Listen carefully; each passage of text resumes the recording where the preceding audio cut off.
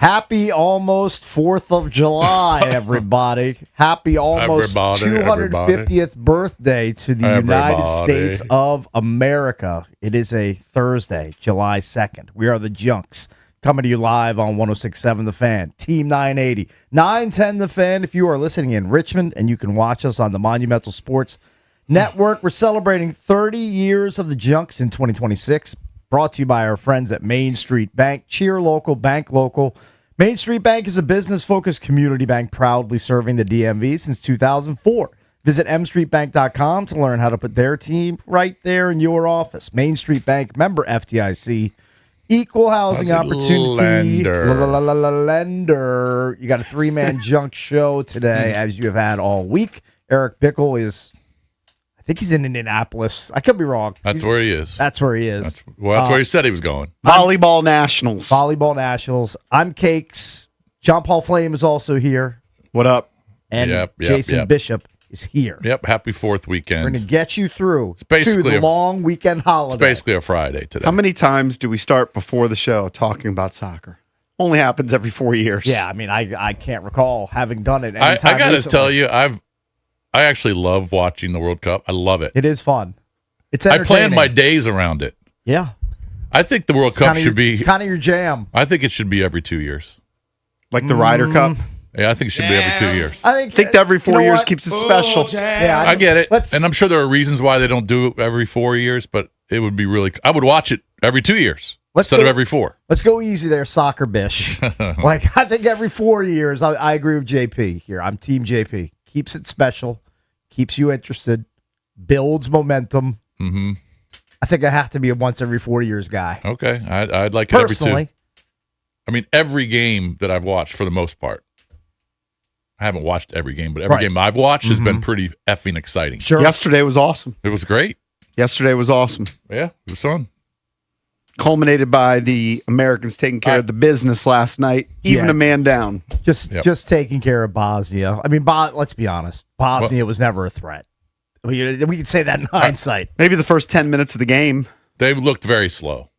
That was the wrap on them. They were kind of older and slower, and that was. But that for was the exposed. first half, I mean, they were in it for the first. I mean, they hadn't scored, but they didn't allow us to score. But, but we'll get into that next segment. I want to hear about MGM last night. So Mike Marr and I went to MGM for the Cakes Classic. We were digesting some World Cup as well because we were basically there like all day. All right, first of all, Mike Marr beat me to the spot. You had a predicament yesterday because you left your bags at the house. Yeah. And you complained about that yesterday morning, so you had to go back to your house. I didn't even mention this. Like late in the show, like around 9 a.m. yesterday, Chris Farley texted me out of nowhere, and he said, "Dude, I've got like $300 in my Uber account. If you want, I'll just send an Uber to your house to have them pick up your bags and drive them here to downtown DC. Okay. So you don't have to go and do the travel all over the place." Told you, plenty of outside the box. I said, and he's not just some random listener, some psycho. No, I know Chris very well. Yeah. And I said, "Thank you. I appreciate that, but I just can't ask you to do that." That just seemed like going above and beyond. Like that was like too nice of an offer. So I politely declined. So I drove home. You know who would have taken that offer? Bish Bucks. Yes. So I drive home, spend some FaceTime with the family, have lunch with my wife, and then I make sure I grab all of my items, stuff them in my car. What was for lunch? I had leftovers from a food truck from a few days ago. So Okay. I'm lucky I didn't like throw up or get some sort of like virus. So I'm good. It was carne asada. It was delicious the second time around. So make it to MGM National Harbor. Luckily, very little traffic. There was a little bit of a traffic stack up, and I thought to myself, well, I've brought this upon myself. I've completely this is very avoidable if I just brought my gear with me to work like I should have. So I get boots on the ground at around 1:00, check in, meet up with Mike a little bit later in the afternoon because I had to take a nap. I had to prepare myself properly for the evening. So I knew it could potentially be a long night. Mm-hmm. Mike Marr is there. He had to do a Zoom meeting. He got a workout in. So we and he had his own room, right? He had his own room. Yeah. You guys didn't bro it up in the gym? No, because he was there before me, and he got his workout in, so it was fine. Not a problem. Pretty nice gym there. It is. It's a really nice gym, and the best part about the gym is you always have it to yourself. Was there anybody in there, Mike Moore? Not a single soul. Yeah. And it looked out where I was doing my cardio, looked out into the pool area, and it looked very hot outside, but it was awesome. It was steaming hot outside, and the people at the pool, they were getting baked alive on the pool deck. Mm-hmm. So we do our workouts, get our naps in. I saw Harry Kane blast one past the keeper. I mean, they were assaulting that keeper throughout the game. They were. I mean, at some point they were going to break, and eventually they did. Yeah. And England breaks through. We meet up at the bar at BetMGM Sportsbook and Lounge, some little pregame, and then we get the first great news of the day. We ordered 2 beers. Bartender comes over in his Pulisic jersey, says, drafts are half price right now during the World Cup games. Oh. So I looked at Mike World Marr, Cup happy hour. I said, we're basically drinking for free. 2 beers at a casino for $9. Yeah, That's a steal.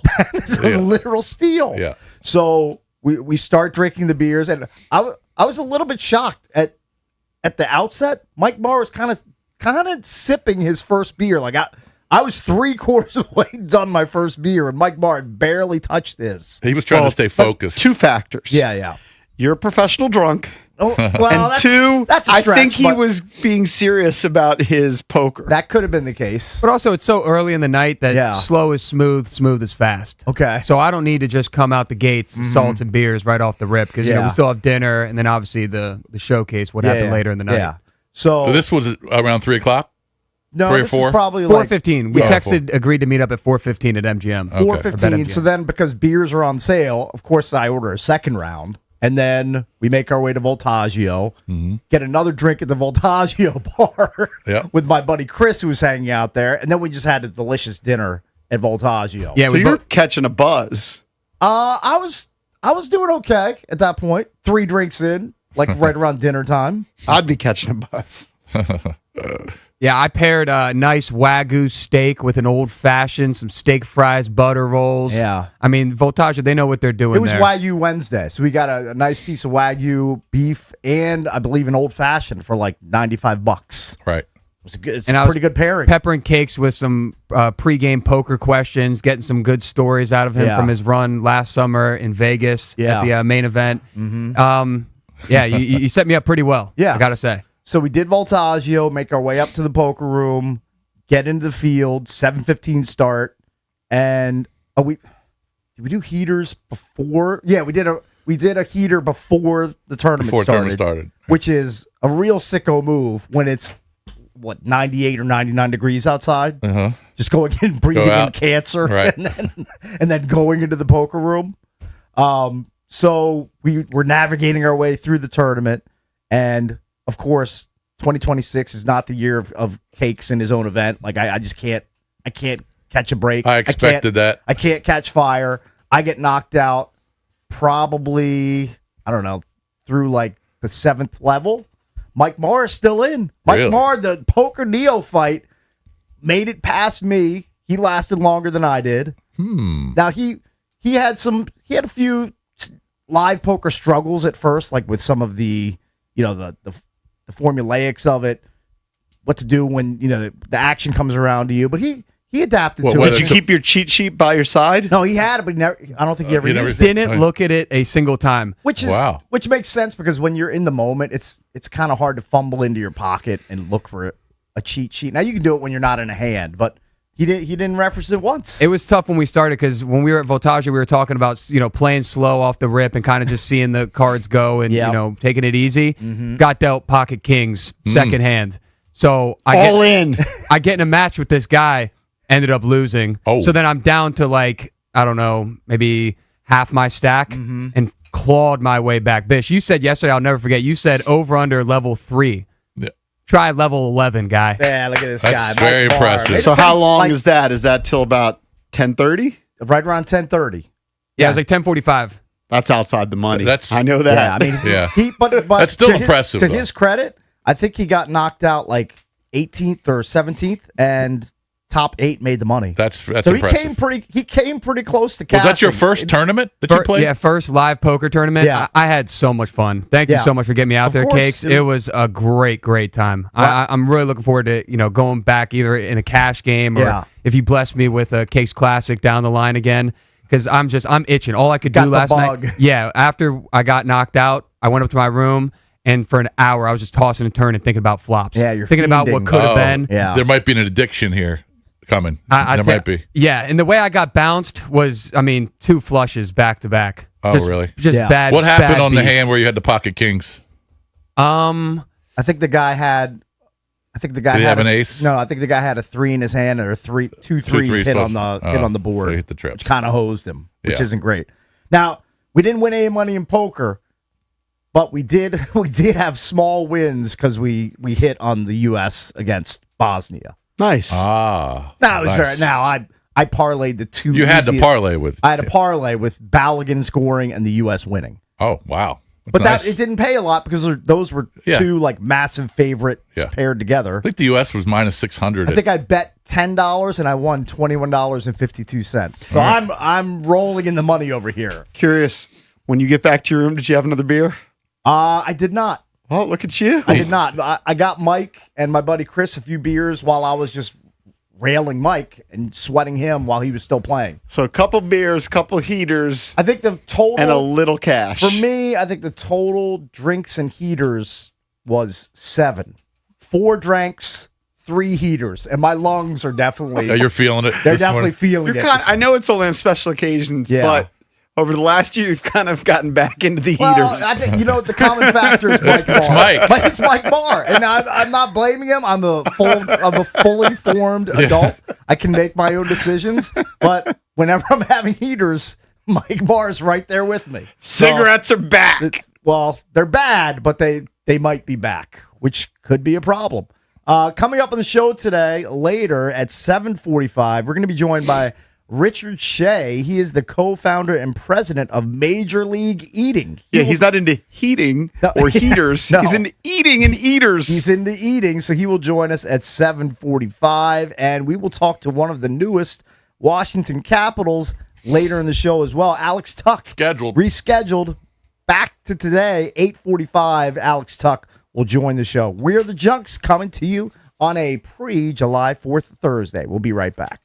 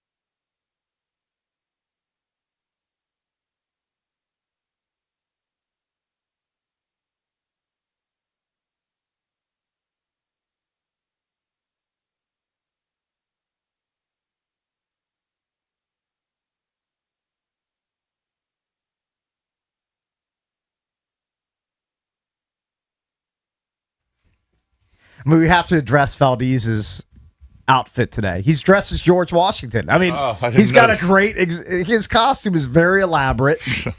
I mean, he looks like he just strode off the battlefield back in the and he was dressed like 1700s. Were you dressed like that last night? No, there's no chance I was going to wear this at Hyde. Oh, I would have been so sweaty. Yeah, but you did go to Hyde. Yes, I did go to the Hyde for the game. It was an awesome experience once again. What time did you get there? I got there at 7:30. All right, so right before the game. Yep. All right. Good crowd. Oh my God, massive crowds. I'm sure all the bars were packed. I don't know if you're not at Hyde or anywhere else watching the games. Like it's just so much fun. You're not doing it right. You're not doing it right. You got to go experience. Hanging out with other Patriots. The game was on in the poker room, and obviously people are paying attention primarily to poker, but they're also paying attention to the U.S. giving the business to Bosnia, and advancing to the round of 16. Right. So I'm dressed as George Washington today because not only is it America 250 weekend, but we gave the boot to Bosnia. Just gave them the absolute. Yes, so I'm feeling extra patriotic. Patriotic. How crazy did Hyde get when Balogun scored that at end of the first half? Oh, I mean, people were jumping up and down. It was crazy. You're high-fiving strangers. People are screaming. They were probably doing that the first time he scored, but then it was an offside. It was an offside. People are chanting USA, USA. Did you start a new chant because you were upset about the chants? What do you mean? You're upset at the "I believe we can win." I said, did you find something new? Did you start something new? No, develop a new chant. No, just USA is good enough. Did you have didn't you want us to possibly do the Pledge of Allegiance because we're so close to July 4th? Did you do that in the middle of the bar? I stood up and took my hat off for the national anthem. You know what? I considered doing that. But I think I was in the middle of my hand, so I just didn't. Poker. I didn't do it. Poker could wait, Cakes, for this country. I guess. I saw them standing and saluting the flag before the game started, but I wasn't very patriotic. I wasn't wearing any red, white, or blue yesterday either, so I'm trying to make up for it by wearing my red Wizards hoodie today, pre-July 4th. So, but all the games were great yesterday. I mean, England scored late. Harry Kane, he's just a baller. Yeah. Who's he play for? Internationally. Drabby, soccer drab. Harry Kane, he plays for Bayern Munich. He played for Tottenham for a long time. How much money does he make? Oh, he's got to be making tens of millions of dollars, I would guess. Yeah, so that was fun. They scored. Congo scored early in that game to take the lead.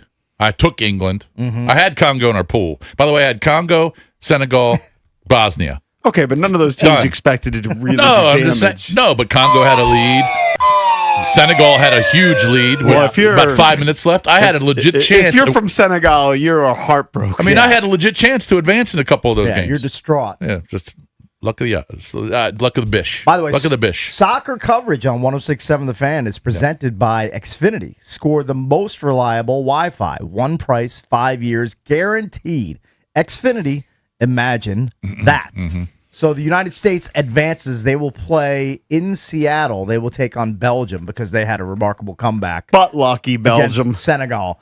By the way, can you explain Belgium's uniforms to me? I know their nickname are the Red Devils, and they were wearing some sort of pastel-y uniform that I just, if you said, what team is this? I didn't understand the design. No. I don't have any chance of telling you what team that is. Yeah, I don't know the reason behind it. So we will be facing Belgium, and the real problem with that is no Balogun for that game because he gets red carded against Bosnia. He's been the leading goal scorer for the Americans. I think they could still win without him, but that is a huge hit. It's a huge dagger for the United States. And whatever he's talking about is the apparent double standard that Messi did this earlier in the tournament. Right. Didn't even get a card. Balogun does it. Looks unintentional. He did spike the guy in the calf. Yeah. And the guy rolled his ankle. Yeah. But there was no malice. The referee didn't card him at the time. I mean, and he goes to the VAR. It appeared he was going for the ball. The ball was kind of close to the spot where he hit him on his leg. Yeah. If you're going to give a card, maybe give a yellow card, but a red card? There's no way in the United States? There's no way someone should get suspended for a game for something unintentional. Totally agree. It's so stupid. If you want to throw him out of that game because you feel like it's egregious, Okay, whatever. He misses like the next. He shouldn't have been thrown out of the game. He shouldn't have been thrown out. But if that's the case, throw him out for that game. Don't take him out of the next game. Mm-hmm. That's outrageous. And you can't even appeal. No, you can't even appeal it. Like you said, Messi did the same thing against Algeria. Exact same thing, which was more intentional. Didn't even get a yellow card. But they're not going to kick Messi out. They're not going to red card God out. I got you. That's the problem. But like Cake said, this is the United States team in the United States. Right. Like we can't get. You kind of need this team to do well. We can't get a little bit of home cooking in our own country. Now, if this happened in say Germany's the host country or Qatar or whatever, and we get shafted with a call, you might be like, okay, maybe. In the United States, in California, you're going to give that guy a red card? That's an outrage. The one thing I'll say about it, be upset, Valdez. The one thing I'll say about it is the announcer, the female announcer, right when it happened, said this could be a red card. Okay, and that's so great. That's because she knows the rules. That's fine. The rule is stupid. I don't care. Okay, but it is the rule. I don't care. It is the that rule. She, pointed out that this could be red card worthy. Whatever. I don't care. That's an injustice to an American hero. By the way, you want home cooking, and that's fair. Yes. That's fine. We put this up as our Junkies poll of the day, brought to you by Surfside Iced Tea and Vodka or Surfside Lemonade Vodka. This summer, grab a Surfside, your go-to canned cocktail. It's made with real vodka, only 100 calories and 0 bubbles. It's not a seltzer. It's Surfside. Must be 21. Please drink responsibly. Was it a fair red card? You can vote at Junks Radio or give us a call. I'm going to go vote no at right 1-800-636-1067. Want to hear from you. The Americans end up winning 2-0. Kudos to the Americans for actually scoring down a man. Because you could see almost immediately the difference. When it was 11-on-11, the United States dominated the play. Right. They had the ball, I don't know the percentage, I would say 75% of the time. Yep. They had more shots on goal, more attacks. And then when it became 11-on-10, it's a big difference. Bosnia had the control of the ball, and kudos to the defense because they were blocking a ton of shots. Mm-hmm. And then they countered a couple times, and sure enough, they get a chance on a free kick, and Malik Tillman delivers. That was a Messi-like free kick. Oh, it was an amazing Gets it over shot. the That wall. was a great, Because you have to be able to. You'll see guys blasted, especially when you're closer to the 18. You'll see guys blast it over. It's really hard to get it over the wall and then dip it down. I don't know how those guys do that. With a top spin. Remarkable skill. Like it was dying as it went over the heads of the guys at the wall. Like it was just a perfectly executed free kick by him. Is Tillman British? So I was taken aback. He sounded like he had he's American. He sounded like he had a British accent, my friend. I looked him up afterwards. Yeah. I think he was born in Germany, American father, and then he played in the German academy. I think he could have played for Germany, but he chose to play for the Americans. But I kind of detected a British accent. Oh, okay. All right. So I don't know if he spent some time over there too. That's all right. He's wearing maybe our colors. It was a German accent. I don't know. But 2-0 win. But the story is Balogun, and you can go on our social media if you haven't seen it. Messi committed the exact same foul earlier in the tournament and did not even receive a card. Tillman is a dual national of the U.S. and Germany. Gotcha. Because his father is an American, his mother is German. Yeah, I mean, Messi did the exact same thing, didn't even get a yellow card. And I understand they're not going to give Messi a red card. Because but Balogun shouldn't get. You should not get ejected from a game and miss a game for something that's not intentional. If he had purposely kicked his knee or kicked him in the head, all right, one thing. Most other sports, that's the way it goes. But not if it's unintentional. The VAR so stupid system. I get why we have replay in sports, but it is frustrating. If you want to chime in, 1-800-636-1067. You've had offsides called where teams score, they celebrate, and the guy's got like a toe over the line. Yeah. Mm-hmm. We talked about it. Balogun scored, and they took that away from an offsides. It looked like an offsides, but it wasn't a massive offsides. Okay. And then the red card situation. So if you're a by-the-book guy who says everything has to be strictly by the book, okay, they made the right calls. Yeah. But I heard one of these guys who said referees are supposed to take into consideration 3 different things, and the third thing was malice. Did it look like that was a malicious attack? No. Didn't look like a malicious attack. No. It looked not like at all. an unintentional attack. He was something going that for the happened ball. during the course of play. Was it slightly aggressive? Maybe. He was going Did for the it ball. Injure the guy? Yeah, but he was going for the ball. Like Jason said, if he just intentionally kicked him in the leg and the ball wasn't anywhere close, give him a red card. But it was during the course of action of a soccer play, and he just went against Balogun and the U.S., and now the U.S. is going to pay for it by not having him against Belgium. Yeah. Our most That's effective big. scorer is going to miss the game in Seattle against JP, Belgium. it's a big loss. It's a huge Yeah, it's a big loss. It's a big loss. I guess they're going to play Pepe up top. Is it Pepe? Whatever that is. I don't know who that is. Yeah, I mean, but I guess. He came in at the end of the game. It's a huge loss, and they're going to play Belgium. By the way, Belgium and Senegal, another stupid call by the refs. I don't understand the sport. I don't understand Which the sport. one? The very end, when they gave Belgium the win on the free kick. I thought it was a trip. You didn't think he got tripped? I don't think you should be able to get a free kick off of that in a World Cup game. Yeah. Or, I'm sorry, not a free kick, a penalty kick. Yeah. Free kick, different story. But Yeah, the but it was defense, a penalty inside the box. I don't think that's. So if I the think it's guy- a stupid rule. I think the rule is there because I think it's a let's stupid say the defender You're giving the guy. the defender win. doesn't trip him, that guy's likely to score. I don't think it was an intentional trip. Doesn't matter if it's intentional. It's you shouldn't be able to just give him the game on one foul. That's a stupid call. I'm sorry. Yeah, but if you get tripped inside the box, yeah, I don't think he was inside the box. yeah, it was inside the box. Looks That's like why it you was- get a penalty kick. It looked like he was outside the box. It looked like it was outside the box. I thought. Sometimes, Even if it was inside the box. sometimes it's a the refs stupid are- rule. Sometimes they're reluctant. You're to giving call them it. the game. But here's the thing about the intent, right?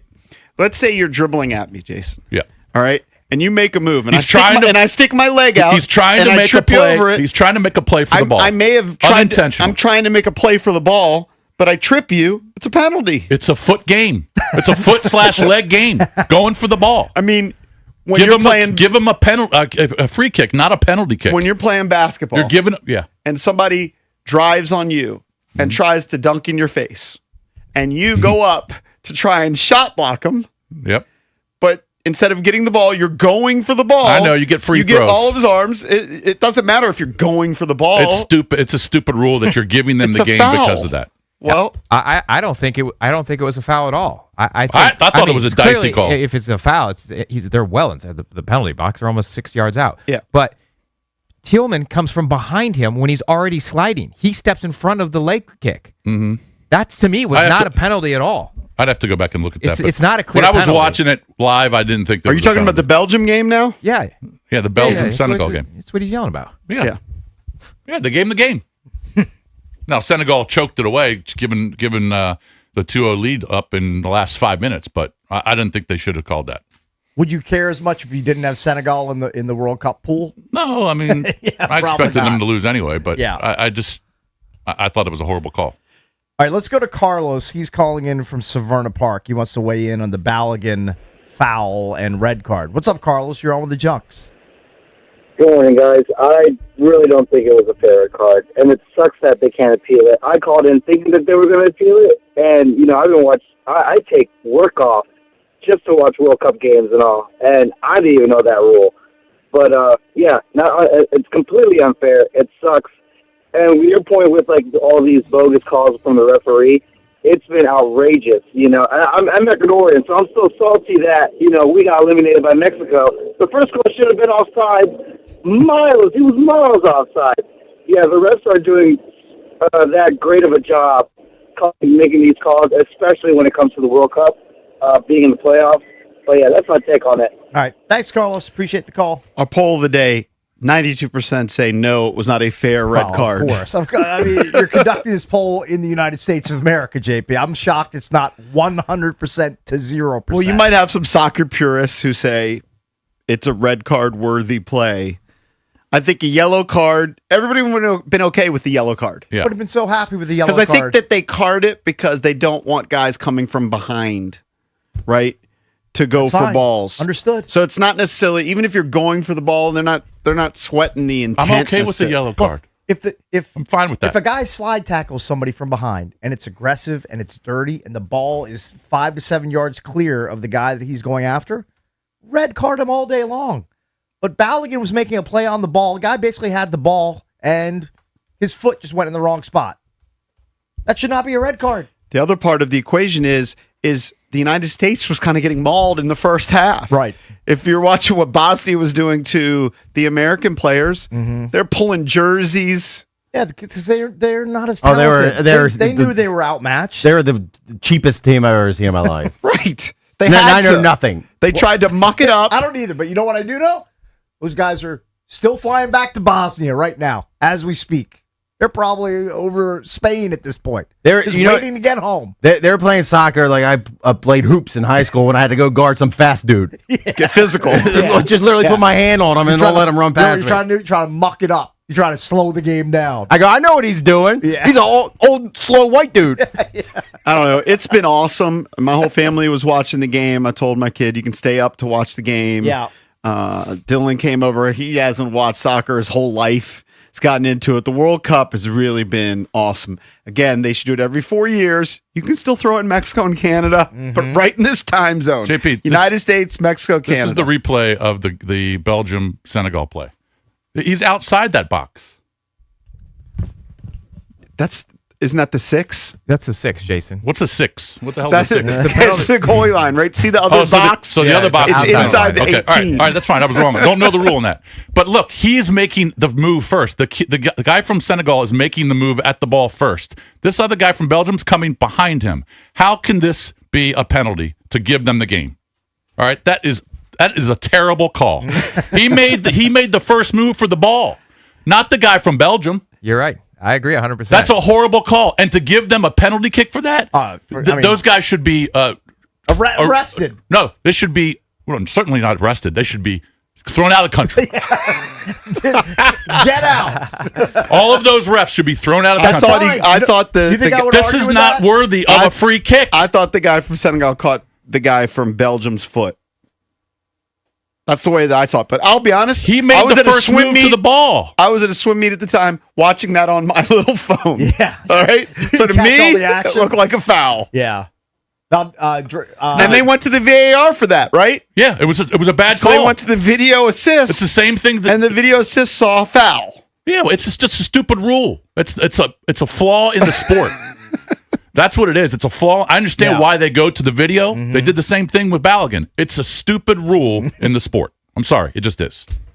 The guy from Senegal went for the ball first. Yeah. The guy from Belgium comes behind him and kind of trips over the guy from Senegal. Yeah. He trips over him. I mean, that should he not wasn't intentionally tripped. Should not be a penalty kick. They gave him the game for that. I mean, that's the dumbest rule I've ever seen. Mike Barr and I were stuffing Parker House rolls in our face and didn't see it, so I have to take your word for it at that point. It's so obvious. He's going for the ball first. He's in front of the guy from Belgium. In front of him. How do you give them the game? This is an outrage. Oh my God! You know what? I'm right. I'm wrong. I'm wrong. Every 4 years. I don't need the World Cup every 2 years. How about you know what? Let's make it every 8 years. Every 10. You're so outraged. Every 10. How about never again? That is the worst call I've ever seen. I like how you've turned on a dime on your World Cup. Oh my God! Bit. Yeah, but I'll be watching 3 games today. This is amazing. Yeah. All right, don't forget, coming up a bit stupid. later, we'll be joined by one of the newest Washington Capitals in town, Alex Tuck, scheduled to join us coming up at 8:45 right here on the Junks.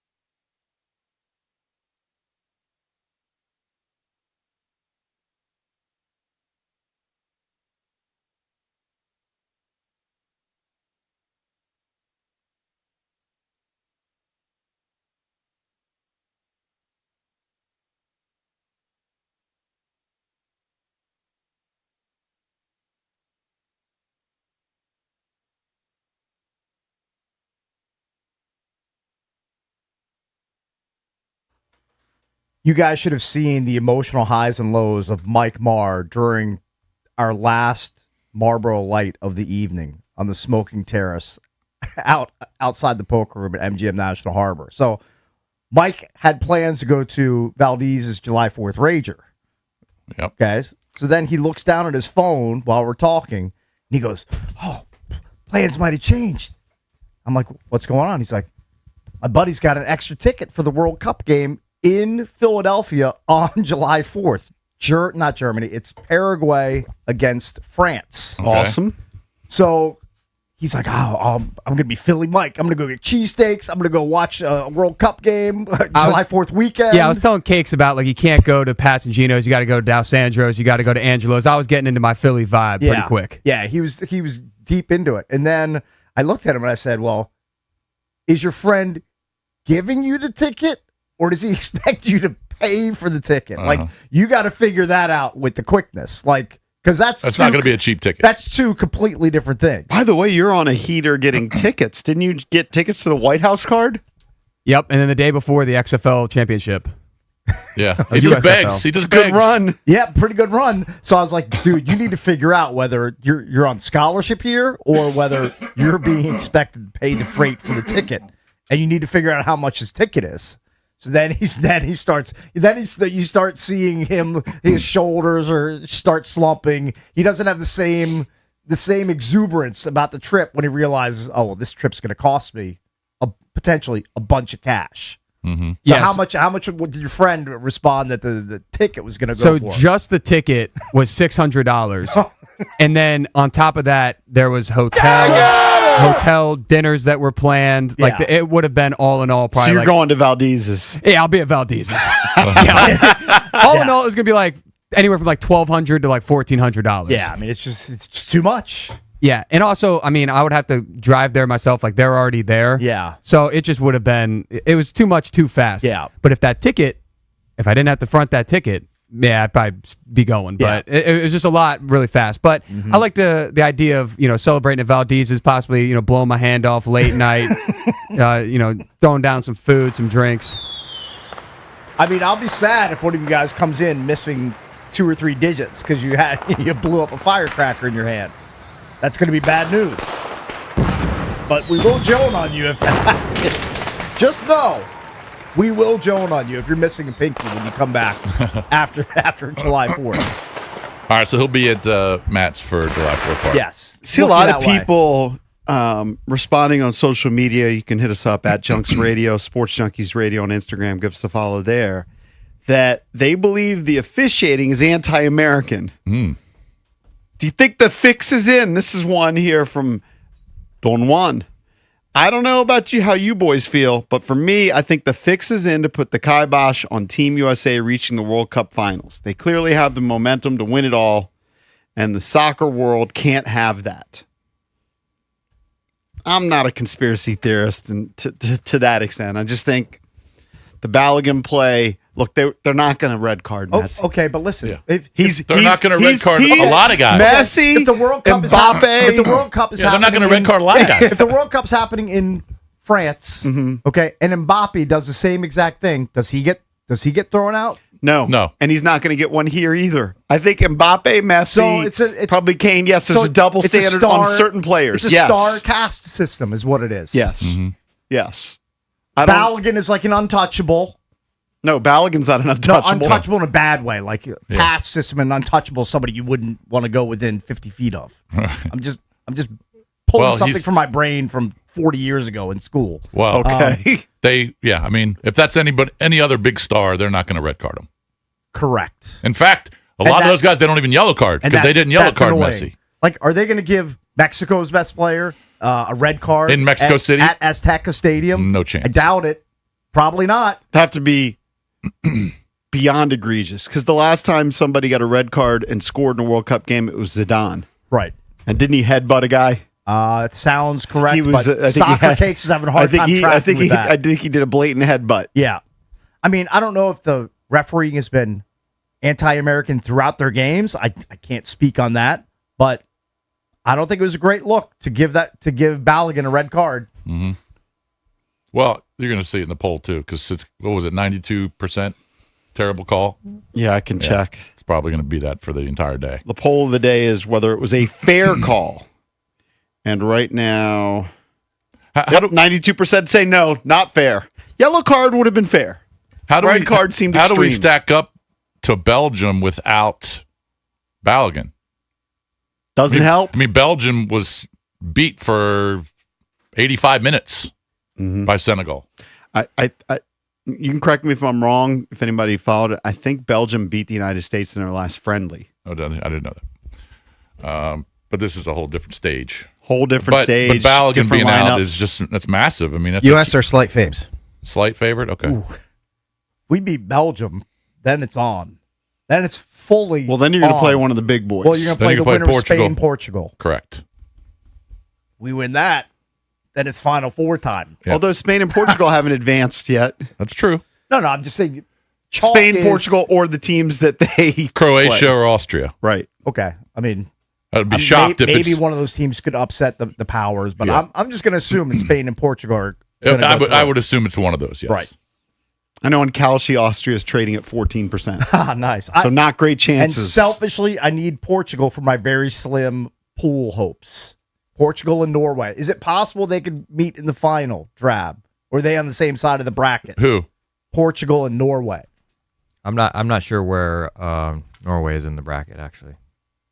Norway. The matchup that I'm Norway's rooting for. playing Brazil, and yes, they could meet in the final. Ooh, love to hear that. Yep. By the way, Mexico England on July 5th is going to be just theater. Massive. That's going to be fun, and apparently the ratings for that are going to be gigantic because England is a huge draw in the U.S. and the Mexican audience, especially when you combine the Univision audience, it's going to be big. When is that match? That is July 5th, 8 p.m. Sunday night. It's going to be a hard one for England. I saw their manager talking about the elevation. Isn't it like 11,000 feet? So dealing with roughly? heat plus elevation. Yeah. It's going to be tough. And the Mexicans, of course, playing it all the time. Advantage Mexico. It's a little, I don't even, how is every Mexican game at Azteca? That's a tremendous advantage. It's a huge advantage. Now, look, we'll have a huge advantage on Monday playing in Seattle Stadium, how loud it's going to be, but Azteca that's a whole different thing. And every game they're playing there. Yeah, it's 7,220 feet above sea level, has a capacity That's a huge advantage. 87,500. Meanwhile, I believe the British team, I might be wrong, they go back to Kansas City. That's kind of like their headquarters. Okay. Which is but sea level. I mean, it might be 200 feet above sea level. Like if I were England, I'd be going up into the mountains. Okay, I'd be going up to about 10,000 feet. Pikes Peak. Yeah. Yeah, there's some really good matchups, but I just don't know how we fare against Belgium. But Belgium wasn't very impressive for, like I said, 85 minutes. You know what? Senegal just gave it away. But we have something on our side. The home crowd. I got the home crowd. crowd. That crowd in Seattle, for whatever game it was, the United States played in Seattle. I think it was the second game of the group. 3 of the group. Yeah. It wasn't great. Paraguay, it was Australia. Crowd in Seattle. I'll give Drab props. They were raucous, and they were definitely a factor. So we need them to be a factor again against Belgium. Down our best striker. So today you've got 3 more matches. Spain plays Austria at 3. Portugal plays Croatia at 7. Switzerland plays Algeria at 11 in Canada. Need Switzerland to take down Algeria. Who's a favorite there? I'm going to say Switzerland. Ooh. Maybe a slight favorite? I might be getting some points today. I'm out. I'm done. You're done. I'm done. All right, so after the weekend, we'll get another update on the World Cup pool sweat. And then for the Americans, look, you're not going to have Balogun, who's been their leading scorer, but I do think they're probably going to slide Ricardo Pepi in there, and he's pretty good. By the way, his family from? Pepi his family's from Chile. No, he was born in Texas. Oh, okay. But what's right? The dangerous city right on the other side. Oh, Juarez? Yes. He's from Ciudad de Juarez? Well, his family is. Ooh, okay. That guy's seen some things. I would imagine at some point. He's probably got some stories. He probably does. All right, when we come back, we will get into the Nats winning another series. They take down the Red Sox 10-2 in Fenway, and Cade Cavalli apologizes for his language that he used against Wilson Contreras. We'll get into that next here on The Fan.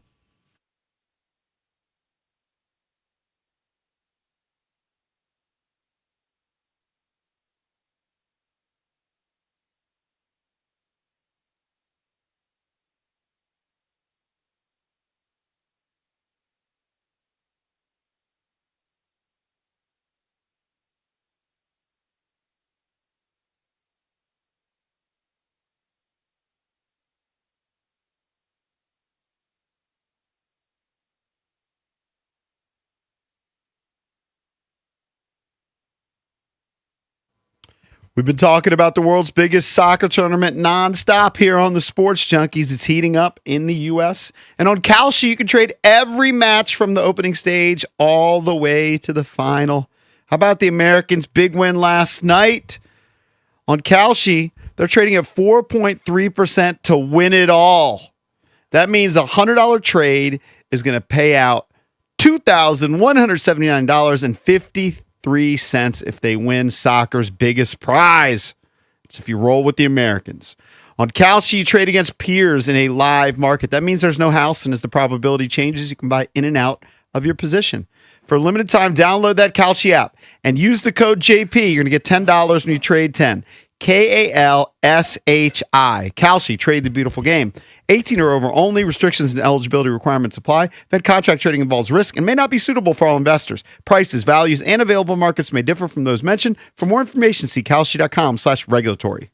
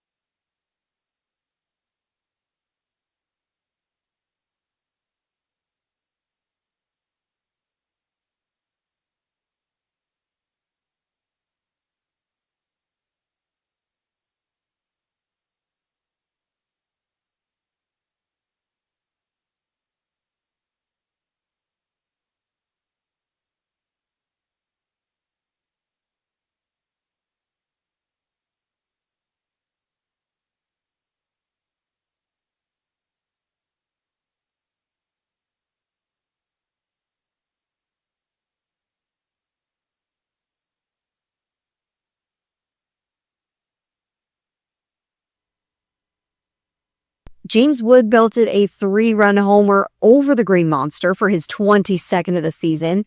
Andres Chaparro and Nasim Nunez each hit their first of the year, and the Nationals beat the Red Sox 10-2.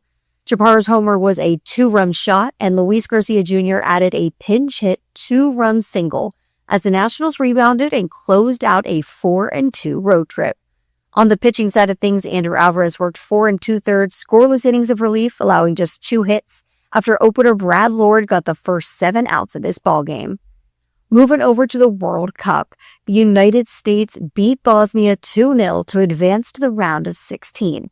This is just the second World Cup knockout round win for the men's squad, and it marked the men's first World Cup win against the Americans over a European team since they beat Portugal in the 2002 opener. From the Crop MedCap 5-Star Sports Desk, Savannah McCann on The Fan.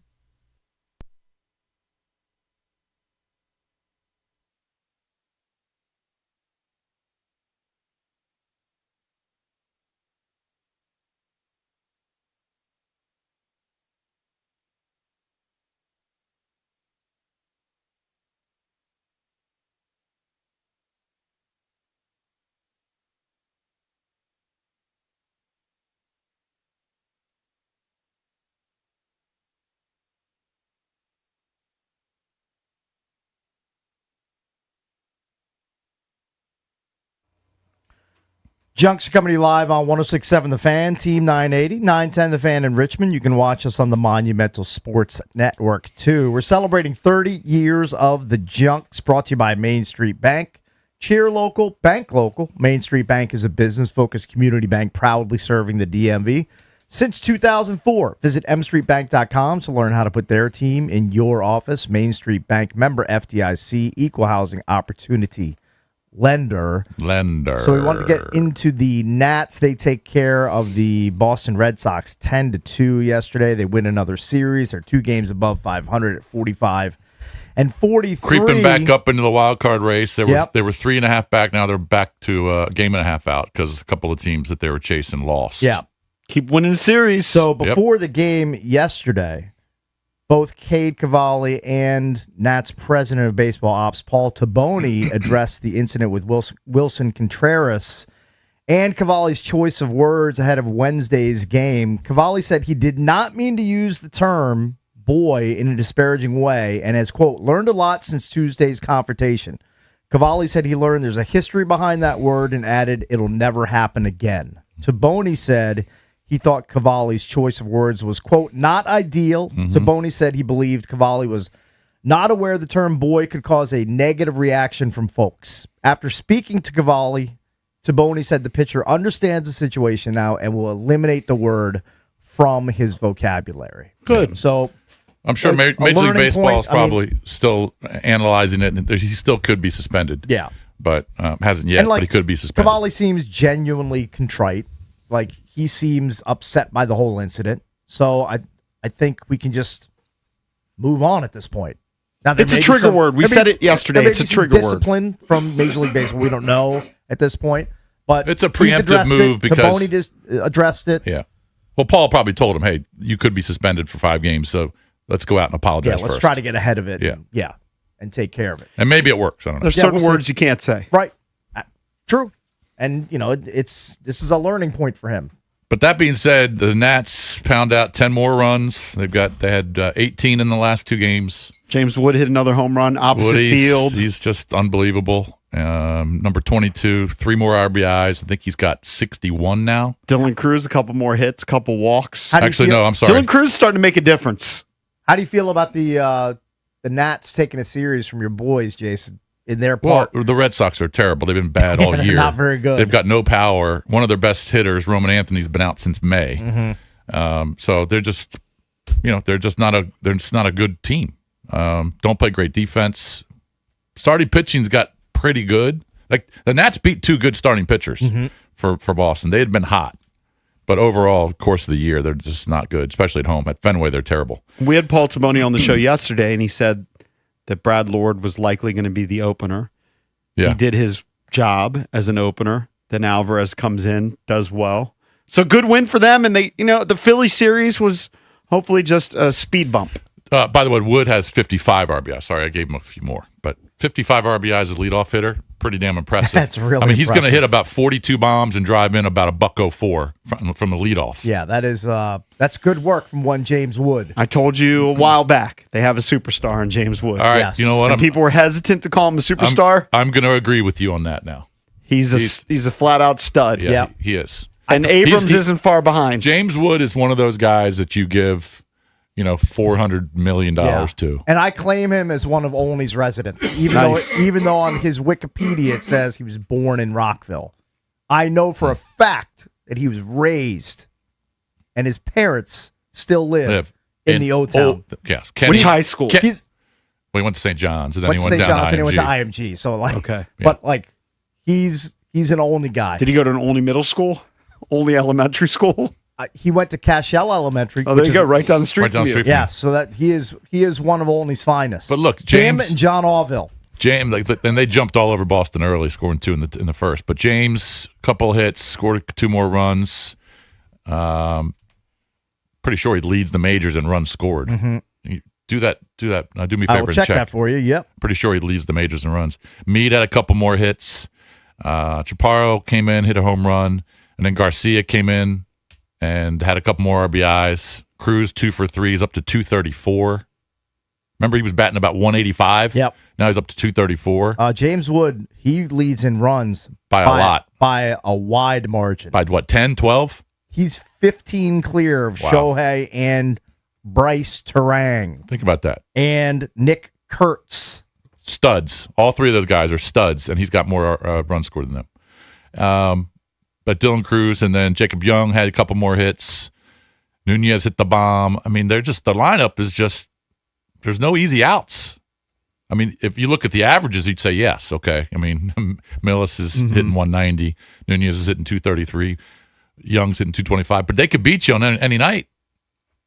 I mean, James Wood's numbers across the board. He's hitting 265. That's tied for 59th in the league.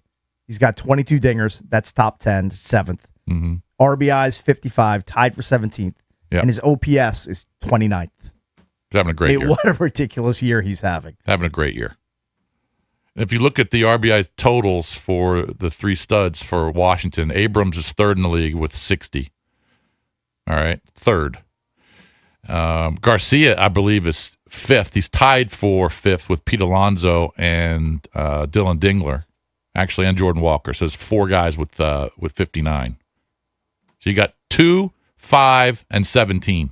3 of the top 17 RBI guys in the lineup. You got the leading stolen base guy, too. Yes, you do. They're back to number 1 in runs scored. For a day, I think the Dodgers passed them. The little offensive explosion, and they're back to number 1 in Major League Baseball with runs scored. Yeah. I can't believe Curtis Meade has 14 ding-dongers. Yeah. 14! So it kind of makes you. I understand that the bullpen issue will linger until they address it, but it kind of makes you forget about those 3 bad games against Philly. Just forget about them. Just a bad stretch. Yeah. Gave up a ton of runs. Bullpen was terrible. Maybe it's just The odds of that happening. A quick blip on the radar for them. But you bounce back. You win the series up in Baltimore, and then you go to Boston, who was hot.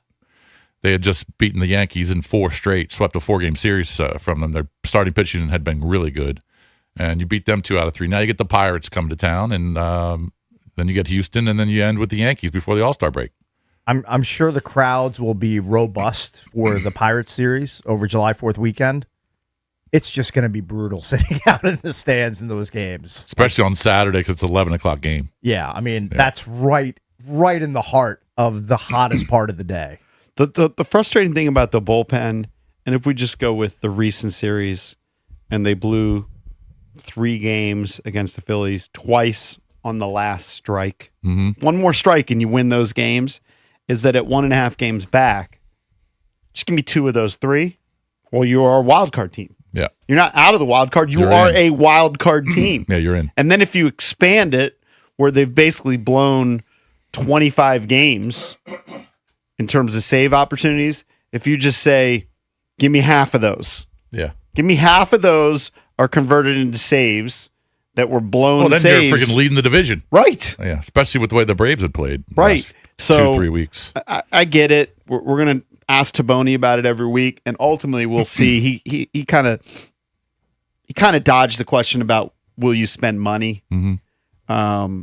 He wants to. What he's saying is he'd love to spend the money. What he's really saying, and we've really gotten it the last 2 weeks, is we can make some moves on the margins now. The moves will be made depending on where we are right before the trade deadline. Right. Yeah. So if they can hover for another 3 weeks to a month, then they might really make a move. Like the learners might say, okay, go for it. And then they might get a guy who's a top closer from a team that's maybe given up. Like maybe a team like Arizona, who's also like the way the wild card works is so many teams are in it right now. Yeah, but you got to find the real dregs of the league. So even a team like through them. But that's why they did that, expanding right. But even a team like the Reds, who are 6 back, they might still be holding on to hope. Oh, they're terrible. Like, maybe we'll get on a streak. But you can pounce on some of these teams in 3 weeks that have completely given up. Just call it the Angels. Some of these teams, like the Reds, the Giants, the Mets, probably the Red Sox, the Angels, they're going to be dealing players, right? Especially with expiring contracts. So they're going to be guys out there on the market. Take advantage of them. Yeah. You find somebody that's willing to make a deal, a team that's 15 games below 500, and acquire a piece. Until they spend money, everybody's going to be skeptical. Of course. Yeah. They should be. All fans should be skeptical as to whether they would pull the trigger on bringing in a high dollar piece, because they really haven't done a lot of that. By the way, Drabby, did you see what the Phillies did to Paul Skeens last night? Punish them? Paul Skeens, who's an unbelievable pitcher, and he was the best pitcher in the National League. Mm-hmm. He has been, compared to what he's done in his first couple of years, he's been doo-doo this year. He's terrible. Yeah. He's terrible. He all of a sudden is terrible. He gets rocked every start. He does. He gave up 5 runs in the second inning yesterday. Yeah. He's given up 18 earned runs in his last 6 starts. What's going on with him? Is his velocity down? Yeah. His velocity is down. It's very hittable. He gets 2 strikes and he can't put anyone away. And then he walks them, or they just get a hit off him eventually. There's something majorly wrong with him right now. 100%. He needs the All-Star break to take. I mean, he's definitely. I can't imagine he's an All-Star. He's 6-8 with almost 4 ERA. No, you can't put him in there. No, he's been for him. I mean, he's still he's top been 5 way Ks. below average. I mean, he struck out 119 guys. Well, that's true because he throws the ball 100, and he had a really good start to his season. But his last 5 or 6 starts, he's cratering. Yeah, he used to be borderline unhittable, and if you look at his last 4 or 5 starts, he's given up a bunch of runs in every game. Yeah, he's there's something wrong with him. I mean, he went from at the beginning of June. It looks like his ERA was 2.87, and it shot all the way up to 3.62. Yeah. So anyway, so there's are some teams that will be giving up players before the deadline. So hopefully Paul Taboni will get the go ahead from ownership to go out and make some deals and get better. Because I keep hanging around. Look, when they first were hovering around 500. Early in the season, we're like, well, let's see how long it's going to last. And then they just keep extending it. So this is what they are. They're a high-scoring team that has, to me, one really good starting pitcher in Cade Cavalli. Griffin has been a great surprise. They've got two legit starting pitchers, Griffin and Cavalli. Griffin and Cavalli. Yeah. And then the rest, they just kind of piecemeal it and figure it out. And I think they win on the edges. They do things like having an opener, and they maximize what they have. And Brad Lord was good yesterday as an opener, pitched a couple innings. He's been pretty good. I know he was bad in one of those games against Philly, but he's been pretty good this year. And the Nats, and the other thing the Nats they do for their pitchers is they usually give them a nice lead. They've been scoring early against their teams. That nice run support. Now, in the Philly series, they were doing that, and they were giving up those leads. Yeah. I get it. But for the most part, they've been getting runs early in the games, first, second, third inning, getting 5 in the first 4, giving the pitchers a little bit more leeway and freedom to do what they want. So taking the pressure off the pitchers to do that. But hopefully that continues against Pittsburgh starting tomorrow. And by the way, I think we're good luck. We had Boog Shambi on yesterday. Yeah. Play-by-play guy for the Cubs. The Cubs put up 23 yesterday. I did see they put up a football score number. Now the backup catcher gave up 8 of them. Okay. All right. So my buddy said, "Can you believe the Padres gave up 23 runs?" I said, "Well, wait a minute. The backup catcher give up 8. Yeah. All right, so that's a little different. If your backup catcher is pitching, then that's going to be a problem. But 23 runs, some 17 hits. Dansby Swansea, their number 9 hitter, 8 RBIs. Well, I think I saw a clip. It must have been the backup catcher throwing a pitch. I mean, it almost looked like A.J. DeBonce's first pitch. Yeah, that's what it was. A softball throw. Big lollipop. Softball throw, and the guy just murdered it. It's hilarious. Backup catcher was pitching. All right, coming up later in this hour at 7:45, we're going to be joined by Richard Shea. He's the co-founder and president of Major League Eating. Of course, you've got the Nathan's famous 4th of July hot dog contest this weekend. He'll join us coming up at 7:45 here on The Junks.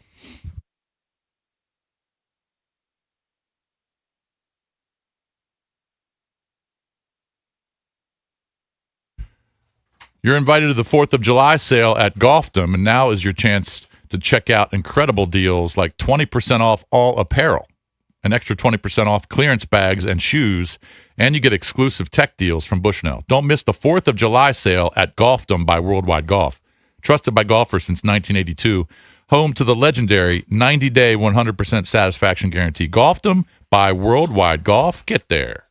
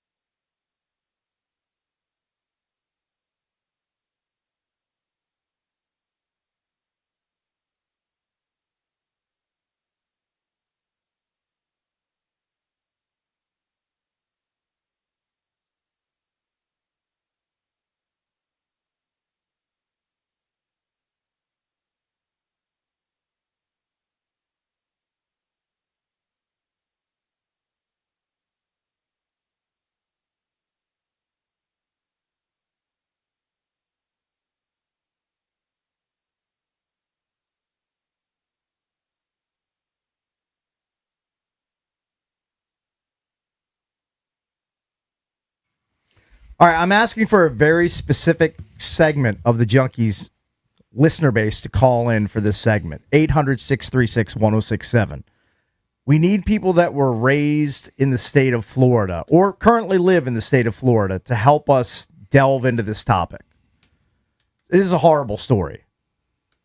This happened on June 28th, just a few days ago, in the Econlocacheee River in the Little Big Econ State Forest. A 31-year-old woman from Orlando died after being attacked by an alligator while swimming in that river. She was hiking with her boyfriend and best friend when they waded into about 3 feet of water to cool off.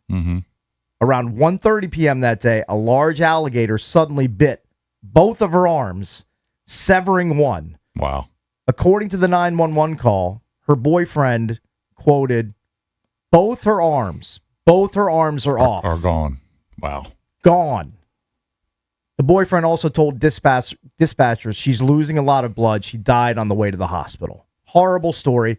800-636-1067 is the number. If you grew up in Florida or currently live in Florida, can you tell us the psychology behind going into a body of water when you know that there are alligators present in basically any body of water in Florida outside of the ocean could potentially have an alligator in it. Correct. And by the way, the alligator that attacked her was a 12.5-foot long alligator. Just a big dog. Because they called a nuisance alligator trapper to the scene where they euthanized a 12.5-foot and a 13-foot alligator that were in the vicinity of the attack.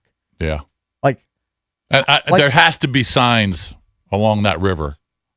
Has to be. I would assume there are signs, but I would assume also if you grow up in Florida, or South Carolina, you know that there's or a certain possibility parts of the South, of course, you know that any body of water outside of the ocean, and sometimes you'll see clips of alligators making their way into the ocean in Florida too.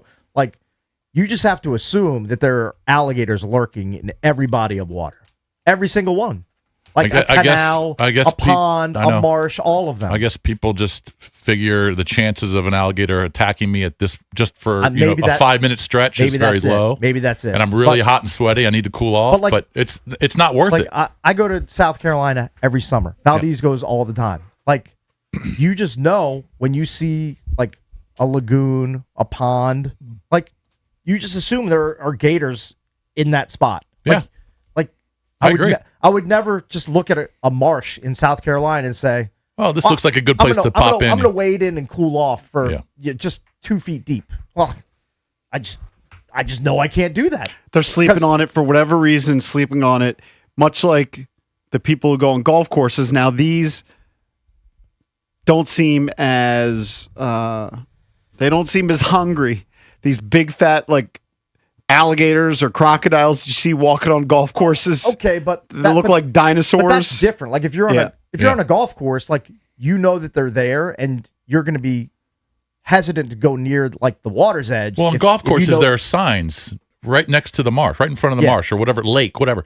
There's signs that have gators on it, so you know when you go to a golf course, they have gators on it. Honestly, like if you have a quarter of a brain, you just know that if you go into certain parts of the country, some people don't think about you don't even need a sign to tell you there are gators in I know, but some people don't think about that. This is what I'm thinking about it. Everybody knows that in every body of water in Florida, there's alligators, right? Right. I think people in Florida don't care. It's the number one wakeboarding place in the world. It's the capital of wakeboarding. Okay. That means everyone has their boats. They're out in these lakes. Yeah. Yeah, you're right. Water skiing and wakeboarding with alligators. I don't know. 15 yards away from them? It just doesn't make sense to me. They're insane. I just don't. They're just we need Florida residents to explain this. I can't wrap my brain around it. The boyfriend, by the way, whose girlfriend lost both arms, won't be able to hang out with Hugh Jackman anymore. Hugh Jackman. Hold on. What's the joke? What am I missing? What am I missing here? Wait, Hugh Jackman, Wolverine. Think about the initials. I mean, that's kind of a crass joke in the the fact she died. Yeah, but she died. He doesn't care about that. In the mouth of an alligator. He doesn't care about when people die. I guess not. Like I feel, you're right. for this woman, but I also I question You live in Florida, I'm assuming. Yeah. You know there are these threats. They're literally prehistoric monsters that have been around since the dinosaur eras. Yep. And they'll never go away. There's a reason that animal is still around and thriving in present day. I know. Like, they're good at what they do. They're good at, staying alive and keeping the species alive. Like, you want to stay away from that animal, especially a 12.5 or 13-foot version of them. Correct. You know how big that is? They're 13 huge. feet is, it's longer than this table that They're we're sitting stronger at. than 200 men. They're quicker than a cat. Yeah. They're quiet. They just pop their little eyes out. No one sees them, and then they snatch you, and you're done. They could be lurking literally one foot beneath the surface, and you wouldn't know they're there. They are brutal. Yeah. All right, let's go to Casey in Arlington. If you grew up in Florida, currently live in Florida, help explain why people are willing to take this risk and go in bodies of water where they know that alligators are lurking. Let's go to Casey in Arlington. What's up, Casey? Good morning. Casey, what's up? Hey, good morning, guys. Love the show. Thanks, man. So I grew up as a kid in Florida, and I don't know who said it, but yeah, people in Florida just don't care. I mean, I lived right on the St. Johns River. We had a slough that went behind our house, and you'd see a huge gator go up it every morning and back down it every afternoon. And we swam in there all the time. I'm really surprised, but alligators are a lot different than crocodiles. So that story about the woman is very rare, and heart goes out to her and her boyfriend. So was there ever any danger where you grew up of people getting attacked? So you heard it was always sort of like the urban myth, right? Like, a kid got killed in Black Creek in the late 70s, stuff like that. You know what I mean? Like, you've never really. So it's a 1 in a million shot, really. It is. It's not like crocodiles in Australia or anything like that. Gotcha.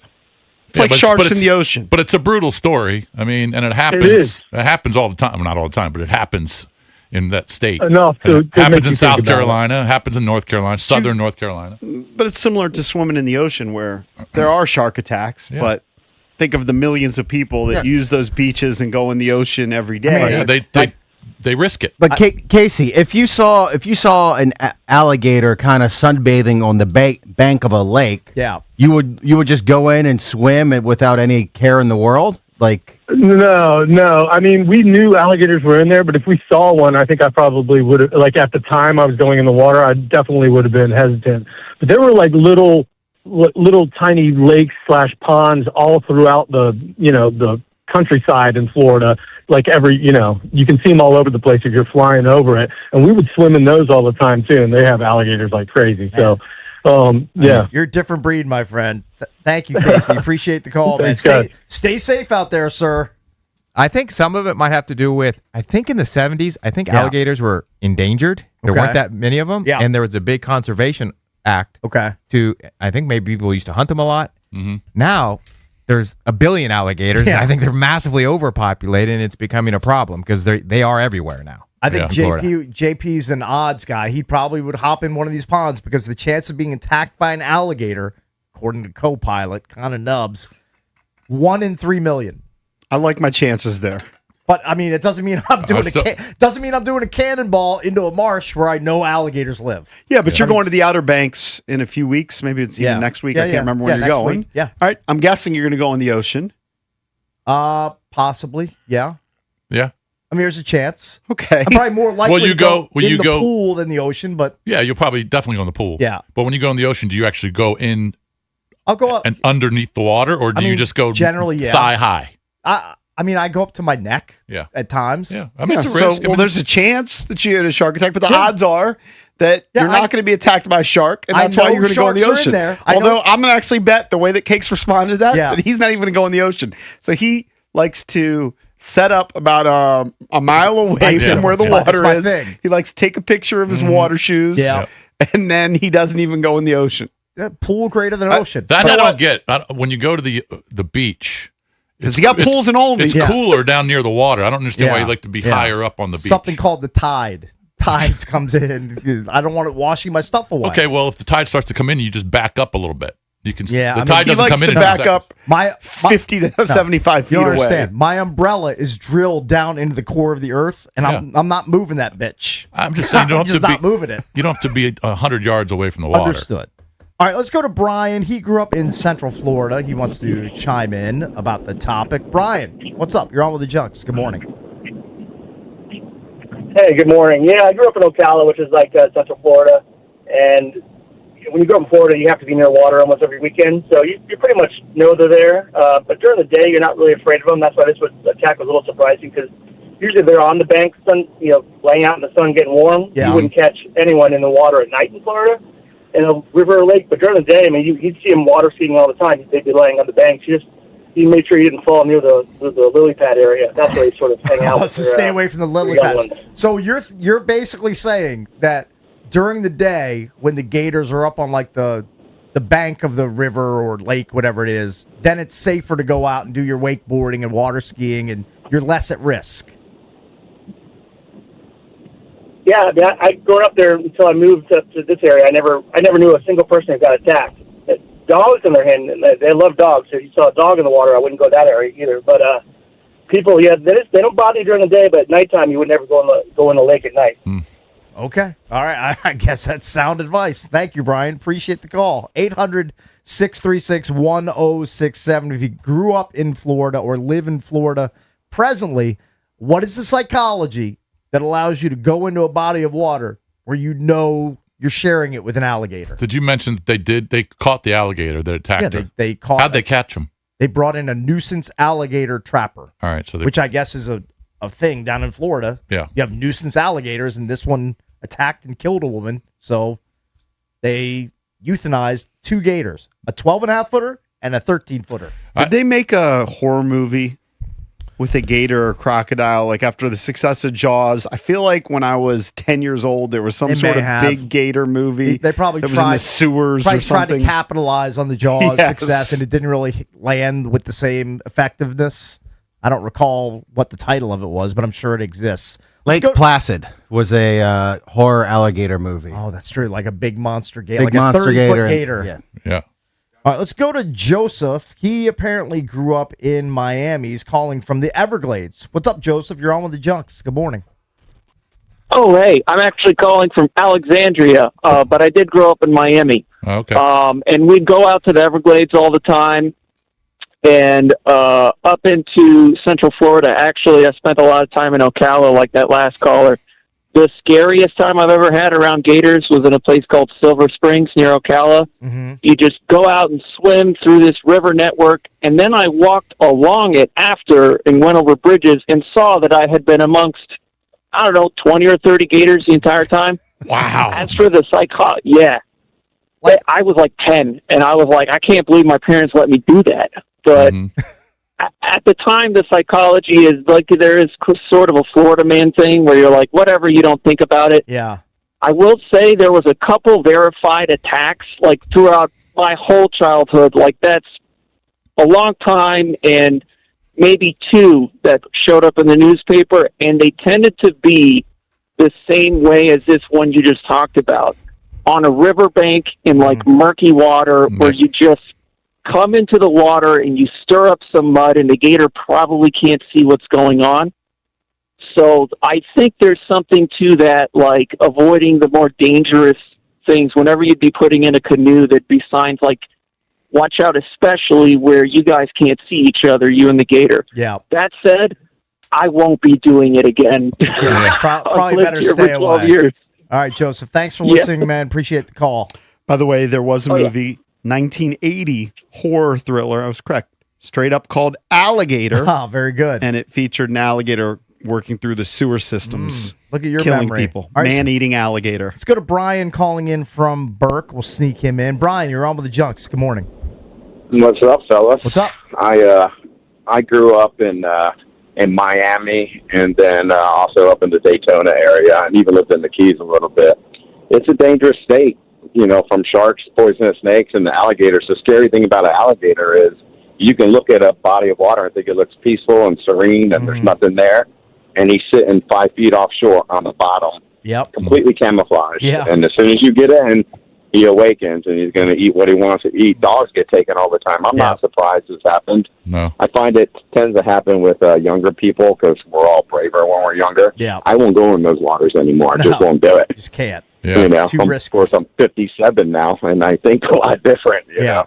Yeah. My brother just recently sent me a picture of a tiger shark off the beach in Jacksonville, the same place he throws a tennis ball for his lab. And I told him, "You're in the shark bite capital of the world. What are you doing?"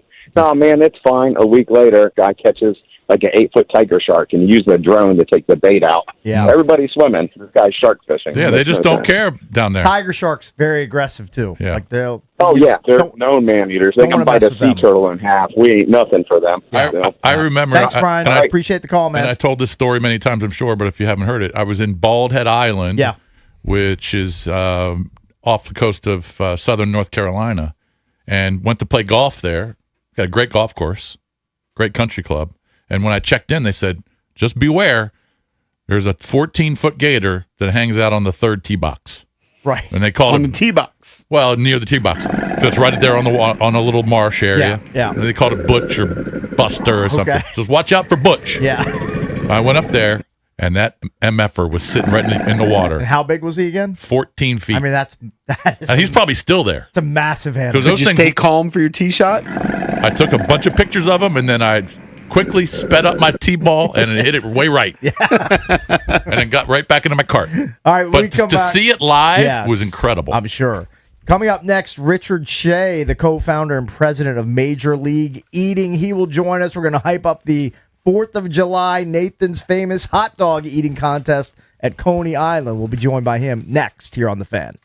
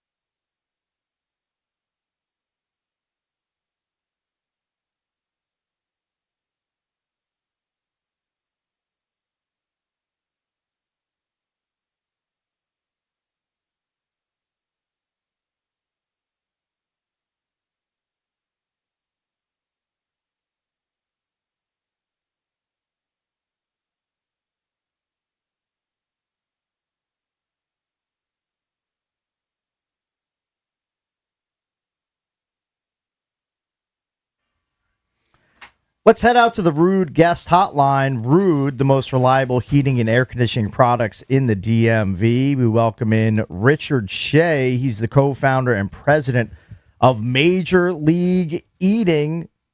Richard, thanks for joining us, man. We appreciate it. Hey, thanks for having me. It's a big weekend ahead for us. Oh, it's a massive weekend for you as you're preparing for the Nathan's Famous 4th of July International Hot Dog Eating Contest. It is quite a spectacle on ESPN. We've watched it over many, many years. Let's go back. How did ESPN get involved with competitive eating and airing the Nathan's contest? How did that kind of germinate back in the day? Yeah, so my brother and I had been working on it sort of as a labor of love. We do regular corporate PR back in the day, and we had Nathan's as a client, so we had this fun event every July 4. We just kept leaning in because we enjoyed it.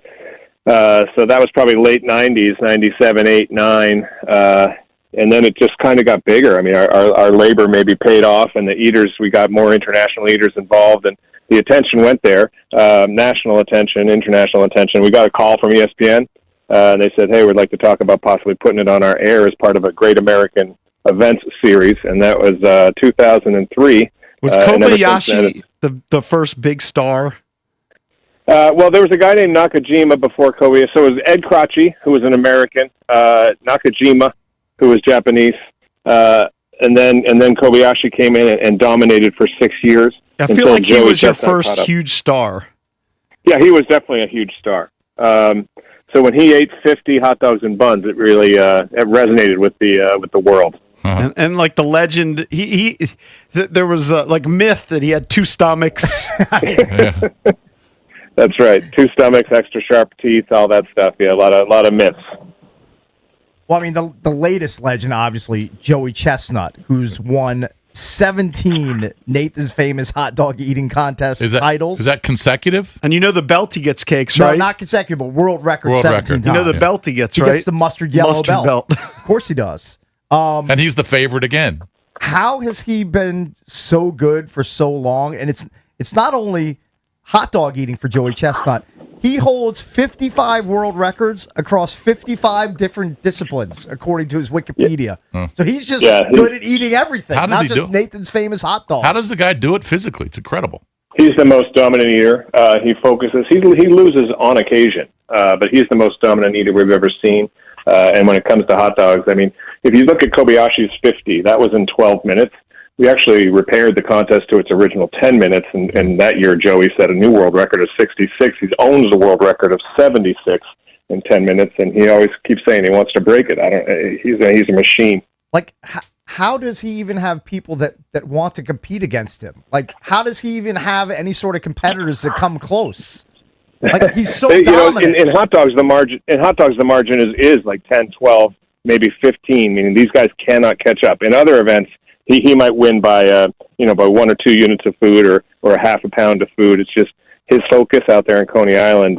It's a special place for him. Does he have, what does his endorsement portfolio look like? I mean, I'm sure there are definitely food items. Does he have any other products he endorses? Like, what sort of endorsement portfolio can you build as a competitive eater?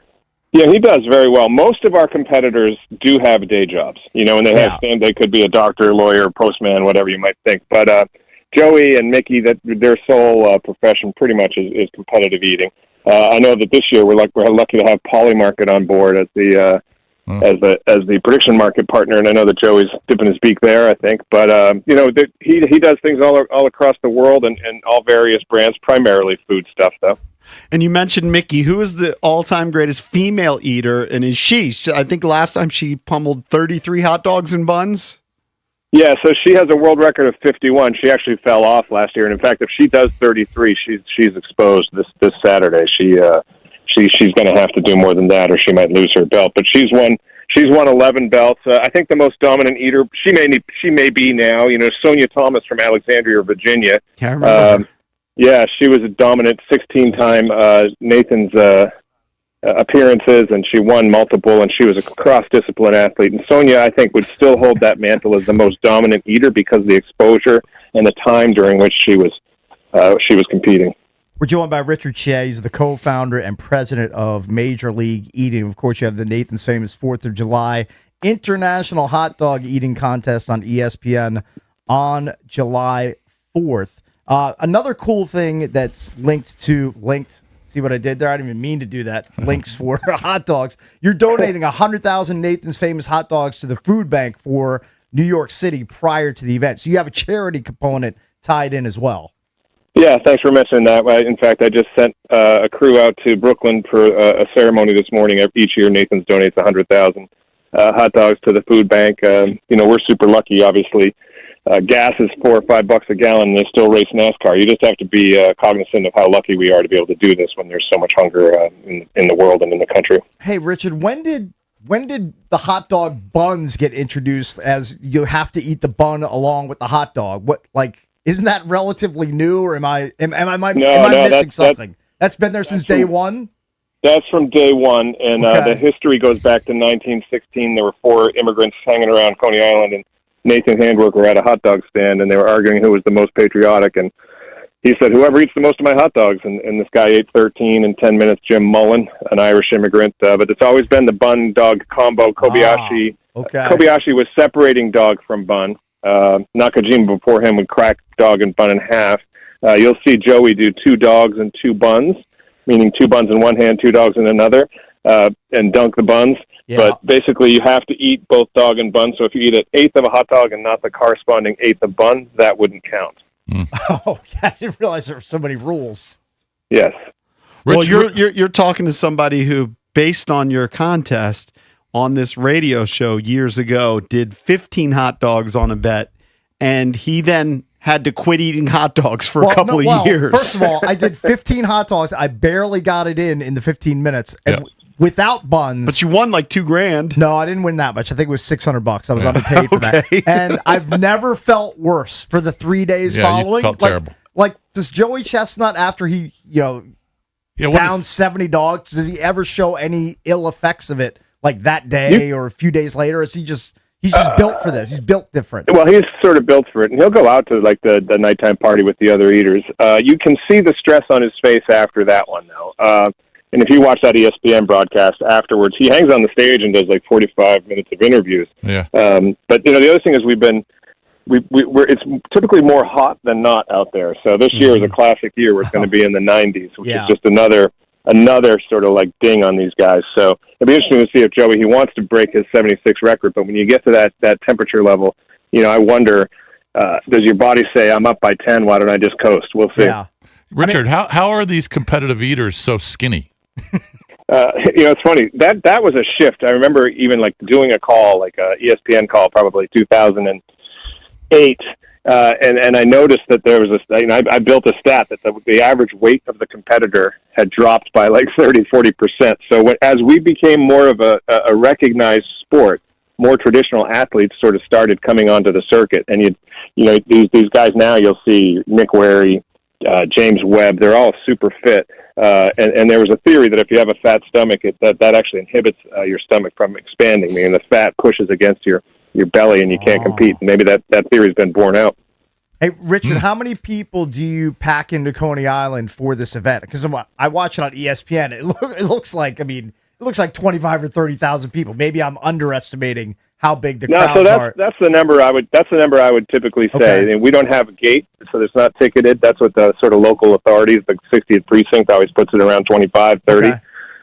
So when it's a sunny day and people are going to the beach, it's a good combo out there in Coney Island. But I think this year, if weather holds, with the 250th and New York is kind of packed, we should hit some record numbers. Very nice. So the women's competition starts at 11 a.m. The men's competition starts at 12:30 p.m. So competitive eating, it is back and on center stage this weekend in Coney Island. Thanks for the time, man. We really appreciate it.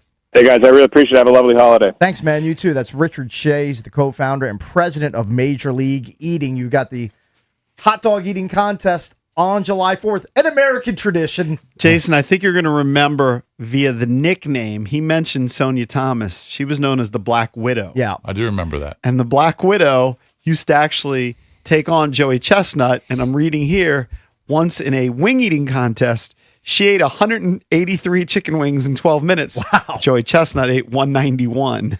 Yeah, I mean, I had 7 wings last night and I was full. Well, you're no Jason Chestnut because Joey Chestnut is the 17-time Nathan's hot dog eating contest champ. He's the 9-time world rib eating champion, and he's the 6-time U.S. chicken wing eating champion as well. But I do see that he's got a lot of pelts on the wall. I do see that the Black Widow did beat Joey Chestnut head to head. Now this is years ago in a turkey eating contest where she put away 10 pounds and 3 ounces. Is that just like carved like lunch meat turkey? Turkey. I think so. She's from here. Yeah. She's from Alexandria. I think she owned a Burger King. If I remember right. Sounds very on brand. Yeah. I mean, it's crazy the amount of contests they have. Like, you can see their stats, how many waffles they ate in a waffle contest or a chicken wing contest. It's look, I guess you call them athletes because he can do something nobody else can do. He definitely has a skill. Well, the Black Widow, according to Wikipedia, trained by walking on an incline treadmill for 2 hours, 5 times a week. That's a lot. That's a lot of cardio. I was walking on a treadmill for 32 minutes yesterday, and I couldn't wait to finish. I couldn't wait to get off of it. So it's Saturday, Yes. 11 a.m. for the women, 12:30 for Joey. For the guys. Yeah. Yeah. So be sure to, I'm sure you're going to check it out. Oh, yeah. Surrounded my weekend. I do have a curiosity for it, but it is gross. I'm curious. Hot dog and bun all over the place, all over their faces. I'm curious to see how many they eat at the end. I still want to watch it. Yeah. Well, Joey, you can chalk up Joey Chestnut for he's 70. Yeah, he's a big 70 winner. plus. We should get Valdez to enter a crab cake eating contest. Well, you do well. Or a crab cracking contest. I could sit and do crabs for a long time. That is true. Crab cakes, the Black Widow put away 46 3-ounce crab cakes in 10 minutes. Valdez? That's a lot. Challenge that? 3 ounces? Nubs. But 46 of them. Yeah, I bet they lined up 46. You wouldn't call it nubs. You'd say, how am I going to eat all these? Yeah. Maybe if it was all back fin. Yeah. That has to be the case. All right, coming up later in the show in the 8 o'clock hour, we'll be joined by one of the newest Washington Capitals, Alex Tuck. He'll join us coming up at 8:45 here on the Junks.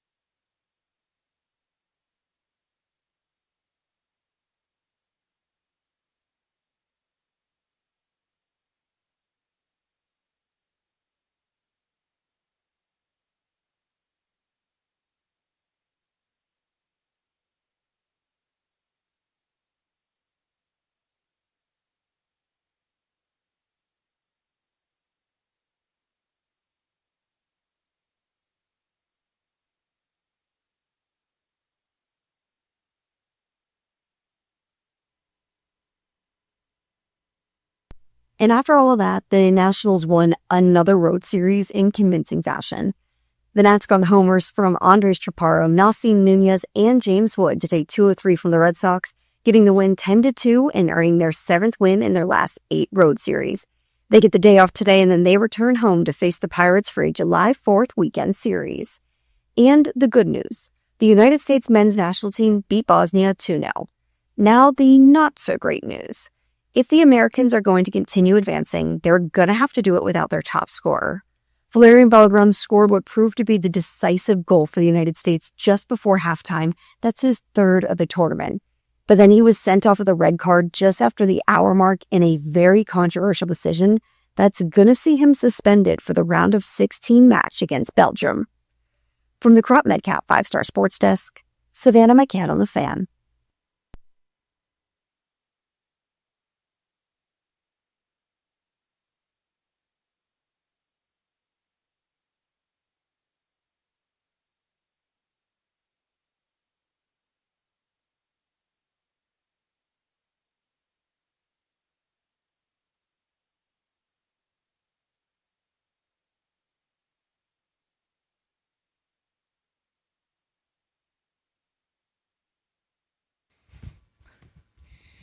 Now, we're not celebrating 250 years of the Junks like we're celebrating 250 years of America this weekend. Mm-hmm. We got a long ways to go to catch the US of A.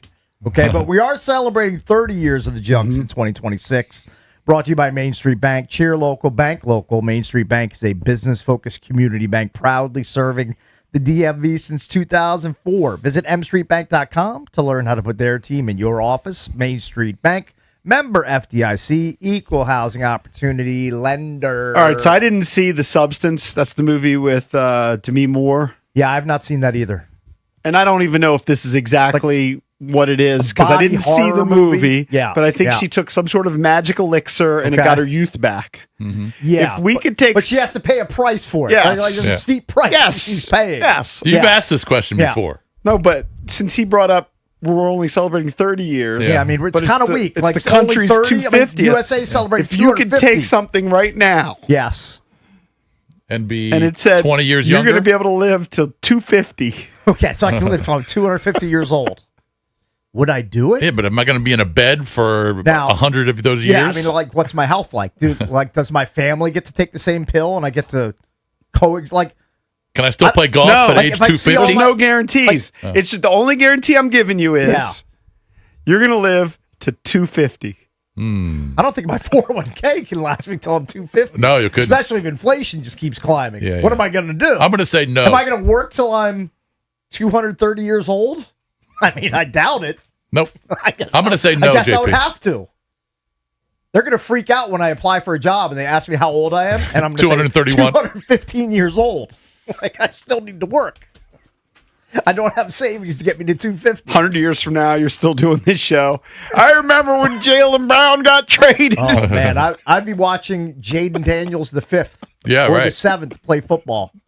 I'd watch so many NFL games.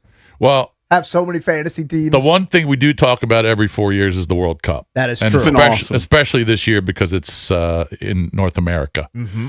And a lot of matches have been here in the United States. But last night, obviously a huge win for the United States. When's the last time they were in the, I'm going to call it the Sweet 16? Have they ever been to the Sweet 16? I assume they have. Because if you're going to call it the Sweet 16 is usually where the knockout rounds start. That's true. That's true. Because they've expanded it. That's right. I believe United States finished 3rd in 1930. All right, I don't even count that. I mean, that's... You don't count it? Well, that doesn't count? I don't know. How many countries were in it then? I have to look that up. I could go... 3. Right, so it's been a long time. It's been a long time. And there were a lot of question marks on this particular team going into the World Cup because they had a bunch of new players. They had a bunch of... they had a new coach. There was question mark about their goaltender. Yeah. Or goalkeeper. So, but they've obviously played very well, advancing to play Belgium on Monday at 8:00. And they showed the Turkey game was a one-off. It was a one-off. Turkey game. Yeah, they played a bunch of backups. But I would have liked them to have won. But the big story from last night, of course, was Balogun getting the red card. So he was ejected from the game, and he's going to miss the Belgium game. So and he's been their best scorer. Yeah. Maybe I don't know if he's their best player. JP would know more about that than I do, but he's certainly their best scorer based on his position at striker. But how are you feeling against Belgium? I was just kind of looking at. I watched a lot of the Belgium-Senegal game yesterday, and Belgium was getting beaten handily by Senegal for 85 minutes. They scored too late, and then the controversial play that gave them the penalty kick. They lose to. Did you see a side by side Belgium of the striker for Belgium? I think his name's Lukaku or something like that. He looks just like Leonard Fournette. I think Fournette posted a side by side. Okay, they're doppelgangers. Yeah, let me see if I can find it. There was a guy. That's funny you say that because there was a guy who played for Congo. Okay, who lost to England in the first match yesterday. He looked just like LeBron. Okay. Every time they showed him, I said, "That's LeBron's twin." He's a lot smaller, but he looked like him. Anyway, how are you feeling about the matchup against Belgium? Belgium beat Senegal in a comeback win yesterday. They did beat New Zealand in group play 5-1. They didn't score against Iran in the group play, and they scored 1 against Egypt. I think. I think he does look a lot like him. I think they have a very good chance to advance against Belgium. I wasn't impressed by Belgium. Right. I was watching the game on my phone. Belgium is down 2-0 with 8 minutes left. Yep. I mean, you never know with stoppage time, but let's say 10 minutes left. It's about 10 minutes left in the game. Yeah, I mean, they were desperate. And they made a couple subs. The guy who looks like Leonard Fournette scored the first one. Yep. And then, 2 minutes later, they score in a header, and that one, that's on the goalie. The goalie went out. Yep. And tried to punch the ball and got to catch it. Yeah. No. I'm cool with the punch because sometimes it's hard to catch it because you're going to land on somebody, you can drop it. You just have to hit the ball. Yeah, you can't whiff, and so he whiffs it. No, he boxed it. Speaking as a former goalie, I punched a ball or two in my day, but if you can't get your hands fully around it, you got to clear it somehow. Yeah, you got to get back out. He just flubbed it. Or should he have stayed back and waited for it to get? I mean, whatever the contact was from the head. I don't know how legit angle he had. I'm not going to second guess that guy. That guy. I guess that guy's playing in the World That's what Cup. he's coached up to do, and he's supposed to go after the ball. But you can't whiff it. You have to go out and get the ball. I topped out at JV soccer in high school, so I can't really relate. And that guy was an athletic, tall goalie. Yeah, he was making good plays from the majority of that game. But yeah, besides Morocco, the African countries have been in it in these games, and then they just don't. They can't come up with it. They can't with close. a dub. Correct. So I like their chances. 1-800-636-1067. Listening to some of the soccer heads afterwards. Pepe, who came into the game, I think is expected to play Balogun's spot. You want Christian Pulisic maybe to touch the ball more. I didn't think he had enough touches in the game yesterday. When he gets it, Cakes used the word electric, and that's what he is. He's so good. Well, without Balogun, I'm going to guess he's going to see more touches against Belgium. You have to. It is amazing to see how quick they are with dribbling the ball. Yeah. I mean, they're unbelievable. Their skill level is absurd. They're incredible. Yeah. At how quick they can do that and then evade a couple of defenders and get it back out to, pass it back out to a teammate. Some of those guys are incredible, and Pulisic is definitely one of the best at it. But I don't know. I don't know how to feel against Belgium without one of your best players. Yeah, so this is the time for the soccer dorks to call us at 800-636-1067. Who steps in? I know JP mentioned Pepe's going to take Balogun's spot, but who's going to step to the forefront and fill that scoring void with Balogun's sideline? It's speculation, by the way. I don't know that for a fact. Right. It's just what some of the soccer heads on TV were saying. Mm-hmm. I mean, Reyna scored in one of the games. I don't know that you put him up at striker. I mean, Belgium was just average from, I'm just a casual fan that watches soccer every 4 years. Less than casual. No, it was. But they weren't that impressive. It was an impressive win for the Americans yesterday because they dominated the play. I mean, if you look at the possession before they were playing a man down, it was heavily in the United States' favor. Right. I mean, how are you feeling about it? I don't feel great. The top striker's sidelined. Yeah, I don't feel great about that. How could you feel great?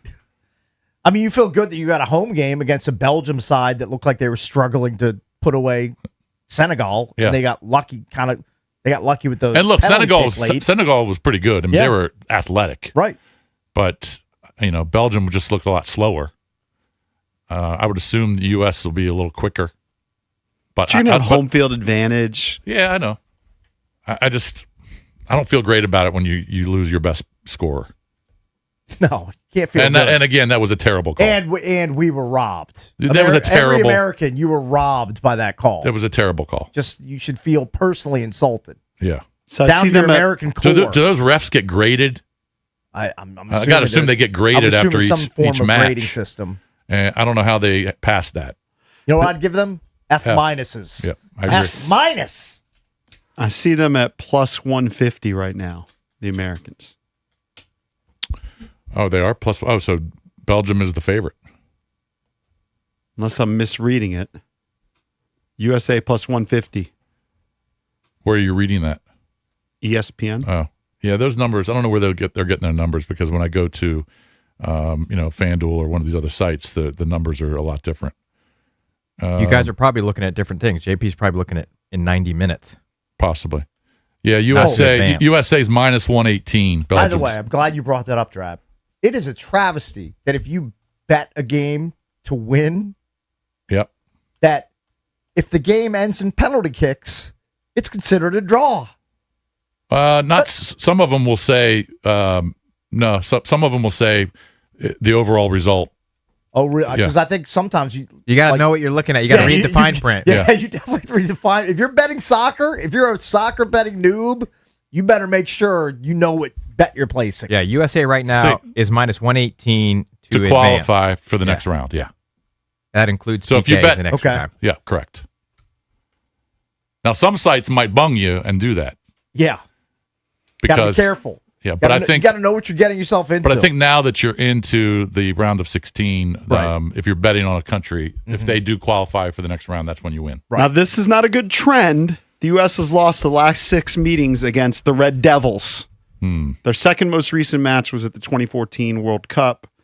Tim Howard had 16 saves, but 2 extra time goals for Belgium were enough to push them to the quarters. Tells me we're overdue for a win against the Belgians. The last friendly was in March of this year, March 28th. Belgium beat the United States 5-2. I don't feel great about it just because, like what we said, I mean, when you lose your best scorer, that's going to hurt. Yeah. It's crushing. It is. Yep. But U.S. is playing really good. They're playing great. That goalie's been pretty good, hasn't he? Don't you think he's made some good plays? I don't know that I haven't seen him make any great saves. No, but like sometimes, like if a ball's right at you, I expect it to be a save. Yeah. I didn't see him, to be honest, I thought the Tillman goal was awesome, but maybe a better goalie knocks it out. Yeah. I mean, it hit him in the hand. Now it's diving. You know what I mean? He put it in a perfect spot. That thing was like, you couldn't place it with your hand better where he put it. Yeah, but the goalie did have his paw on it. Okay. He could have knocked it out. Like a better goalie maybe knocks it out. Yeah. I don't know. You know what? Well, he's probably going to be challenged against Belgium. Glad he was the deficient goalie, if that's the case. Glad he wasn't very good. I thought Tillman was going to hit it over. Because usually when you're close, like you're almost better at like the 25 than you are on the 20, just outside the box. So it was an awesome free kick. And you could see he was visualizing it before. That was a great he stood over the ball for like 2 minutes. He was talking to his boy for a while. Yeah. I don't know how he got it over those guys. The wall gets set up. All he is an American hero.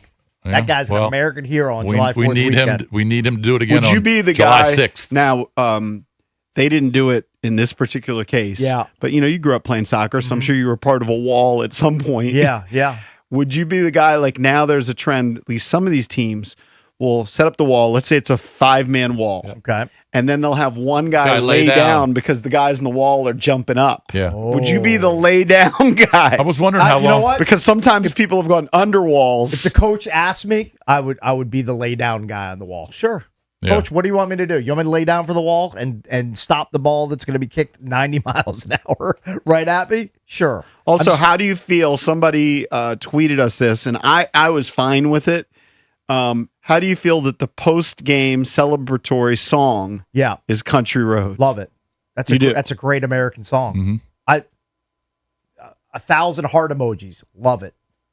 So England does Wonderwall, right? Gives me a creeper. They do Oasis Wonderwall. I borderline get a creeper every time I hear Country Roads. It's just like my dad's from West Virginia. Like it just hits me in the feels. Yeah, it's perfect. And it was T.J. Oshie's goal song too. And the Norwegians do the Viking row song. Yeah, thing. I need them to keep rowing all the way to the final drum so I can win some money off you guys. I need that to happen. All right, don't forget, coming up later in the show, Alex Tuck, one of your newest Washington Capitals. He'll join us at 8:45. When we come back, we'll do Cakes' entertainment page. We'll do that next.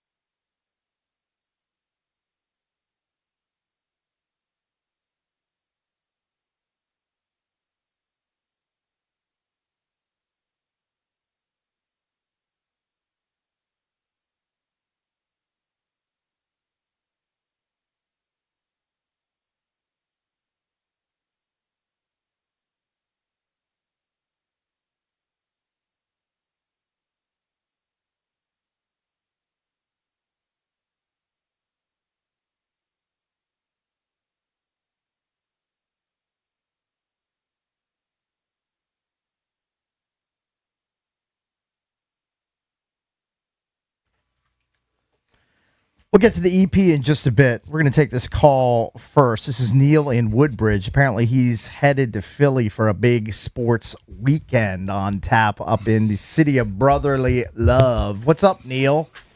Hey, how are you guys doing? What's up, Neil? What's going on? I was just giving you guys a call as the wife and I are on the Parkway right now, heading up to Philly to catch the Phillies-Pirates game while we spend the whole weekend up there to catch the 4th of July World Cup game as well at Philadelphia Stadium. Very nice. Yeah, at Philadelphia Stadium. You got to use the actual brand name on the stadium. That's a big sports weekend. Are you the guy that invited Mike Marr to join? No, but we do encourage Mike Marr to come up to the World Cup and enjoy it with everyone. So if he comes up today or this morning, he can catch a baseball game as well. You could do that. Yeah, 12:35 first pitch up there in Philly. Yeah, just a little relievers game, but it'll be a good game. First time going to that stadium and chasing all the stadiums. That's a great time for the game when it's going to be 118 degrees heat index. So which is the World Cup game? When you only go to a stadium once in a while, you play the club level, and we're going to be at club level and be in that section. Oh, nice! Take it all in. All right, so you'll be in some. Which is the World Cup game you're going to be seeing? Paraguay and France. Yeah. So it'll be a lot of red, white, and blue. Excited to see Mbappe play. Excited for the South American soccer style, getting to see that as well. So it'll be exciting. Watch out! United States gave Paraguay the business. Have a good trip, man. Yeah, Have fun 4-1. By the way, so I think France is going to give them the business. We've been officially snoozing on the fact that it is an open line Thursday today. Brought to you by Window Nation. Searching for new windows and doors, search windownation.com. They're windows. They're measured to fit the first time and installed by experts to last. Window Nation for your home because it's where you live. You can call us at 800-636-1067. This is basically a rhetorical question to you guys. Yes. Given the heat, will you go outside to see fireworks? For me, that is a resounding. It's a resounding no. I will not be. I said rhetorical. Fireworks. And Jason? No. Yeah. You don't go out in Ashburn somewhere? No, but I'm supposed to go to a buddy's house on Saturday. The party starts at 3. I'm not going at 3. I might go around 7. Okay. When it gets a little cooler, but they do fireworks in the neighborhood, so maybe I'll stay for those if they're not too late, but they probably won't. Wait, they do like a real fireworks display, or it's just a bunch of guys who bought fireworks? No, they do a fireworks display because he lives near a country club, so the country club fires them off. Right. That makes sense. If you're close to a country club or a lake, Yeah. oftentimes you can watch from home. Yeah. I live near the country club. I'm a member of the country club, but I'm not going to pay the extra freight to go into the country club to see the fireworks, which I believe it might be tomorrow. Might be tomorrow. I don't even know. But it's like $100 extra per head to go and watch the fireworks. Did you see that? I'm not paying. Can you see them though from your back deck? You can see them from the school field, which is right next door. Okay. But it's kind of nubs. Do people do that?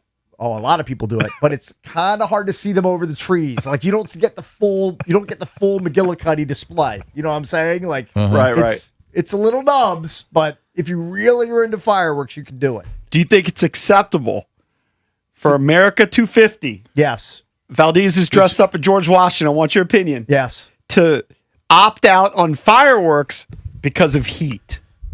Oh, that's just wuss behavior. It's wimpy behavior. Wussy. Sorry, George Washington has his mouth full. Yeah. Thank you to and you know the you can give the backstory. Thank you to one of our loyal listeners who I believe unfortunately lost her husband, who was a loyal listener of the show.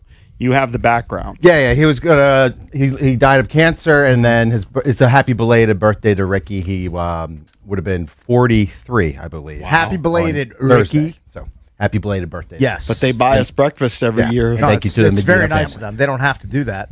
But I'm going to enjoy my bacon, egg, no cheese on I hate to say this, on such a patriotic weekend, croissant. It should be on. It shouldn't be on an English muffin. It shouldn't be on a croissant. It should be on like American white bread. Do you think George Washington ever enjoyed breakfast sandwiches like we're enjoying from Panera. What would George Washington have eaten for breakfast back in this? That's a great question. What would he have eaten? Well, probably George Washington. Probably like oatmeal. Was he famous for the wooden teeth? Yes. That was With one of his his go-tos. wooden teeth. Famous for wooden teeth, chopping down a cherry tree. Right, and first president. First president. What else? On the dollar bill. Big. Is he the one that's standing on the boat? Yes, crossing the Delaware. Crossing the Delaware. Yeah. What else do we know about George Washington? He's got a silly university. Very expensive. Nubs hair. Very expensive. I think he had great hair. Now it was a wig. For back in the day. It was a wig. Yeah, what does his real hair look like? We don't know. Yeah, I don't have any idea. Did you see that the fireworks in D.C. aren't going to start until almost 11 o'clock? It's an outrage. I don't get that. Well, because President Trump wants to talk. He wants to speak. Well, he should talk earlier so the fireworks go off at 9:30. If he's going to talk, he should talk from 8 until whenever he wants to end, and then you start shooting those fireworks off at 9 p.m. I think they open up the mall area at 5 or 5:30. They're not allowing coolers, and if you bring water, they have to be in plastic bottles. People are going to be roasting alive in D.C. waiting for the fireworks to start. Yeah. I know Brad hates when we talk about it being so hot, but I think they're crazy for going down for that long. Emergency level heat in D.C. Yeah, well, please shoot the fireworks off at 9. Have fun. 11 p.m. They're not an outrage. And I was in your hood last night. Should be illegal. I was in your hood last night for a swim meet. Yeah. Now it's kind of across the street in Olney. Yeah. The pool is called Hollowell, or it starts with an H. Yeah. I forget what it is. I used to belong to that pool. Okay. Yeah. And used to do cannonballs in the well all the Luckily, time. they had misters. Well, you need them. You need them on days like this. It's brutal. Because when you're a swim team parent, you can't go in the pool to get cool. You're just baking. Are there umbrellas? Shade? Yeah, some people brought tents. Okay. And there were some shady spots at that Those are critical. pool. You need those. All right, let's get into That was your old pool? That was my old pool. It looks like it's got like one nice slide. I just went on the slide at Norbeck a couple days ago. All it is fun and liberating, even though I'm in my mid-50s. You think it wasn't fun? I like a good slide. A bunch of 8-year-olds went on, then I climbed up, did the slide. Did it like 4 times. It's fantastic. All right, let's do a little EP before Alex Tuck joins us coming up at 8:45. The EP is driven by BMW of Fairfax, DC's only BMW Center of Excellence Award winner for the ultimate buying experience on your ultimate driving machine. Get over at BMW of Fairfax and ask for EB's girl Miriam, the general manager, or check them out online at bmwoffairfax.com. All right, Taylor Swift and Travis Kelce, they're going to tie the knot this weekend. They have a, quote, whimsical evening planned for friends and family when they tie the knot in New York City. This is according to Us Weekly. An insider says that the engaged couple have dreamt up a celebration inspired by fairy tales, which have been a recurring theme in Swift's music throughout the course of her career. When they first started dating, whenever that was, 2 years ago, you wouldn't have bet that they would last, right?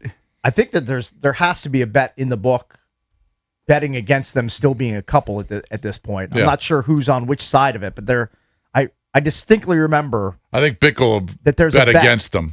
And didn't he's going to be a big loser. Didn't he holler via his show? Like, is that how it started? I don't know if via his podcast. I don't know the origin story. He either did that or like maybe he tried to DM her to get in touch with her. So, I don't know the exact way that this thing started.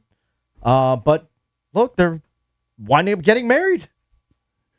Why would they get married at MSG in the middle of the summer in the most overcrowded city in the world? Well, here's why. It's going to be 115 degrees. They're having why? I don't get it. They're having a grand castle and white staircase built as part of their wedding set inside Madison Square Garden. Well, they could do that anywhere.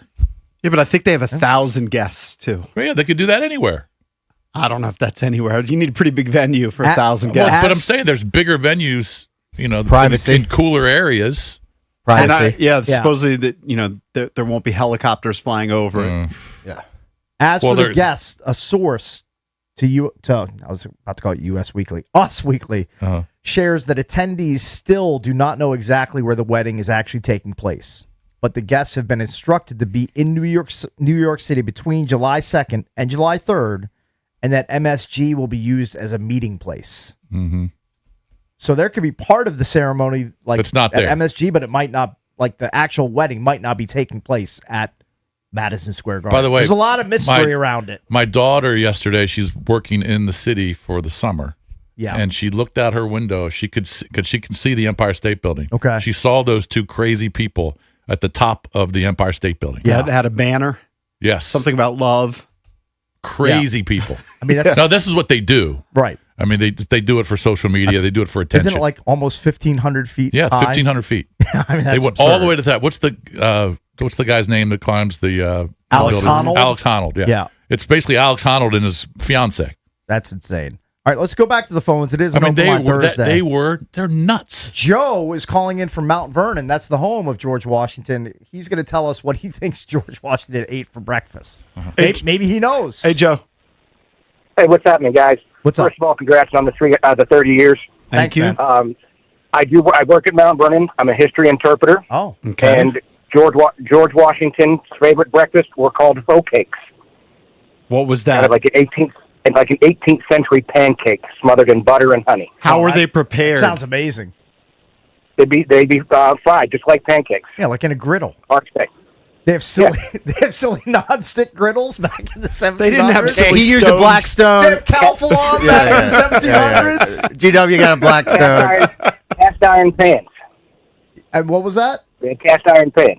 Cast iron pans. You can cook a silly steak in a cast iron pan. When was the stove invented? I mean, silly ask stove. Joe, don't ask me. Did they have silly stoves back then? No, they'd be open hearth, fire, and they did have bread ovens. Bread ovens attached to the fireplace. They were char grilling like Burger King back in G-Dub's day. Okay, Joe, any other good GW tidbits you want to give us on this 250th birthday of the U.S. this weekend? Sure. He did not have wooden teeth. His teeth were made out of ivory, animal teeth, and other people's teeth. Oh. Wooden teeth would have been just a breeding ground for bacteria. And why did he not have his teeth? He just bad genetics. He lost them. Lost them when he was younger. Cool. Eric, George Washington. Hey, maybe Eric has lineage to George Washington. He didn't have crest. Didn't have all silly dentists like EB does. Yeah. Right. All right. While we have you, you're an expert. Did he actually chop down the cherry tree, or is that like a myth? Nope, that is a myth. The year after he passed, there was a biographer who wrote a book about him, kind of like an unauthorized biography, and he made up that story to make him seem a little bit more trustworthy than he already actually was. I mean, Joe's just a fountain of information on George Washington. It's fantastic. How are you celebrating the 4th, Joe? I'm working at Mount Vernon. That would make sense. I'm sure the tours are booked through the weekend. Joe, thanks for the time, man. We appreciate it.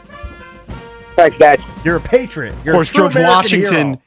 if you're watching on TV, in studio with us behind the glass. Yes, I mean, it's a reasonable facsimile of one of the forefathers of our country, one of the country's founders. What kind of pancakes was he having? Oat cakes, I believe. Nubs. Smothered in butter and honey? I bet you if somebody made you an oat cake and smothered it in butter and honey, you would eat it. And you'd be like, this is pretty good. You don't like oats? I think they're called hoe cakes. A hoe cake. Hoe cake. Like oat cake. I thought you said oat cake. Okay, my bad. H-O-E. Ah, okay. You probably wouldn't like that. I don't have to look up the recipe. I have to figure that out. All right, when we come back, we'll be joined by one of the newest Washington Capitals, Alex Tuck, scheduled to join the Junks when we come back here on The Fan.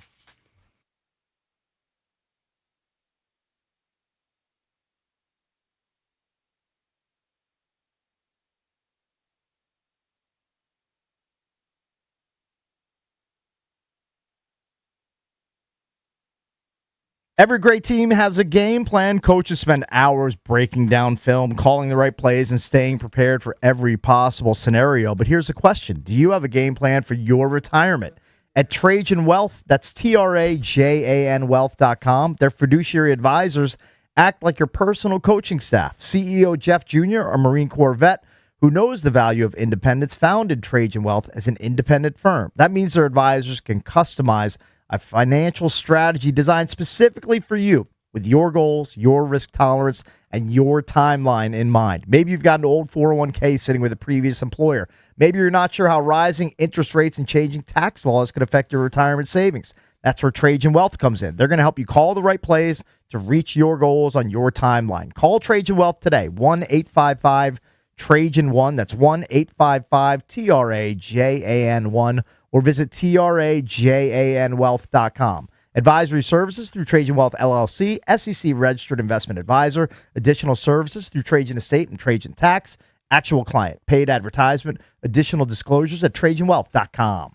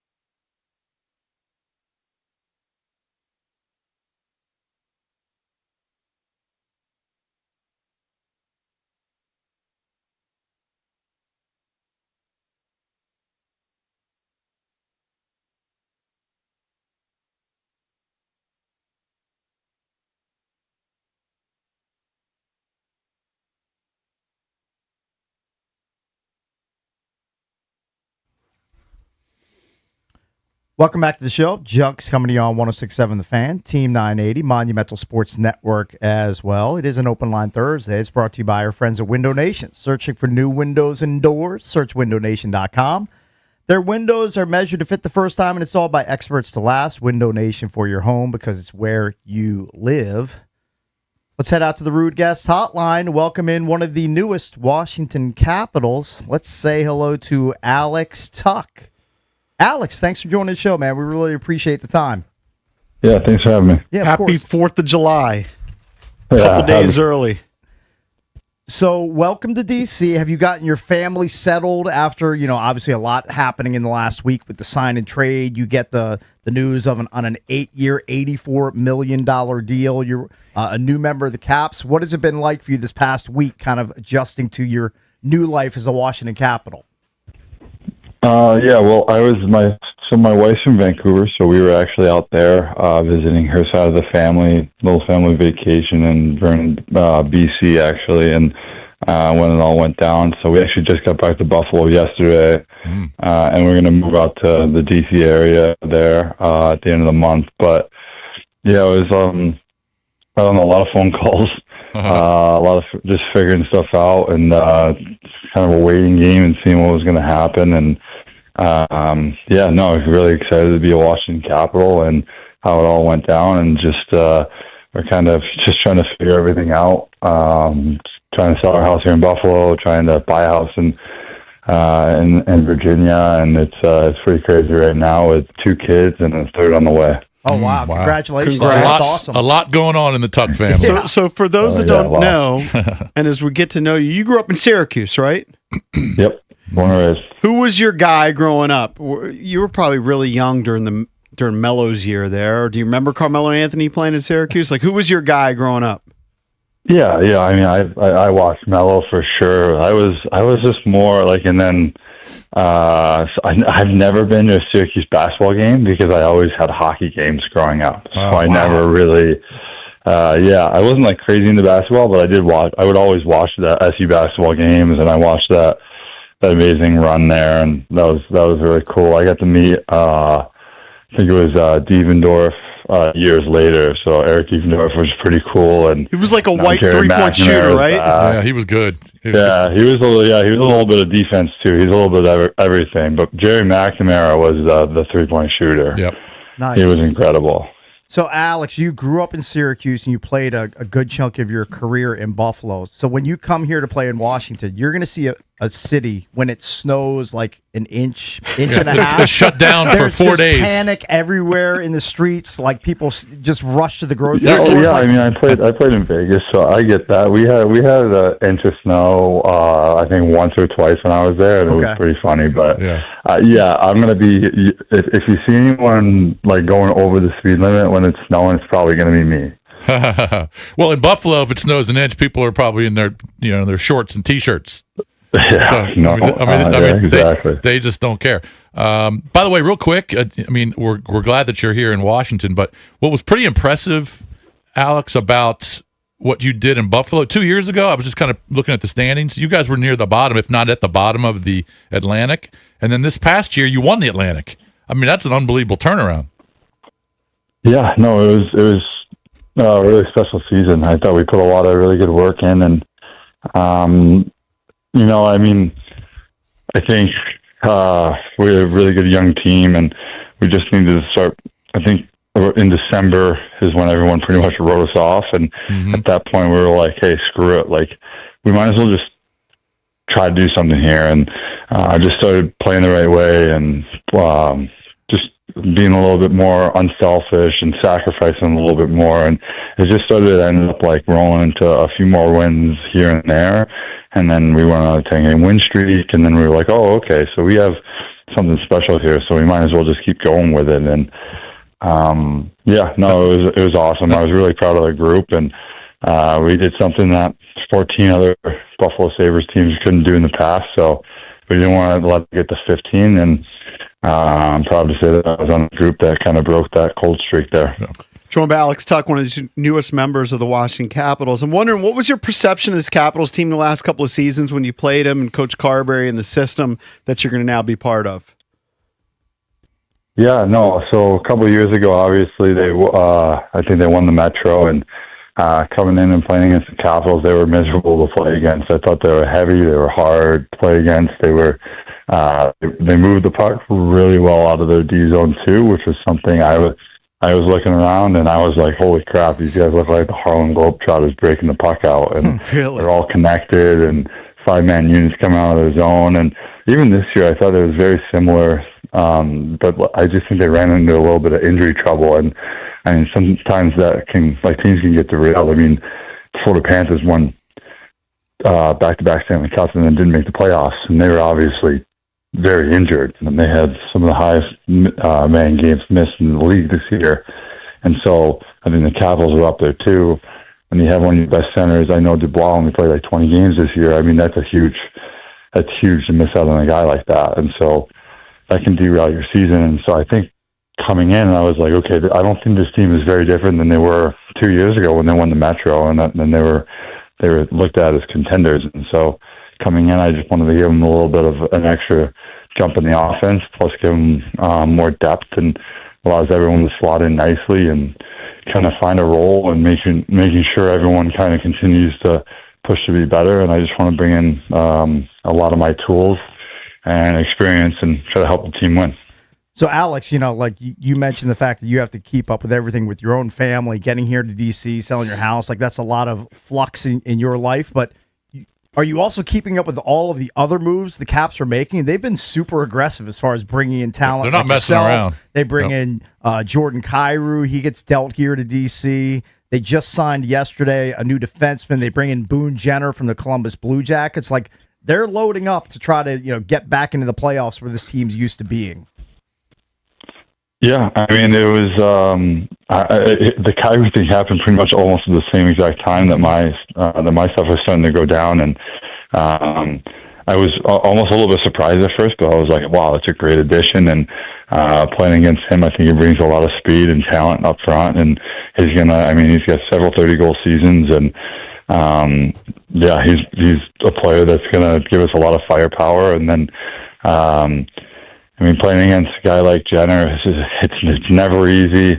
I think just being a winger, if I ever have to go in the face-off out against him, I don't think I've ever won a face-off against him. And he brings in. He was a captain for Columbus. I got a lot of respect for him. I'm really excited to pick his brain, and I think he's going to give us that depth up the middle. And he's so heavy and hard to play against. Really good defensively, and he can also he comes in and produces too, which is great. And then I think who else we got? We got Vinny on the back end, huge defenseman. He's like 6'7", loves shutting right? it down. He's a big yeah, dude. and he's got the heaviest cross check in the league. Oh, really? I remember last year playing against him, he cross checked me. It took me a couple shifts to feel back to normal. Where did he get in the low cross back? Check? Lower back? Yeah. Low back, right in the low back in front of the net. So I was like, I ate it. I was like, ooh, that one felt good. Yeah, he's got a 2x4 back there. And then, Justin Hall. He's another big defenseman. I think he comes in and brings a lot of depth and some experience. And I heard nothing but unbelievable things about him in the locker room. We have the same agent, and so I've heard from my agents that he's just an unbelievable guy, and I think I've literally heard from guys that he's one of the best teammates I've ever had. So I'm really excited to get to meet him. Mm-hmm. And then I think last but not least, Josh Dunn. They have Brodzinski too. I forgot about that. Who's 13th forward, depth forward. I want to talk about everyone because I have been watching everything. I always do. And then Josh Dunn, who is one of my favorite teammates of all time, unbelievable guy. Super unselfish, will do anything for the team. Sat next to him for most of the year this year. I was pumped to text him right away. He's the best.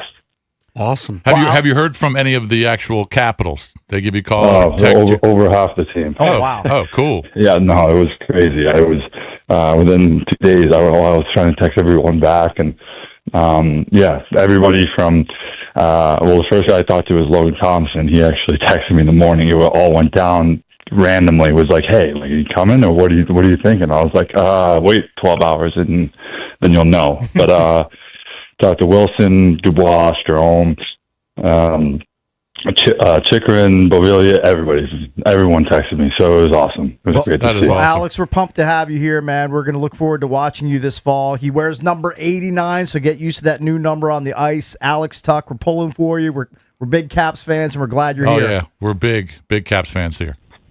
Yeah, thanks, guys. Yeah, man. All right, Alex. Thanks so much. It's Alex Tuch, one of your newest Washington Capitals. He comes here on a 8-year, $84 million contract. So pretty nice to be Alex Tuch these days. You're welcome to call us on an open line Thursday, 800-636. Is he going to struggle finding an affordable house in Virginia? I think he's going to do. I think he's going to do okay. You think he'll be I all think right? he's going to find himself a nice spot. Okay. All right, we're the Junks on an open line Thursday. We'll be right back.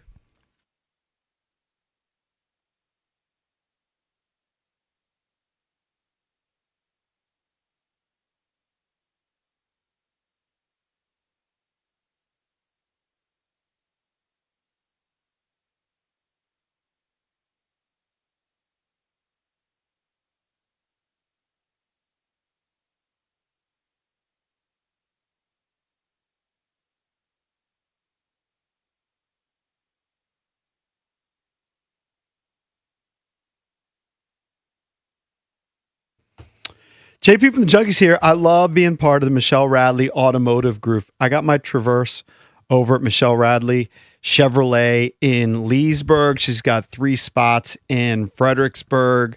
Look, I had an accident. Love it. Just took my car over to the collision center. My guy Paul was right there. They take care of me like family. They'll do the same thing for you. Here's the great thing about Michelle Radley's Automotive Group. Right now, they've got Radley VIP Rewards Program. It's legit. You buy any new or used vehicle, and you're getting real value after the sale. Oil changes, tire rotations, routine maintenance, service specials, and more. Plus, they have complete price transparency. You go online, click on any vehicle, everything's right there. MSRP, processing, available incentives, everything. And right now, Michelle Radley, you can snag some silly summer offers like 0% financing for 60 months on new Silverados to score up to $5,000 off MSRP on new Tahoes and Suburbans. At the all-new Radley Mitsubishi in Fredericksburg, check out the Seize the Summer sales event. 0% APR on select models or up to $4,500 customer cash. Michelle Radley Chevrolet in Leesburg, Radley Chevrolet, Radley Cadillac, and the all-new Radley Mitsubishi in Fredericksburg, delivering memorable driving experiences.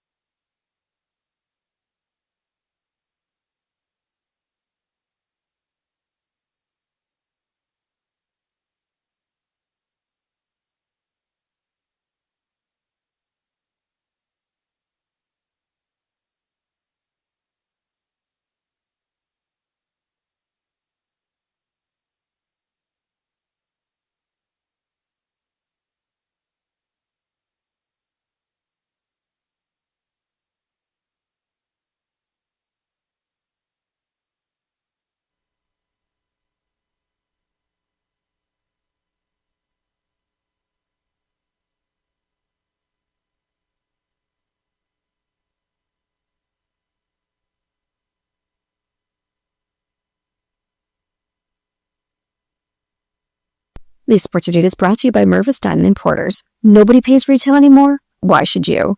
You know what's great about the Nationals' 10-2 win over the Red Sox yesterday? This lineup isn't just relying on their best 2 players, or even the next 3 or 4 top regulars. Everybody seems to contribute in these wins in some way. Yesterday, it was James Wood, Andres Chaparro, and Nasim Nunez all smacking home runs in the 10-2 win.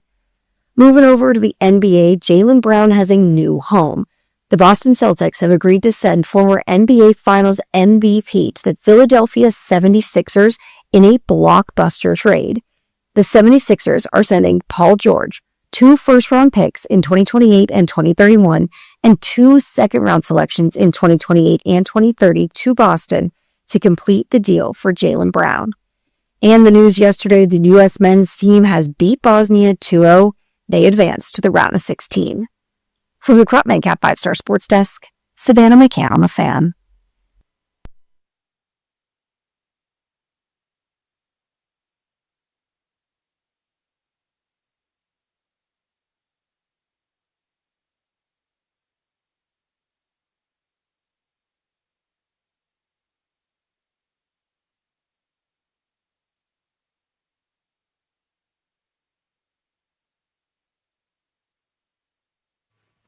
Celebrating 30 years of the Junks in 2026, brought to you by Main Street Bank. Cheer local, bank local.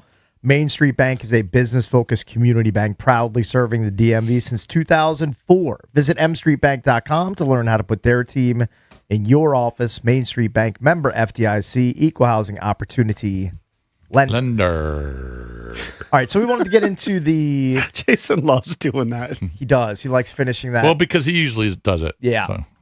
Just kind of mocking him. We wanted to get into the big NBA trade that went down yesterday. It's been a flurry of activity. We haven't talked much NBA, but I mean, from Giannis to LaMelo Ball to, I mean, there's been lots of moves. So the Celtics. And a big one yesterday. The Celtics dealt Jaylen Brown to the Philadelphia 76ers in exchange for Paul George, 2 first-round picks, and 2 second-round picks. Yep.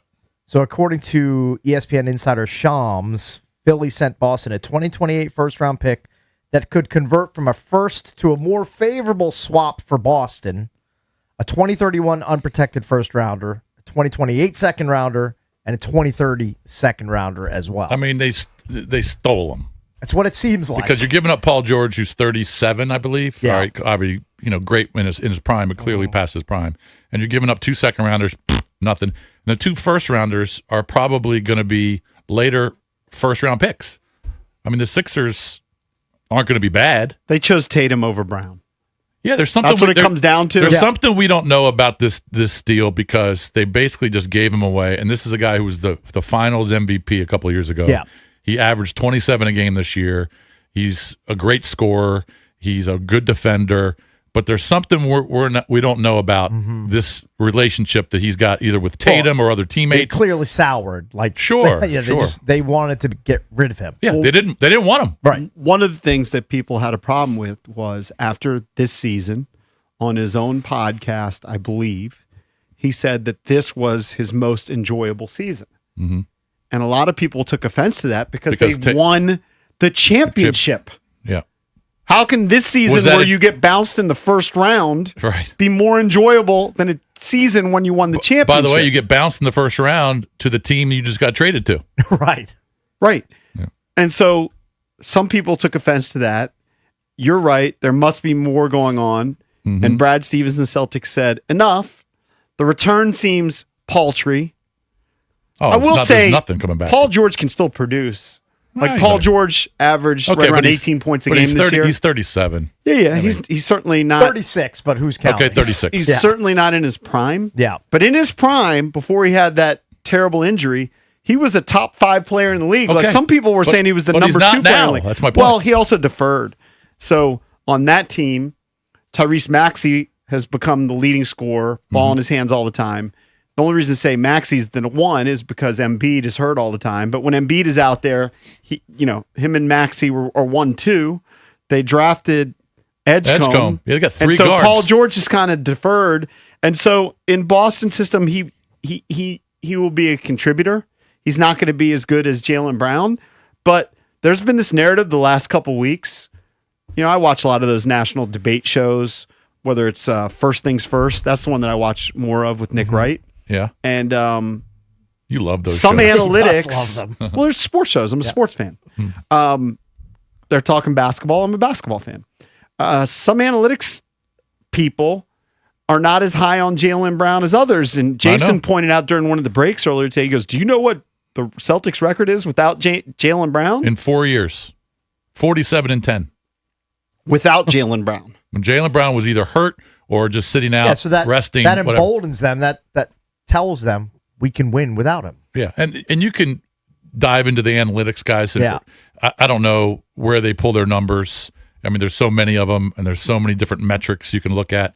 47-10 without Jaylen Brown on the floor is kind of staggering to me. It's a huge number. But the way I look at it is, how are you giving away a guy who is maybe a second-team All-NBA player, who was a Finals MVP, who averages 28 a game, when you're giving him up for nothing? There's something we don't know about the relationship, whether it's between Brown and Tatum, or it's between Brown and other teammates in the locker room.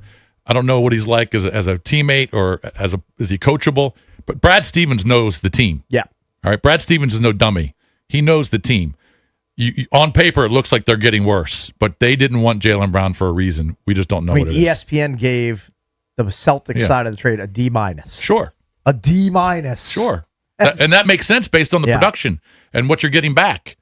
But does Brad Stevens know Jaylen Brown and the team better than ESPN? I would assume, yes. Yeah, he knows. He better. He does. I mean, he's getting paid to run the team. He has to know. And the fact that he's doing this tells me that there's something we don't know about Jaylen Brown. By the way, Paul George, he's making $57.7 million next season. And then you think he's not picking up his player option in 27-28 when he's 37 for $56.5 million?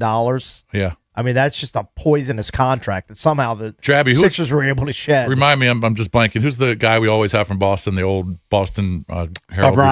Bob Ryan. Yeah. We should have got him on the show today to get his take on why they traded Jaylen Brown for nothing. Yeah. Because I guarantee the Celtics fans up there are going nuts. Could also ask him about the Nats pounding his Red Sox. That's right. Mercilessly. He probably wouldn't be very happy today. Probably not. But yeah, it's a big deal. It's a huge deal. So, and was this the best offer that Brad Stevens got? Apparently it was. So the analytics people say just this year, they were 9-2 this year when he didn't suit up. Yeah. So this year's Celtics were 9-2. Their defense held opponents to 96.7 points per game in the games when he wasn't on the court. Yeah, I know. I mean, that's what I was talking about. Apparently, they were better when he did play. They were better when he was on the bench, which is a weird bit. Yeah, so maybe he's got the analytics dudes, in the office with him saying, look, the numbers may look good for him, but he's not a great fit with us, and we actually are better off without him on the court. They made it to Game 7 against the Sixers. And remember, in that Game 7, Jason Tatum doesn't play. Right. So clearly, Brown was the 1A. He scored 33 points. So on paper, you're like, well, he delivered in Game 7. It was the rest of the team. Well, he played 40 minutes. In the time that he was off the court, the bench went on a 21-14 run. So maybe there's something there where his style of play, maybe he's become a ball dominant guy where he used to kind of be second banana to Jason Tatum. And then he started wanting the ball more, and somehow the team hasn't benefited from that. Was he saying that he enjoyed this year more than the finals year? He said it was his most enjoyable year. Is that because Tatum wasn't on the floor? I don't for think most he of the expanded year? on it. I'm sure well, he's not going to say that. I know that, but I mean, you made a good two point. And two together. You made a good point. Figure it out. Have we heard Jason Tatum come out publicly and say, "Man, we got to keep Jaylen Brown"? No, and Jaylen Brown's been making all this noise for weeks. Yeah. Haven't heard anything from Jason Tatum. Yeah. So. Yeah, I saw something else too that they thought that, and this is where analytics is weird, that Derek White was the best player analytically on the team. I mean, Derek White is a good player, but he's the third or fourth option. Yeah, there was a NBA unnamed executive that said that Jaylen Brown was about the seventh best player on. He didn't say the Celtics. He said a team. He said he's about the seventh best player on a team, which I don't get. because you're saying that about Jaylen Brown. That's what this NBA exec was saying. Yeah. I mean, Jason's right on the numbers. Those opinions aren't. It's not just from one or two guys. It seems like it's from a bunch of different people. Celtics were 9-2 this year when he didn't play. The year before, they were 15-4 when he didn't play. The year before that, they were 12-0 when he didn't play. Yeah. There's something to those aren't fluky numbers. Like, those numbers are big enough where those numbers are telling a story. Yeah. And clearly the Celtics. And look, and if I was a Celtic fan, I'd say, how can you give away Jaylen Brown, a 28-point game scorer, for nothing? I would understand why they're pissed. I don't know how Celtics fans feel about Jaylen Brown as a player. I assume most of them like him, but I don't watch Celtics games. So I don't know what kind of maybe he's just an individual. Yeah. I think the NBA offseason, though, it's been awesome because now you have like these new teams you're going to be fascinated by. John Morant, what's he going to do now as a member of the Blazers? Jaylen Brown and the Sixers. That's a nice squad, if healthy. Yeah. You got Joel Embiid, Jaylen Brown, Tyrese Maxey. Edgecombe. Got a lot of Did they guards. sign Tobias? No, where'd Tobias Harris? No, Tobias Harris. I don't think he's signed yet, but I think the Lakers were looking at him. I think I saw he might have just signed. Oh, he signed a 2-year deal with the Spurs. Okay, it was Spurs. It was 2 years, $31 million for Harris. I can't remember. I thought the Sixers added somebody else, but maybe they did. Maybe not. But I mean, that's a nice squad. So now you look. The Knicks are going to be the favorite because but the Knicks just lost Mitchell Robinson to the Celtics. So it's going to be interesting. You know, we talk about the Wizards and where they will stack up. We think they're going to be a playoff team this year, but there are some teams making moves. The Sixers, who barely made the playoffs here, were they the 8 seed? I can't remember exactly where they finished. Maybe the 7. But they're going to be better. They're going to be maybe better. The 7. Yeah. I still think the Celtics will be good because now you have a healthier Jason Tatum. Yep. And I don't think Paul George is a bum. He's not what he was, but he's not some bum. He'll fit into the system fine. Right. Yeah, the Sixers were the 7. And they added Mitchell Robinson, so the Celtics are going to be good. Mitch Robinson got a 3-year deal of $54 million or $47 million, something crazy. The crazy thing is what the Lakers did. They said bye-bye LeBron, and then they signed 4 guys yesterday. But the headline was Walker Kessler. And you prefaced this segment talking about what the Celtics are receiving in terms of 2 first-round picks. Yep. For Jaylen Brown, who's an All-NBA player who scores 30 points a game, Walker Kessler played in 5 games last year. I don't know that he's ever averaged more than 10 or 11 points per game. Blocks a couple shots. He's 7'2". Big dude. He gets like $120 million. I don't have the numbers in front of me. It was an absurd amount of money. They gave up 2 first-round picks and 2 future swaps. Yeah, they value him. Yeah, they're stockpiling whiteys on that LA Lakers squad. They're called the Snowtime Lakers, not Showtime. They're Snowtime. Nice. By the way, getting back to LeBron, did you see Brian Windhorst, who is, I mean, he's pretty plugged in. Yeah, he's the number one, kind of media guy in the NBA in the country. He was doing a podcast, maybe it was his podcast, and he talked about the next team that LeBron will sign for. Did you see who he said? I did. Probably going to be. He said Denver. I know that Denver's gotten in the mix. He said the Denver I don't think Nuggets. anybody really knows, and I think Windhorst himself says that he's speculating. They all kind of speculate on relationships that apparently True. LeBron has a relationship with the owner. Yes, LeBron likes Joker. Oh, I'm sure he does, yeah. But LeBron also liked Luka. Yeah. And apparently he wasn't leaving Luka because according to, I think it was Windy or maybe it was Tim McMahon, one of these insiders was saying one of LeBron's camp said, no, LeBron rocks with Luka. He rocks with Luka, but he's leaving him. Yeah. Yeah. I don't know. It just seems like Windhorst is he's talking to people. I think it's I don't think he's just making it up. I mean, if I was to put money, it's Cleveland. He's apparently setting up already a documentary. So he has apparently reached a deal or is about to reach a deal with a company that's going to document his whole final season. So he's pulling a Last Dance.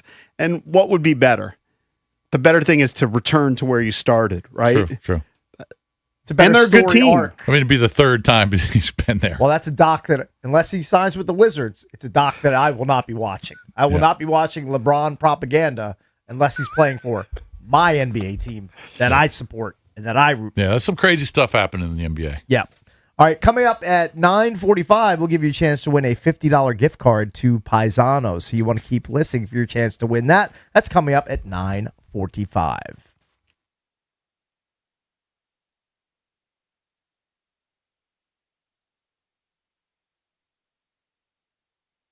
The world's biggest soccer tournament is underway. It's awesome. We can't stop talking about it. It's happening right here in the U.S. and on Kalshi. You can trade every match from the opening stage all the way to the final. Looking at today's slate, Austria is trading at 14% to best Spain. What's that mean? That means a $100 trade is going to pay out $673.71 if Austria can pull off the upset over Spain. On Kalshi, you get to trade against peers in a live market. That means there's no house. And as the probability changes, you can buy in and out of your position. For a limited time, download the Kalshi app and use the code JP. You're going to get $10 when you trade 10. KALSHI. Kalshi. Trade the beautiful game. 18 or over only. Restrictions and eligibility requirements apply. Event contract trading involves risk and may not be suitable for all investors. Prices, values, and available markets may differ from those mentioned. For more information, see kalshi.com/regulatory.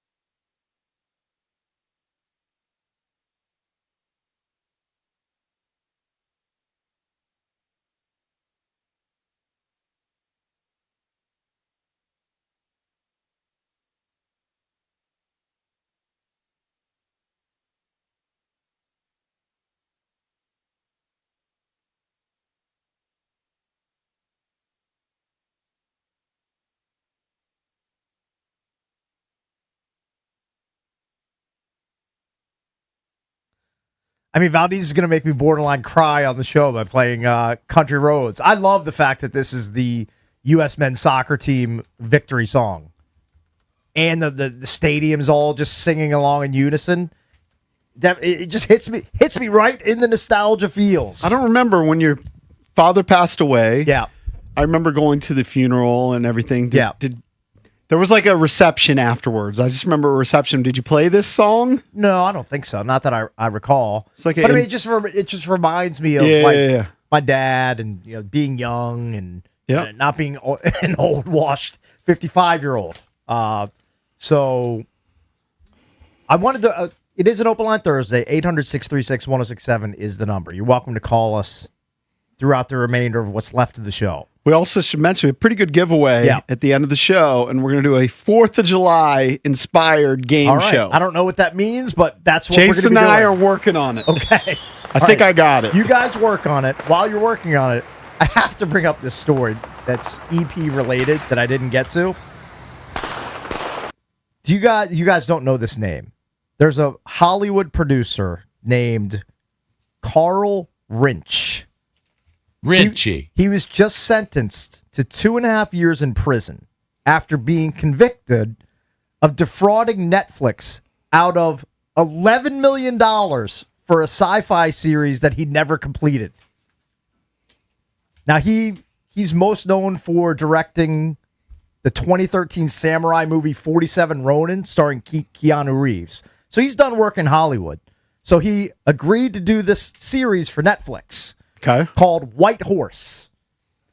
Citing prosecutors and trial testimony, the AP reported that Rinch told Netflix he needed $11 million to complete the show. But instead of completing the show, he transferred the money into a personal account and spent staggering sums of money on luxury cars, watches, clothes, and household goods. He bought... What did he buy? 5 Rolls Royces. What an idiot. He bought 5. Not 1, he bought 5. He bought a red Ferrari. He bought $652,000 worth of watches and clothes. He spent $295,000 on luxury bedding and linens. Prosecutors also said he used some of the money to pay off about $1.8 million in credit card bills. So what do you think what's this guy's name? What do you think the judge said? Kevin Rinch. What's his name? His name's Carl Rinch. The judge said, "Sir, you are sentenced to 2.5 years in prison. Yeah, what a moron. For stealing $11 million from Netflix. What a dum-dum. How do you think you're going to get away with this? I know. I don't get it. I don't understand. I just don't understand. The guy's an Ivy Leaguer. He went to Brown and Columbia. He's the dumbest Ivy Leaguer of all time. How do you think you're going to get away with stealing $11 million? I just don't know how you feel like you're going to get away with that. You don't think people are going to come to his house and say, "Hey, Carl, when did you get 5 new Rolls Royces? Where did you get the money for that?" Was he buying? He's probably was he buying them for friends or family members? It doesn't say, but he probably thought he could get away with it, just like when you leaned over in Houston and you leaned over the counter to grab an adult film. Okay, now, first of all, I did get away with it. Second of all, that's a much lesser crime than stealing $11 million from Netflix's pockets. Now, I know Netflix is rich. The $11 million falls out of their pocket like it's nothing. But still, you can't just go buy 100 cars and the most expensive linens on the planet, and you think Netflix is going to be like, "Hey, this show that you said you're going to make for us, this White Horse show, where is it? Where's the product? Yeah, exactly. What did you do with this $11 million?" And then they go over to his house, and he's got 5 Rolls Royces in the driveway. I mean, that guy's I don't get it. I don't get it either. He may have gone to Brown. Okay, I'm smarter than him. We all You're are. smarter than him. We all are. All the guys behind the glass smarter than him. JP smarter than him. Eric Bickle smarter than him. Because we would not be dumb enough to steal $11 million from our employer and not deliver on the $11 million promise of, I don't know, creating the sci-fi series they paid you to make. $1.8 million in credit card debt. He had writer's block, Cakes. Yeah. If I told you to come up with a sci-fi series, it's called White Horse. Yeah. Go. No, I can't because I don't have that creative brain to be able to develop a sci-fi series. What else did this guy do? He's most known for 47 Ronin, which is 47 Ronin. Okay. Stars Keanu Reeves, whose character leads a group of samurai seeking to avenge their master's death. I don't know much about that. I've never seen it. I've barely seen The Matrix, so I haven't seen 47 Ronin. Had a production cost of $175 million. 47 Ronin did? Yeah. I guarantee you that didn't make back $175 million. So I found that entertaining. That guy thought he could swindle. He did a bunch of commercials too. $11 million from Netflix. Yep, that's crazy. Little bit of a clown but move by he's him. going to be in prison for 30 months. Yeah. Hope it was worth it. Yep. Man, I just can't imagine $1.8 million in credit card debt. I mean, Netflix. Imagine what those minimums were. Netflix gave him $44 million for the series in 2018 and 2019, and then they gave him another $11 million after he claimed he needed additional money to wrap up the production of the film. Yep. So they just stroke him an $11 million check. Yeah, he was just going to the Rolls dealership. Did they give him a buy your Rolls Royces in bulk and you'll get a discount? Oh, by the way, Matt Myers is still wearing the G-Dub outfit. I mean, of course, he's so committed to the bit. Yep, we love it. He's all in. He's having his huge party on July 4th. Yeah, starting at 2:00. That's right. Now that costume, it actually looks like a quality costume. That doesn't look like something you got at like Party City. All right, like, it's not very quality. It's not. No. Looks are deceiving. Is that what you're saying? Yeah. Looks good on camera, I guess. Okay, I mean, from here it looks good. Maybe you get You know up what? closer. I cannot tell a lie. Cakes is a donk. I love that you're in character. It's a great bit. Yeah. Delaware River's pretty icy. I would struggle with George Washington trivia outside of the big ones. Hey, what'd you think? President on the dollar bill. What'd you think of Alex Tuck? Did you like him? He seemed pretty I liked him likable. a lot. He was good. One guy he didn't mention, sending him a text, was Ovi. Ovi. He's like, over half the team sent me a text. He starts whipping out names. He's like, Willie sent me one. Stromer. You think Ovi? I don't think Ovi would be that type of person. You think his phone gets texts over in Russia from Alex Tuck? Yeah, or right. he's going to send one to him from here? I believe Ovi's coming back, by the way, to the U.S. on July 18th for some sort of Fanatics branded promotion. Is that when he's going to announce that he's coming Some back? people are speculating, like, we'll get some clarity on Ovi at some point in late July. Well, Chris Patrick said yesterday, he says, we got roster room for him. We've got cap room for him. It sounds like they have about $3.5 million left in cap room that they could sign Ovi to a 1-year incentive-laden contract. I'm not sure And Ovi still- would be happy about that. Well, I mean, if you give him a 1-year, $3.5 million deal with incentives that get him up to like $7 or $8 million, like that's probably doable I don't know, but for him at just this for point in his someone career. for someone who was making $10 million per each year for how many years? 10, 15? I think he's doing okay. No, he's doing fine. I think he's doing all right. And I'm sure that he would be okay with that. Yeah. I just, I don't know. It just sounds like a small number for a guy like Ovi. Yeah, Patrick said the quote is, there are enough levers for us to pull. I think we can do something that would work for him. He cited Malkin's recent contract with the Penguins, which had a $2.5 million base salary, a $3 million signing bonus, and a $3.5 million performance bonus A lever added to it. Lever, Valdez, correct me if I'm wrong. A lever is that a simple machine along with like a pulley, like a fulcrum? I see what you're doing. What am I doing? We're doing old timey bits. I like old-timey Stuff that George Washington would use. Simple machine comedy pyramid. We can build that. Let's get building. But the Caps went out and got at least 6 new guys so far. They've been on a signing spree. So there ain't that much money left for a guy like Ovi. I can see that. Hey, you know what? Good. That's fine. Or spend all the salary cap money. Or You you think could I be care? or you could be going all in for one last Ovi ride. Well, one last Ovi hurrah. Yeah. Yeah. One last Ovi huzzah. I'm all in for it. I'm ready. I'm ready for the Ovi last ride. And if some people are like, he's reduced, he's not the same player he once was, I don't care. He's still going to come back and score 30-plus goals if he plays in 75 or more games, which is what he does. So please give me one more season of the greatest hockey player that will ever play in Washington, D.C. Ovi. Please give me one more season. I think you're going to get him for one more. I hope that's the case. I hope that happens. And can you imagine the last home game with Ovi if he announced this is my last home game? It would be pretty epic. Oh, yeah. It'd be fun to attend that. I know you'd try and be there. JVS probably gets so many calls, so many texts. See, that's one where I would feel bad and sheepish about reaching out to try to get hooked with tickets. Yeah, I get it. Like, can I go to Ovi's last game? I mean, you think he's not going to get 1,000 texts of people that want to go to Ovi's final game? I don't know, but it'd be, Cap One. Be pretty cool. It would be pretty fun. Hey, Bitch Bucks. And by the way, they have to make the playoffs next year. We can't totally have back-to-back years of no playoffs. Completely agree. There's a story about LeBron James from Nick Friedel of The Athletic, who says it's down to 2 teams. The Wizards and? Did he mention the teams? Or Didn't mention the Wizards. The 2 teams are Golden State and or Cleveland. the Cleveland Cavaliers. Yeah, well, that makes sense. Here's my question, because I don't think it's going to be Golden State. Like, Kevin Durant got a lot of flack for winning a couple championships in ring chasing. Mm-hmm. And it's a different circumstance now because he had been eliminated the year before, I think at a game 7 when he was playing for OKC by Golden State. Mm-hmm. So it was seen as he's joining the enemy. Mm-hmm. This is a little different situation because he's played 8 seasons with the Lakers and Golden State. They were a play-in team last year. It would be a different situation. Yeah. But let me put him in Cleveland. When we were talking about Jaylen Brown going to the 76ers, they're going to be a good team in the East, right? Yep. I didn't mention Kawhi Leonard now with the Raptors. They're going to be a good team. Back with Toronto.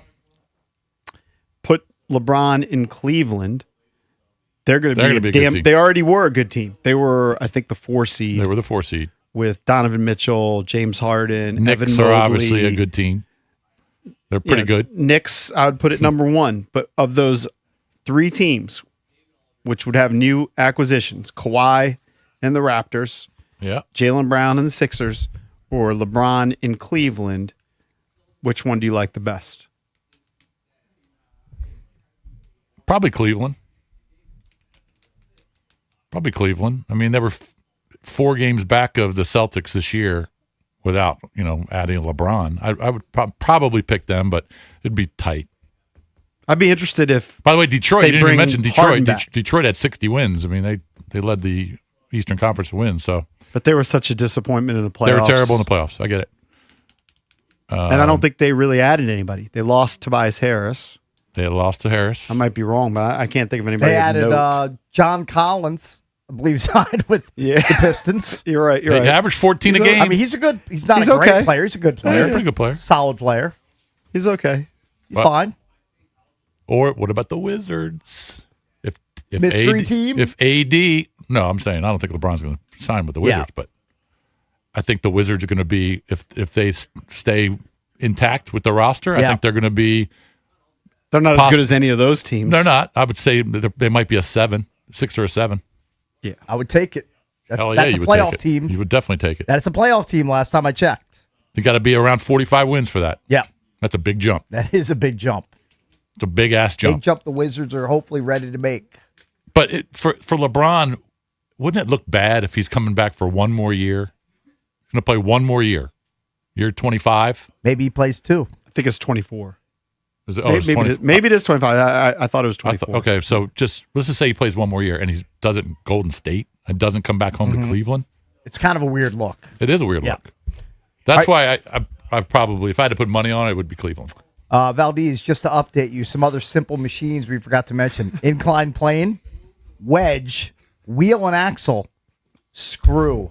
Is it a 52-degree wedge? Or 56. Or 56? 60-degree wedge. 48. A 48. I can I knew flop that was it coming. pretty good with a 60-degree wedge. Now, it's not, I don't know if I can hit the target, but I can get some nice. You get it in the air. I get some You flop, nice- Cakes' flop shot is pretty sick. The only thing that flops better are Martha's jugs.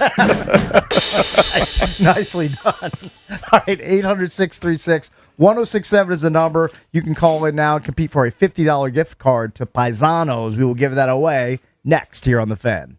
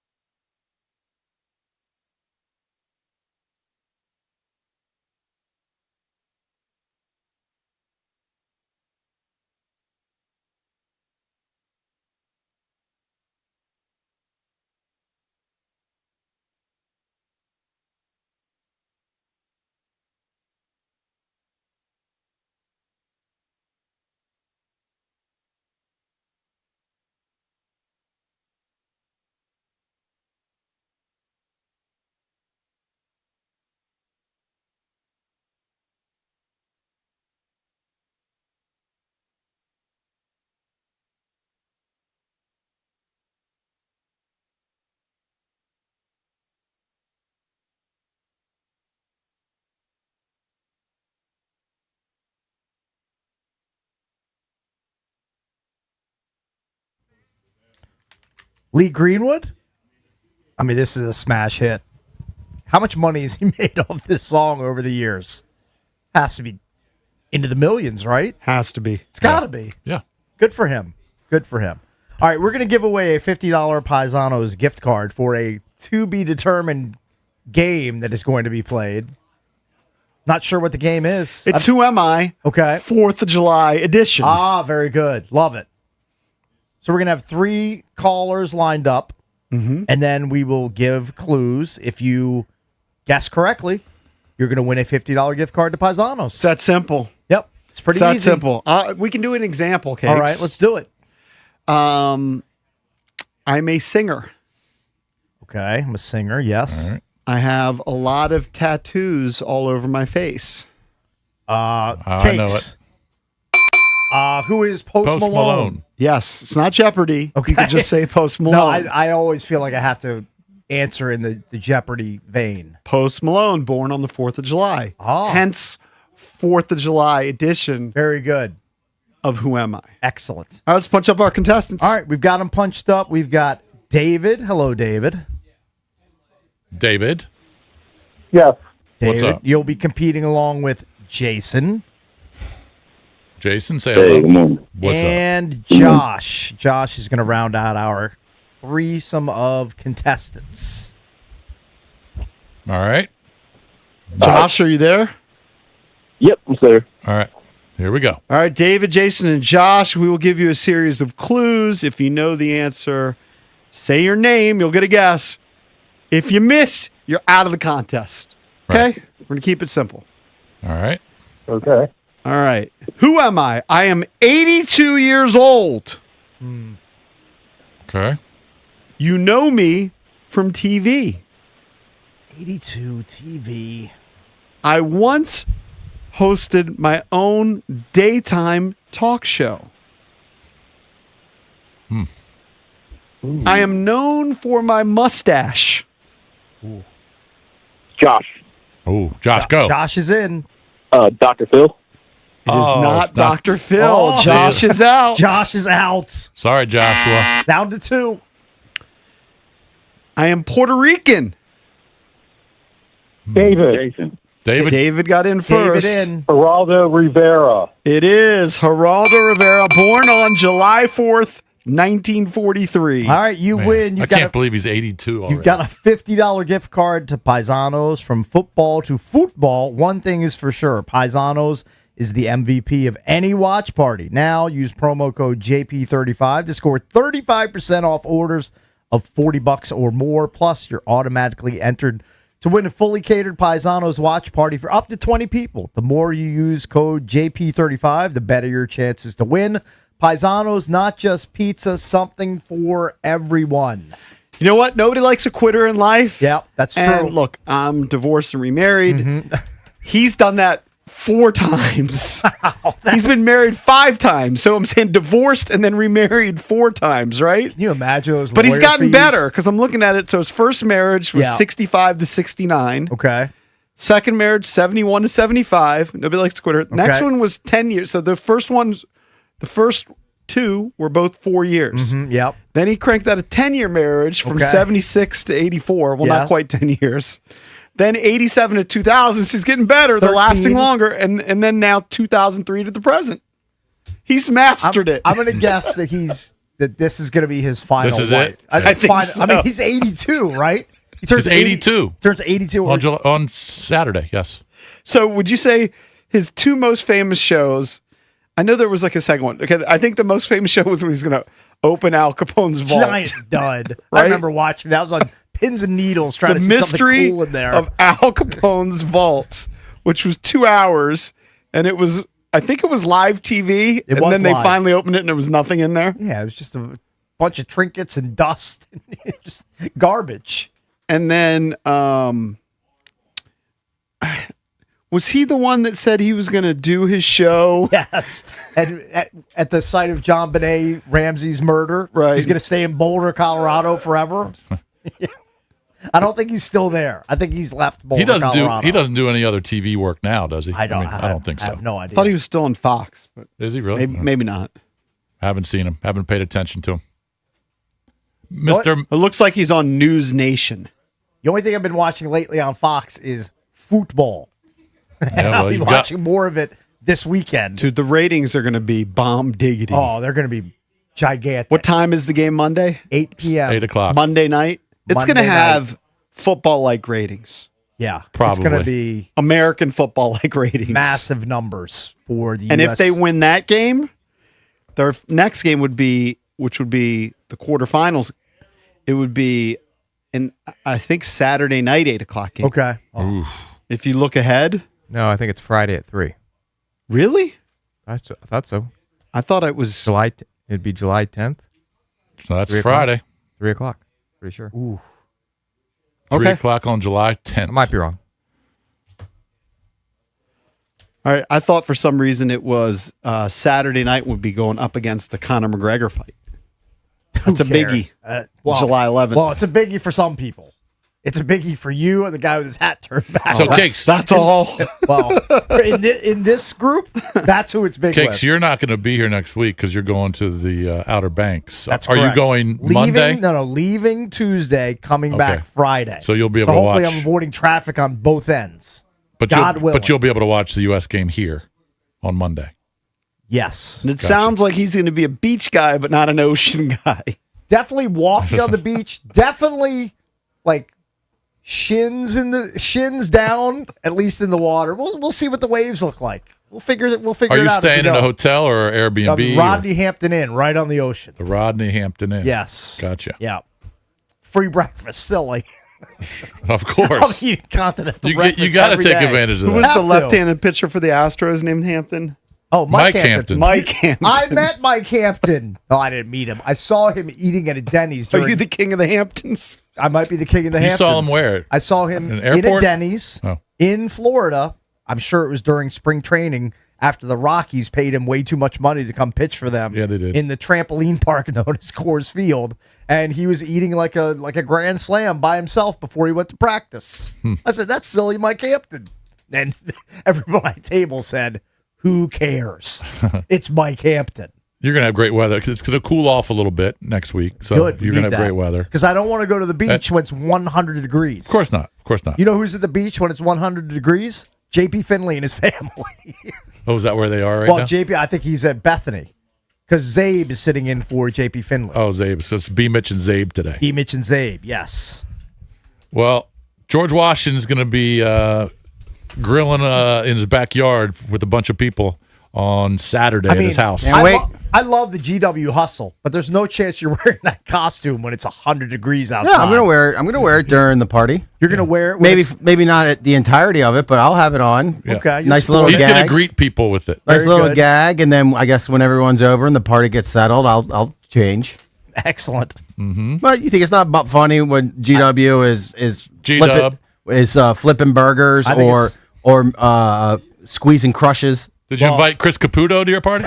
Yeah, you should invite him. And in GW's honor, you should make some hoe cakes for breakfast this weekend. Just find the recipe. We'll do that after the candle making. Okay. You're going to dip some candle. Yeah. I love it. I hope Drab's ready to churn butter. I mean, these hoe cakes look delicious. All it is fried cornbread that you put butter and honey on. That sounds delicious. Maybe some maple syrup. I could do that too. Yeah. You know what? I might have to ask my daughter to make us hoe cakes Hoe for cakes. breakfast in honor of one of the founders of this great country, George Washington. And thanks to our caller, I learned wood teeth, the myth. Guy had ivory teeth and other people's teeth. Too much bacteria.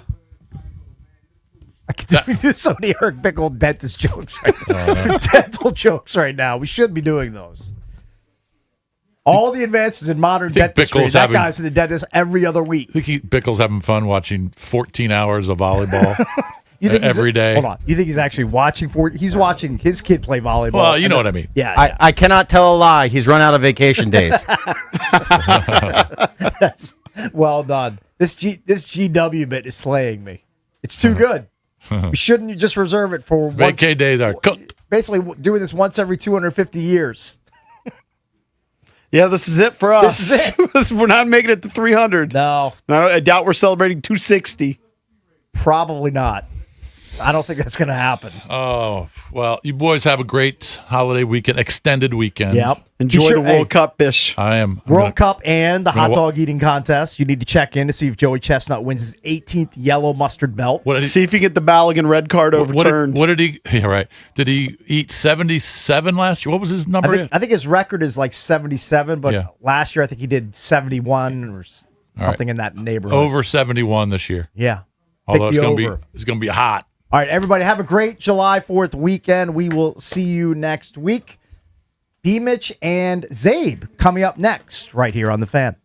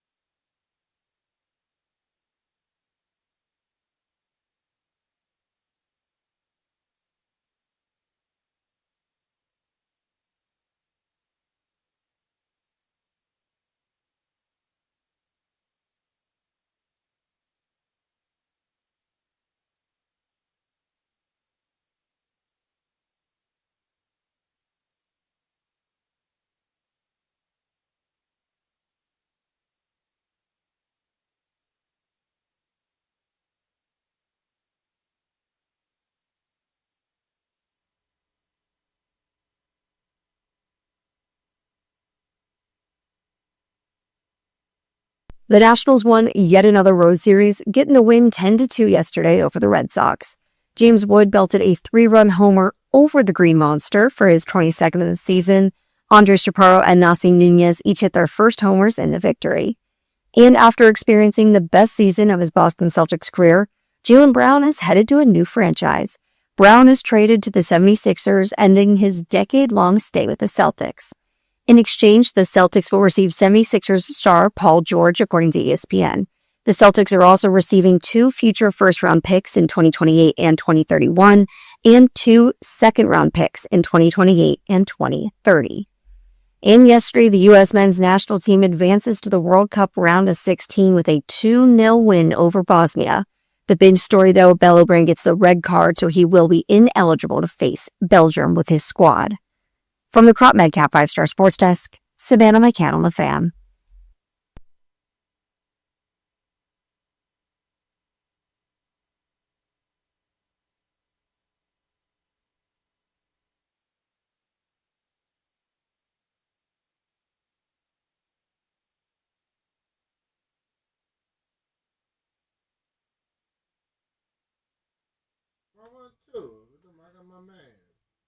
Are we good at soccer now?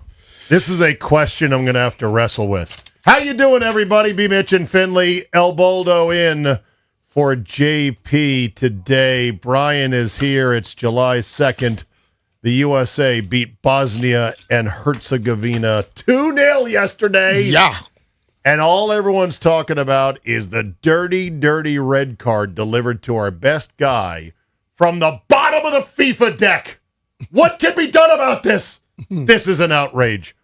Every 4 years, like clockwork, B. Mitch, those of us who otherwise ignore soccer come flooding into the tent.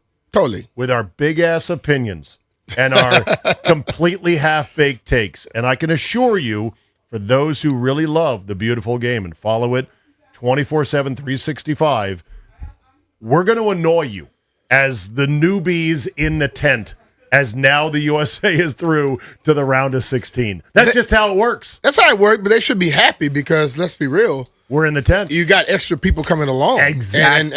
And you're increasing the size of the people that are enjoying it.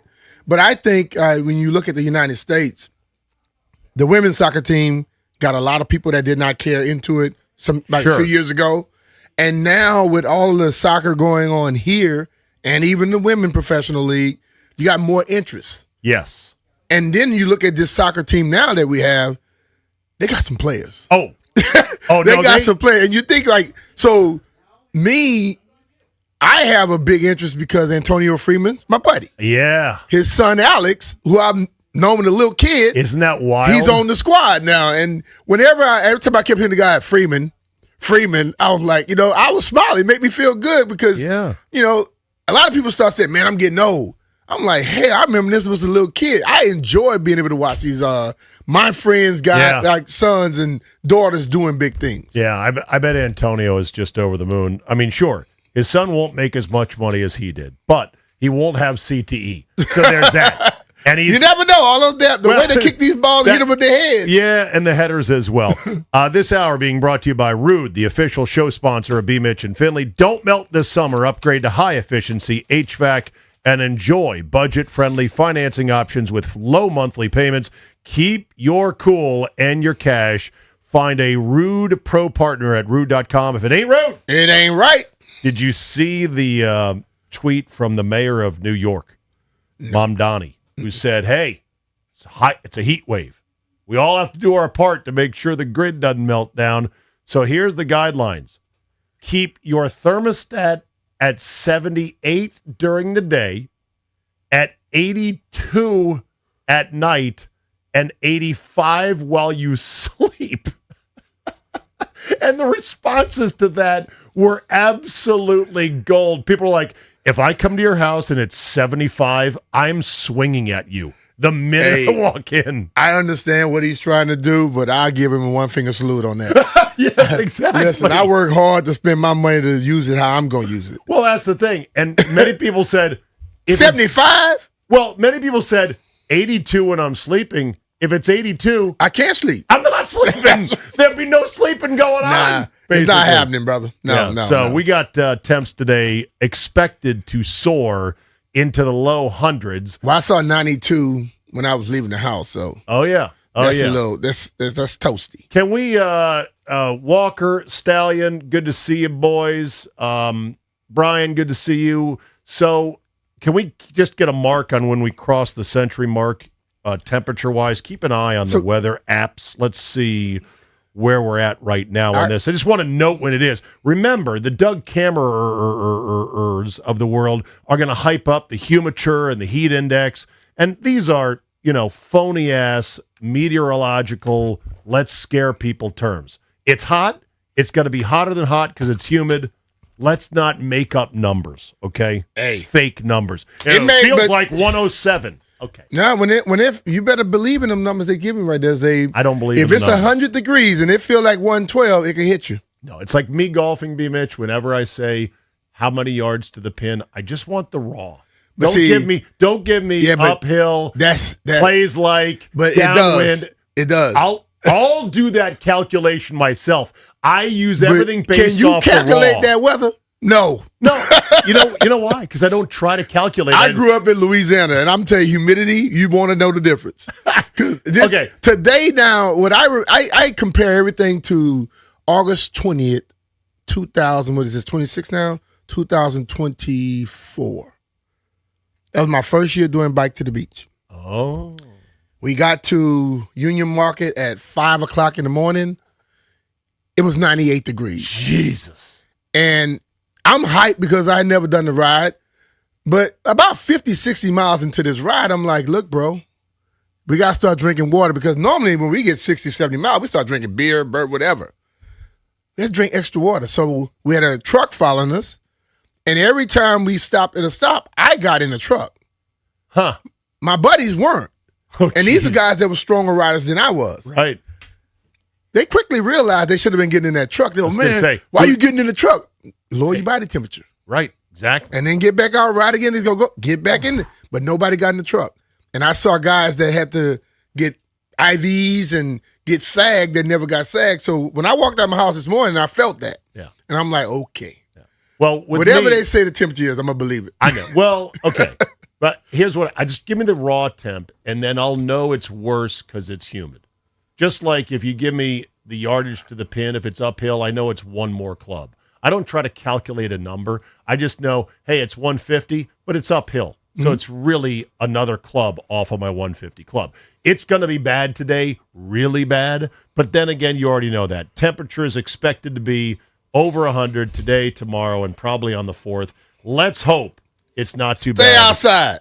Stay in the house. On the 4th. Producer Ryan Clary was at his community pool at the apartment and claims to have lost 6 pounds of water weight literally just lounging around. No. I don't believe it. Yeah, I'm going to tell you, that's a hell of that's a lie right there.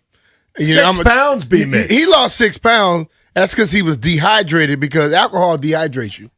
All right. I was not. I had like 2 drinks. Ryan, I was not drinking. I only had 2 drinks. Yeah, 2 drinks. Boy, that's some girl math. Each one of them had this much liquor in them.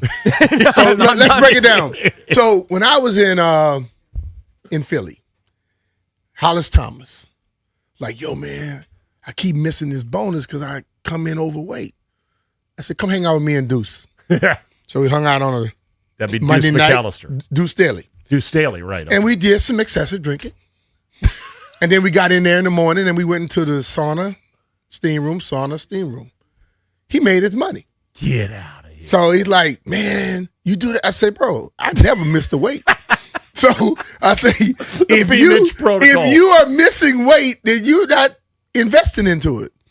You got to either dehydrate yourself or dehydrate. And once you weigh, they don't weigh you again. Yeah. So as soon as you come out, get on the scale, start drinking Gatorade. You're back. You're good. It's like passing the drug test. So You just have to pass you the got drug test 5-6 once. figures on the weight. You don't miss that, dog. Hell yeah. You should be giving that seminar that all the players blow off. The one where, Chris Carter's like telling Teddy Bridgewater, get a fall guy. So, Clary, really 6 pounds of the pool, honestly. I swear to God, 6 pounds. I was there for about an hour and no water, 2 drinks, 2 cocktails. A little bit of movement. I swam a little bit. So if you swam, you're working out. You don't understand that? Yeah, but I mean, a little bit of like a swimming is a low impact It thing, is. but it burns way more calories than people would think. It is. Okay. Full body workout. All right, Walker, are you expecting to do the B. Mitch diet at any point this long No, weekend? he can't drink coming up? anymore. No. He drink one drink now. He ever since he lost some 2 people that he was carrying around with him, he was a fat ass at one point. I remember. Yeah. I was Now there he's for that. skinny. One drink, he's done. No. 3. What? 3 is my limit now. Well, that's good. 3 is That's my limit. good. You still 3, get to the. you remember the little ponies used to drink? The Miller Lite? That's what 3 of those he's done. Yeah, but that just means he has to spend less to get into the zone where he wants to be. The funny, relaxed, that girl looks cuter than she probably is zone. He already thinks that naturally. It's a natural mindset. That's a natural mindset? Yeah. Everybody cute. 3 ponies. Every girl look like Beyonce, baby. What did Barkley say? No, they don't. What did Barkley said? You can drink them pretty. You can't drink them skinny. That is so wrong. All right, let's get into this soccer thing. USA 2, Bosnia-Herzegovina 0. Red card via VAR to our best guy, Flo Balogun, who had another goal in the 45th minute, meaning he was out for the second half of the game, almost all of it, and he's out for the next game against Belgium on Monday. The whole game? The whole damn game. Now, as I'm watching, because remember, I'm a regular in the Church of Soccer every 3 years and 11 months, like clockwork. 3 years, 11 months. Hi, I'm here. Mm-hmm. And then I watch soccer, and I remember all the reasons that I don't watch soccer, because the flopping is out of control. Oh, yeah. The referees' cards are capricious at best. The offsides rule is mysterious and indecipherable many times, where I'm like squinting going, I don't see it, Elaine. What does he mean he's offside? But that's fine. If you love the game doesn't need me, by the way. The sport doesn't need me. It's the most popular sport in the world. It is a financial monster. FIFA is having the most amazing World Cup ever because they came to a place, America and Mexico and Canada, that didn't have to build a single stadium. Yeah. Brazil had to build them. They're half empty now. Russia had to build them. Same thing. Mm-hmm. Qatar killed 300 workers building them. They're half empty. We're like, yeah, we'll use our stadiums. Yeah, we're like we'll pick the 12 best, and then the visitors from Europe are like, wow, you have such nice stadiums, and I hear that you have ones that are even bigger than this. We're like, yeah, they're college stadiums, but you know what they said? They don't have the nice luxury suites or the concourses, so we're not using They said, them. we know that you all getting money off of this, but you got to take their name off of the stadium. That's it. That's it. They did that. And so this is what really, really angers me. Everyone agrees the red card for Balogun is way excessive and not warranted. That it was applied using video-assisted review, VAR, in a way that they say don't do this. They say don't use VAR for still frames or slow motion. That's what the rules say about VAR. And they basically said, yeah, this looks like a dirty play. There's countless other dirty plays by other players like Messi that were not called red cards or even yellow cards. And the play on the pitch was not even called a yellow card. So to take a guy out for a game and a half, our best guy, as we are finally climbing up to the steepest parts of the mountain to make a run at winning this thing, they take our best guy away. It's dirty pool. And I'm thinking, we covered up our ketchup bottles for this? F these guys, FIFA. Now, in theory today, they could reverse it or downgrade it to a yellow. Everything I've read, B-Mitch, says that is unlikely. Very unlikely. It may be unlikely, but I just still think they're a much better team. But I watched the game, and Brian know my comments. I'm concerned about the goaltending. Why? That dude was out of position, y'all. If Bosnia-Herzegovina was any good, we lose that game last night. They whistled. He was out of position too. When he tried to come and grab the ball and completely missed it. Brian, do you concur that freeze is not what it's all about? It's really ironic because our teams have been so bad, but the one bright spot every World Cup has been our goalkeeping. Right. This year, it's the complete opposite. All three of them. Freeze is our best option. It's bleak. Last night he was out of position too many times. Well, they had some rockets that just miss the post. They missed. There were 2 or 3 in the second half that if they don't put it too wide, he didn't get nowhere close to it. But he dove to make it seem like he was. But we were playing 10 on 11. you know that was bound to happen. You know they were about to get some threats on goal. They had nothing in the first half. They had nothing. And then once they get a man up, they got some opportunities. By the way, Brian, I hear this guy Freeze is like some analytics junkie when it comes to goalkeeping. Yeah, he did this whole study about penalty kicks and that you should just stand in the middle because it's analytically correct. And he's an educated guy, and he wants everyone to know it. Okay. Well, so in other words, he's covering up for the fact that he's a mid-keeper by claiming this mantle of, I'm analytically focused. Pretty much. Okay, so if he don't block one, he's going to say, well, I did the analytically correct thing. I don't want to hear that. See, that's why people in analytics love y'all. But I despise y'all because when stuff goes wrong, you want to tell me what you did the right. No. If you didn't stop the damn goal, you didn't score the touchdown, you didn't do this, you didn't do the right thing. So just because analytics tell you to do something don't mean do it every time. Yeah. Sometimes you got to just do what you think you need to do. How bad do you think the Bosnian keeper feels on the free kick by Tillman? He pretty much conceded the entire front side of the net, thinking, you know what? If he goes this way over the wall, I'll be there to get it. Mm-hmm. And he got one of his big old hamburger helper mitts on the ball, and it wasn't enough. Yep. Because there's too much Tabasco on that ball from Tillman. And that kick from Tillman, if you look at it, it was low enough to where he couldn't see it till late. And it just skimmed the top of the wall. So he caught the sight of it late. Yes. And he couldn't get a jump on it. Like most guys would have kicked that thing wide or higher. See what I'm saying? Yeah. And he'll see it the whole way. That was a hell of a kick. I am also completely gobsmacked at how a guy can get the ball up, but with topspin to bend it down like that. That is some serious soccer magic right there. But that's the level of athletes these guys are. Mm-hmm. They are absolutely phenomenal players and phenomenal athletes. You watch them how they're dribbling and passing that damn ball. Oh, yeah. It's amazing what they're doing with their feet. Yeah. Thierry Henry had the best quote about the goal. I'm just going to call it up here right now. Do you like, actually, it might have been Zlatan. How are you feeling about the post-game and the studio stuff? Because there's been a lot of chatter about that. A lot of people clowning on Alexei Lalas, for sure. Any thoughts on how the studio goes? Or are you not watching very much of it? Brian, first of all, I'm not watching it all the time, so okay. I'm just happy that at least we can hear some of it at the end, and I hope that they could try to make it be better, make me understand it better. All right, Brian, are you tuned into the post-game, pre-game, halftime set, and your thoughts on the three guys? Oh, Brian? No? Not listening? Okay. I was going to go to Brian because it sounds like you are more soccer-oriented. Maybe you are, Clary, as well. Do you guys have any thoughts on the trio of Lalas, Zlatan, and Thierry? I love Zlatan's antics. Henry probably is the most introspective of the bunch. And I think it's funny how much they just both want to kill Alexei Lalas. They do. They can't stand him. Here's the best quote. This is from Zlatan. Okay, this is on the Tillman free kick. Quote, "That is why football is beautiful. You lose a player, everyone expects you to suffer. But then one man walks over the ball with ice in his veins. Tillman didn't just score a free kick. He killed Bosnia's belief. The wall was there, the keeper was ready, but perfection doesn't ask for permission. It simply happens. That's world class." I like it. That's some poetry right there. I like it. From the guy who, when he played for the LA Galaxy, Zlatan, at the end of his career, because we always get these recycled European greats at the end of their careers to play in the MLS. As he retired from the Galaxy, he took out a full billboard in LA that said, "You're welcome, Los Angeles."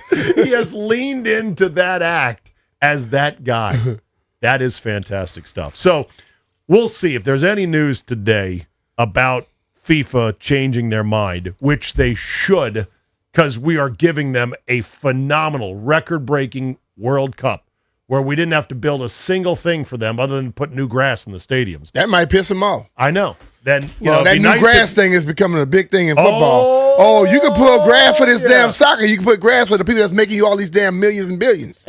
It's like a husband who says to his wife, "Oh, you can tidy up when we have guests coming over. Can we not tidy up on the regular?" All right. 800-636-1067 is the number. I want to get into can you get into soccer now, or is watching soccer every 4 years a reminder of why you just basically can't do it? 800-636-1067 will take your calls. Next, Nats with a big win. Series is good to punk on the worst team in baseball. We got the trade deadline coming up, and it's going to be interesting for Paul Taboni and company as to which way do they go. I don't think they should push in on this. I think this is the time to get Momo assets and then see what comes of the labor situation after the year. But that's just one man's opinion. We'll talk about it next. We are up and running. It is B. Mitch and Finley. Zabe sitting in for JP on a Thursday.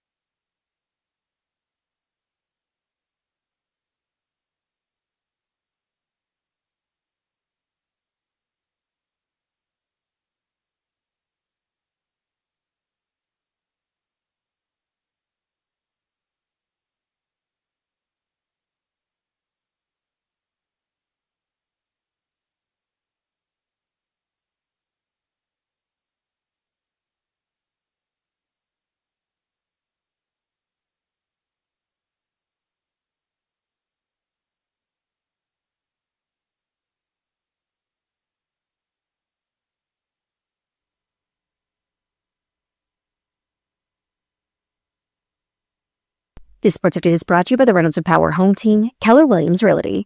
Folarin Balogun is set to miss the United States World Cup round of 16 game against Belgium after he received a red card in the 2-0 win over Bosnia. He was sent off in the 64th minute for a seemingly accidental foul. Once Balogun was sent off, the United States was forced to play the rest of the game with 10 men. As soon as Balogun was sent off, there were hopes from fans on social media that the United States could appeal the penalty. However, FIFA's rules do not allow for an appeal on this type of sending off. Without Balogun on the field, the United States task gets a lot tougher against Belgium. He's been the team's best attacking player and leads the USMNT with 3 goals in 4 games. Want to hear the fastest way to know what your home would sell for? Reach out to Empower Home Team. Simply text your address to 800-763-3000. No phone call, just text your address to 800-763-3000. That's 800-763-3000. From the Crop Metcalf 5-Star Sports Desk, Savannah McCann on the Fan.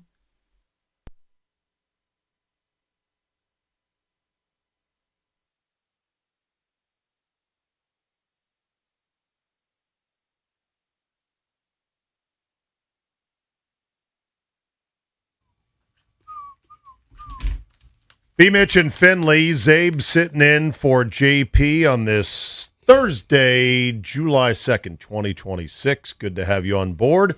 Talked a little bit about World Cup there in the first segment. There's a lot of other stuff, though, that is cooking. This is normally a downtime, B. Mitch, in sports radio, but with the NBA trades happening right now and with the Wizards now being very much in the discussion on potential trades, and with the King himself on the move, LeBron James, there's going to be news. Oh, yeah. Over the course of the next 3 to 4 to 5 to 6 days. So there's that. And of course, we still have baseball going on, which is great. The Nats won yesterday. Series win there. 2 games over 500. The Red Sox are completely terrible, so you got to take that into account. We had an exciting series with the helmet throwing early on in that. But, with trade deadlines coming up in less than a month now. And that's going to be a big discussion point, obviously, on these airwaves. My general feeling, without being as knowledgeable about the team as many are here, is now is not the time to be pushing in just because you are 2 games over, just because you might see a window. And not only that, but I don't necessarily believe it's right to say, well, let's see how they do in this month before making a decision. I don't think you should base the value you can get for a potential trade piece. You shouldn't base that on a month of baseball. Baseball is weird. Comes, it goes, B-Mitch. You're good, you're bad, you're hot, you're cold. Do what you're going to do. Follow the plan is what I say. But you must have a plan. And I think the whole thing about it is they came in to figure out what they had. They start to implement some of their tactics and some of their fundamentals, how they want things to be, and certain people are starting to step up. Correct. I think when you look at it like that, then if they believe they have guys in-house and other guys that they can make better, I don't think you go all in. Because I don't believe they have a pitching staff. Some in? I think you begin to grow your team to where you make people want to come here too, not just have to go get somebody. You have guys that are interested in coming because for me, that pitching staff is not good enough to go do what they want to do. Oh, it's horrific. So if they can try and I think if you try and go get what they need all in 1 year, you deplete a team.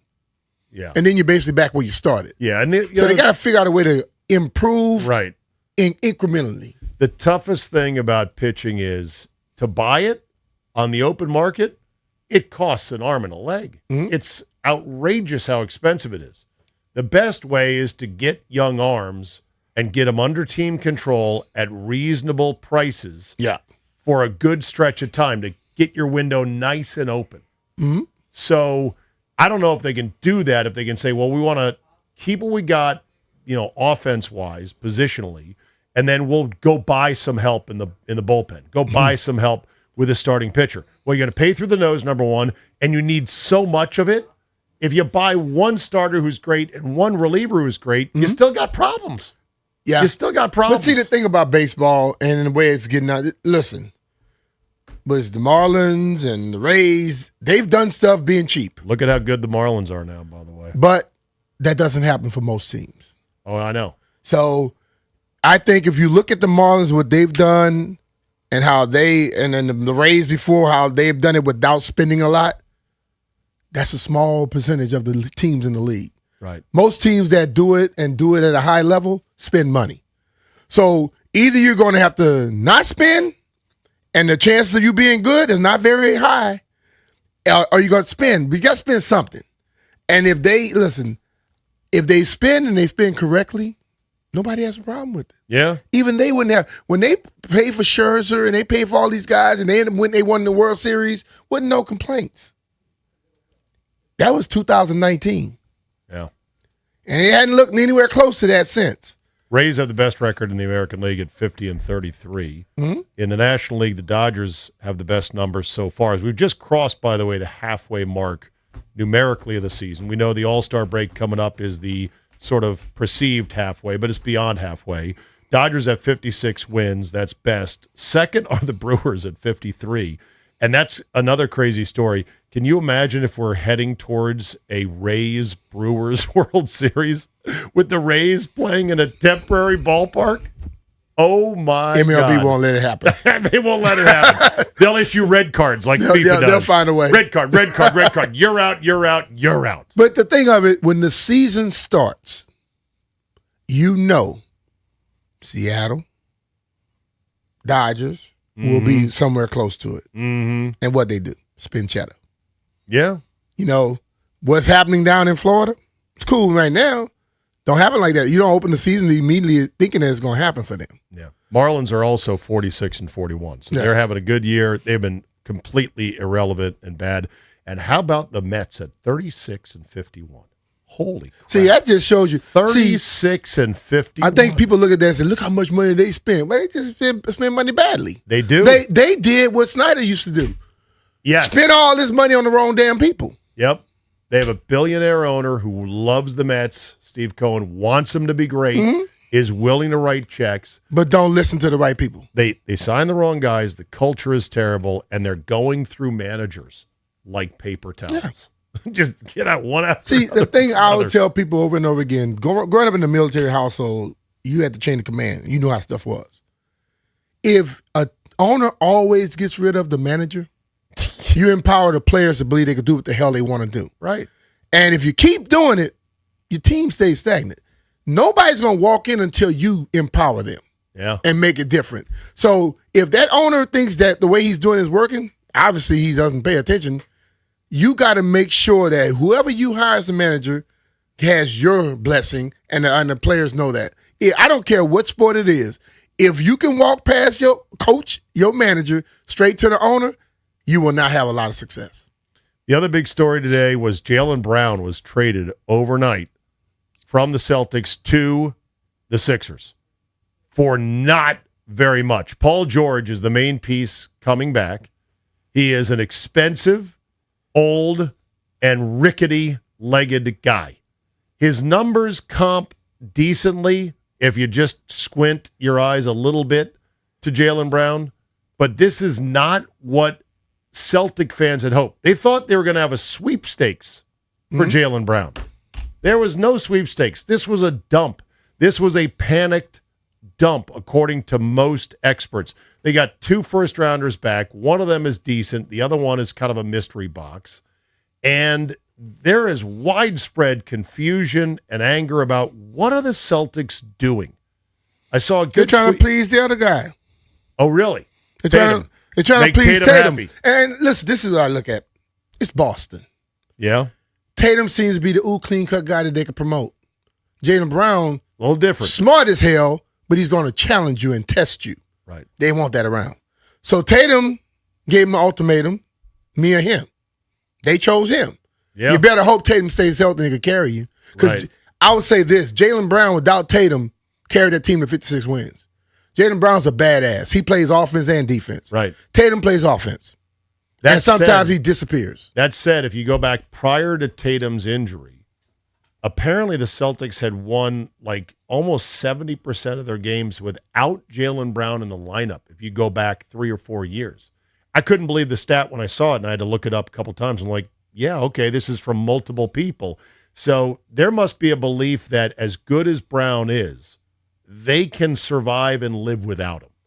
I don't know if that's was true. That about when I thought it was with Tatum and without Tatum that they won a lot with him, but I saw the stat was they won a lot without Jaylen Brown in the lineup. No, I saw the with Tatum and without, and it was like higher with Tatum, but Jaylen Brown was on the damn court when Tatum was there. Okay, all right, I'm going to go recheck. A lot of times, I think when Tatum and Brown were on the court, Brown had as many. He was averaging as many points or more than Tatum.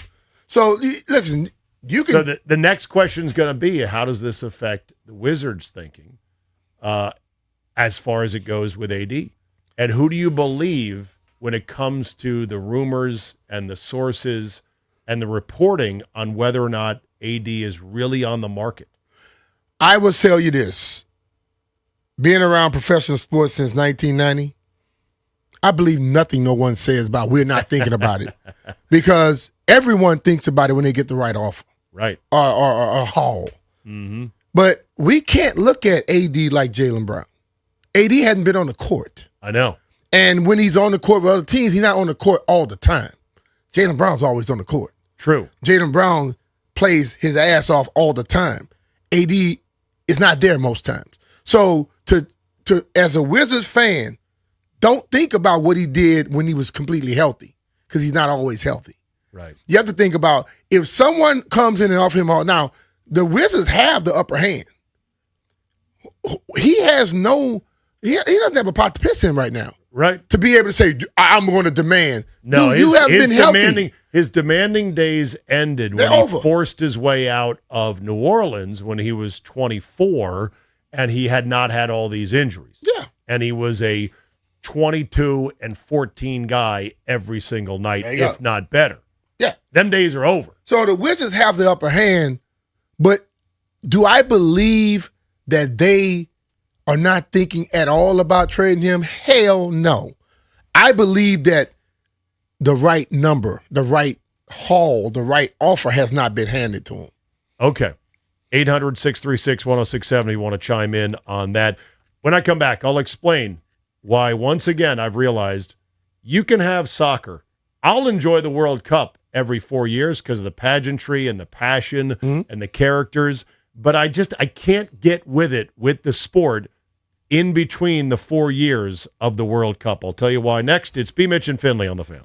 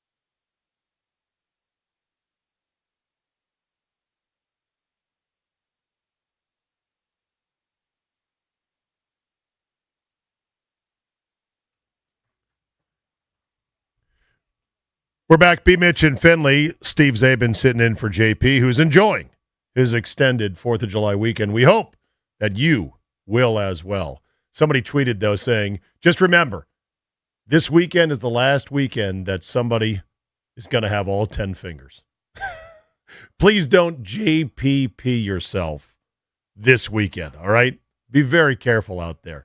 I have seen x-rays, B. Mitch, of post-firework accident hands, and they are not pretty. It looks like a bag of broken bones, all different directions. And I'm thinking, how does that show up on the x-ray? And the answer is the firework blows up your bones and your fingers, and they stay inside the sausage casing of your skin and your hand. And so they have to take a look to go, well, what's left? What can we build back from what is left? Somebody else said, I was at the fireworks store, didn't know if I had made a good selection, but then when the cashier high-4'd me, I knew I had made a good choice. Listen, man, let the professionals pop the fireworks. Just be safe. Well, no. Just be safe. Let the professionals pop them. Let me tell you why. Normally, when the average person that ends up in the hospital popping fireworks, you know what he's done? He's drunk as hell. True. So his timing off, his reaction time is off, and he's like, yeah, good, yeah, poof. Yeah. They like when when a person has a firework thing, unless it's like something that's a little messed up or as what's called what I'm looking for here? A dud or a something misfire. Like that. Yeah. That's when it happens to a sober person. Sure. I say 9 out of 10 people that end up in an emergency room inebriated. Oh, 100%. So well, if you're drunk, back off. Let somebody else do it. The JPP thing, I know exactly what he did. Even though they never really explained what he did, they kind of made it look like, oh, he wasn't careful and he was lighting a firework and it went off. I know this. In fact, I think that Walker knows this too because he is a fireworks connoisseur. We were comparing notes prior to this. What JPP did, without a doubt, Walker, was he was holding a mortar tube with a reloadable mortar tube deal with a shell in it, like an idiot. You're not supposed to hold them ever. And he put the mortar in upside down. When the mortar goes in upside down, because you're drunk, then when the first charge goes off, which is meant to shoot it in the air, it shoots it down into the thing and it doesn't come out. And then the shell explodes, and he had his hand around the tube. That's why he became three-finger JPP the next moment you saw him. That's my theory. How about you? Walker? He had to be doing something dumb. He had to be doing something dumb. Because I don't even say, when I was a kid, right? You know how people shoot the Roman candles? Yes. My boy, his Roman candle caught on fire in his hand. I never shot him again. Yeah. Well, at least Roman candles. Put him on the ground. Roman candles shoot hot magnesium balls that can definitely take your eye out. They can burn you badly, but they don't explode. There's nothing that's going to blow your hand apart. But you still shouldn't hold them and pretend like, hey, look at me. Yeah. I'm a Jedi warrior. Pew, pew, pew, pew. We used to shoot them at each other. Of course. Stupid people. Stupid people. But don't do stupid stuff. You light the firecracker and you throw it quickly. You don't long throw. Because I've seen my buddies go, pow, right here. Right. Soon as that fuse lit, you got to flick it real quick. Get it out of there. But nah, they want to do it a long throw. They did the Burn Leftwich. I did the Dan Marino. Yeah. Quick release. There you go. You bring that thing right up to your ear like proper football coaching. Up to your ear, quick release. Let it go. Look down the field. Coverage today brought to you, basketball coverage on JFK, brought to you by Xfinity. Score the most reliable Wi-Fi. One price, 5 years guaranteed. Xfinity, imagine that. There's also word on the NBA front that LeBron James is considering making a documentary on his upcoming free agency what might be his final year in the NBA. I can't believe that. You're acting shocked, right? Yeah, that the guy who engineered the decision would do such a thing. Yeah, I can. He was going to do it. He now say he'll play also for the minimum. all these different things. We'll see. You know, he had to be influenced by seeing the popularity of the Last Dance documentary. Well, he competes with him at all costs. Oh, he does. Whether he admits to it or not, you know that's in his mind. And look, LeBron has a hell of a resume. He's 24 years into the league, still a 20-point-per-guy game. He is far more useful and impactful at his age than Jordan was. Because Jordan had become just a back-it-down, shoot fadeaway guy that would miss dunks every now and then for the Wizards. It was sad for those of us who were alive and here and watched it. Okay? LeBron is not a sad tale right now. I don't know how much he moves the needle. I don't know how much he can integrate to a team that he decides to go to. But I do know that he keeps score mentally with Jordan on every level, and he probably watched The Last Dance thinking, I need one of those myself. The problem is The Last Dance culminated in the most epic championship ever with Jordan hitting this amazing shot and playing through the flu in Utah. Yeah. I don't think he's guaranteed at all a chance to win a title wherever he goes. He's kind of got, by my count, 3, maybe 4 places he could go.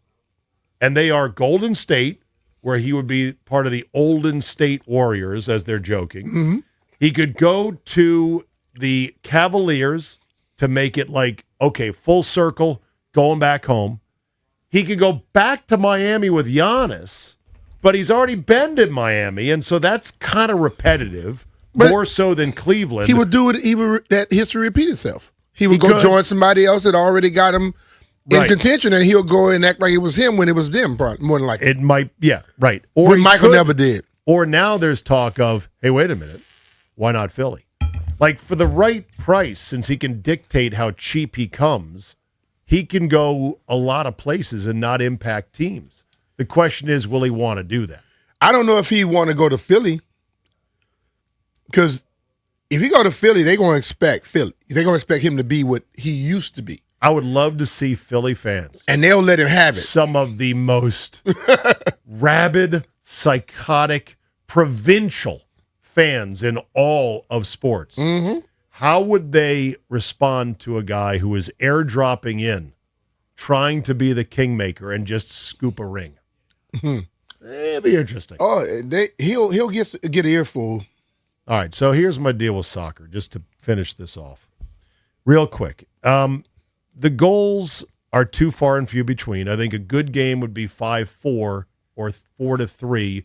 Most soccer games are 1-0, 2-1 at best. I think that the offsides is too strict. I think the flopping is too endemic and just next level in terms of its trickery and fakery. You were going off during the break. Yeah. I stopped you because I want you to give that rant on the air, maybe next hour. And then there's too much corruption, and some of the penalties are so capricious. I mean, Belgium got through with a late penalty kick that was just awarded like, here you go. And it just seems dumb to me. So it's hard for me to get into it. But again, the sport doesn't need me.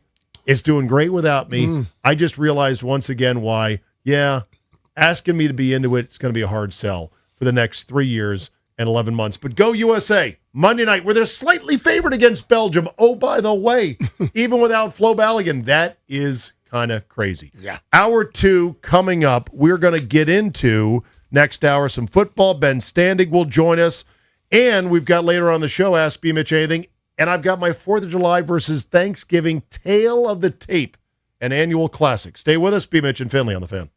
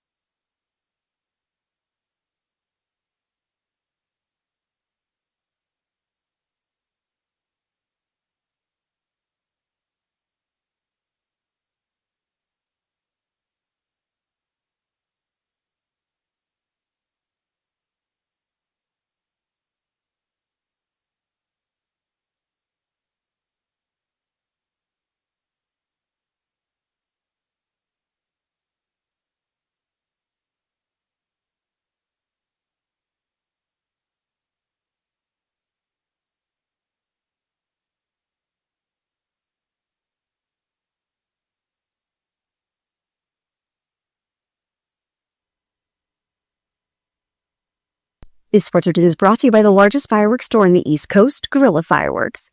The Boston Celtics have agreed to trade Jaylen Brown to the Philadelphia 76ers for Paul George, 2 first-round picks, and 2 second-round picks. But that might just be the first domino to fall in Philly. LeBron James has instructed his agent Rich Paul to canvass the league to find him the best place to not only compete for a title, but also to be happy. So a lot of the early focus has been on the Warriors, the Cavaliers, and the Heat, but a new contender has just emerged, the 76ers, after this trade for Jaylen Brown. And some great news for Caps fans. General Manager Chris Patrick told ESPN last night that his team still has enough room in its lineup and under the salary cap to bring back captain Alex Ovechkin, despite adding several high-profile players through trades and free agency. Guerrilla Fireworks, the largest fireworks store in the East Coast, is now open, featuring all major brands, rockets, mortars, artillery shells, Roman candles, and more. 30 minutes from the DMV in Charlestown, West Virginia, Guerrilla Fireworks is 1 mile from Hollywood Casino. Celebrate 250 years of America by lighting up the sky. From the Crop Makeout 5-Star Sports Desk, Savannah McCann on The Fan.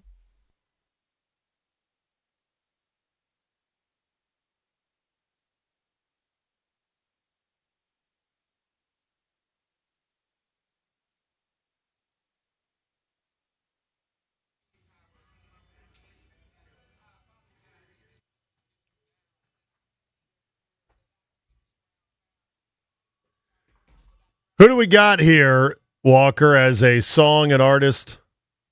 I'm not familiar. Oh, wow. I know, I'd swim in different waters than you do. Just give me a little heads up. That is the International Players Anthem. It's Outkast featuring Pimp C, Pimp C, Bun B. Yes, Outkast. Is it a love song? Yeah. Sort of love. Sort of kind of love. Yeah. Kind of love. Jilted love. They made some love. They made some love. Okay. UGK is their name. UGK Okay. and Outkast. I could not think of their name. I was going to use it as a tie-in segue to this Taylor Swift wedding over the weekend, which is now happening. It's been confirmed at MSG. And technically, it's a sports story, B. Mitch, because she's marrying a football player in Kelsey. Mm-hmm. And I'm old enough to remember when this thing started. And everyone's like, this is for PR. It ain't gonna last. It ain't gonna last. This is fake. This is astroturfed. Well, now they're gonna walk down the aisle. I have a buddy who but says that statement, it ain't gonna last, still stands. You never know. We'll see how long it why lasts. are you hating against it? I'm not hating why against it. Why are you rooting against it? No. I just this know thing's how going all the way to Beautiful Babies. And I know happy how a ending. lot of this stuff happens. A whole album about how their beautiful life I is hope now. it works. I hope it does, but when you hear people saying certain things, it may not. Yours has worked. You're on your first T-ball. Yeah, but it's like, how many of them don't?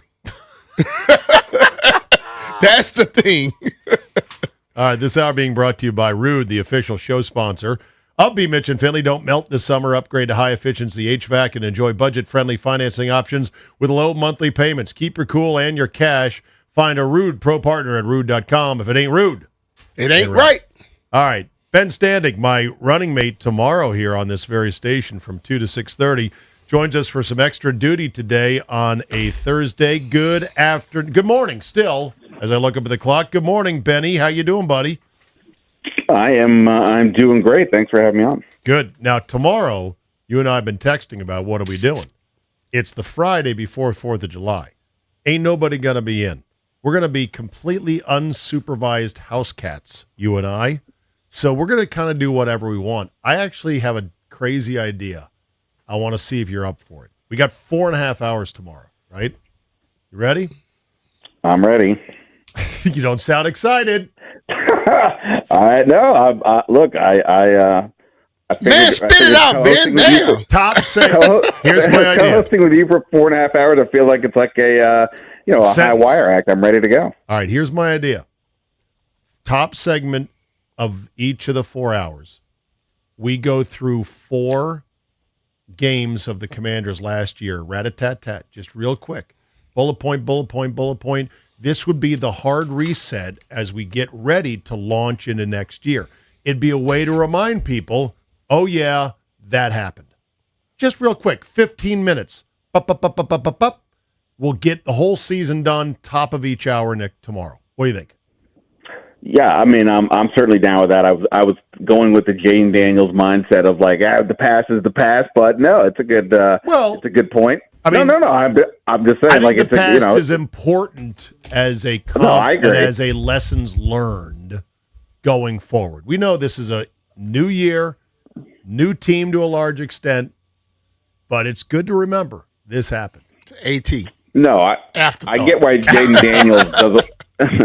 I get why he doesn't want to keep talking about it, but yeah, no. I mean, obviously, in order to figure out what's going to potentially happen this year, you got to figure out what went wrong last year. I mean, even like when discussing like the moves that they made, it's not just enough to go out and get a bunch of guys. They had to look and say, okay, our pass rush was a mess. We were too old, too slow on defense, and then they went out and made the moves to fix that. Like, so you got to pay attention to the past in order to make sure the present looks better. So yeah. I'm with you. Let's do it. Okay, all right. So we're now in what I like to call, Ben, the please don't get arrested portion of the NFL calendar, because literally these are the last 3 weeks before guys start reporting to camp. Luckily, I think the Commanders have been pretty good in terms of keeping out of trouble. What do you think is going to be the focus once camp opens? And give us the actual dates later this month of when things will start rolling out. Yeah, the rookies report on July 24th, the vets July 28th. I mean, look, obviously by then maybe we'll know what the deal with Brandon Ayuk is. So obviously if he is there or if that's still lingering, that's going to be a huge topic. Putting that aside, I mean, I think it's, training camp, maybe not the first couple of days of camp, but eventually we're going to finally start to see a little bit of what's really going on with the offense and the defense. I think the defense we already, under the new coordinators, I think the defense we already have, a pretty good idea. Guys blitzing from all different angles. A lot of guys rotating in and out on the front seven. Sonny Styles, Odafe Owe. There's a lot of interesting there. The offense is a little more interesting from that perspective. And again, they're not going to unveil too much. But what kind of formations are they going to have out there? What kind of routes they're going to be running? Terry McLaurin's not going to be stuck on the left side as he was a year ago. So where does he go? How does Bill look after he basically only did a couple of days work of practice in the offseason program? How does he look, particularly in the passing game? That could go a long way towards determining the running back hierarchy. So I think the offense to me is just probably in particular the talking point. Obviously, Jaden Daniels connects to all that as well, obviously. What changes do you anticipate this year? Like when you look at the offense, okay, you say they're not going to show us a lot, but you got to see the base. Will the bases be different? Yeah, I think one of the things that will be different is more 12 and 13 personnel compared to last year, where it was basically really the last few years, where it's basically just been 11 personnel, 3 receivers in some capacity. With Chig Okonkwo and John Bates, and I think Ben Sinnott, looked like he had stepped up. So based on what we just saw in the practices, I think having 2 of those guys out on the field is probably going to be something we see far more of than we did a year ago. And then that obviously means only 2 receivers out there. And, for a group that has questions after the first receiver, I think that's not a bad way to go until proven otherwise. There's also, trend in the run game, they'll be leaning into zone blocking, and that's where, the athleticism on the line comes into play, which is why Brandon Coleman, I think, is one to watch at left guard.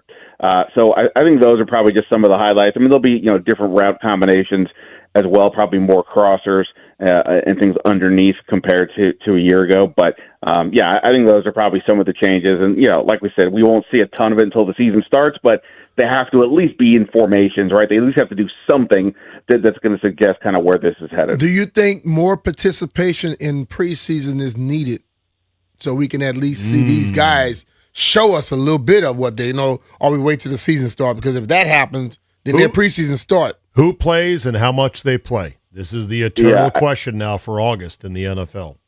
Right. I can't remember, B-Mitch, if you told me this or Doc or one of you guys who played were like, hey, the only way to get better at football is to play football. That was my quote. Yep. That's very smart. Yeah. Wise man. Yeah. I mean, obviously they do have the 2 joint practices, and, I think that is the teams always say that's probably where they get their better work in, because they can control, what's happening. And, let's just assume that those things do take place. Maybe that means if they think they got enough work there, that maybe they only have to use the starters for a little bit in preseason. I mean, a series or two, but even that, is that really enough? It's hard for me to say. I get the injury concerns, and after last year, I really get the injury concerns that anybody might have. Obviously Jaden Daniels first and foremost, but I kind of feel like you probably need to do that. To go all that time and not have any, live action just seems unwise. And football people, things happen. So I would like to think the answer would be to play a little bit, but realistically, what are we talking about? Maybe in the second game, a series or two, and that's probably about it. Now that we're down to 3 games, if it were me, Ben, I'd go the quarterback sits out the first one, your starter. Then he plays a quarter in the second one. He plays a half in the third. And we call that good enough. Accepting the risks of, injuries are real, they happen, but we need to get some reps. Would you think that's a reasonable dosage? Yeah, I mean, I think so. I mean, maybe not a half. That's too much. In this day and age, it just feels like it's a lot. I mean, obviously back in the day, that was like kind of the norm. Yeah. But it just feels like that's, if we're going from nobody plays, a half feels like it's probably overly aggressive. But, look, go out there, put in some of the work. Look, if they go down the first drive and they get a touchdown right away and they're doing, everybody looks pretty crisp, maybe you decide, okay, we're good. But, if you go out and it's a 3 and out, or, there's a false start somewhere, or, it's just not quite clicking, then maybe it stays a little bit more. So to me, it always feels like it should be, they should play a bit more, but again, I totally get the risk and the position they would be in if somehow somebody of significance did get hurt in a preseason game that they'd never hear the end of it. Yeah. All right. So I got to ask about the turf in the World Cup, because many football players are chirping, saying, "Oh, you can do real grass if you really want to, and if you're willing to spend for it." I've watched videos, Mitch, of how this stuff has been imported and put down. And for a grass nerd like myself, it is fascinating. Mm-hmm. It's also very expensive and very exotic. It's like a 90-10 hybrid that's like 10% synthetic, but it's grown in like places like Seattle, shipped down to LA, and installed meticulously. And while in theory, they could have your guys play on that surface. By your guys, I mean football players. People forget these soccer players are dainty little pixies by comparison. They're 160 pounds, and they're not leaning on each other. There's no 300-pounders digging their cleats in. These grass fields you're seeing for the World Cup are hosting 3 matches in a month, and there's no 300-pounders. You try to do this in the NFL, these fields are going to get torn up. That's just my 2 cents. I want to hear yours, Ben, but let me have B-Mitch check in first on the field issue. They get torn up, but you know what? They can put them right back together. And I think it's expensive for you and I. It's not expensive for the NFL. Okay. Okay, and then what they do, they always go into partnership with the people that do it, so they're not paying the dollar that anybody else would normally pay. Okay. Turf. That twine that's in there that they get caught in shoes, knees get messed up. Synthetic. Okay, all of the ground up tires and the new little synthetic stuff now, that stuff is becoming the carcinogens that's coming from it is causing issues with players. That's been proven. Okay. So all of it's expensive per se, but nothing is better than natural grass. Oh, it looks so good. The fields look amazing. The natural grass is what they got to find a way to do it, because if Arizona can do it, did you see the Bernabeu Stadium? Yeah. Real Madrid? Yeah, where it goes underneath. Yeah. It's crazy. They spend that amount of money on their athletes. The NFL, they always talk about we care about our athletes first. Show them. Ben, do you think we're going to end up with actual grass in our indoor stadiums for the NFL at some point? I mean, and maybe at some point, but I don't think that some point's around the corner. I mean, I think ultimately, kind of what to piggyback what B. Mitch was just saying, between the grass, between games players having to play like on a Sunday and then a Thursday or other quick turnarounds, the 18th game likely. Even though it seems like the league should care about improving the product, making it so that the players can give maximum effort, they have all the rest they need, so that when the people go to watch the games, that they're getting the best product they can. That aspect has not been part of their playing. They at this point, I guess, just go with the belief that we're all addicted and it doesn't matter who's out there. You know, somebody will be running around in a burgundy and gold jersey, and that's all that matters. So until that shift happens, where they actually start investing in the product in this way, I just don't see the field getting replaced. You know, I mean, maybe there's a team or two that decides, hey, we should do this, but in general, I doubt that push is coming anytime soon. Trent Green was injured with 1:31 left in the first half that year for the Rams, 1999. Right. It was the final preseason game. He was 11 for 11 in the game. So obviously they're going against very vanilla schemes, and he probably shouldn't have been playing there. And it's deep into the preseason, and he got hurt then. And I don't think the league has ever been quite the same.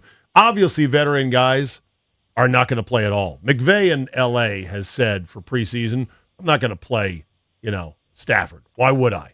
Mm-hmm. But for Daniels, I think he probably needs to play. All right, you also wrote on your Substack, Ben, a little bit about Anthony Davis. So I'm curious to hear your take. Yeah, I think from the moment the trade was made, and look, that trade was very surprising that of all the teams he got traded to, this team, the one that was winning, had won 50 games over 3 years, that was all about rebuilding, didn't seem like the type of team that would make a trade for a 33-year-old center, a very good player whose timeline is about winning right now. That's why from the moment they made the trade, I think everybody in national media, maybe even people around town, have just figured, okay, well, where is he going next? There's not going to actually play in Washington. I think Washington has a say in this, and I think they are intending on keeping Anthony Davis. Now, I think they're also not stubborn in that regard. If somebody came to them and said, hey, here's X amount of picks or some young player, to make it worth their while, I think the Wizards are like, cool.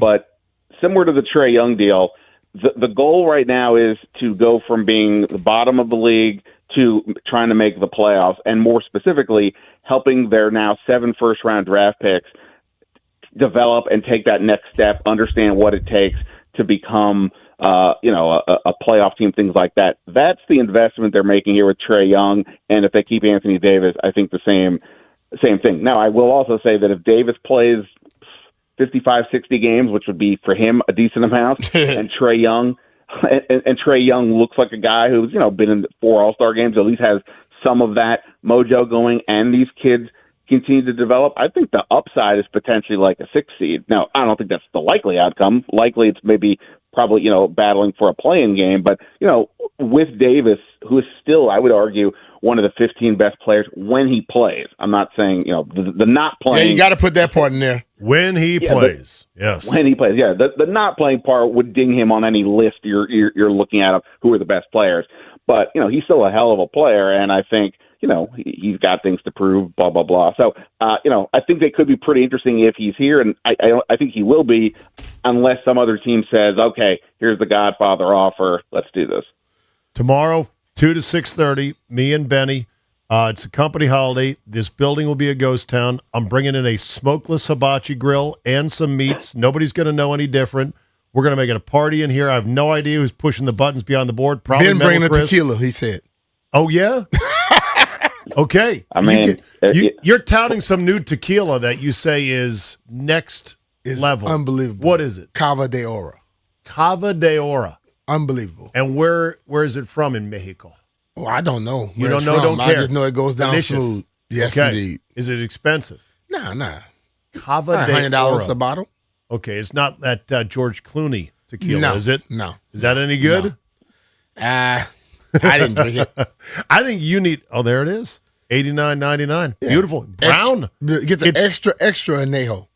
Okay. It looks brown. It looks almost like a whiskey. Yeah, it tastes like it. It tastes very much like a bourbon. Oh, beautiful bottle. All right. Yeah. I'll bring a bottle of that as well. All right, Ben. Benny, all you got to bring is buns and maybe some cookies for dessert. We'll have a party. Dessert. That sounds like a Ben thing to bring to a party. Yeah, boy. Okay. All right, Ben Standig of the Last Man Standing podcast and Substack. Thank you very much, Ben. All right, Ben. Be cool, brother. Thanks, guys. See ya. All right, coming up, the simplest argument on whether to keep or trade Anthony Davis. It's B. Mitch and Finley. Steve Zabin sitting in for JP.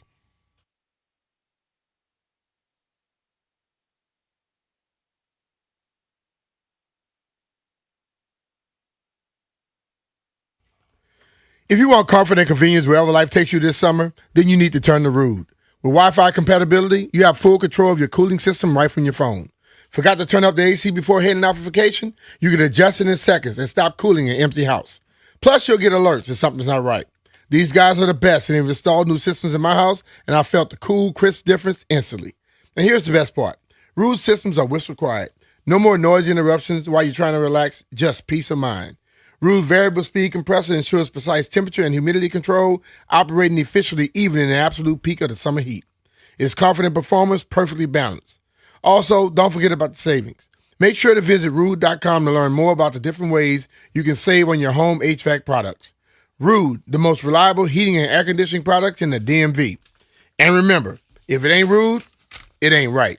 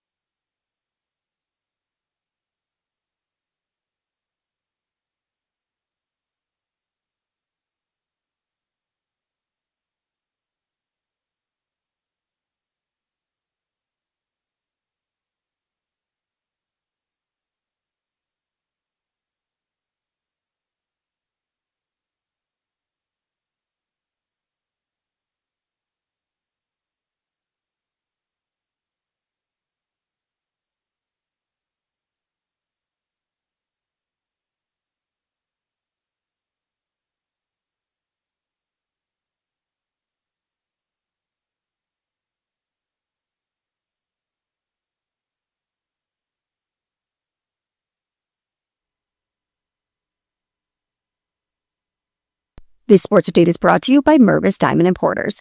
Nobody pays retail anymore. Why should you?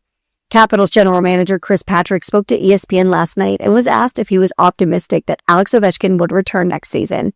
He instead talked about the busy offseason the Capitals have had, citing the fact that Alex Ovechkin is a competitor, so he thinks that everything that they've done will help inform his decision on whether or not he wants to come back.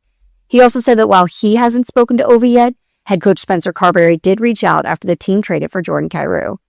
And over in the NBA, Jaylen Brown has a new home. The Celtics agreed to send the former NBA Finals MVP to the Philadelphia 76ers in a blockbuster trade in exchange for Paul George, 2 first-rounders, and 2 second-rounders. When you're ready to pop the question, think Mervis Diamond Importers and Tacori. Mervis offers unbeatable value, while Tacori brings handcrafted detail and signature design to every engagement ring from the first sparkle. For the largest selection in DC, visit Mervis. Go to mervisdiamond.com. From the Crop Metcalf 5-Star Sports Desk, Savannah McCann on the Fan.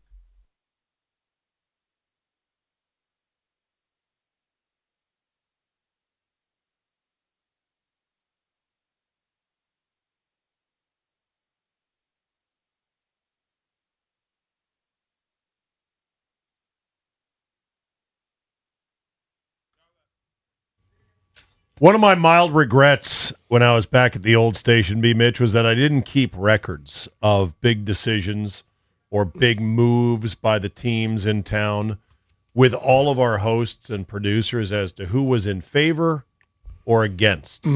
Either drafting or trading or starting or sitting, because I kind of wanted to be able to have that record. I wanted those receipts to go, well, you said we should have whatever on a certain player.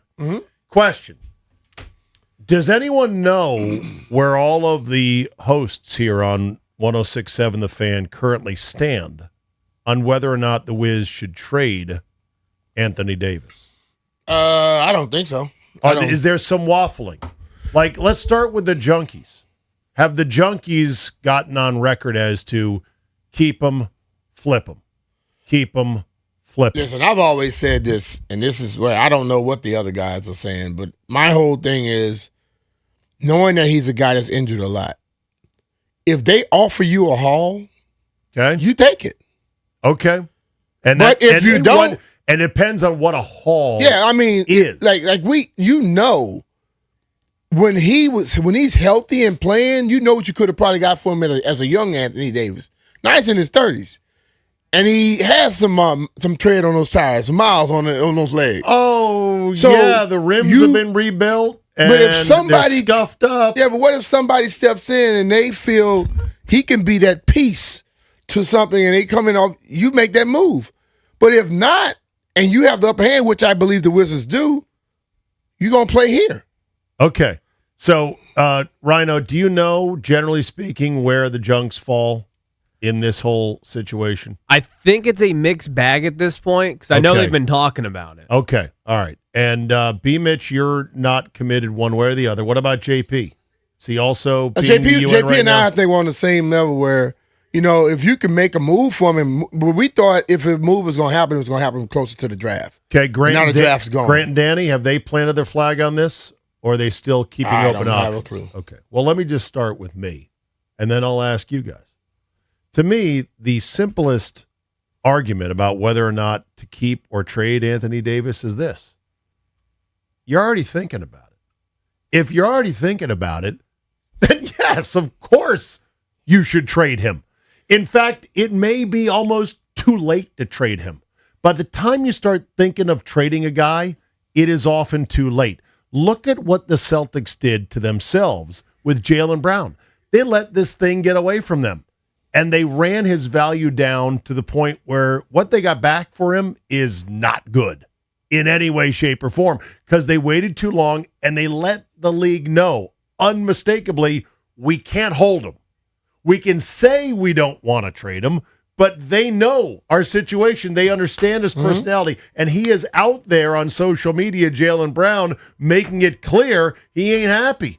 So not only is it scaring away teams from giving the Celtics a haul, but also it pretty much quashed the chance to send him to Milwaukee. Because once Brown was really out there publicly unhappy, Milwaukee got spooked, going, If he doesn't like it in Boston, he's not going to like it here because we have a worse team. We're sending Giannis somewhere, and it's Milwaukee. So we don't want that package. We want the Miami package. So the Celtics have screwed themselves on two fronts because they waited too long, and they got played. But they played themselves basically. So when you're the Wizards, you have a guy in Anthony Davis who is at his theoretical peak of value. And when I say theoretical, here's what I mean. Theoretically, he might be healthy this time. Might be. The thing is, he hasn't played last year, and it's now summer. And so the visceral memory of him being there in street clothes on your bench, eating up $55 million of cap space is not front and center in other teams' minds. You want to trade on the perception and the hope and the dream of an Anthony Davis that probably doesn't exist, and that is the mostly healthy version. So I say, yes, trade him. Of course you would like a, quote, haul, but take whatever is in the ballpark because here's the other thing, B-Mitch. He's got a player option for next year, and then he's out. Yeah. Next year is already here, in essence. It comes so quickly. You have to always be a year ahead. If you keep Anthony Davis right now as the league is frothing with deals, guys being sent all over the place, Kawhi back to Toronto, this guy Walker Kessler, who I don't really know much about his game, being sent to the exciting Whites in L.A. with Luka and company. And then you've got this Jaylen Brown trade. The league is frothy right now. A deal can be done. If you miss this off-ramp, then what's your plan? Play him and hope you're good, and then what, pour more money into Anthony Davis? Because he'll require more money this time next year because he'll be running into his own player option in free agency. I don't want to put more money into the guy. I don't think he'll ever be healthy.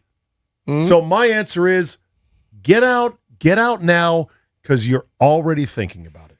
But think about it. The thing I think, I can go along with you that in other sports. Basketball is the dumbest sport in the world. They just trade all the time. Dumbest? Yeah, when the trades, people trade you weird stuff for stuff. Okay. If you get a star player and they say we want Ant with us, they go get him, whatever it costs. So he still has that ability where there are guys in this league that think if he's on their team and he gives them 45, 50 games, they can win a championship with him. They believe this. And ownership and the front office, they'll go with it. So I don't think you just take anything. You got to get some level of value back for him. What that is right now, I don't know.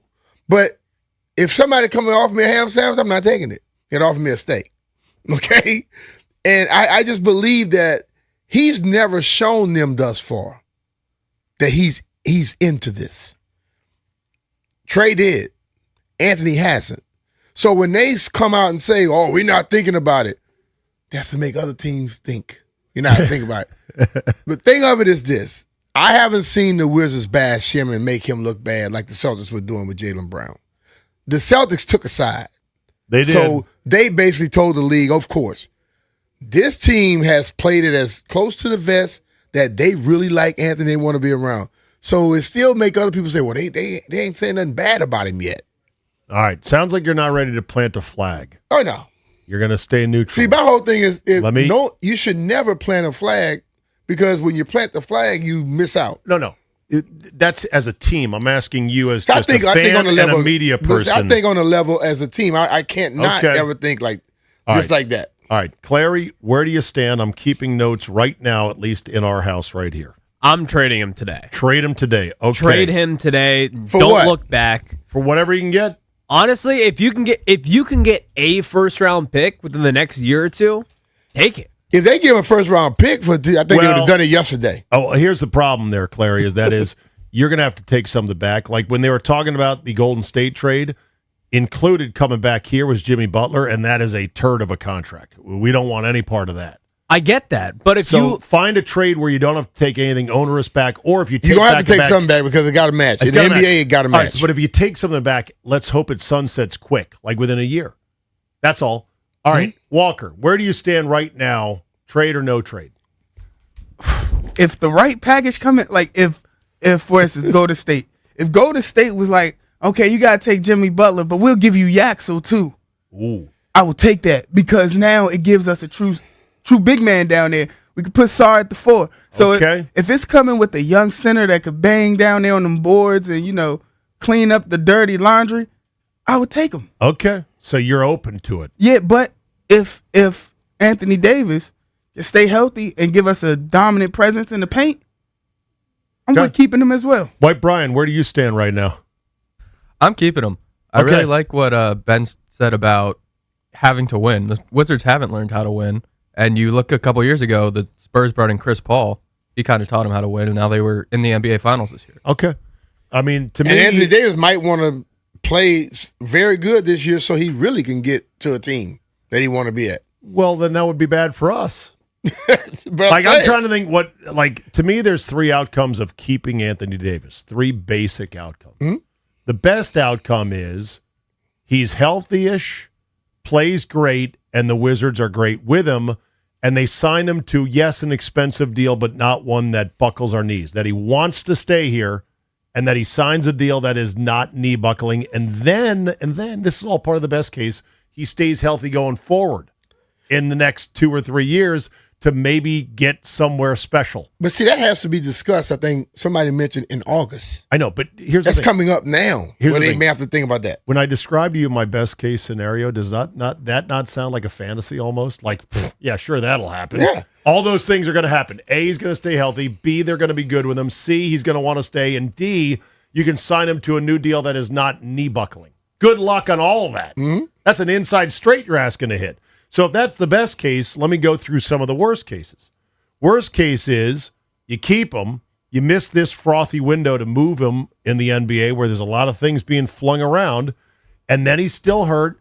He doesn't really provide much impact, and then he exercises his player option and bolts for nothing. That would suck. The third nightmare is he plays kind of good to tease you. You get sucked into the moment, and you put more money into him, and then he really starts breaking down like a 67 Buick, and he's in the front yard, immobile, with weeds growing through his engine block. But see, that's the nightmare right there. But that's the nightmare. But see, that's what the what the front office and owners don't get. They don't get the after stuff happen. Now we can dog it out like what fans and media people do. They got to make a decision on what they think now. And when you sign that contract today, you can't be saying later on I can say I shouldn't have done this deal. They got to stick to it. Yeah. So whatever happens, I forgot who was on the air with us. I think that has to come up on Friday. In August, right? If they decide to move forward with this thing or not. Okay. So that decision's coming. They have to make a decision and on top of it, he can't get top dollar from another team but this team with his contract he has currently. True. So they have the upper hand on him at this point. But the dollars are so crazy, even for not top dollar. That's just basketball. That's how they pay him. I know. But, you go to a different state, you can make it up in less taxes. Yeah. Florida, Texas. But I have learned a long time ago not to look at a professional athlete's salary and care because that's what their going rate is. All right. Coming up, I got to get in on this Taylor Swift wedding at MSG. Either it's the tackiest thing ever or it's brilliant. I've seen both arguments. I'll lay them out next.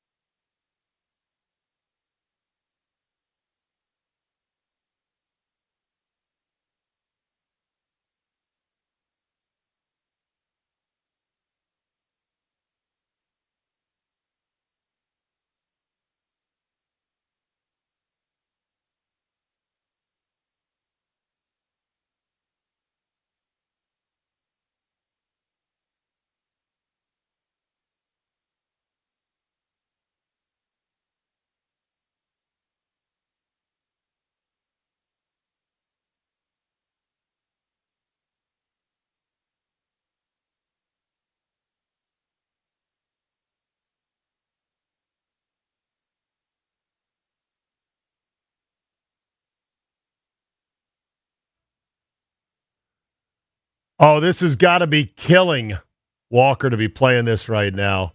But it's appropriate given that Taylor Swift is getting married this weekend to Travis Kelce. It's a love story, and they're doing it at Madison Square Garden. Now, look, this is a chick thing. Weddings, to talk about weddings and whether they're tacky or nice or whatever else. I get it. I'm going to wrap my arms around the fact, B-Mitch, that it's sports because she's marrying a football player. Okay, got that out of the way. I've had women, my wife and others go, really? Really? You're getting married in a basketball arena? Ew. Given the immense wealth of Taylor Swift, over $1 billion, which she has, according to TMZ, an ironclad prenup that will keep Travis and his paltry $40 million he's made from playing football and commercials, it'll keep his hands out of that in case this goes south. But she's a billionaire. She could have this wedding anywhere she wants. She could have it. That's why she chose Madison Square Garden. Well, and that is the counter argument. So here's the two arguments. The first argument is, ooh, so tacky. Why would you have it in a dirty city in the hottest part of the summer at a basketball arena where you're going to build, according to the reports now, that she's going to build like a castle. This company's building a fake castle inside. And they're like, you don't need to build a castle. You could go to any castle in the world and rent out the castle and say, I'm flying my guests in via private jet, via helicopter. Nobody can get on the island where the castle is because I've rented the whole island. That costs more money. Money's not an object. But it is. No, it's not. No, it is. How so? Just because you have $1 billion don't mean you want to just spend all of it. You want to at least keep some level of it. Reported budget was $25 million for the wedding. If they go to that island and fly everybody there, it's going to be more than $25 million. Okay, well, so put out a new album. But still, I don't want to do that. So you think Taylor Swift is cost conscious when it all comes down to it? To a certain degree? Everybody is to a certain degree. Okay. It's just that when you hear them saying, well, I don't want to spend $25 million, I want to spend $20. Most people can't fathom it. Like, there's this little place right off of Route 50 called the Bellevue. Okay. You can have it in the main room, or you can have it at the other rooms they have in that place. It's different levels. It's all at the Bellevue. Yeah. So this thing is more about what you find out, as what I'm finding out more, celebrities, people with felt wealth, they want to do it where they want to do it. They don't care what nobody else thinks. Okay. I hear you on that. I mean, we'll probably find out after the fact some reasons. She'll probably say in an interview, well, here's why we did it here, and this was the thinking on it. And it's her big day. For women, their wedding is the Super Bowl. It's their biggest day ever. Mm-hmm. That's why they get kind of crazy, as they lead up to the wedding. They're like, it's got to be perfect, and they freak out over bridesmaids' dresses, and flower arrangements, and everything else, and what is Uncle Jerry wearing, and why is he being so a pain in the ass? I get it. I tell you why they chose Madison Square Garden. Me personally, all the tunnels, they can sneak in and out. Nobody yes, ever they see can. them. Yeah. Now I'm going to give the counter argument in a second, but if it was me thinking like a chick, I'd be like, let's go rent a castle. Let's keep the guest list to 500 people, not 1,000, because she's apparently got 1,000 people. Okay, 500 people, castle somewhere, private jets. Very hard to get paparazzi shots. They're going to try, obviously, with drones and helicopters, but whatever. Mm-hmm. And I'm going to have the most beautiful pictures, most beautiful scene, mostly private. I'm good to go. That'd be me. Now, the counter argument is, actually, this is brilliant because she lives in New York, so she can stay at home and be anonymous and not be tracked, because she's always tracked. There's always airplane tail fin numbers being tracked. Her guests can come in and out of New York because they could be in New York for any number of reasons. They're in New York for other stuff. Mm-hmm. She's got rich and famous friends and guests who are going to be part of the wedding, so nobody can really say, oh, so-and-so must be going to her wedding. No, that guy or that girl is just going to New York for whatever. Mm-hmm. Madison Square Garden is a big venue. She can afford to rent it, and you can control everything about it. Security, sight lines, covering up what's going to be in it. Yep. And you can control the whole thing. And there's and she once put out an album that was an ode to New York City. So she has a New York affinity right there. Yeah. That's the counter argument to it, that it might actually be kind of brilliant. Yeah. Now, but like I would say, like you say, thinking like a lady, it is ladies. It's their biggest thing. Oh God, yeah. Stop putting all that money into that one day. Put it into the rest of your life. You have a lot more fun. Amen to that. And you know what? That. And there are women that do that. There are women out there like, ugh, I'm not spending a lot of money on a wedding. It's not my style. I don't want to invite a lot of people. There's some women that are like, yeah, I'll wear a dress, but then I'm going to get out of it real quick and put on a skirt and some cowboy boots and let's have some fun, because they're more down to earth. And if your beautiful bride wanted the perfect white dress wedding with all the guests, that's also fine. Mm-hmm. It's to each their own. But yeah, we'll see. We'll see. And then the other factor is people have said, so what if she's doing a whole filmed production of it?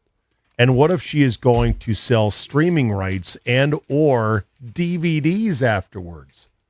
How would that come off? Would that be super duper duper tacky gross? It might be, but guess how many people gonna buy it? I know, but right, a ton of girls will buy it because this is the culmination of that song we played coming in, which is Love Story. You know, go tell your dad, pick out a white dress, boom, boom, boom. Mm-hmm. What if she donated the proceeds from that sale to a very worthy charity? Then it's a win-win. The fans get to buy the Taylor Swift wedding DVD, and the money goes to a good cause.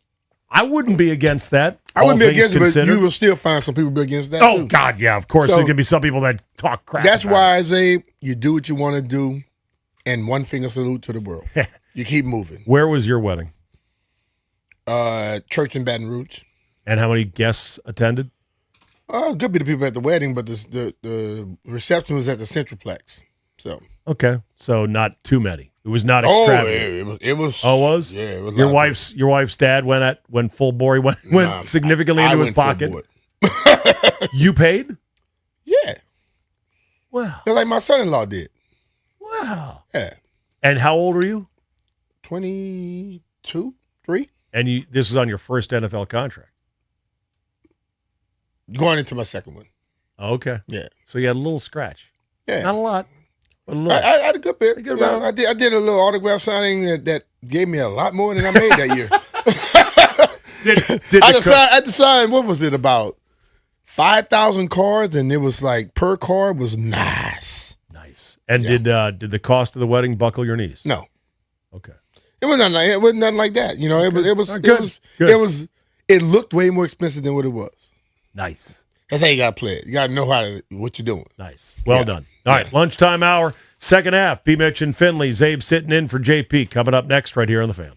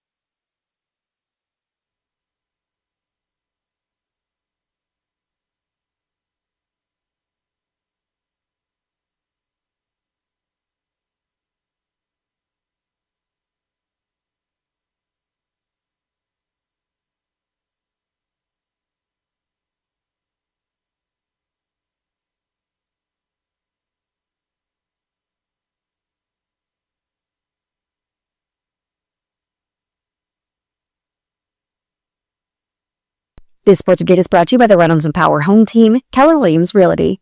The new look Philadelphia 76ers aren't through with their offseason makeover yet. After shocking the basketball world with a lopsided trade for 5-time All-Star Jaylen Brown, the Sixers have entered the mix of suitors expressing interest in acquiring LeBron James in free agency, according to The Athletic.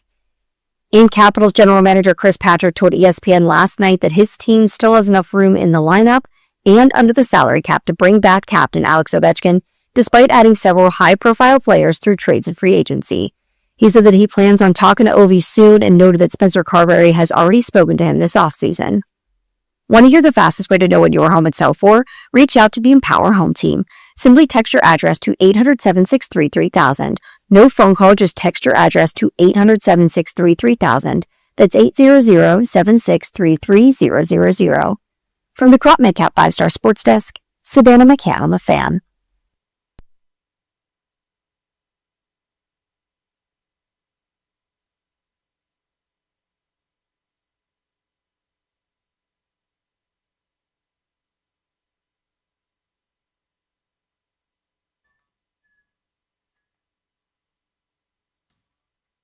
I've heard from Grant Paulson via text, and he says, trade him on Anthony Davis. I love it. Trade back Paulson. Never afraid to make the bold moves. Also, Grant, shockingly to me, was very firmly against bringing back Alex Ovechkin. You just heard Savannah's report update there, and it looks like this is probably going to get done here in the next month. I'm like, everybody knew that was going to happen. Well, but I mean, Grant was like, "Nah, it's over. It's been great. Let's move on." Yeah, it's always been great, but you didn't. You don't just let a person of that caliber go, right? Like that. You don't build a team around him. Yeah, but you don't call him. So I say salary cap. I say Grant, you're wrong on that one. I know, but what's funny is that Grant loves the cap so much, and he really knows hockey. That he had that stance. But that's a cold-eyed, cold-hearted stance there from trade back Paulson. But, he's with me on the Anthony Davis thing, so we'll see what happens there. Hour number 3 of B. Mitch and Finley. Steve Zabin sitting in for JP, who's hopefully getting a good, clean, and not too inebriated start to his long holiday weekend. He probably was drunk last night. I have my tail of the tape, Nick Bakay style, between two great holiday weekends in this country, 4th of July and Thanksgiving. They're very different. I'm not saying one's better than the other, but I'll let you be the judge as I go through point by point, tail of the tape. This hour being brought to you by Rude, the official show sponsor, and thank God for air conditioning. What a glorious gift to mankind. The official show sponsor of B. Mitch and Finley. Don't melt this summer. Upgrade to high-efficiency HVAC and enjoy budget-friendly financing options with low monthly payments. Keep your cool and keep your cash. Find a Rude Pro partner at rude.com. If it ain't rude, it ain't right. Okay. Imagine if you had to just sit on ice, Dave. Oh, God.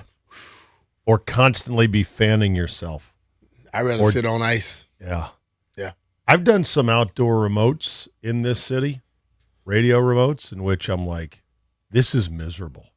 Yeah. Like, I did a remote with Scott Lynn at a card table under a tent in the parking lot of the circus that would set up outside MGM National Harbor. So the asphalt was even hotter. Oh, yeah.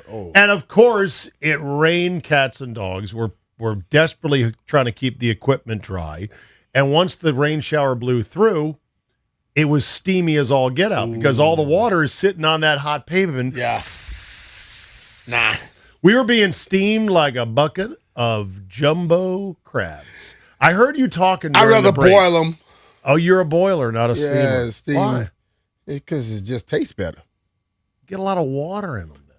No, not necessarily. When you boil them, when you crack them open, you're draining them. No, it don't get no more water if you do them properly, and it tastes far better. I don't know why. And you don't need to get all that junk all over your hands, like the spice. The Old Bay got to be all. That's a whole nother debate. Yeah. So I heard you scheming for your weekend, and you said, "Look, if we can get about 4 dozen jumbos, I'm in. But I don't want none of the little itty bitty ones. I don't deal with little crabs. Okay. Do you know what a dozen jumbos are going for right now? I bet it's but I'm talking about as hell. I'm talking about North Carolina. They're a little cheaper. Oh, is that where you're going to be? Yeah. Oh, okay. Yeah. So but the thing about me, I love crabs so much, I don't care. You'll pay it? If I want them, I'll pay for them. And I also have hookups. So I'm not paying regular price for nothing. How do I find out, either Jeff or Ryan, how do I find out what the going rate right now is for a dozen? A dozen of jumbos, maybe $165 a dozen. Okay, for in this area. Yeah. I need to know, and who's the best place to go get them. I know that they used to go get them down at the wharf there. Do they still do that? That's Captain White. I can call Manuel. Captain White's is in Fort Washington now. So Captain White's is out of that location. Yeah, they have what's come over there now. Uncle Jesse Taylor. All right, so Walker, do you know what a dozen jumbos are going for? No. About $165. Yeah. Does anyone know? Let us know. Call us up 800-636-1067. I just want to know what the rate is. You gotta know people, Zabe. You don't pay that price. That's the public price. I'm just saying. B. Mitch, not everybody floats through the DMV like you do. No, but you know why? Well-hailed celebrity it's not because ex-NFL celebrity. player. It's Listen, because I don't act like the celebrity. I know you don't, but you get people who want to give you things. No, but and that's a testament to you and your personality. See, that's what I'm saying. Yeah, but I can't pull that off. Yes, you could. No, I'm a Zabe, nobody. Yes, you can. Zabe. Yes, My if you buddy- put I need crabs in Virginia, I promise you somebody will hit you. I got a buddy named. Give me prevailing market rate, cost. I got a buddy named Brendan Giuseppe. Okay. He's the guy.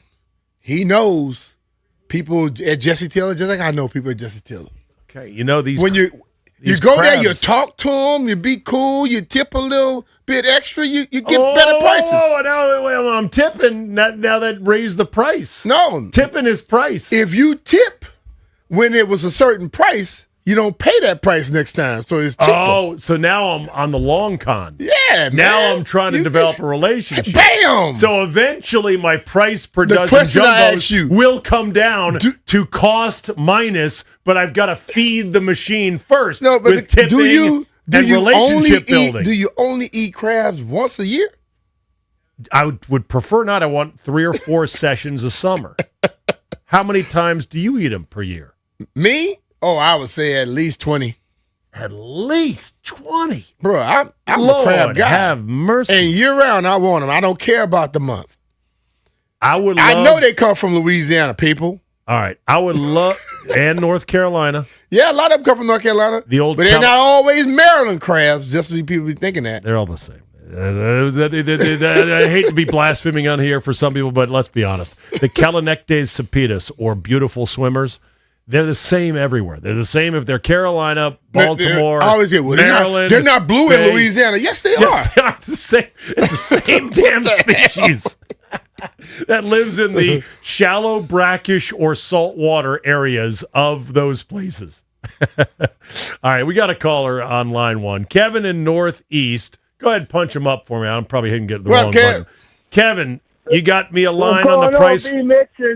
What's going on? Hey, how we doing? What are we looking at for a dozen jumbos? Dozen jumbos is $80 at Chesapeake Bounty on Pennsylvania I'll Avenue. take 4 dozen right now at that price. Are you high? You have to cook them. Fine, I'll cook them. Oh, hell yeah. You say they're $80. Wait, $80? No chance. Chesapeake Bounty. Okay. All right. Kevin, thanks for the call. Okay, Darnell. have a good day. Darnell in Hampton Roads has a very different market report on the current price of a dozen jumbos. Hello. Hey, how y'all doing this morning? What's up, man? Or this afternoon? Great. Hey, I was just listening to y'all guys, and I called up, and I was listening to B-Mix saying that 12 crabs is $100 and how much dollars? It's $165 for they call them the it's called Texas Bulls, right? Oh, over there. really? What's called them? Yeah. They're bigger than jumbo. Oh, they're bigger than jumbo. They're Bigger than huge. jumbo. They're humongous. Okay, because I was saying, wow, jumbo crabs, 12 crabs for $165. Hey, I thought the same thing when I Way first out of got my here. price. Listen, when I first got here and they were selling crab for $60 and $70 a dozen, and at home I could get jumbos for $20, I was like, these people crazy as hell. And then I went to Captain Billy's, and he was my buddy, and I went there every week. So he hooked me up. I started loving crabs. Okay. Man, I stay 30 miles from Virginia Beach. I can catch a bushel for less than that. Well, there you go. Hey, well, Put in see- the sweat equity with the old chicken necks on a string, and you do get them crabs, but it'd take a whole afternoon, though. I got to call my man I used to go crabbing with all the time. Man, he Thanks, might go catch Darnell. some crabs. Darnell, thanks for the call. Let me go to Chris in D.C. He's got a more accurate price for a dozen. What you got, Chris? Jimmy's. Hello, Chris. Hey, B-Mitch, man. Good to hear from you. Hey, guys, been listening to y'all a long time. It's $175 on the jumbo in D.C., man. It's crazy. I'm telling you. And look, that price went up from 2 weeks ago to now because it's a weekend. Surge pricing. Yeah. Everyone wants them So, for the 4th. man, it's a price increase, just like the gas, man. They got it locked down just like gas. And you know what, Jim? This is what you tell them like this. Those crabs the guy just told us $80 a dozen, they jumbo compared to the crabs they have. They're not jumbo crabs, though. Right. You're right, exactly. Yeah. Yeah. The jumbos for $80 They're are like- probably medium. These are our jumbos. Man, if you get a jumbo for $80, man, you can get 4 of them and call it a day and feed everybody for a minute. You be good to go. All right. Thanks for the call. Appreciate that. Yeah, I'm looking here on Google. It says, in the DMV, a dozen blue crabs typically range from $45 to $180. So But the the 180 are the Texas Bulls and the jumbos. Well, Yeah. the 45 is for small and number 2 males. Okay. Medium and standard males, probably 5 inches point to point, $50 to $75.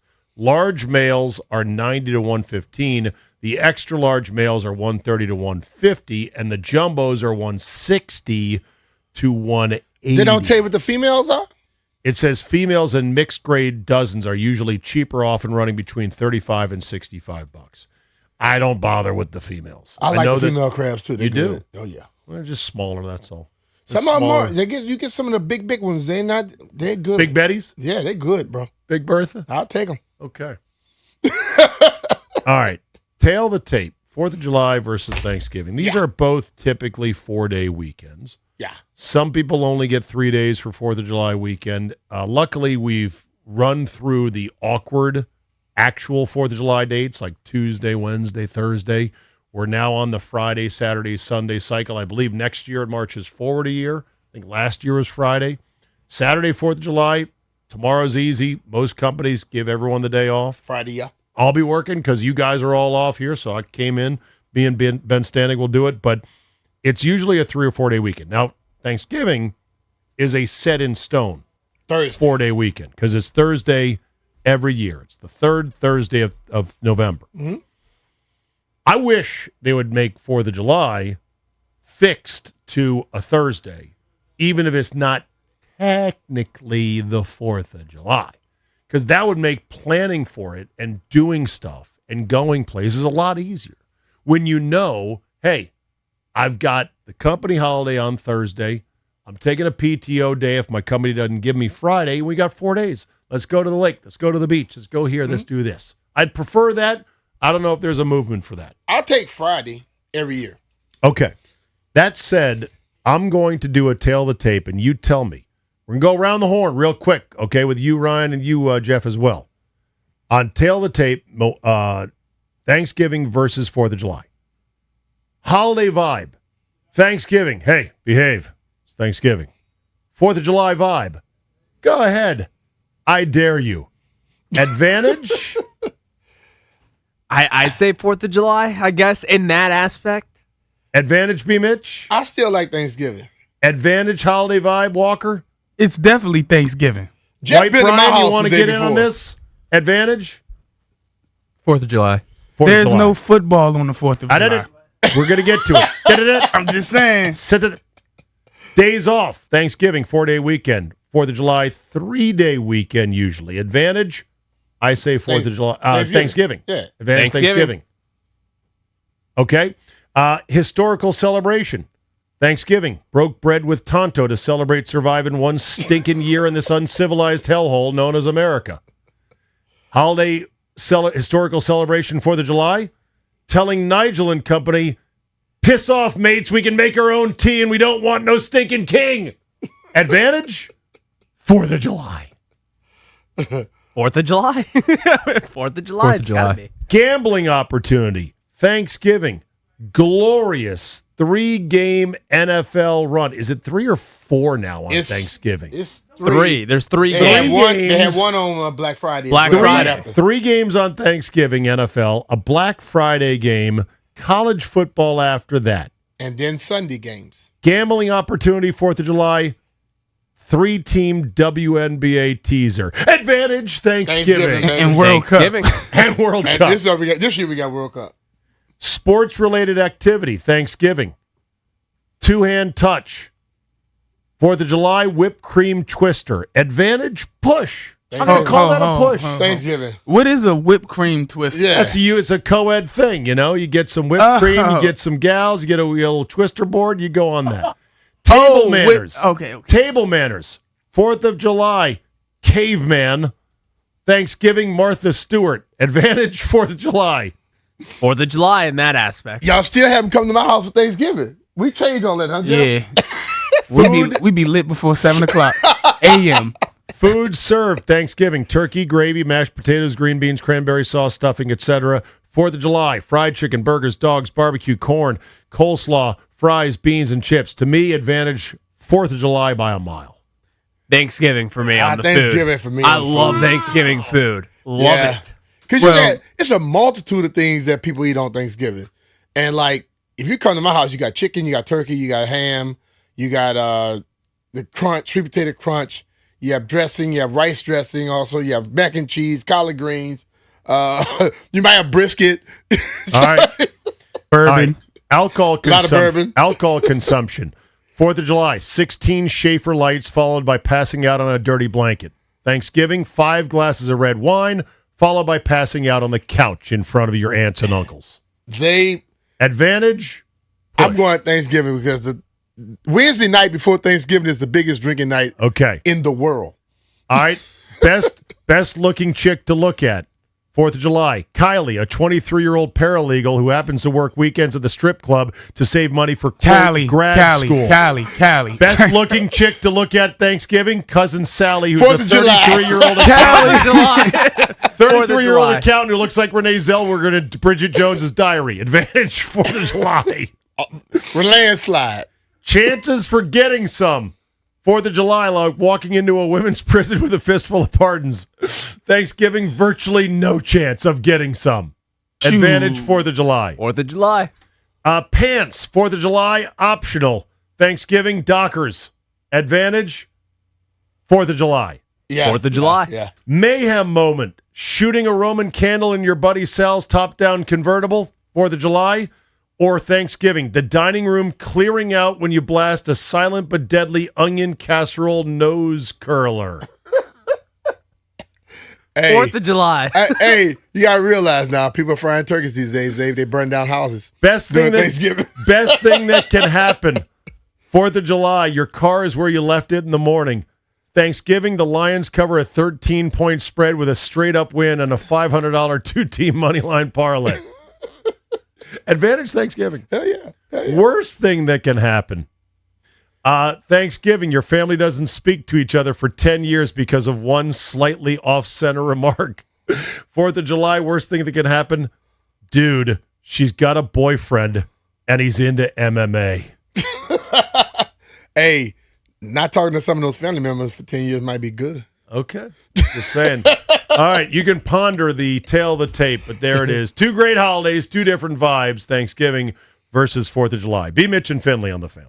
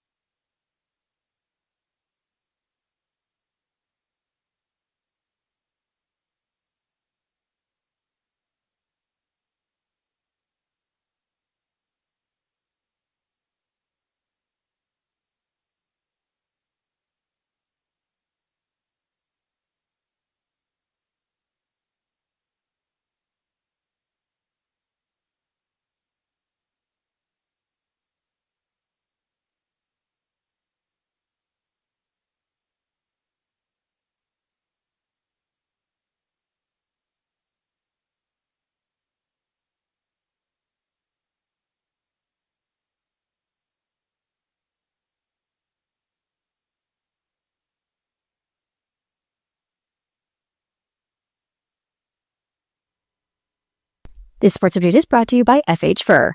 In the end, it wasn't Giannis Antetokounmpo or 4 or even 5 first-round picks. It was Paul George, 2 future first-round picks in 2028 and 2031, and 2 future second-round picks in 2028 and 2030. That's all it took for the Celtics to trade Jaylen Brown to the Philadelphia 76ers. Moving over to the World Cup. Belgium came back from 2 goals down in the game's closing minutes to beat Senegal 3-2. Team USA beat Bosnia 2-0, so they advanced to face Belgium in the round of 16.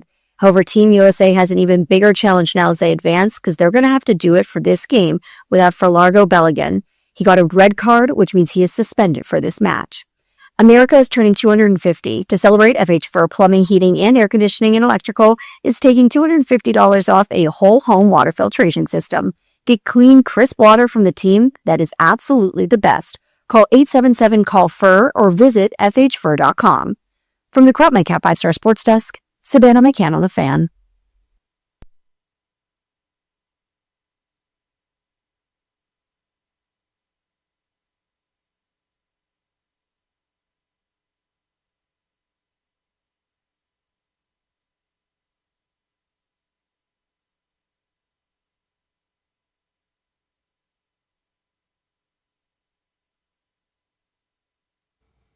We've covered a lot of non-essential ground this hour, from the price of a dozen crabs to a comparison of 4th of July. That's essential at this time of the year, Dave. Versus Thanksgiving as a holiday. I know that downtown is very much jacked up and cordoned off and streets closed for the big 250th celebration. I've also been seeing that this fireworks show is going to go off an hour later than normal, almost 11 p.m. And I can't believe the numbers that they're saying, but they're saying that a typical mall fireworks show blows off about 30,000 individual shells. 30,000. 30,000? Do you know what the number for Saturday night is purported to be for the largest? 100,000? Higher. 150? Higher. 200,000. Higher. 3. 250? 280,000 individual kabooms. So they basically added 250 to it since it's the 250th anniversary? I guess. Well, I was driving in, and I looked over to the rest, I guess, Potomac there. Mm-hmm. And I see like 4 barges. Oh, really? And I think that's what they're shooting. So there'll be some on barges as well as on that's the what mall, I'm thinking, because you're looking yeah. at the barges, nothing on top, and all I saw was little things sticking. So I'm expecting it to be fireworks. Okay. The problem is this. As always, around this time of year, the air is very stale and it's stagnant and often full of humidity. Mm-hmm. And so you don't get a lot of movement of the air. And the more fireworks you send up there, the more smoke starts to just accumulate, and then you really can't see the fireworks very well. Yeah. If they're really going to pop, 280,000 of them, it's going to be one giant smoke bomb. And they're saying it's going to lead to some really horrible air quality as that pile of smoke drifts and floats and sinks and does whatever else it does. But if you're going downtown to the mall for the, 4th, God bless you. I did it when I was a kid. I really loved it. I have vivid memories of my parents taking me down there. But ever since, I'm like, man, I can just watch it on, PBS.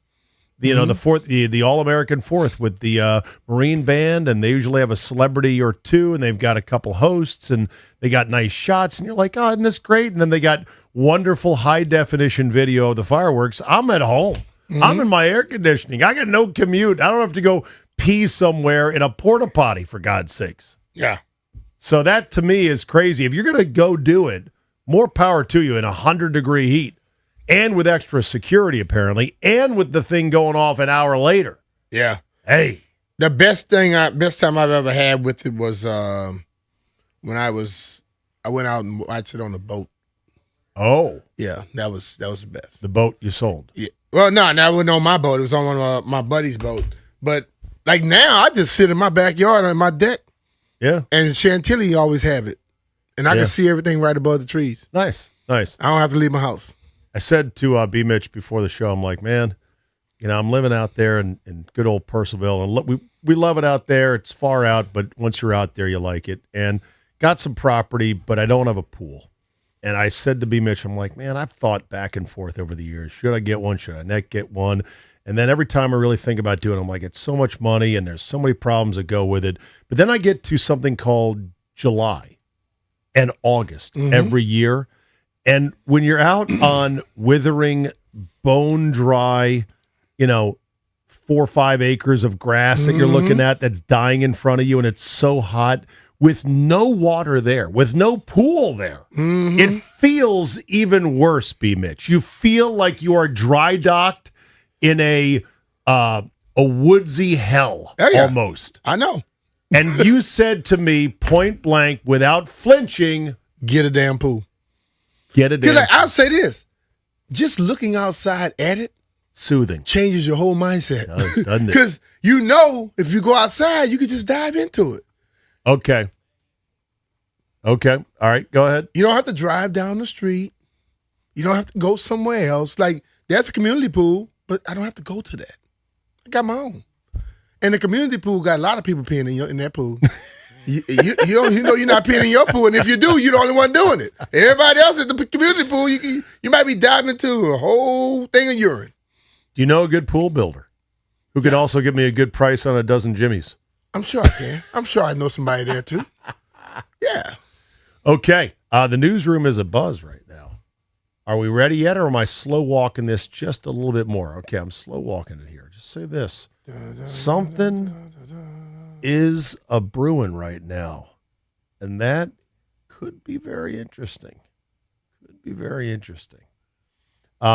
Back to the World Cup for a second. So I'm sure the TV rating will be great for this game that happened last night. I believe the Monday game is going to be even better. Oh, yeah. There is an element of soccer snobs that resent the hell out of guys like you and I that drop in once every 4 years and then start having loud opinions about the game they love. More than every 4 years. You do?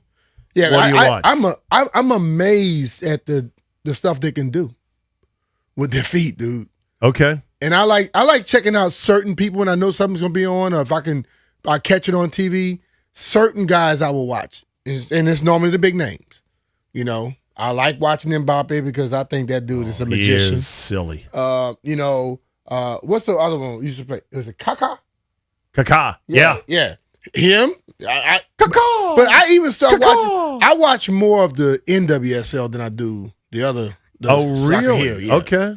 Well, that's good. My daughter works in the business, and started following the spirit a good bit, and it catch. But you start watching what they do, and then you see the people at this level, bro. Yeah. One of the deal-breaking things to me as I get back into soccer once every 4 years is the flopping.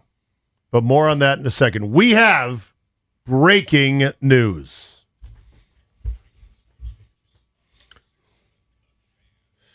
We have got some massive breaking news. According to Chris Johnson, at Reporter Chris on X, Alex Ovechkin is returning to the Washington Capitals on a 1-year deal.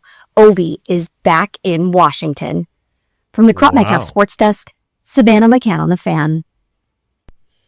Okay, there you have it. Yeah. Breaking news. The Great Eight back for one more ride. 1-year deal back with the Capitals. How about that? And I think that's what every fan was asking for, because they wanted to have that Except year for Grant. To say, Grant by himself. He was out on an island. He out on an island by himself, because nobody wanted him to just leave after last year. They didn't have a chance to say thank you. It's been a hell of a ride. I'm going to be honest with you. I got into hockey because of him. Going over to the Kettler and with Coach Thompson and Al Koch and them, and getting the foul, and then watching Ovi, that dude has done wonders for this area when it comes to hockey. And I can understand people wanting to don't want to see him just go. They wanted to have that time to say thank you. He didn't even want it, but still, I know. Fans don't care. I said this last year as the season was winding down. I'm like, look, he may say, I don't want this big send-off. He's very humble for being a mega superstar. But I said, at some point, your wishes kind of have to take a back seat to the fans being able to feel they've got proper closure. The fans who love you. I mean, generally speaking, I don't think athletes owe the fans anything per se other than being a good athlete, a good citizen, trying hard for the money they're paid, the absurd amount of money that the athletes get paid. They generally don't owe the fans anything. They don't owe them loyalty in terms of staying. They don't owe them, to be a personality if they don't want to be a personality. But in this case, my feeling was always, Ovi, my brother, you can't just leave. We can't just have you Irish exit. This is going to make us feel awkward and stupid. You got to give us closure, please. Yep. We need this. And so now we're going to get this, which is great. And I still think I'm going to put him down for 20 goals. I'm looking at this deal here. I'm putting him down for 20. It says the new deal carries an annual AAV of $4.25 million. Great. He gets $1 million salary, $3.25 million signing bonus, and a $4.75 million bonus if he plays 10 games. Oh. Russian machine don't break. 10 games. He going to get that extra 4.75. He will get all of that. All right, so what is the total going to be once he gets to 10 games? 4.5? It'll end up being a total of $9 million. Okay. Yeah. All right, so it is going to be 9. Yeah. So that's even a little bit more. I think the number that was thrown around. The man has played 22 years. I know. I know. He deserves every bit of it. Hell yeah. What is great about this is it virtually guarantees, and there's no guarantees in life, but it virtually guarantees that Alex Ovechkin will be one of the rare Otoffs in sports, a one-team Hall of Famer. It is so hard in today's day and age to be an Otoff, and there are very few of them being produced anymore. And he is going to be one of them with this next season coming up. Mm-hmm. But played 82 games last year, 32 goals, 32 assists. I'm putting him down for 20 next year. And in terms of games played, knock on wood, I'll give him 70 games. As long as it's more than 10. Well, yeah, for him. Yes. Now, what if he plays his 11th game and then he bounces? I hang it up. What? Russian machine closed. Done. Russian machine now closed for business. There you go. No, wait, you can't do this, Obi. We thought you'd play the whole season. Sorry. Had to make money. Done now. Done now. Right.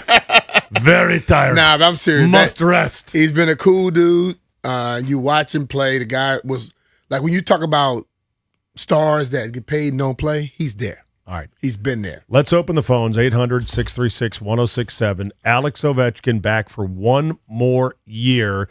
Your thoughts on it. B. Mitch gave you the basic shape of the deal. Assuming he plays 11 games, which is a pretty low bar, it's a $9 million tab. Capitals still did make big moves, and so they've added to the team. I don't know what somebody has something not to like.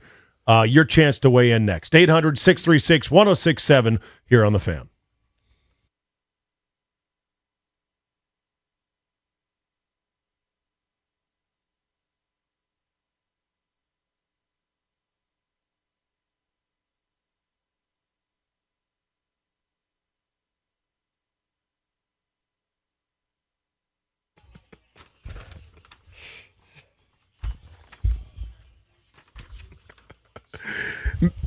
B. Mitch here. 4th of July weekend is upon us. The cookouts, the fireworks, and the open road. If you're riding this holiday, make sure Law Tigers is riding with you. Law Tigers are not just lawyers. They are riders too. They understand the freedom, the community, and what families go through after an accident. When I ride, I know they have my back, and if something happens, they'll have your back too. Ride smart, ride safe, and enjoy the holiday weekend. Visit lawtigers.com. Law Tigers, the motorcycle lawyers. Calverson Nachman, Olivia Donahue.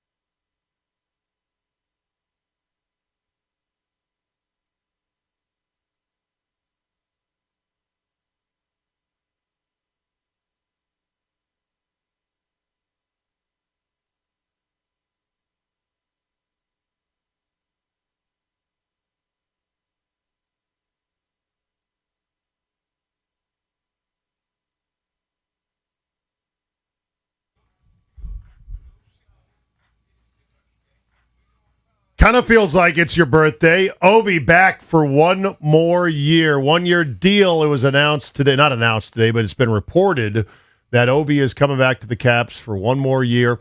A heavily bonus-laden deal that could push his salary to almost $9 million. I don't know why anyone would be against it, but you know what? It's apparently a real deal. Yeah. I'm happy for that. Yeah. Listen, man, not often you get a guy like a Darryl Green and an Alexander Ovechkin who plays in the same city for their whole career, and you just do things a little different when they're on their way out. Yeah. You know, what he did 22 years and how he did it, bringing the Stanley Cup here, being as good as he was, playing if he was hurt or not. Yeah. You can't repay that. And I think that 1-year deal is thank you enough. All right, let's go to Sean in Falls Church on this story. Sean, good afternoon. How you feeling? I am feeling wonderful. Thank you for asking, Steve Zabin. That is a wonderful question. Yes. As a fan, I am wildly excited. If I were a GM, yes, maybe there might be a question there, but I don't have $5 million in the bank, and I'm okay with that because I get to for $100 sit in the nosebleeds for one or two more times and watch the greatness, the best sports figure that we've ever had play for one more season. I'm ecstatic. If there's actually a camera crew that would like to follow him for his final season, I'd be okay with that, regardless of what LeBron James thinks about himself. How funny would that be? Love it. His own documentary to try to upstage LeBron. There will be documentation of this final season. I'm sure. I hope it's a magical final season. Hell yeah. I mean, look, they just missed the playoffs this year. They've added some significant pieces. There's no reason to believe that if they just get in, which they should have, almost coulda, woulda, did last year, then once you're in, anything can happen in the Stanley Cup playoffs. Look at Vegas. Vegas was not supposed to be there. Now, they fell just short, didn't hoist the cup, but they made it to the final. Yeah. That could be the Capitals next year. 800-636-1067. That would be the fairy tale ending. Hell yeah, I'm just I'll take glad it. that we're at least going to get a year to say to Ovi as fans, in voice and in person, yes, thank you. Yeah. Exactly right. Yeah, that's it. Thank you for everything. What an amazing, indestructible player for a sport that should grind people up, right? Mhm. Injury-wise. He really is built from something different. Totally. Russian machine, never break. That is fantastic. 800-636-1067 is the number if you'd like to chime in on Ovi coming back. We got Barry Svrluga to talk about it coming up in the 1 o'clock hour. Trying to think who else would be at that level, because obviously Ovi is at Pantheon level for DC athletes. Mm-hmm. Darryl Green's been talked about as in that Pantheon. Others might include, and I know this is going to be controversial because he's not Washington technically, is Cal Ripken. Cal Ripken being a one-team guy. Well, when you play that damn long, yeah. Okay. You don't miss those games as long as he did. Right. You have to give that love and respect to that, and it's like in this day and age, moving forward, you're not going to see many guys do it. No. No. I'm looking up right now one-team Hall of Famers. The most recently in baseball were Todd Helton for the Rockies and Joe Mauer for the Twins, both inducted in 2024. In the NBA, Dirk is a one-team Hall of Famer with the Mavericks, inducted in 2023. In the NFL, Calvin Johnson got in for the Lions in 2021. Yeah, but as good as he was individually, the team never did nothing while he was there. No. And in the NHL, we had one just this year. Patrice Bergeron for the Bruins, inducted in 2026, was a one-team Hall of Famer. Yep. It's so rare. Yeah. So, yeah. Very much. Okay. All right. Well, I don't know if there's anything else to add. I'm a fan of this. This is what I wanted. They got it done. Kudos to Ted. When he said he wanted to he didn't want all the stuff. He wanted to just go off. My whole take was if that's what he wants, that's what he wants. But the mere fact of him coming back, listen to me, as much as him coming back and much as the team wanting him back, he doing them a bigger favor than what they doing him. Oh, really? They going to benefit off of his last year as much as he will. Now, that's an interesting dance, such as, does Ovi get to say, look, I don't want you putting out trinkets every home game? Mm-hmm. Like, does he have any say in that? Or but no. Would the team say, look, we're paying you $9 million. We're going to do trinket night. We're going to do jersey night. We're going to do this. Every seat will be filled. People will be buying extra stuff. You know, when you're watching a guy who you look at as basically like a martyr or this is your hero, you're buying extra drinks. Yeah. You know, you don't care how much you got to have foot this week to get the extra tickets or whatever. They are going to benefit off of this. And he don't decide how many damn the grade 8 jerseys are made. And as many as they make, people will buy. Right.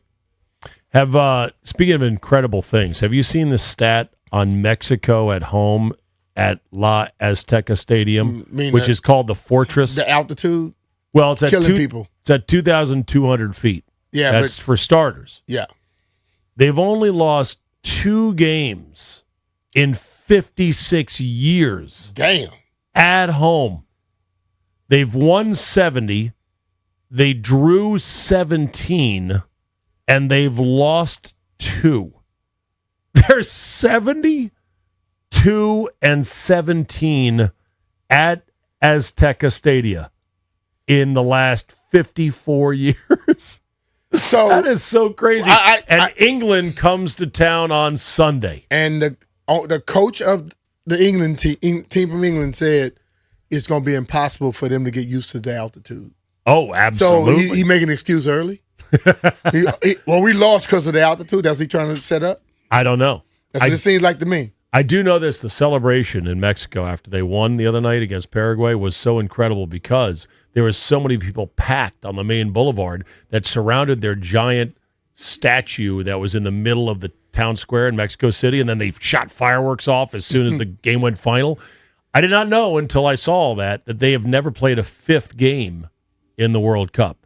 Usually 3 group stage games and then a knockout stage game. They've never made it to a 5th game. Wow. This is the first time that they will have made it to a knockout stage game or won a knockout stage game. So they've got a 5th game in Mexico, and they are like super delirious.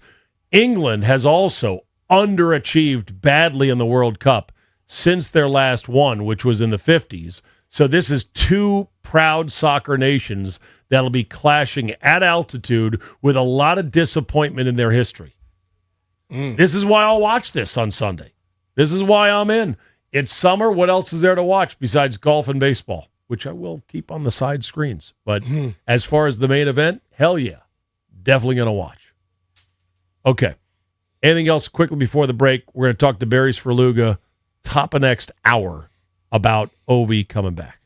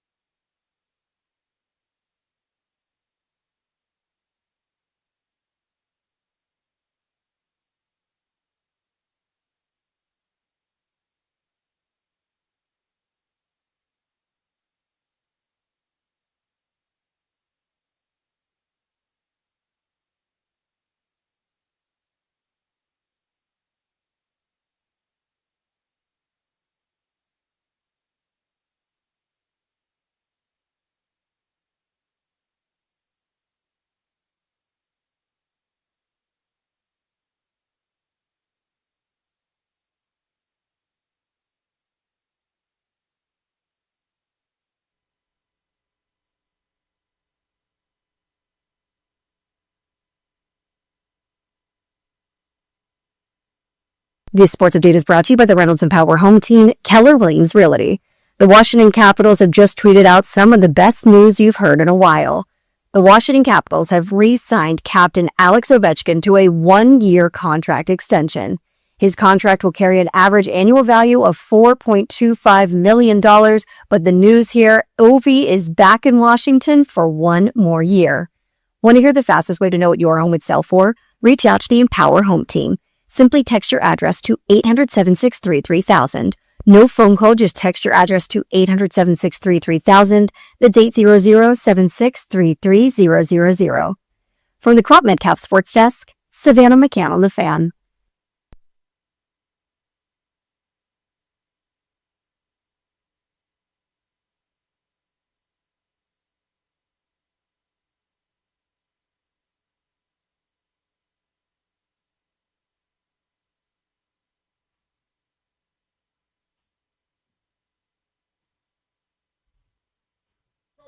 Little bit of Christmas come early.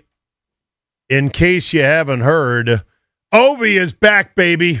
1-year deal, incentive laden. They're going to credit card a bunch of his salary into next season's cap, which is fine by me.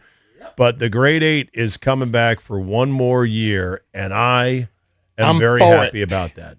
B. Mitch is for it. I think just about everybody is. Yeah, we're going to a lot of games this year, brother. But is there devil in the details? We're going to find that out here in just a second. This hour being brought to you by Ruud, the official show sponsor of B. Mitch and Finley. Don't melt this summer. Upgrade to high-efficiency HVAC and enjoy budget-friendly financing with low monthly payments. Keep your cool and keep your cash. Find a Ruud Pro partner at Ruud.com. If it ain't Ruud, it ain't right.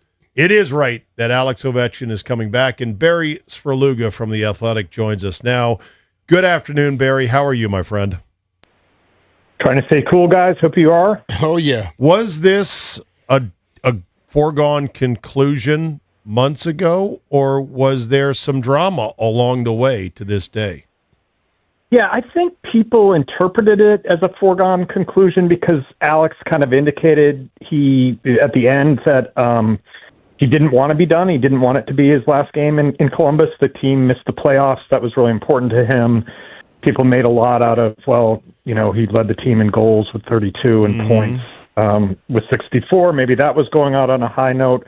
But I don't think it was a foregone conclusion unless and until the Capitals made the moves they made with their roster. From everything I've been told, and this is from Ted Leonsis on down through the chain with the Caps, is Alex Ovechkin was very, very concerned about how they were going to remain competitive if he came back for another year. So the trade for Jordan Kyrou to play right wing on one of the top 2 lines, the sign and trade for Alex Took to play left wing on one of the top 2 lines, that's a really, really big deal. They got, at least in the immediate future, got some size and some strength and some scoring touch up front. And then I know the organization had to be frank with soon-to-be 41-year-old Ovechkin about, if you do come back, like, what does your role look like? It's not, he played a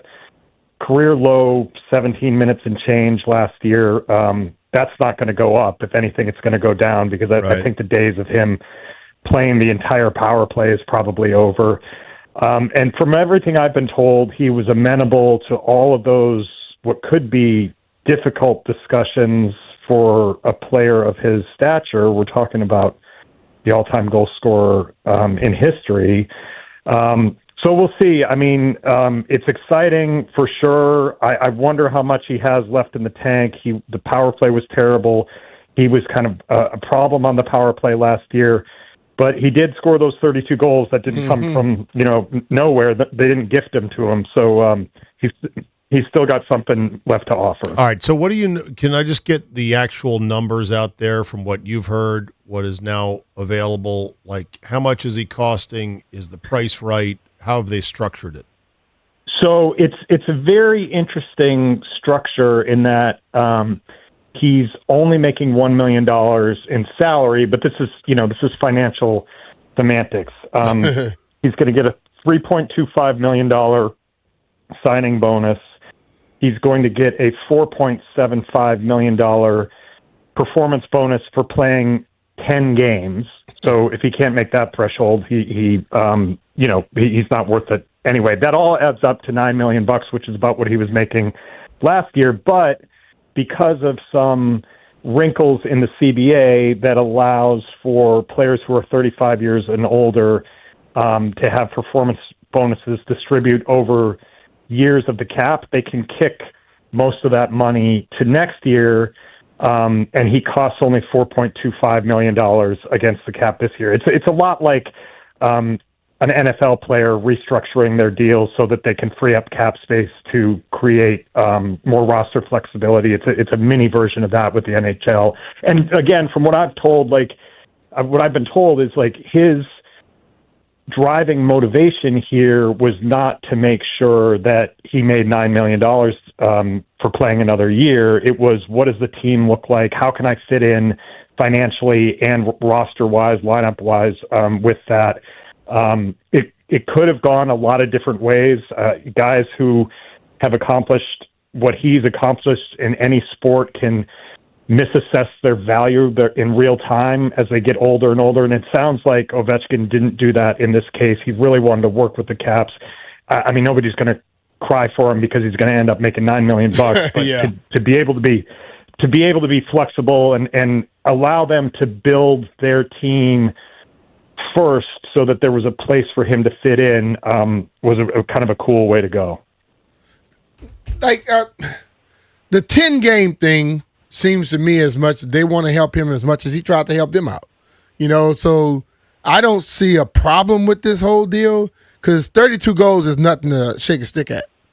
As bad as things were last year, it's nothing to shake a stick at.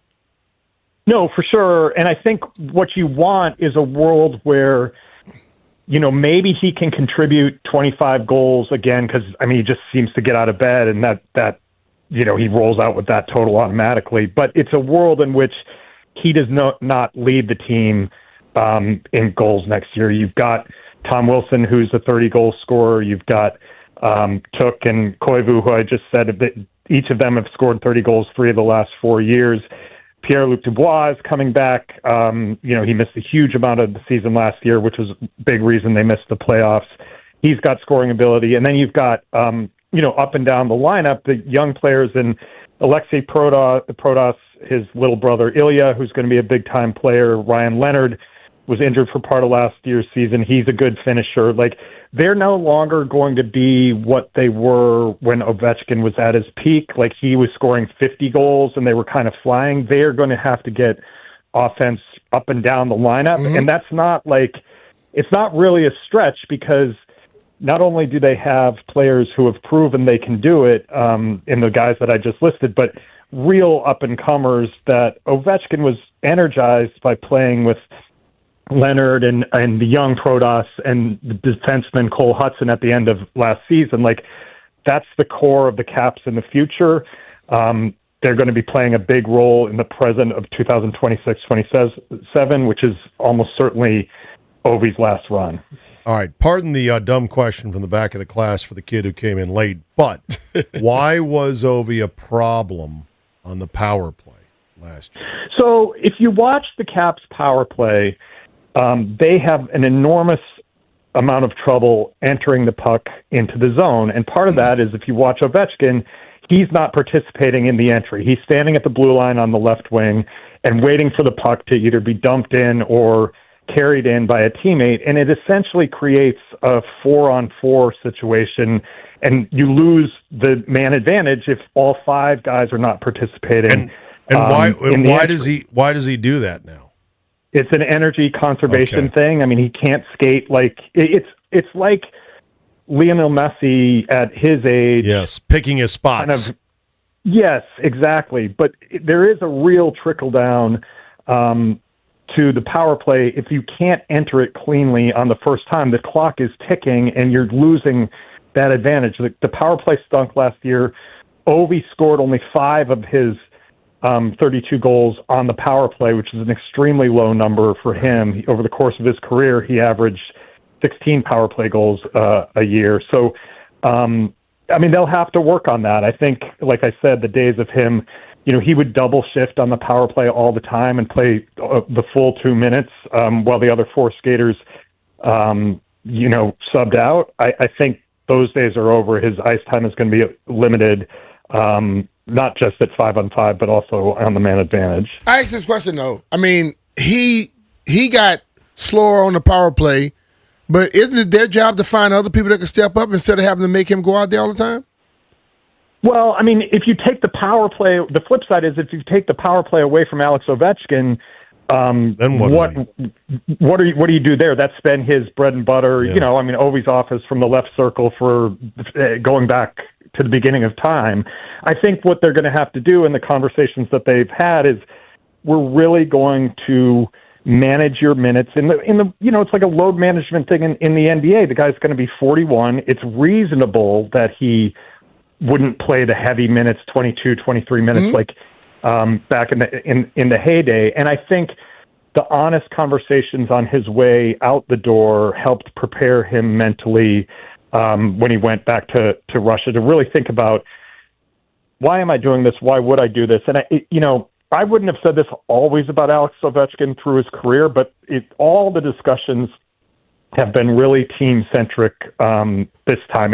I think there's a world in which if the Caps had qualified for the playoffs and they missed it by 3 points, they actually had more points than the Vegas Golden Knights had, and the Golden Knights made it into the playoffs in the West and made it all the way to the finals. Like, I'm not saying that the Caps could have done that, but they weren't a terrible team. All the discussions, I think, could have been different if the Caps had gotten into the playoffs and maybe won a series. Maybe then Ovi would have thought, well, we had a good run, I'm done. I think it really stuck in his craw that they missed it by a narrow margin, and now they've clearly upgraded their roster. The young kids are real and can be real contributors with any amount of health. They could be a candidate for a real bounce-back season. They're only a year removed from having the best record in the regular season in the Eastern Conference. So there's something there, and there were upgrades along the way.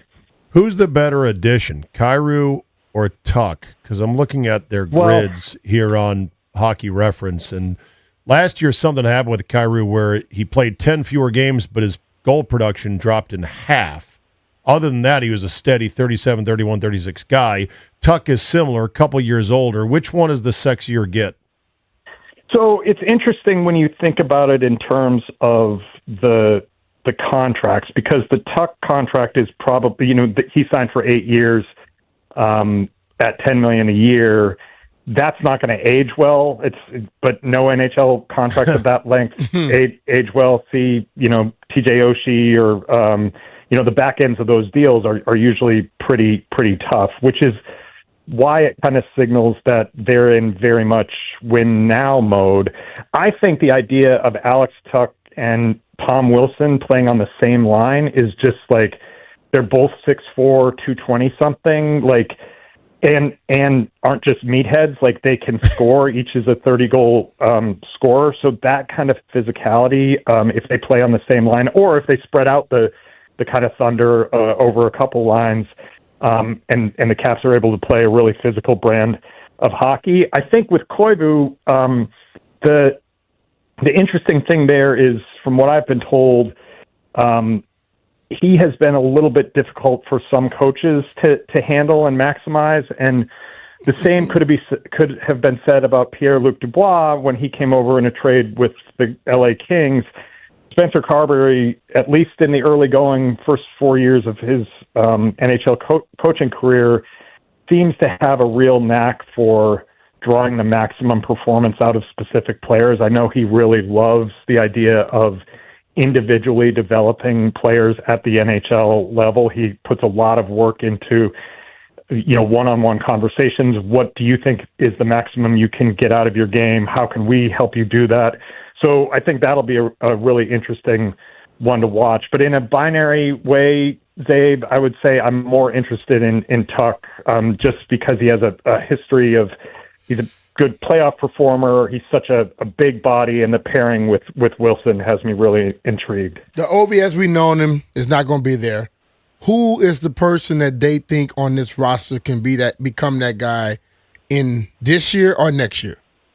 I think, Brian, I'd go back to a little bit about what I was saying is that it's not that star heavy. Like, there's not a Jack Hughes on this team. There's not a Connor McDavid on this team.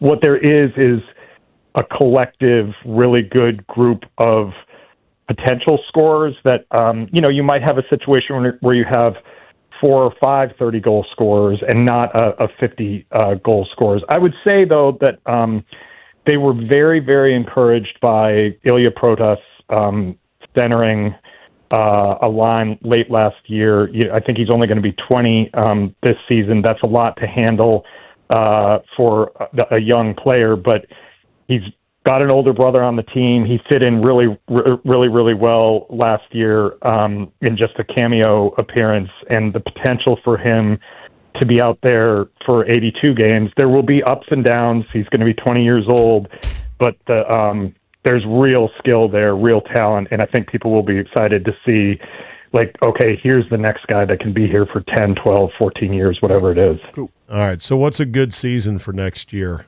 in Ovi's final season? Obviously, hockey's fluid, but Carolina just looked like a unit. They showed it at the end of the road against Vegas. They're still going to be really good. What's good for next year? I bet you took the words out of my mouth, Dave. I mean, the whole thing is like kind of through the prism of the Hurricanes who are in their division and have all the pieces and use them to just obliterate people en route to a cup this year. So they're a problem. I would say a strong competitive second in the division and being in solid playoff position throughout the year. There's a difference between making the playoffs kind of in a scrap from behind, you're a point out, you're a point in, you're kind of on the edge all season. That it would be nice if they were what they were 2 years ago, which again they had the most points in the conference that year. That's unlikely next year, but to comfortably be in playoff position throughout the year so that you're not scrambling to try to make it in, what everybody expects will be Ovi's last season. And then, what happens? I mean, they went a long time after the Cup without winning a single playoff series before they did 2 years ago in beating Montreal, and then they ran into the Hurricanes, who they can't handle. I think winning a playoff series at least, and possibly pushing through a second one, that would constitute a real success. Will there be any special nights throughout this year, or that hadn't been discussed yet? That'll be interesting, Brian, because while he's only signing a 1-year deal, he's not announcing his retirement. Or I don't know. We'll see. We're going to talk to him on Monday. Maybe he'll say, yeah, this is definitely it, or he's going to leave this song and dance. I know that he's not interested in having, a rocking chair presented at every stop along the way. Right. He also knows that to some degree he's loved. He can't control what people are loving him. Yeah, no. Exactly. And he has, in his older days, when Marc-Andre Fleury, the longtime Penguins goaltender who was playing for Minnesota, he had announced it was his last year. It was Ovi who made his Caps teammates stay on the ice after their last game against them to go through a handshake line with the Flower. So he gets the traditions of the game, even if he doesn't really want to be the centerpiece of them. So I'll be curious to see what he says about anything beyond this year. My understanding is nobody is expecting him to play again after 26-27, but whether he says that formally or not, we'll find out on Monday. All right, I got a 90-second coupon for Barry Svrluga to give me something on the World Cup and Team USA, because I appreciate your broad perspective on it, and I know you've been watching. So what I would say is, I'm no soccer expert, but how was that a red card last night? It impacted the game at hand, but worse than that, it impacts the next round of 16 game against Belgium. It feels nakedly corrupt, which I think is a tough thing for many non-soccer fans. Right. And I think the fact that, Balogun he's such an obvious force for the U.S. He's such a difference maker. He's so much of the reason why they seem much more together than 4 years ago when he wasn't playing for them. But it's weird to me that the play doesn't warrant a yellow card in real time, but now we can go and adjudicate it in frame by frame. Right. Where there clearly was no intent to injure. And again, I'm not pretending to be some soccer expert. I've read about this morning because I thought it was a frustrating call, and it just seems to give the referee a great deal of leeway. I guess Lionel Messi had a similar play earlier in the tournament. And he had a worse one that was not called anything, not even a yellow, where he was looking at the leg. Balogun didn't even see the defender's leg, and it just seemed accidental. I think it's also crazy that there is no mechanism to deleverage it the day later and knock it back to a yellow card. Like, that also is nuts to me. But it's soccer. I totally agree. And I think I really hope this doesn't impact their ability to beat Belgium and move on, because they're still favored, which is stunning to me. They're still favored. Yeah, well, at least. And Belgium ran them 5-2 in a friendly back in the spring. Here, that's right. That's nuts. But they're also playing so much better than they did in the run up. Like they complete so many passes in a row. Their possession is really great. The goalkeeping is excellent. I don't know. I'm excited for Monday, and I think the tournament's been fantastic. I've watched a lot more other countries than I might have guessed. Super fun. They need to correct the flopping because that same guy went back in the game, did he not? Oh, yeah, he was fine. So it's amazing how old number 4 was you prancing hit their around left like leg, nothing happened. you hit their left ankle, they grab their right leg, and they get up grabbing their arm. And they don't understand the flopping yet. It kills me in soccer. Oh, God. Yeah. All right. Barry, thank you for your time. I know you're going to be busy reporting further on Ovi's return for one more year with the Caps. Thank you, my friend. Appreciate it, boys. Hi, Barry. Ovi's back. B. Mitch is open for business. Ask B. Mitch anything next. Nah, right bleep here. you. Thursday. Oh, I thought it was Ask B. Mitch. No, that's Fridays. I thought we were moving Friday to today. Nah, Well, Ryan put bleep you on here. Well, then bleep you. Let's go. Bleep. Sorry. Sorry for the botch. If you want comfort and convenience wherever life takes you this summer, you need to turn to Ruud. With Wi-Fi compatibility, you have full control of your cooling system right from your phone. Forgot to turn up the AC before heading out on vacation? You can adjust it in seconds and stop cooling an empty house. Plus, you'll get instant alerts if something's not right. These guys are the best, and they've installed new systems in my house, and I felt the cool, crisp difference instantly. Here's the best part. Ruud systems are whisper quiet. No more noisy interruptions while you try to relax, just peace of mind. Ruud's variable speed compressor ensures precise temperature and humidity control, operating efficiently even in the absolute peak of the summer heat. It's confident performance, perfectly balanced. Also, don't forget about the savings. Make sure to visit Ruud.com to learn more about the different ways you can save on your home HVAC products. Ruud, the most reliable heating and air conditioning products in the DMV. And remember, if it ain't Ruud, it ain't right.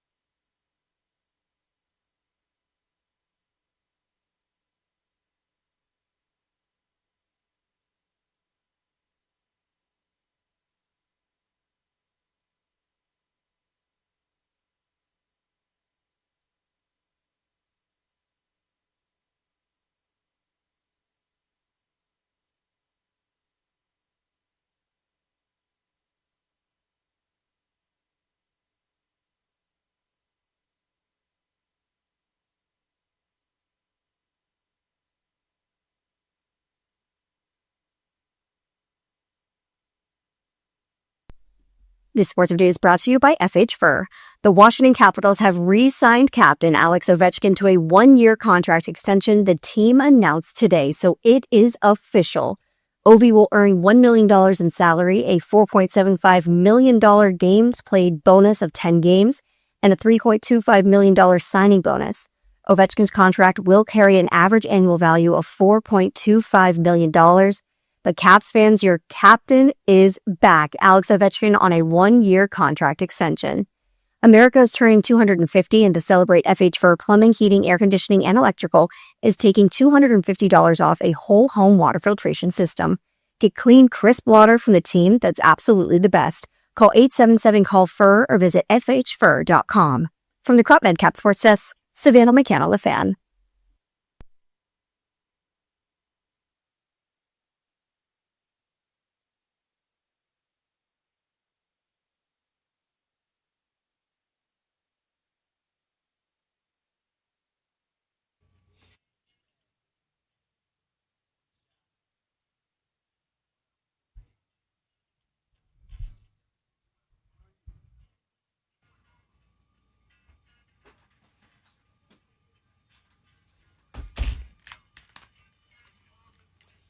Had to wait for that. I didn't want to jump on it. Welcome back, B. Mitch and Finley. Steve Zabin sitting in for JP. Happy July 2nd, everybody. Everyone's off here tomorrow. I'll be on with Ben Stanek from 2 to 6:30. So please keep me company as you're getting ready for the 4th of July weekend. Happy news today as Alex Ovechkin is coming back for one more year with the Caps on a heavily incentive-laden deal where they're going to basically kick him a bunch of money on a next year's cap on a 10-game threshold. If you play 11, we're going to give you $4.5 million. So that's good. It's good for Caps fans, and it's exciting news because nobody really wanted him to Irish exit. No. That's a good thing. Nobody wanted him to do a JP. Just leave. Yeah. Just float out of the room, huh? Does JP do that at functions? Every function he goes to. If he goes to 100 functions, he leaves 99 on 99 of them. Gone. Rumor. So I don't invite him no more. Okay. All right. We are going to play Bleep You Thursday. There's an intro for this. No intro? You're shaking your head. There used to be. There used to be that great CeeLo Green. Yeah, I played the wrong song. That was my fault. It was completely my fault. You idiot. I know. Bleep you. I know. Bleep Jeff Walker for sure. I'm like, okay, maybe this is a mid-segment rejoin. Too busy trying to mess with me every time I have a read. Keep repeating in my ear, and he can't remember the hell he's supposed to be doing. Unbelievable. Him and Ryan. Unbelievable. Two you had Bama's. one job. Frickin' You fuck. had one Frickin' job. frack. So what's your bleep you then, Brian? Both of y'all. Both of y'all. Right. Walker for doing it, and you for letting him as the guy with more bars on your shoulder. Here we go. Let's go.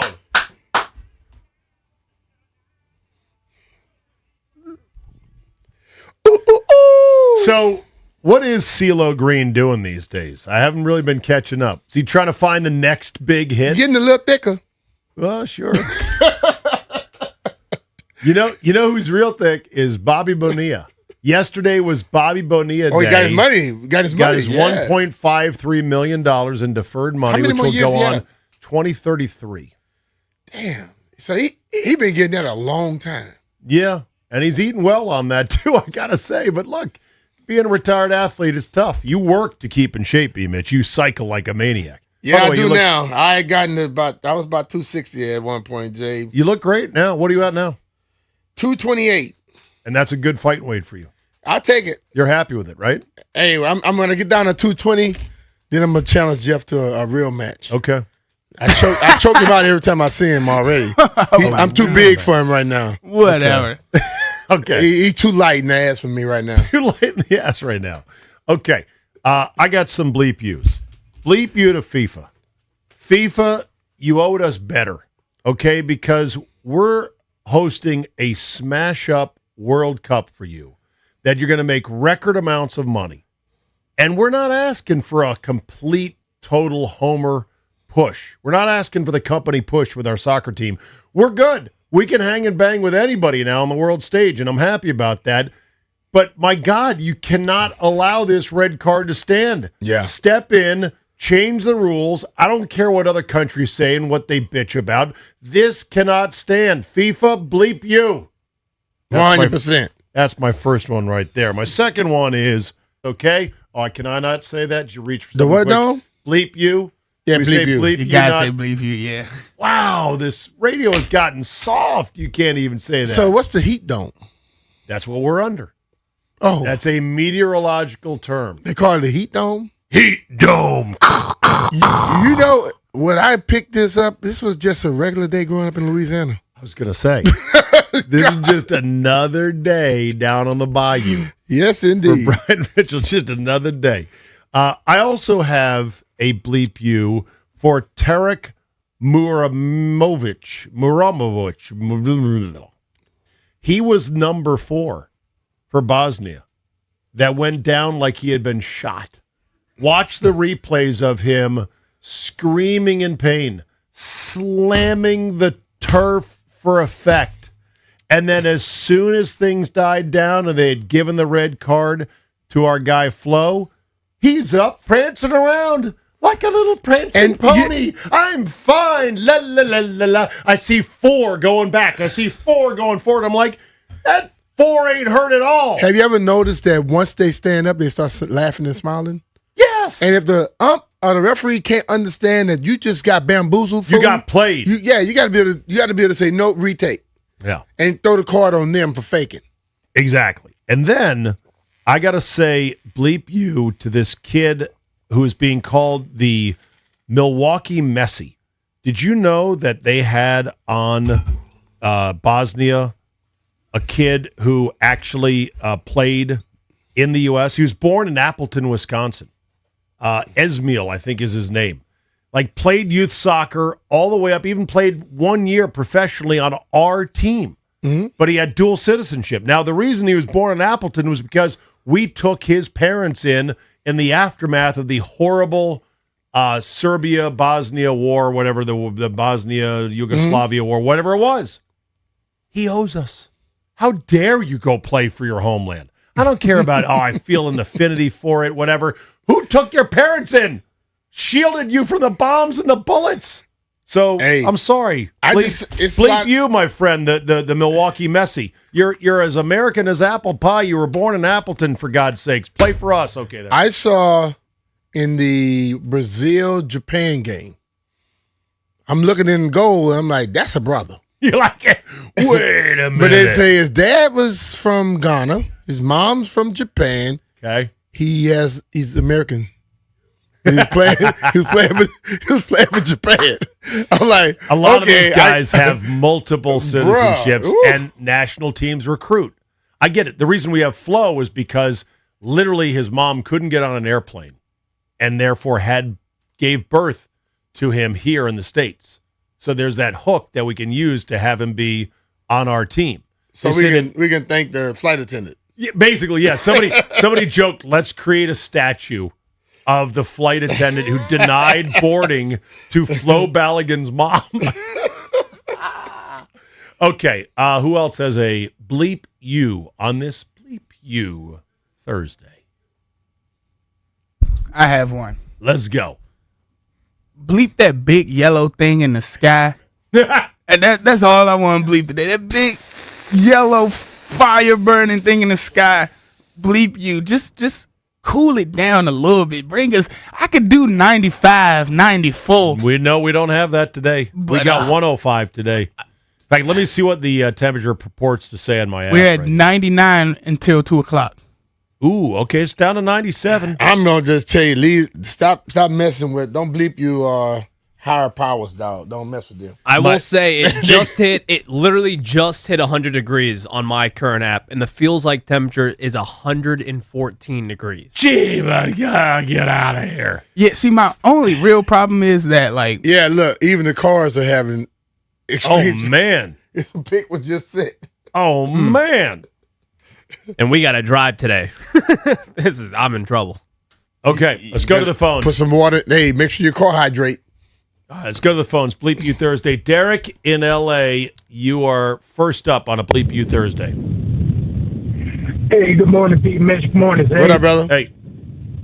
Hey, I called in a couple weeks ago, B-Mitch, you probably remember, about bleeping my vasectomy doctor. Uh-huh. Oh, yeah, so I got an updated bleep you to my vasectomy doctor. Uh-oh. All right, so still bleep my vasectomy doctor for putting my vasectomy off 2 weeks later, and now I'm still recovering. But I'm going to unbleep her because she moved my appointment up to early in the day, so I didn't have to deal with traffic after I got it done. All right. Did she snip the wrong wire? No. Red wire, white wire. Oh no, I'm good. Okay, good. I'm glad to hear that. All right. All right, thanks for the call. All right, bro. Jupe in West Virginia. Bleep you Thursday. What do you got? For just taking a knife down there. Hello, Jupe. Scissors. What's going on, fellas? Two legends on the radio. What up, listen, you? I'm with Jeff. Bleep this heat. Man, I tried to go use the bathroom. I literally had to peel my drawers off. I couldn't peel them. I had to peel them off. Peel them off. Oh, no. Stop buying silk, Jupe. Stop buying silk. What's he supposed to wear? Cotton. Yeah, men wear cotton. We don't wear no silk. Men wear cotton. And then look, bleep you to Alabama James. We don't want them here in D.C.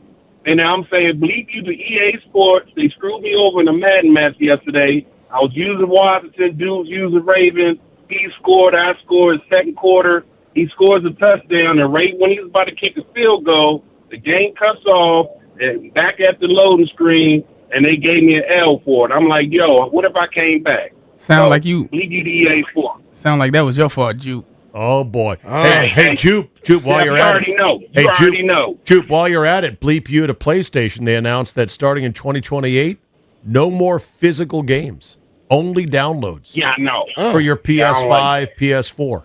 That's outrageous. No more discs. I'm Can I piggyback off that? I'm glad I don't play those please games. do. Yeah, man, bleep that. 'Cause even with the new Grand Theft Auto, if you want the case, you're going to go in the store, buy the game in the case, and it's going to have a download code in it. Oh, my God. No more discs. That's ridiculous. Well, I wouldn't go buy a damn case without a game in it. Yeah, some people collect it. Some people that are collectors. See, All right, when you're thanks. weirdos, you got to deal with whatever they say. All right. Thanks, Jupe. Appreciate the That's call. what I say. No problem. All right, let's get Rami in to close us out here. Bleep you Thursday. What do you got, Rami? Hey, how you doing? It's like perfect boat weather when it's really hot like this, and my boat was stolen from Columbia Island Marina. So bleep you to whoever stole my boat. And on the side note, they all fake it in soccer because if you don't get the penalty. So they're all playing the game. I mean, if you hit somebody, you can fall. If you don't fall, they give you advantage, so there's no penalty. Kind of like thanks for taking my call. Yep, thanks. Yeah, for the but call. that's a waste of time. All that extra minute and stuff like that. My buddy works for I'm not gonna say his name. Works for UPS. Says bleep UPS for not providing us with AC. Yeah, y'all gotta wear them little tight ass brown shorts in that brown truck, and you don't have AC. Yeah, they should be bleep. You should be bleep for wearing them tight ass shorts. Quick break. When we come back, we'll start searching for that guy's missing boat. You're listening to B. Somebody Mitch and stole Finley his boat on the Fan.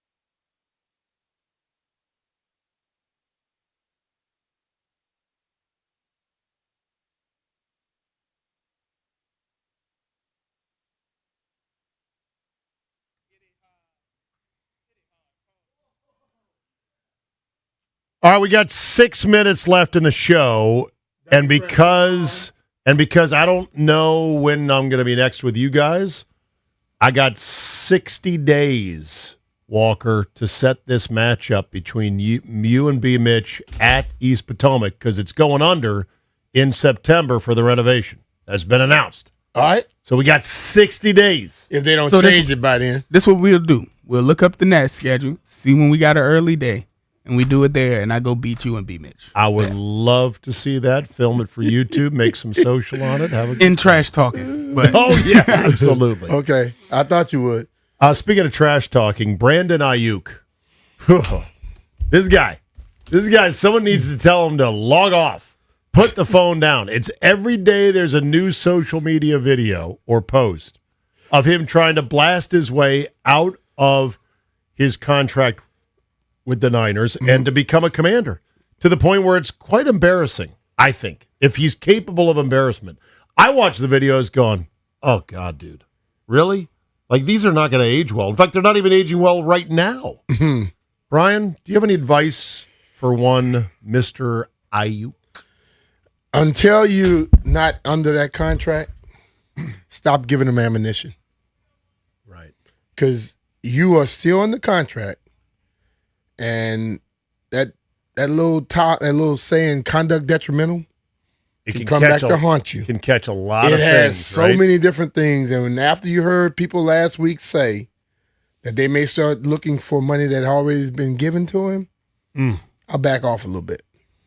One of the larger points you made, and I agree with you on this, is that if they were to sign him, the questions about him are going to be nonstop. And then every time, once he's a Commander, any little thing like 3rd and 5, ball gets thrown over his head, and he slumps his shoulders and kind of pouts his way off the field, that's a talking point for us and other people. Yeah. Monday, Tuesday, Wednesday, and that's counterproductive to winning. Yeah. That scrubs off speed of the operation. We don't need it. Certain things don't ever leave. I remember I had a reckless driving. I was driving, speeding. And everything that happened on the football field, that's how the article started. Oh, God. And I'm like, what the hell that got to do with this damn... Brian Mitchell, who got pulled over for reckless driving what the hell that got to do with any damn thing? But that's how it starts. So people can say what you want to say. If anything goes wrong, and during the season, people do things wrong. Yeah. And they may not catch a ball they're supposed to catch or whatever, it's going to go to people about it. Right. Everything. It's going to come back to, well, you think if you was in camp and not, you know what I'm saying? All that stuff pops up. It's like every story about Walker. It's like Jeff Walker, who once paid full price for Coldplay tickets, ... and then the news item. Yeah. Like, he can't shake that embarrassing factoid. Every article that comes out, I read about him. All right, so a funny thing happened last segment. I think B. Mitch was momentarily looking at his phone and didn't hear the caller say, hey, I had my boat stolen yesterday. And so going out to break, I said, well, we're going to spend the next segment trying to find that guy's boat. And B. Mitch was like, what? Yeah. He stole his boat. That then led to the most fascinating off-air conversation about how do you steal a boat? And Walker had some real-life experience in this, apparently, or at least knowledge of people who do, where if your marina doesn't have good security, doesn't lock the gate to get into it, that your boat could be taken off of its moorings and just walked right down the river. Yeah, but you got to be able to pull that boat in some deeper water. I know, and at some point you got to start the engine. Yeah. Now, maybe if you brought a paddle and you were able to paddle that boat. What kind of boat he had? This question. We didn't get that far. See, that's what we should have known. We were going to break. If I had known we had a stolen boat story on the line, I would have not put it on the end of the segment. Yeah. I would have carved out some time to go. Because if it's like a Sea Ray 340 or 370, I don't know how you just go take that. And but if it's like a bass boat, I could see. And can't you bury GPS locators deep within the hull in places you can't find and can't get to? And shouldn't that boat be easily accessible? I mean, hell, we're living in the age of air tags. Yeah. I'd be air tagging that mofo to the nines. No? Of course, then you got to go get it back. Yeah. And you're hoping that there's not some pirates that have taken the boat. Hey. Badass pirates. Arrgh, I got your boat. You better go with the right people. That's all I got to say. Well, maybe if you're looking to sell the boat, and unlike you, B. Mitch, you weren't going to make a profit on it. If you were able to sell the boat, if you couldn't sell the boat for the same as what you wanted, you could write it off via insurance. Maybe that'd be the benefit. Maybe that'd be the one saving grace. Like, I really wanted to sell my boat. I couldn't get rid of it, but it got stolen. So I called my insurance company and said, we're good. And then the police say, oh, we found your boat. Damn, son of a bitch. I don't want you to find it. I want somebody else to have it. And preferably. That's like that ball that you hit to ride, huh? Don't look for it. and preferably make the payments on that boat as well. All right. Alex Ovechkin back for another year. Huzzah, huzzah for that. Good job by Uncle Ted and company for getting it done with the Capitals. B. Mitch, great ride as always. All right, brother. Thank you, Ryan. Thank you, Walker. Thanks for listening. We'll see you next time.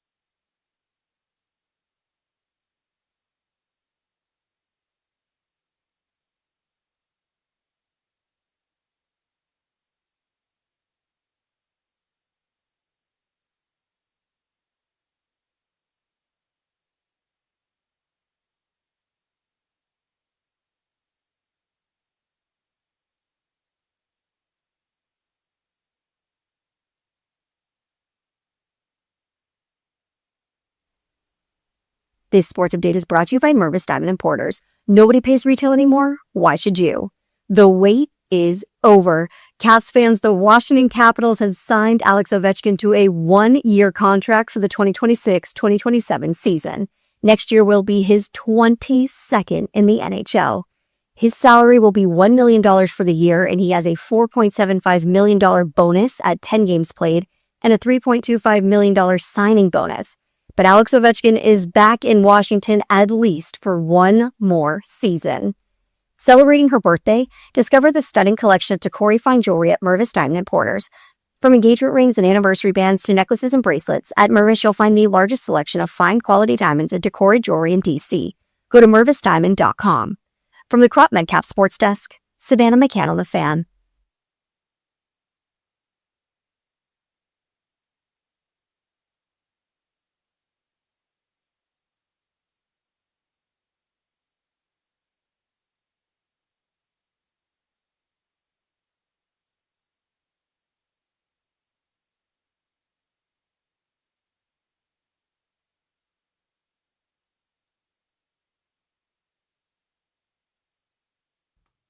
What's up? Welcome in July 2nd, 2026. You're listening to Grant and Danny live on the Fan. We are in the Navy Yard, DC Half Street headquarters, and we got a nice show planned for you today. Alex Tuch of the Capitals, sign and trade. Their new 30-goal scorer joins us at about 3:30. Jay Gruden, former head coach, in town at 5. Would he be advocating to bring in Brandon Ayuk if he was coaching the Commanders? And at 6 o'clock, Joe Beninati, the face, the voice of Caps television coverage for 2 decades plus here in Washington, D.C. Why so much Caps content and guests, you wonder? Well, today's the day. On July 2nd, 2026, this date will go down in D.C. sports history. Alex Ovechkin announced he is coming back for a legendary 22nd NHL season. So the news is big. That's something we expected, but still, once you hear it, it is a massive deal. The first question my friend Grant Paulson had, the first question old Fanny Mouye, a.k.a. Randy Douye, had is, okay, what money, what's the cap hit? And there's a lot of bells and whistles, a lot of little roads you can go down, a lot of bonus payments, and a lot of different things. This year's cap hit is just over $4 million. That's what I cared about, because that says more than just how much money against the salary cap. It says kind of what I theorized, at least it does to me reading between the lines. This is no longer the Alex Ovechkin show, starring other people setting up Ovechkin and 2 minutes of power play time and reverence for Ovechkin. Nothing wrong with those things, not being critical. But those days are done. This is now an Alex Tuch show. This is now a bunch of stars that we've brought in here, a bunch of 30-goal scorers time. It's a little bit less every empty net.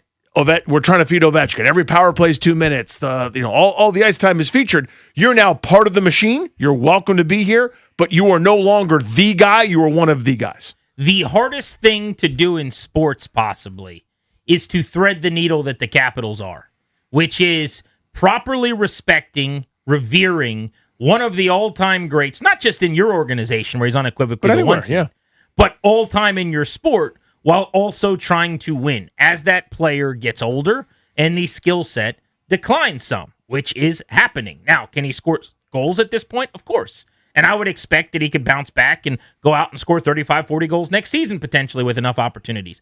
Ideally, that's not going to be the ask. That's not going to be the necessity. They won't need him to do that. Because the secondary angle here, in addition to the Ovechkin news today, is that the Capitals have had a hell of an offseason.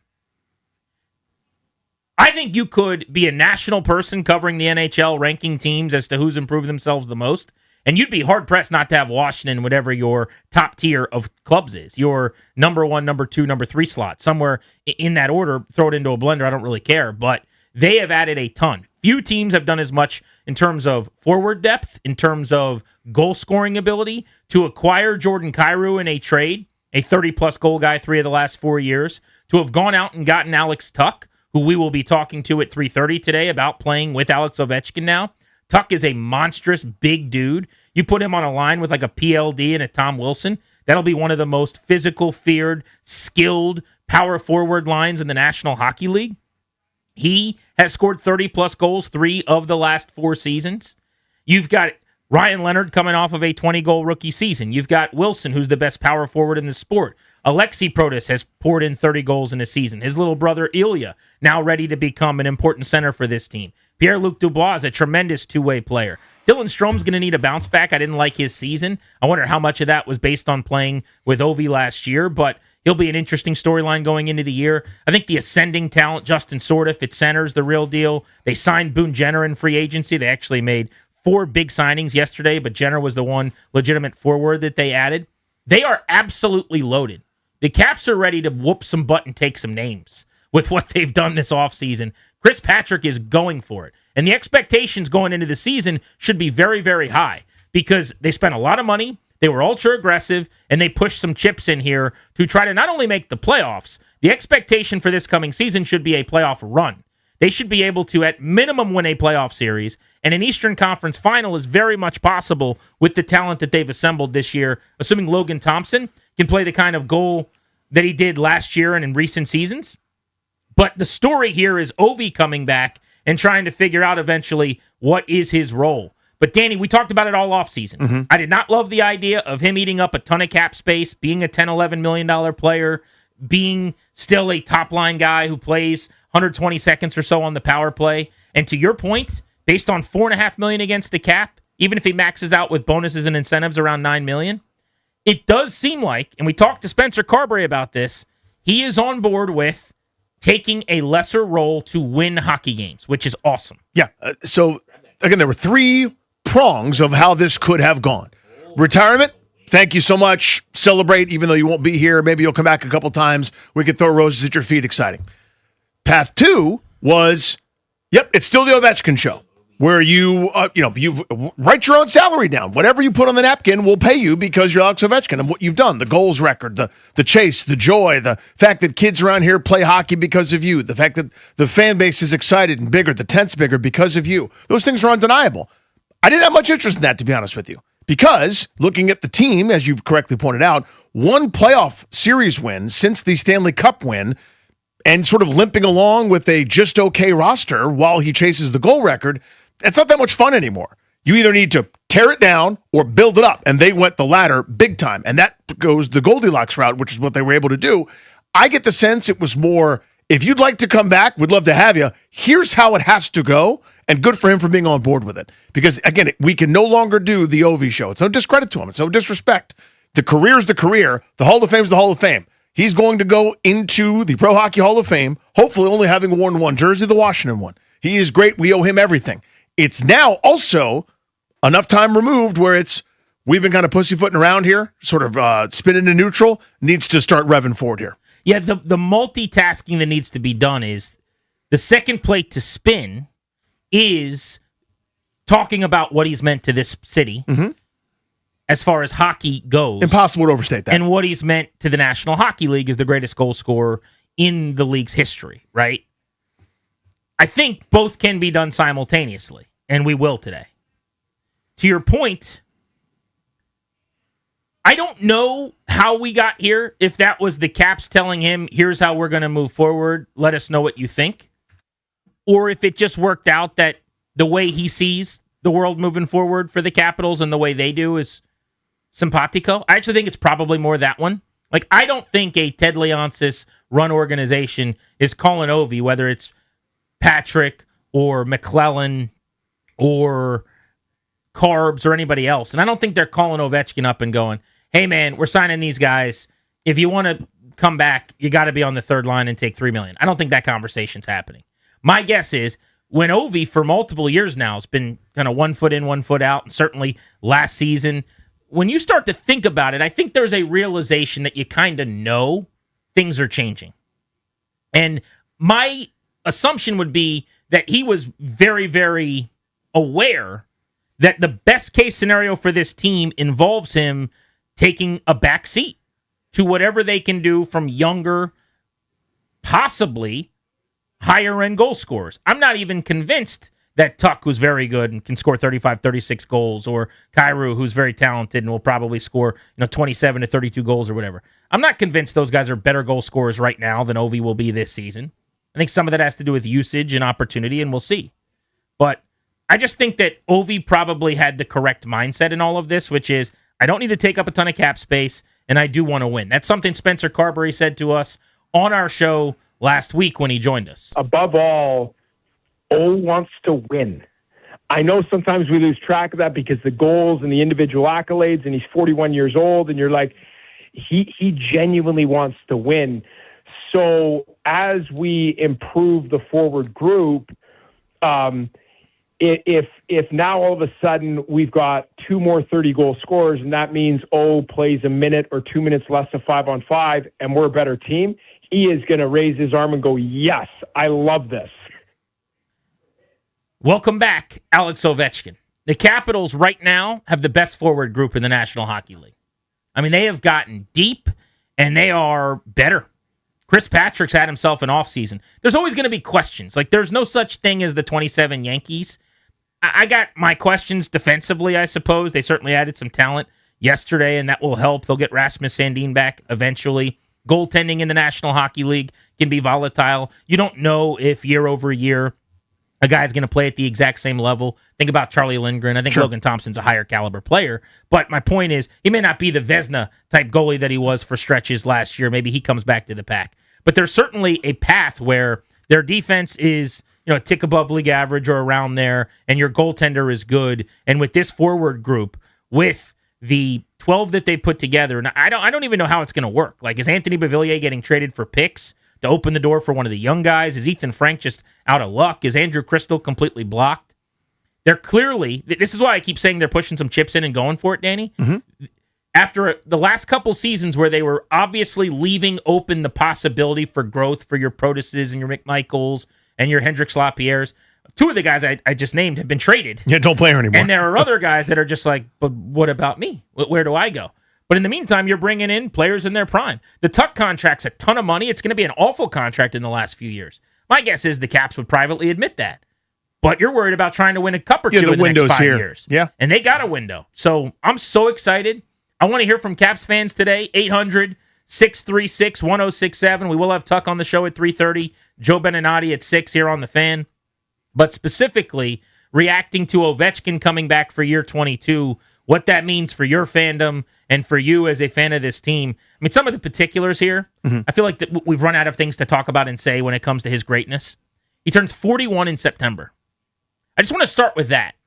As someone who sits here now, 37 years old, doing this radio show with you, to be 41 years old, when you get into that age range and you're like, this guy is still playing 82 games a year. In that sport. It's not like he's a knuckleballer. It's not like he's, Charlie Huff or Tim Wakefield. No, he's delivering and taking hits. He's maybe the most physical guy, offensively gifted guy on the team with Tom Wilson.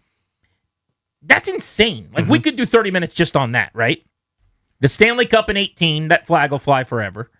Conn Smythe winner, that postseason run is the guy that got him there. I would say Kuznetsov maybe was their best player, but Ovi was right there. He ranks all-time in the NHL first in goals, power play goals, game-winning goals, overtime goals, road goals, game-opening goals, game-tying goals, go-ahead goals, empty net goals, second in even strength goals, and multi-goal games. He's the Capitals franchise leader in games played, goals, points, playoff games, playoff goals, playoff points, 50 other categories. Only player in league history, Danny, to win a Stanley Cup, a Conn Smythe, a Calder, an Art Ross, a Hart, a Ted Lindsay, a Maurice Rocket Richard. He won 9 of those, which means he led the NHL in goals. 19 individual awards somewhere in his house. I don't know where he keeps them all. Seriously, how many rooms? 19 pieces of hardware. And here's the best stat. I think this is the one. This is the last one I'll give you. But this is the one that means the most, I think, to Caps fans. And came up over and over again when we talked about his future. He will join Sidney Crosby this year in their 22nd season in the league. Because remember, they both went 1. Mm-hmm. They went a year after each other, but because of a work stoppage, they actually were rookies debuting in the same season, remember? That's right. So they both played the same number. This is year 22 for both of them. They joined Gordie Howe, Stan Mikita, Stevie Yzerman, and one other player. So there's going to be 6 after this year. There's currently 4 ever to have played 22 seasons with one team in the NHL. He surpasses Walter Johnson, 21 years with the Senators. Most years ever played in professional DC sports among the Big 4. That's what we're talking about here. Alex Ovechkin's coming back. So take your fan hat off for a second. I know it's hard, but take your fan hat off for a second. Do you think he's a Hall of Famer, Ovechkin? That's a bit. Couldn't be more important. I mean, and it's what's so fun is that Pittsburgh had their version, there are rivals. It almost worked out perfectly in that way, to be honest with you, where there was always a foil, each one in each city. Right, where Crosby had a different game, and of course his involves whining and being endlessly praised for exhaling and blinking and whatever else, because the league decided he was the darling. But we had our rogue guy, our outsider that you couldn't ignore, and he kept knocking down all these records. He was so amazing and so sensational, and it crossed over. It's like that kitchen table thing they always talk about with politics, where it's like, these are kitchen table issues.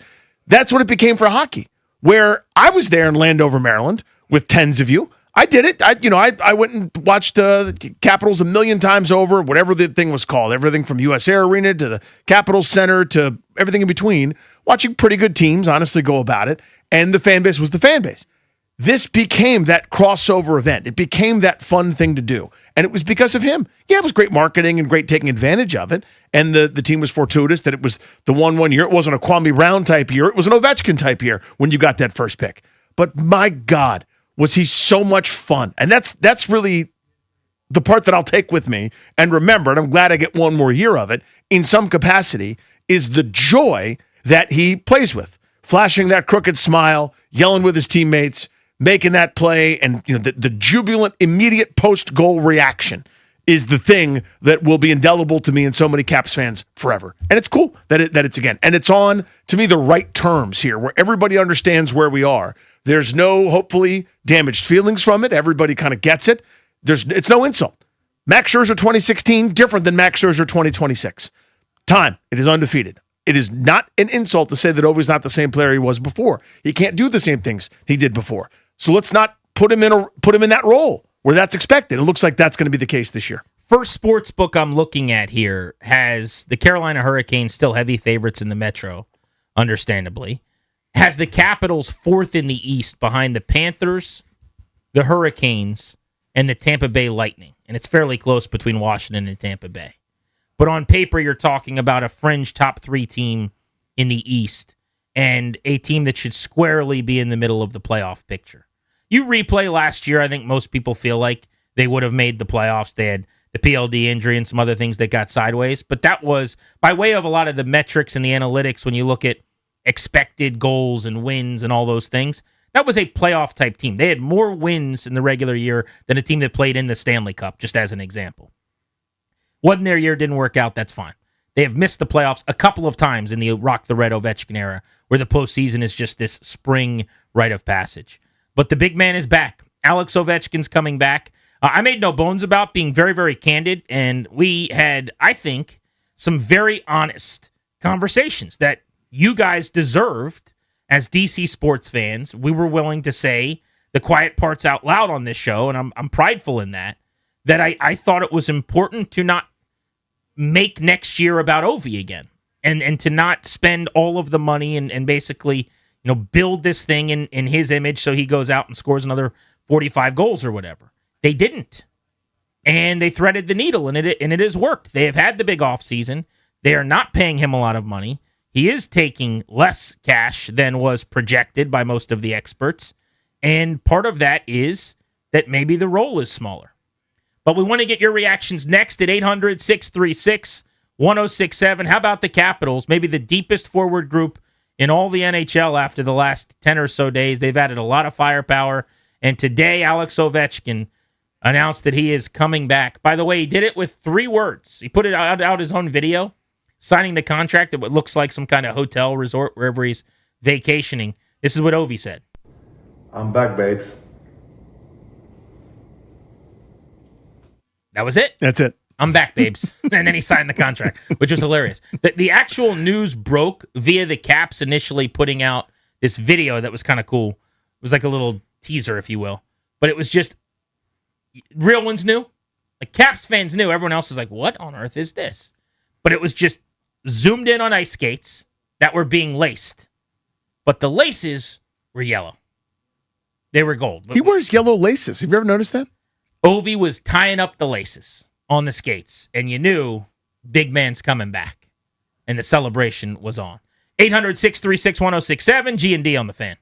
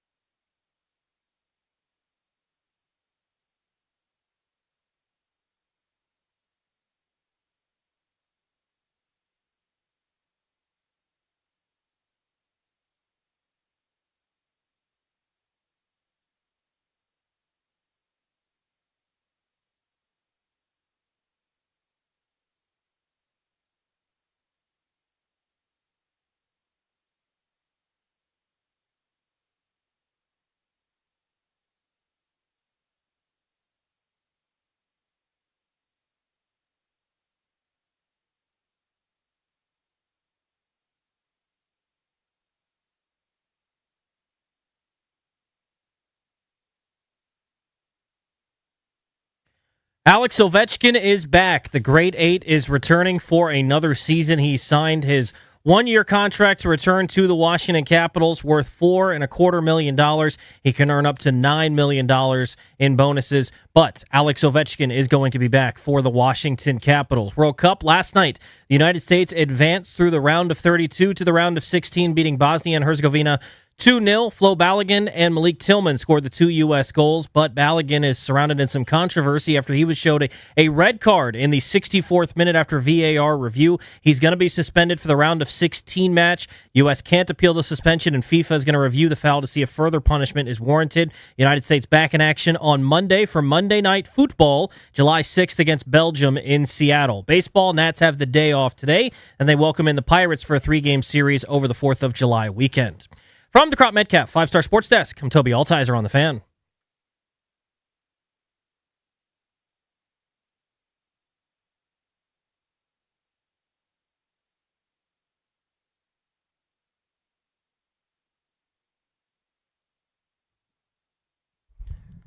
Alex Ovechkin is coming back.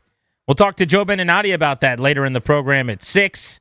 His new teammate, another Alex Tuck, is on the show at 3:30. But right now, we want to hear from you at 800-636-1067. Danny, I was saying I think the Caps might have the deepest forward lines in the league, and with the additions of Tuck, who's on the show, and Kyrou, who we had on last week, you see guys like Ryan Leonard, who it would not be crazy for him to be in the top 6, like a second-line guy pretty easily, times where he could skate on the first line. He might get fourth-line minutes occasionally. I don't think that's where he's going to live. Presumably him and Wilson and Protas are going to be on that third line somewhere. But when Ovi gets slotted in right now on the wing, who does he skate with? Is it PLD? Is it Strome? What is this going to look like? And I still think they probably have to make a trade now just to clear some space. Because there's some good players who won't get sweaters. Exactly. Like, what is the point of paying all the money they are to Anthony Beauvillier for him to be on the fourth line? Maybe they would just have this awesome fourth line of Protas, Beauvillier, and Boone Jenner, which is like a pretty big, heavy, legit line, and then Beauvillier can skate. And that's what happens when you're deep.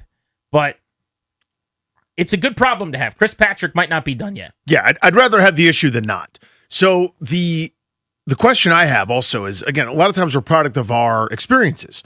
So last year, when PLD went down, we acted like we were missing Gordie Howe, Eric Lindros, and every center that's ever played that's any good, and it was a non-starter for the rest of the season, even though they ended up pretty well, with him, without him, etc. So they said, okay, we're not going to be stuck with our pantaloons down. We will have some depth.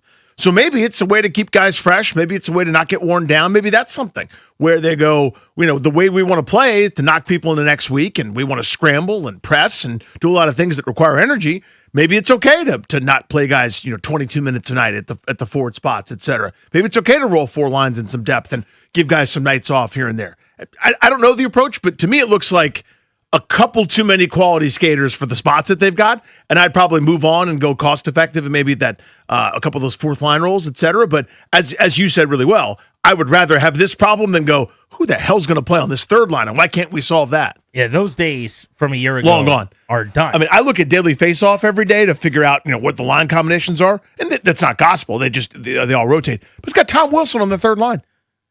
What's his nickname? Blank line Tommy. Go ahead and say it. Top line Tommy. Nope, third line Tommy. Come on, dude. Hockey coverage on The Fan presented by Xfinity. Score the most reliable Wi-Fi, one price, 5 years guaranteed. Xfinity. Imagine that. Let's go to the phones. 800-636-1067. Ron's in Gaithersburg. What's up, Ron? How are you? Hey, guys. What's going on? I'm sweating my butt off out here, but other than that, we're good. So, yeah. anyways, It's toasty. Yeah. It is beyond gross. Yeah, there's sweat. Yeah, there's sweat everywhere. Anyways, I'm Bernie from Rockville's brother, by the way, too. So I hit you up online every now and then. So, cool. So, anyways, with the Caps, you guys hit the nail on the head. The depth, I think they're gonna have to make another move. Maybe Beauvillier goes, but I think when you look at like the Caps when they won in 18, and you look at the Caps now, I think the defense may be stronger with Niskanen, Orpik, guys like that. But the center play was so deep, and the second you had that depth with being able to move Kuznetsov around instead of him being higher up in the pecking order, the center play, you could have Strome, Dubois, Protas. Nobody's even talking about Justin Sourdif. I think that we fleeced Florida in that one. He's so young. He's so fast. And the other thing I like about the whole lineup as a whole, the forward groups, is you brought in leadership. Boone Jenner, PK guy. He was the captain of the Blue Jackets, who were good last year.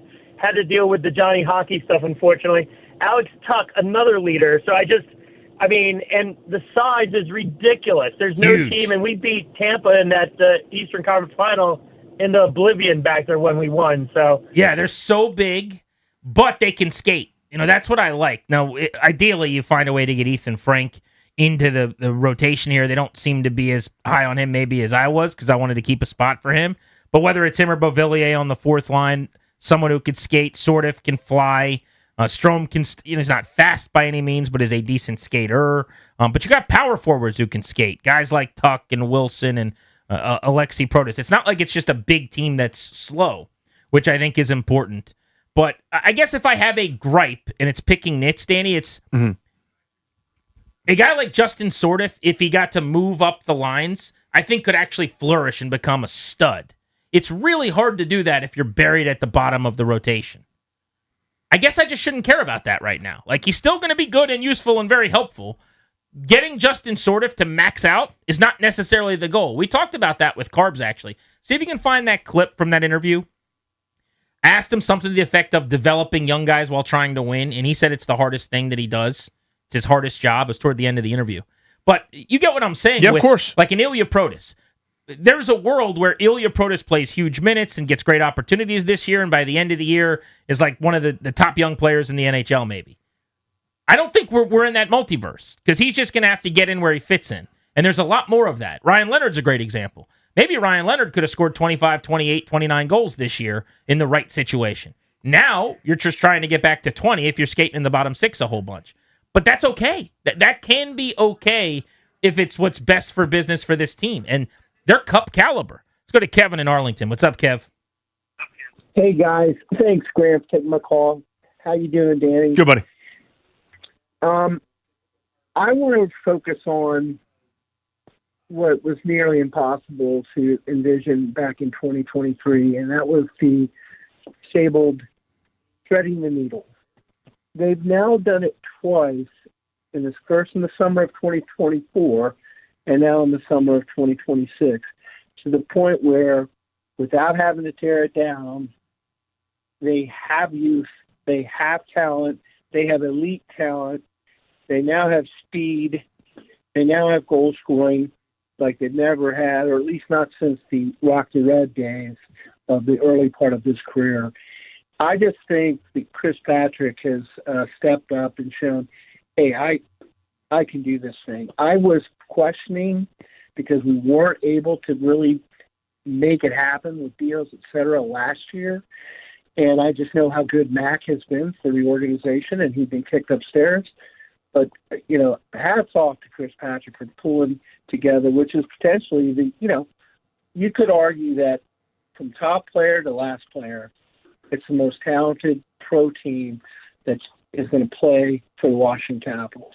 And I'm excited about that. They swung big. They're in the hunt.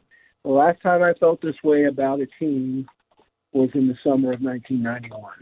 Ooh, all right. You're going back Here in we go. time. Defensive pairings, we're not talking much about the defense. They've done a lot less there. But you've got Chychrun and Matt Roy as a key tandem. Marty Ferravari is going to be really important, I would imagine, would skate with Vinny Desharnais, who they signed in free agency yesterday. They got to be right on him. That's a big, I think it was like a $4 million type deal that they signed with him. And then you've got, eventually, Sandin coming back. Timothy Liljegren, who they acquired via trade last year, is retained and is still there as well. This was what Carb said. We found the clip. But I was asking him about like developing young guys, getting them opportunities with Andrew Cristall blocked now. And someone like Ivan Miroshnichenko just never gets any ice time and looks like he's the odd man out again. Even the players that are good, they're going to be playing, like Protas or Leonard or Sordiff. How do you help develop those guys with ops and minutes while focusing on winning? This is what Carb said. So young players, they need two things. They need opportunity, and they need a coach that's willing to let them fail because they're going to make mistakes. Usually that doesn't work in a winning environment because mistakes don't fly. We need to win. We need you to be able to make that play. We need you to be able to read that assignment. So the delicate balance between giving that opportunity and letting players fail in a winning environment, I'm not saying I haven't mastered at all, because it's a challenge every single day, but that's the hardest part. Exactly what you said, because you're trying to win every night, but you have to understand that young players are going to make some mistakes, and you got to be able to let them go out there again. Now, there's a line to that, because again, we're trying to win every single night and trying to get into the playoffs, but that's the delicate balance and why it's so difficult to develop young players when you're trying to win a Stanley Cup. It's hard to rebuild and win the Cup in the same year. Carbs is so good with us and was great this past week on the station. You can grab that audio wherever you get your podcast. By the way, Danny's Spencer Carberry just keeps getting better. You broke it out in the pre-show meeting today. just BSing, yeah. And maybe it's just because I haven't heard it in a little while, but every time I hear it, it climbs your depth chart. It gets super exciting to break it out and have it be fresh. The thing that you guys have to remember is that O wants to win. And if you tell him 19 minutes become 17, but they're more ROI, more exciting minutes, more ability to go out and be himself, less pressure, he'll raise his arm and say, yes, he's into that. Is that his best impression that isn't Charles Barkley? It's definitely, I don't think it is. I think it's good. Your number two. What do you think is your number two behind Barkley? Oh, I don't know. I'm on the spot. I don't know. I need an answer. I don't have one. Other than Barkley, you've got to do one impression. I'm gonna take you back to the movie. I'm doing like Star Search or something, right? No, so this is Walk the Line, okay? I think that's the movie. Unless I'm with Johnny Cash. Yeah. Are you saying I can't sing? Yeah, so he goes and he auditions. And he hears the train coming. And he gets like one opportunity to show this skill to someone, and this guy's there listening to him. He's like, this is terrible, man. He's like, listen to this. He's like, this is terrible. And this guy looks at him, and he's like, Johnny, let me say something to you, young man. He's like, I'm sitting here. We're recording. He's like, this is it, man. You got one shot.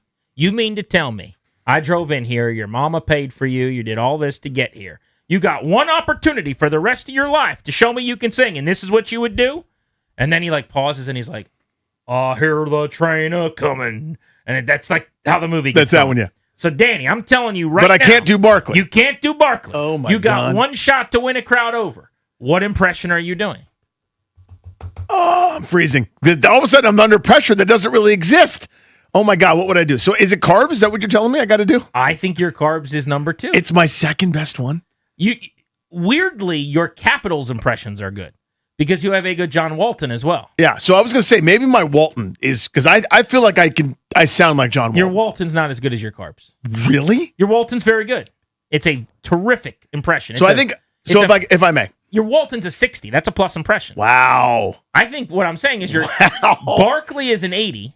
Why are you so do harsh the on best my Barkley Walton? on the planet. Caliendo, everybody else, no one can do your Barkley. I agree. Your Carbs is a 70 impression. Are you being serious about that? I think it's so. a 70. Here's the way I view it in my brain. Like in terms of what I hear with the pitch whistle, I think my Walton. I don't want to say it's pitch perfect, but I think it's really close. I think my Carbs is fine. I think you guys go nuts because I overemphasize words like "oh" and like everyone's like "wow," they're blown away because who else is doing a Carbs? I feel like my Laughlin's like a C, but you know who I'm doing, and it's fine. The Joe B's a C minus. You have a 50 Laughlin. It's a serviceable Laughlin. It's 50. Like everyone knows the bit. You're getting it. You have a 45 Joe B. It's below average. Below average on Joe B? Wow. For your impressions. Not like a below average Joe Beninati impression. All right. For your impressions. Okay. I'm slotting it as let me hear your Joe B. Grant and Danny, obviously having Ovechkin back is a blessing. He's wonderful. He's given us everything, and he'll be great this year. I have no doubt. Yeah, that's a 45. Wow. Your Walton.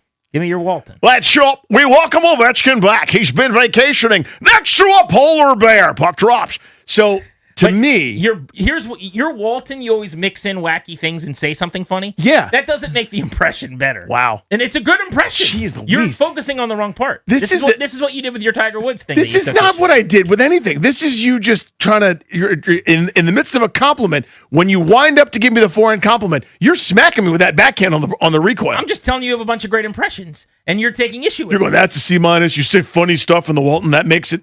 You're hiding how bad the impression is. I don't know, man. I don't know if I like this. You're doing the thing like the Commanders fans did when they all cried that I said they have a lot of good players, but not a lot of all-pro caliber players. No. They focused on the wrong thing. I'm saying You do a lot of good impressions. Okay. Okay. Flo Balogun got a red card yesterday. Should he have? And by the way, the Americans are on to Monday night. We're on to Cincinnati. Grant and Danny on the Fan.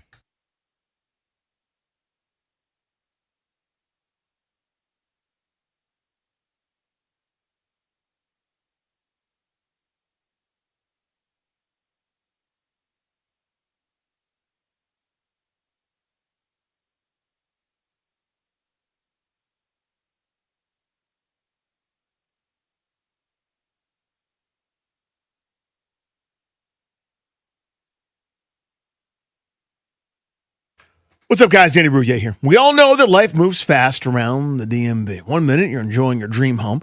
The next, unexpected relocation. It means it's what? Time to sell, right? That's exactly what happened to Ronald and Vicky. They'd invested in upgrading their home, but a sudden out-of-state move meant they needed to sell quickly without leaving money on the table, hopefully, right? So they called my trusted friends and realtors. That's Debbie, Sarah, and the Reynolds of Power Home team with Keller Williams. Their proven marketing strategy worked, as always. Ronald and Vicky's home sold in just 2 weeks for $25,000 over asking price. If you want top dollar for your home, Debbie and Sarah don't just list homes. They position them to win. Their exclusive buyers and waiting database includes over 16,000 pre-screened qualified buyers who may already be looking for a home just like yours. Their homes sell twice as fast and their sellers net 4.27% more than the average agent. That's thousands of dollars in your pocket. Sell with certainty. Your home sold, guaranteed. So call Debbie, Sarah, and the Reynolds of Power Home Team now at 844-654-SOLD. That's 844-654-SOLD, or visit DebbieHasTheBuyers.com.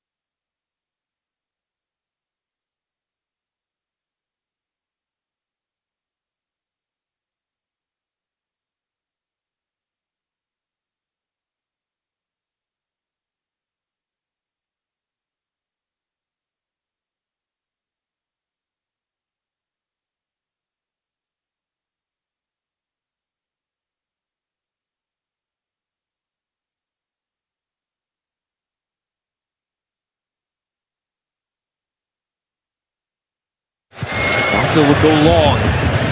Team only man there, able to steer it to Adams, flicks it along Tillman. He's got Balogun making a run off him. Can he get around to that ball? To the deflection, Balogun scores! Flo Balogun, first to react to the deflection. He'll do the LeBron celebration. It's 1-0 U.S.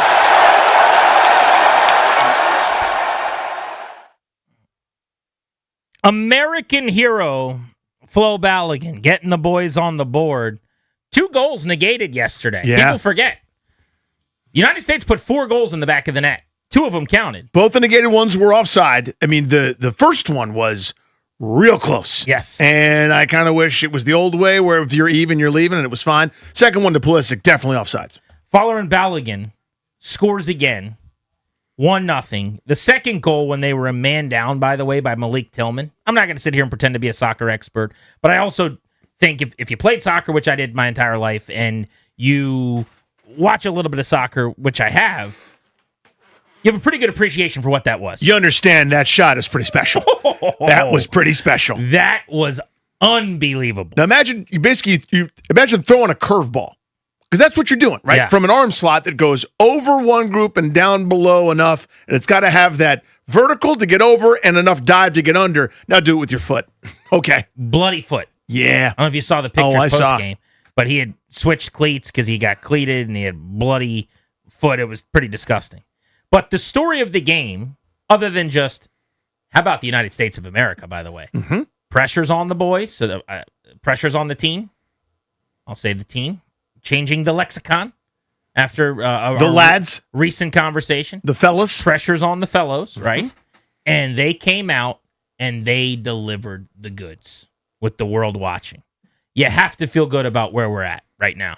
They were awesome. As far as soccer in the United States of America. No way around that. They were awesome. They were the better side, and Bosnia did, and this leads into where we're going to go with this conversation, they did what they do, which is they're the biggest team in the tournament. They are here to mess with you. They're here to muck the game up and clutch and hold and grab and clog. There was not much doing that. There weren't a lot of great shot opportunities for the U.S., despite how much they dominated. The pre-man down part of the game, which was like the last 30-ish, 35 minutes, whatever that turned out to be. But the first 2/3 of the game, the field was tilted. Oh, yeah. I mean, all of the action was essentially in front of Bosnia's net, and it was the Americans as the aggressors. And then, oddly, when you go 10-on-11 and you're on the penalty kill, essentially, for the last half hour or so of the game, then all of the action was in front of the United States net, and they were the only team to score during that time, as it turned out on the incredible shot by Tillman. But the story is the red card on Flo Balogun, which I guess the first and foremost, the question is, was it a red card? So soccer marks that listen to this show, that watch soccer year-round, here's your chance to shine. You can call us at 800-636-1067. Was the right call made? Danny, what I'll do today is I'm going to say this. I'm not a soccer expert, and I'm not going to pretend to be one. That red card just seemed asinine. And if it's the correct call, my God, is the penalty too much for what that was? Mm-hmm. That was not a malicious or purposeful thing. So let's say that doesn't matter. A lot of soccer people told me last night, intent doesn't matter. Okay, if that's true, I'll take your word for it. You know more than I do. No problem. 11-on-10 for 29 of the 30 minutes, right? Let's say for a half hour to go a man down and then to not have your best player for the following game in the biggest game in your country's history because of an accidental stomping on a guy's leg, and I understand what happened and how dangerous it is, I get it. If you're telling me it's a reasonable red card, I think that's crazy, but you know more than I do, Soccer Mark, I'll take your word for it. To have to play for a half hour without him and then he doesn't get to play in the next game as he's losing his footing and accidentally stomps on a guy, I'm sorry. That feels outrageous to me. And it should. So there's a number of things to it. So I can't claim to be an expert, but I will say I've watched this sport, played this sport my whole life, watched games from kids, amateurs, middle school, high school, up to pro ranks, etc. So I've seen a game or two. Generally for me, I could have lived with that being a red card. I can live in a world where that's a red card. Here's how I could live with it. If there are 6, 7, 8 yellows assigned to Bosnia throughout that game, Okay. Their first yellow card came at the 80-minute mark when, everything was a similar foul that you saw a dozen times in the first half where Serginho Dest beats the player. He literally grabs him by the shirt, the waist, drags his ass down. There's the penalty. Then Malik Tillman scores to put him up 2-0. Narrative from the analysis at halftime was they're really letting them play, that they're swallowing the cards. If there are 6 cards against Bosnia or so in the first half, I go, okay, this is kind of how the game's been going. It's the ultimate escalation. That's what makes it really tough to take for me, is that there had been a bunch of rough housing, a bunch of rough play, a bunch of times where Bosnians are beat, and their only hope is to grab, to clutch, to drag down. Really dangerous plays that are card-worthy. None of them were. This one should have been a card on Balogun. And the fact that escalates to a red and he misses a game and a half, I find outrageous. Yeah, the punishment to me just felt like a life sentence for speeding. I mean, it effectively, now at the time, it felt like they might lose the game. They didn't. But if you play that out 10 times, you probably lose at least You 5 give up of a those. goal and then you're in penalties or something? Yeah. Maybe you lose 6 out of the 10. They didn't. They made a heroic play. They end up holding on. But we'll talk about this later in the show or maybe into Monday. It may well still be a death sentence. Everyone wants to tell me how they'll be fine without Flo Balogun. Every goal, every shot, every chance, everything they do that I've seen mostly has been that guy, right? So you know more than I do. Maybe they'll be fine. We'll see. But at the same time, I am going to defer to the soccer people if they tell me that's a red card. Then I'm going to say to you, this is why this sport will never fully catch on. There's some other reasons too. But that can't be worth a game and a third of a game. I'm sorry, it can't be. It was not like this malicious play that was outside of the confines of the action. 800-636-1067 if you want to hop in. Flo Balogun red card, was it warranted? And is the United States now in big, big trouble without him taking on Belgium? This is Grant and Danny.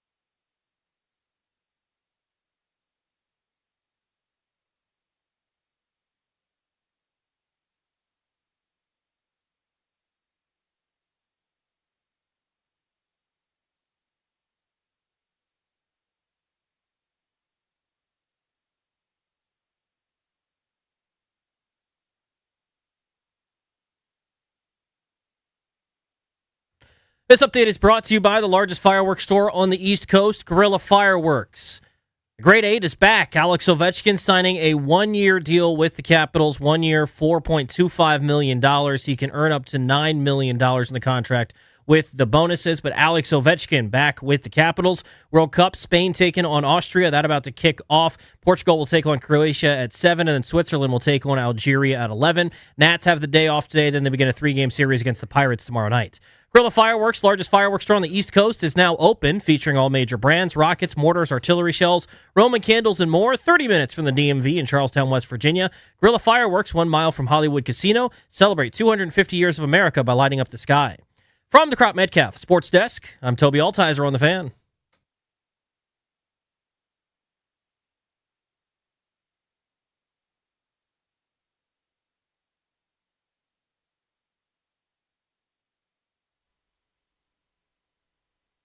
Yeah, when I watched this in real speed, I didn't think it was much. I thought it was just a coming together of two players.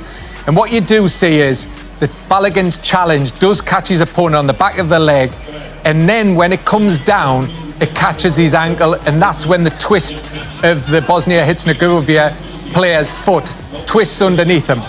The problem you've got is, to reach a criteria of the red card, it has to be some speed, there has to be some force, and there has to be some malice. This lacked that. But what it does have, which is what the element of the VAR is hiding behind, is it endangers the safety of the opponent because of that foot-on-foot challenge, which could have acted and ended with a broken ankle. So what they've done is they've looked at the consequence of the challenge. However, in my opinion, this didn't endanger the safety of the opponent. That was the officiating expert for Fox during its coverage last night of the United States' win over Bosnia. Welcome back, Grant and Danny on The Fan. The show's brought to you by the law firm Kondorian Murad. The exclusive sponsor of our show, the law firm of Kondorian Murad, can help you draft your last will and testament, set up a living trust, or put together a medical power of attorney. Schedule a free consultation with their attorneys today by visiting kmlawyers.com, and be sure to let them know that we sent you. That's kmlawyers.com. Happy Alex Ovechkin's coming back to the Capitals for year 22 day. Right. More on that coming up at 3:30 with Alex Tuck, the newest member of the Caps and the 30-goal club. He will be with us on the show. We'll talk to him about playing with Alex Ovechkin in just a bit. Right now, though, this red card for Flo Balogun, that's the biggest story nationally in sports today. So I'm deferring to soccer people. I always am uncomfortable when I'm just a casual, and I don't have a great feel. I'm going to give you all kinds of opinions on things that I really know. Football, baseball, our sports here, the Capitals or hockey or basketball, whatever. I'm a casual soccer guy. Don't know the ins and outs. When I hear that former longtime FIFA official say there has to be malice, then it's over. There was no malice in that. Now, he said there was a technicality that VAR can hide behind. I also, Danny, to that point, take issue with there was not even a yellow card issued in real time. Now, I understand that officials can miss things, but to then slow it down and freeze frame it and slow motion look at it. It's a giant escalation. Now you're going to go to a red card just does not feel right to me. They've given out, I saw a dozen red cards, I think, throughout the World Cup this year, something like that. It's a massive punishment for a play that I think probably needs malice and or intent. That has been the question I've asked over and over again. Most people say intent doesn't really matter. It's like a handball. If it hits you, it hits you. Well, if that's true, then okay, red card, fine. But I will tell you that this will not fly with the average casual American sports fan, and it is going to be an issue.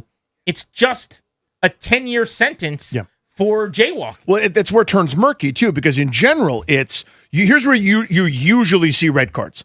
Grant goes by me. He's going to be one-on-one with the goalie. I'm behind you. I just take out your legs. I clip you. I grab you, pull you to the ground because I'm trying to prevent an obvious goal. My motivation isn't the ball anymore. It's to stop you from scoring. I'm on the goal line. You're my goalie. You're out of position. The ball's coming. I stick out my right hand, prevent it from going in. That's me preventing a goal. That's not just a handball. That's a red card. That's where you see those kinds of things. So malice, intent. You could see those kinds of examples. As he said, very, very, I thought it was excellently delivered. The difference is what VR is hiding behind, right? Is the hiding behind part is interesting. We also have this subcategory where we're talking about endangering somebody. And that's where it gets really, really murky. I thought in real time that should have been a yellow card. I also thought, as I said throughout, there were 9 to 10 instances that absolutely could have been cards, not just on Bosnia, on the U.S. too, a couple rough challenges throughout the course of the game. Because none of them are called, this is just such a massive escalation from how this rough and tumble game was going by design from Bosnia that's the part I just can't stomach. If you'd been calling it left and right and 6 ways from Sunday, where everybody's on a caution, and then you get this play and you had a card on it in real time and in review, oh my God, look at how his ankle bends. He's on the ground writhing. Now, by the way, he came back on the field and played the entire rest of the game without incident, but I digress. Luckily. Definitely could have gotten seriously hurt. Did you see the video circulating of the Messi play? Yes, of course. The Messi play to me was worse. Because it seems like he purposefully takes his cleat to the calf knowingly of a player, whereas it was pretty obvious Balogun didn't see him coming. He wasn't in his field of vision, and he was off balance. So Messi didn't even get a card. There's also an element to me of, and look, you can call me, again, a casual or whatever, and that's fine. I'll take all the arrows. I'm just thoroughly enjoying these games, and then I'll go back to not caring for an extended period of time, I promise. Don't worry. I'll be out of here soon. You don't have to worry about me, soccer guy. But at the same time, Danny, like,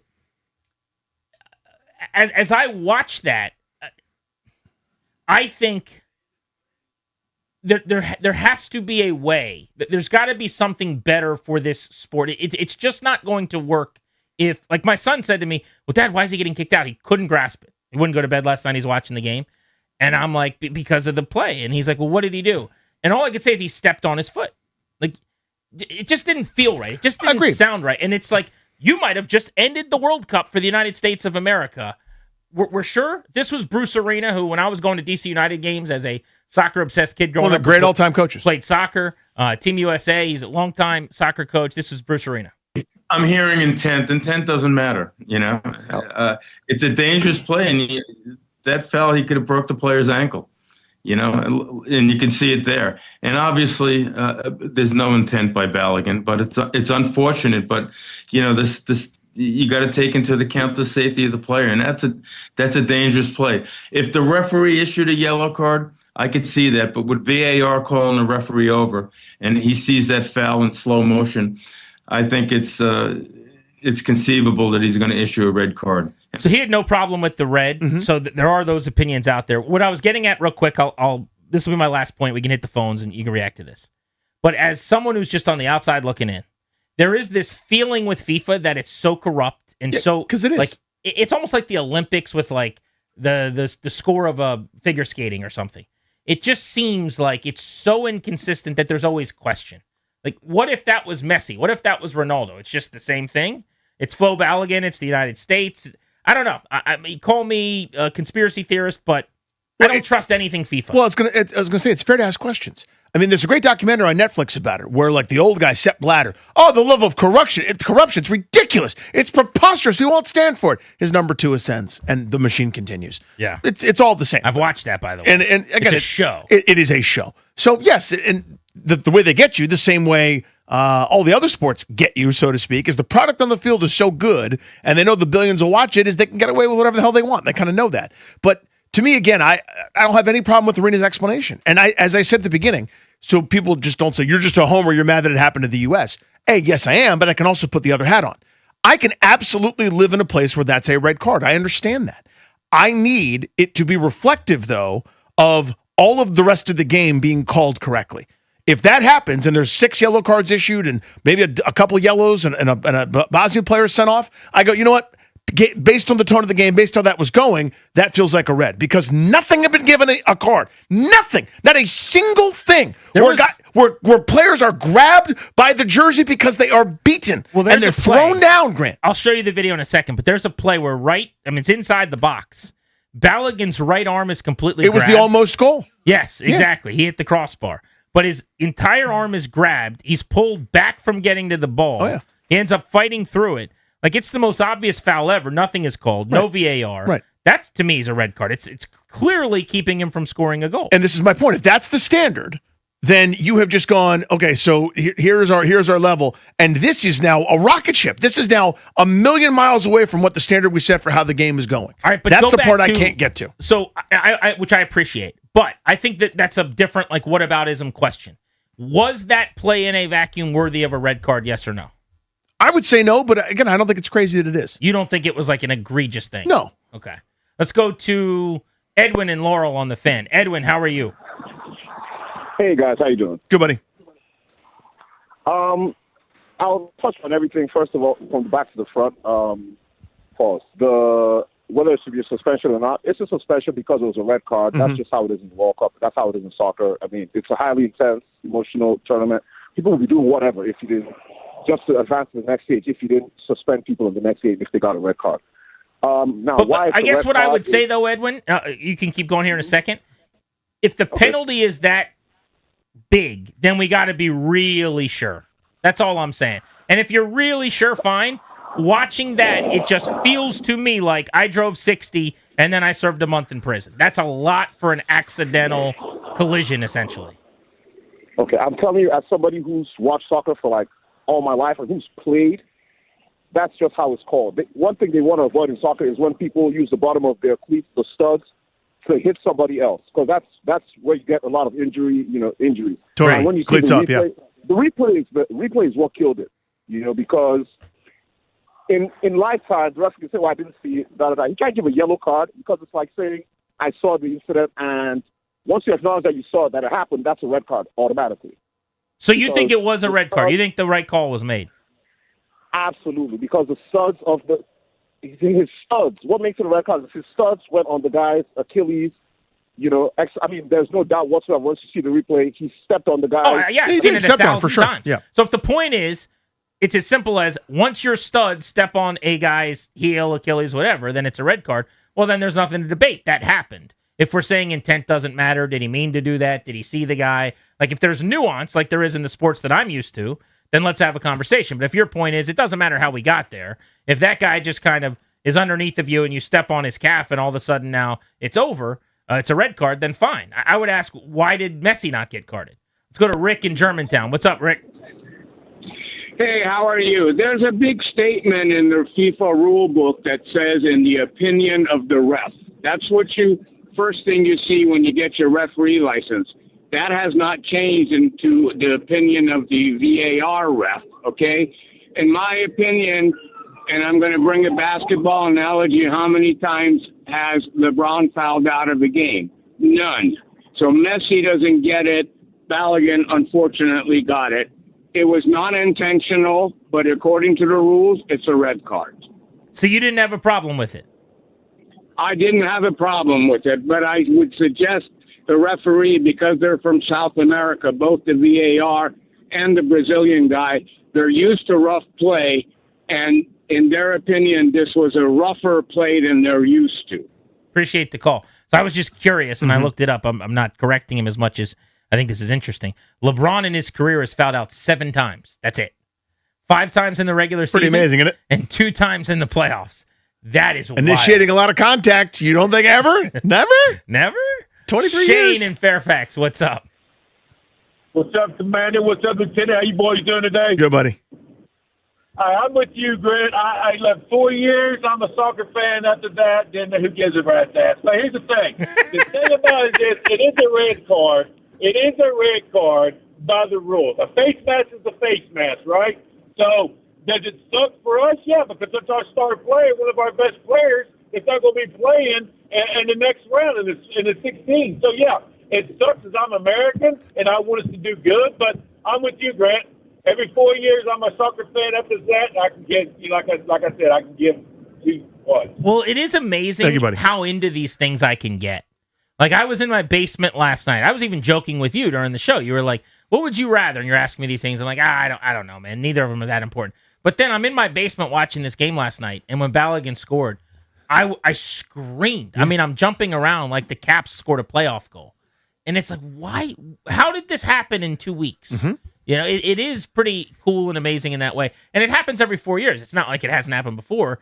The World Cup's awesome. Yeah, so Like, we somehow get surprised every time Right. it creeps up on us. It's a great event. Yeah. Daniel's in D.C. says he's been a soccer ref for over 20 years. What's up, Daniel? Hey, guys. One thing you guys need to understand is they're not rules. They're called the laws of the game, okay? Laws are subject to interpretation. Every referee is going to see things differently. In this instance, clear red card, clear as day. He could have snapped his ankle. Anybody who played the game knows that's a very dangerous type of tackle that could have, ended his career or his day. So I had no problem with it. So let me ask you But this, guys need Daniel, to because understand- this is a very small sample, handful of calls. A lot of people are saying it's a red card. Last night online, I saw nothing. Millions of people screaming, and most of them soccer backgrounds, including a lot of former soccer players and people on TV saying it shouldn't have been a red card. I posted a poll for what it's worth with 2,000 votes. 66% of people said yellow, 18% say nothing, 7% said it should have been a red card. I bring this up to ask you, is that just social media, which isn't a real place and where people are just yelling and nobody knows anything? Or absolutely is the absolutely or is the truth somewhere in the middle? I mean, do like in a boardroom with a bunch of ball knowers, would the consensus be that was a red card? Yeah, I mean, I think honestly, it's all of the American bias that our best player got thrown out. I mean, that has a lot to do with it. I'm upset about it, but it's a foul. The referee didn't see it on the field. Obviously, he missed it in real time. Yeah, but they slow-moed it, and they have this technology. Where real quick, because you obviously know your ball. Does the slow-mo make it look way worse than it actually was? That's my view of it. Is well, two guys get tangled up, and the Bosnian player's got the advantage, and Balogun's trying to go through him, which is always bad, and you're going to end up in a quote-unquote dangerous spot there. But to me, it's less of a stomp and more like the world's tilting around Balogun as he's kind of going to the ground also, and foot touches calf, and it ends awkwardly. It was bad, so that's why it's a yellow card for me. Why is it a red? From The Athletic says slow motion VAR replays distort refereeing decisions. It's time to end them. Right. I mean, the referee on the field didn't call it, so that's kind of should tell you something. Yeah. Another referee had to intervene and tell him, "Hey, look at this." Hey, which I get because it looked gruesome, and when you slow it down, it looks bad. But I'm pro replay, getting the call right. There's a lot of people that aren't. Why is that different? Why is using the replay to give a red card, like this guy who covers soccer is saying, we need to get rid of this because when you slow it down, it just looks worse. Yeah. If it's right, it's right, though. If I hear that. If he stomped on his calf and he almost broke his ankle, I see calf, it's like the Achilles. The calf is the one Messi did, which was worse, that apparently nobody cares about. Yeah. The couple calls ago, the guy's like, when you use your spikes, it's a red card. Messi spiked the back of the dude's leg? And there are plenty of spikes up tackles in this game. Again, that just went by the wayside. The referee just goes, yep, common foul, common penalty, despite some pleading. It's hard to explain. It's like replay 4, did the ball cross the goal line or not? Replay 4, is this a ball or a strike, is fine. Was this goaltending or whatever? But when you're talking about physical contact, something that could be benign and innocuous when slowed down can look gruesome and ridiculous. You know what this reminds me of, actually? Targeting in college football. Yeah. Which I hate that. When they go under that little hood and they like slow it down and they're like, oh, well, he did hit him in the helmet. Defenders should just start walking. So actually, I now that I thought about that, yes, get rid of this. Because I think targeting is so stupid when they go down under that little thing and they're like, oh, man, he hit him in the head. It's like, yeah, you're watching the fastest game with the biggest athletes at .0002. Of course it's going to look egregious. Will in Alexandria, what's up? Hey, Will. Hey, guys. I think, the process of VAR is actually really interesting because, I agree with you in terms of how the rest of the match was being essentially loose, letting the boys play, if you will. But when the VAR always tells the main ref, hey, you have to go look at this, it is confirmed as a red card like 95% of the time. Yeah, once it escalates to the review, it ain't a review anymore. It's a determination. It's a sentencing. Exactly. It reminds me a lot of defensive pass interference for that 1 year that you could challenge it, but all the refs would always back one another and, they would never get overturned regardless of how egregious it was. Uh-huh. The punishment does not fit the crime, but that freeze frame is brutal. Yes. In terms of his ankle. I was also thinking, the appeals are rarely successful, and I think nobody should have any expectation. But what's interesting in terms of the actual implementation of the VAR rules is that speed is you're not supposed to look at it at quarter speed. You're supposed to look at it at the pace of play, which would lend itself to give you some level of So they're not supposed to be leniency. slowing it down frame by frame. Exactly, but in practice, that's not how it's actually implemented. Yeah, because what I read was or saw somewhere that they slowed it down and saw what they saw. It's a great phone call, as many of them were, and that was good. How about this soccer show we did? Just a soccer show. If you guys don't know about this yet, this is actually going to be awesome. Danny and I are launching a soccer pod on the back end of the World Cup. We're kicking some names around still. The Nutmeg with Danny Rouillet and Grant Paulson. I think that could be good. Clean Sheet with Houtier and Paulson. Dude, I would listen to Clean Sheet. Clean Sheet is silly.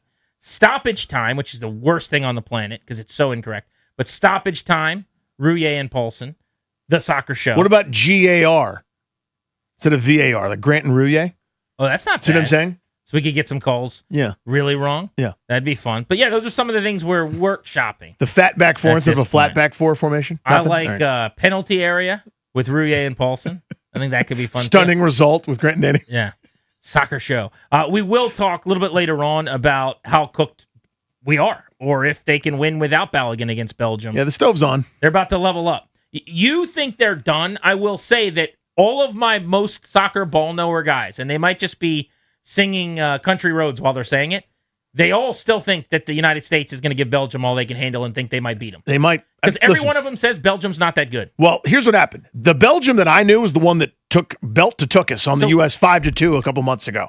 Not They to looked call incredible. you out, but they're all saying you're thinking about what Belgium used to be, and you're not I'm paying sure of it. attention to what they I'm are now. sure of it. Well, the paying attention part's a little harsh, but I do have an image of Kevin De Bruyne and Tielemans and everybody running roughshod over this group. I do. I will fully admit that. But those guys got subbed out, and then it got better for them against Senegal, who whooped their ass for 90 minutes What's yesterday. up, Topes?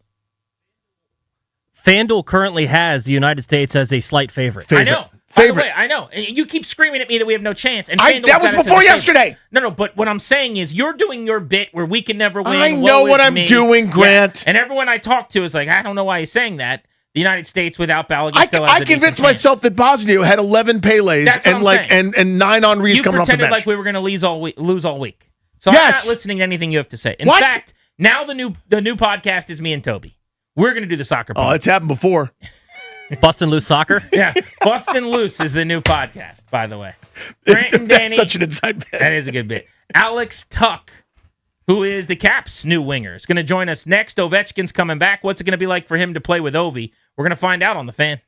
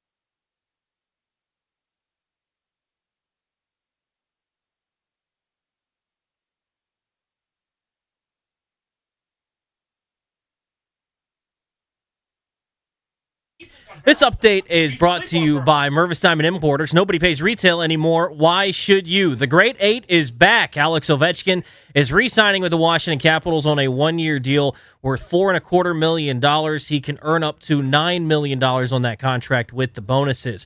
World Cup action right now. Spain just took a 1-0 lead over Austria in the 30th minute of that game. Portugal are going to take on Croatia at 7 o'clock. Switzerland will take on Algeria at 11. Last night, the United States advanced to the round of 16, beating Bosnia-Herzegovina 2-0. Flo Balogun, Malik Tillman scoring the 2 goals for the United States, but Balogun is going to be out for the round of 16 match after he got a red card in the 64th minute. United States back in action for Monday Night Football, July 6th against Belgium in Seattle. Nats have the night off tonight, then they'll take on the Pirates for a 3-game series over the 4th of July weekend starting tomorrow night.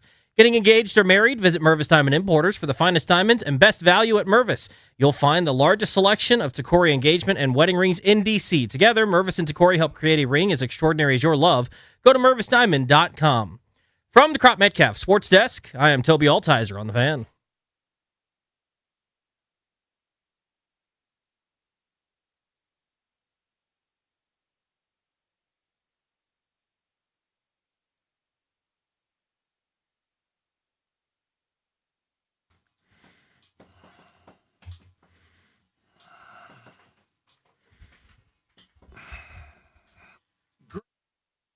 Grant and Danny on the Fan. Alex Tuck, one of the newest members of the Capitals, is joining us in a minute. Alex Ovechkin coming back, we found out today, on a one-year deal.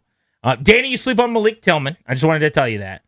And this one's honest. Toby sleeps on Berhalter. I don't know why he hates him. I don't get it.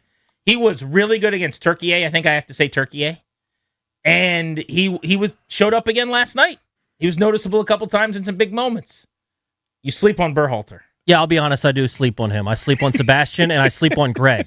Greg going on FanDuel or whatever today saying, fixes that Greg, please be quiet. We got Pochettino now. We don't need your input on the U.S. for at least another decade. Just please be quiet. You sleep on Tyler Adams. Stop it. My guy. This is what's annoying. You just discovered Tyler Adams. You're claiming Tyler Adams. The rest of us have known about Tyler Adams. He was the best player on the field last night, in my view. I'll tell you who my guys are right now, so far. Okay. This is my scouting report on Team USA after watching these two games. By the way, people need to understand this. The Grant scouting report is worth its weight in gold. So this is 3 games in. It's the unwavering. It's the eyes that aren't poisoned by anyone else's rhetoric. No, I guess I've seen 4 games, but most of these guys have only played 3. That's the problem. Right. Because a lot of them didn't play against Turkey. But here we go. Sergio Dest, the footwork along the out of bounds line there is incredible. This guy, he is a ballerina with his feet. Love him. He's got that burst. Alex Freeman, my guy. He gets the Freeman, bro, stamp of approval. His dad, by the way, Antonio Freeman, I was a big fan of. Tim Ream. The first time I ever saw him play, I wanted to punt him into the sun. The slowest person I've ever seen on a soccer field. You can't keep up with anyone. What are you doing here? My buddy texted me. He was a big soccer guy, and he's like, dude, he's our heart and soul. We need him. Last night, I thought Tim Ream was kind of good. I need him as a player coach.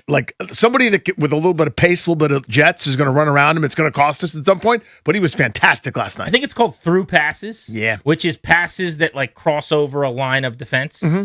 He had one of the great games in World Cup history in the first game that was played, and that's why he's out there. So fine, whatever. He's a left-footed back that you can play forever. A guy that is apparently a lightning rod, because every time I tweet about him, a bunch of people tell me that I'm wrong and he's not good.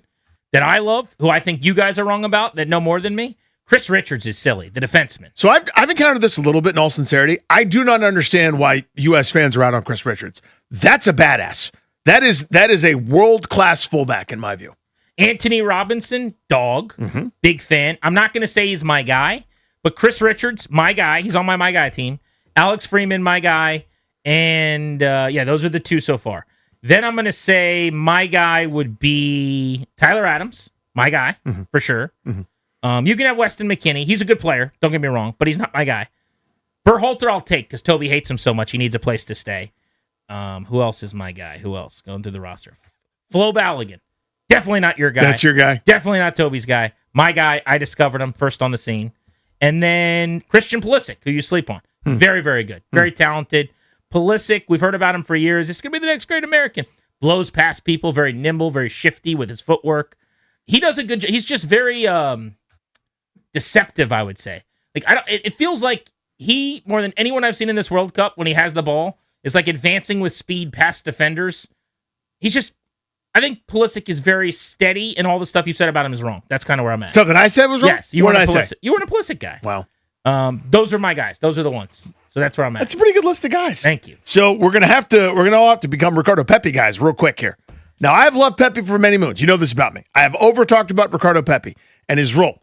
I don't know how it's going to go in this game against Belgium, but maybe you can win some more balls through the air. He can help with that. He's sort of the bigger-bodied striker as opposed to Flo Balogun, who is lightning fast and quick. And everything they did against some of these more physical teams, think Australia, think Paraguay, who's great defensively, think of Turkey, and then, of course, Bosnia, where there's nothing happening through the air. It's got to be all sprints. Got to be all kind of, wavering through and some loose balls and cleaning up some mud in there. Against Belgium, it might be a little bit more wide open. You might have a chance for some counterattacks and some different things, maybe some in-swinging balls. So enter Pepi, but I'm a Pepi guy. So I have 2 hot takes for you based on watching 4 games of U.S. soccer since 4 years ago when I watched the World Cup. Okay. The first one is this idea that our goaltending is weak. Matt Freese is a stud. I think Matt Freese is a little bit silly. By the way, I audibly heard Toby moan back there. He goes, oh, no. Every person that I've ever seen talk about soccer who knows what they're talking about says that the Americans don't have a goaltender. I'm here to tell you, Matt Freese has been perfectly positioned. He's been very sound. I think Matt Freese slept on. Second thing I'll tell you, among my hot soccer takes. Okay. I'd like more Gio Reyna. How do we get there? Who do you want to take out? I'll go full Greg Williams. Who do you want me to take out? Ronaldo win? Who would you need to take out to get him in there? You're talking about probably. What are my options? Maybe it's Pulisic when he gets tired. Okay, end of a game, last 12 minutes, putting a game away, put him in there, fine. Could be McKennie, whom he came on for last night. This is going to go over like a fart in church. Grant, don't say it. McKinney better give me more than he did yesterday.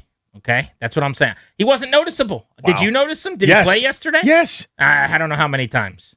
What else you got? Who else? Just look for the important play that's happening because that's where he was. He's roaming all over the field. He was incredible. He's roaming everywhere. In this tournament. He's roaming rooster. I like Weston McKinney. You're not going to get me to run him down. I'm just saying, I think of the 4 games. You're just saying you want to sub him out for Gio Reyna. Yes, exactly right. That was the game that, to me, was the least impressive from him. Who else? Give me another option for Reyna. So please don't say you're taking out Tyler Adams. Nah, I'm not going to do that. Okay, thank goodness. Taking out your guy Malik? Well, Bosnia did their best to. Seriously. I mean, jeez. And that was fine, by the way. Not even a penalty. I think it was just a drop ball. Incidental, they said. We have sillies, though. We have ballers. We have athletes. This is the best U.S. team players in my life. So 2002, they did the best, playing kind of that workman-like U.S. style. This is the first time, when you look up and down the lineup, these guys are playing at some of the top clubs around the world: AC Milan, Juventus, PSV Eindhoven, First Division in the Dutch League, German First Division, the Premier League. They have never had this collection of high-level skill. I want to see Tim Weah and Haji Wright. How do I do that? I want to see these guys run. Well, you might get a chance without Balogun. Yeah, it's a shame. Weah might have played himself out of the old lineup with that Turkey performance. You mean Turkey A? I guess I do. You got to get that right. Yeah, it's not those. Turkey A is what we say. So seriously, when did that happen? That is my detailed breakdown. Also, there's actually probably some, like, I'm going to sound like an idiot, where there was an actual war or something. But when was Bosnia? Not just Bosnia. When my uncle was in Bosnia in like the 90s as a member of the Marine Corps, I remember that we were in Bosnia. Mm-hmm. Would you not say that now? Would you attach the long several syllable second word to that? I think it basically came in the 90s. Based on what? The big old Yugoslavian civil war, if memory serves. You get the splitting. So is it a combination of 2 countries, or did it split? The exact geopolitical parts, remember, who was the hockey team that you got yelled at, Toby, because you said a different thing on the update or something? Do you remember in the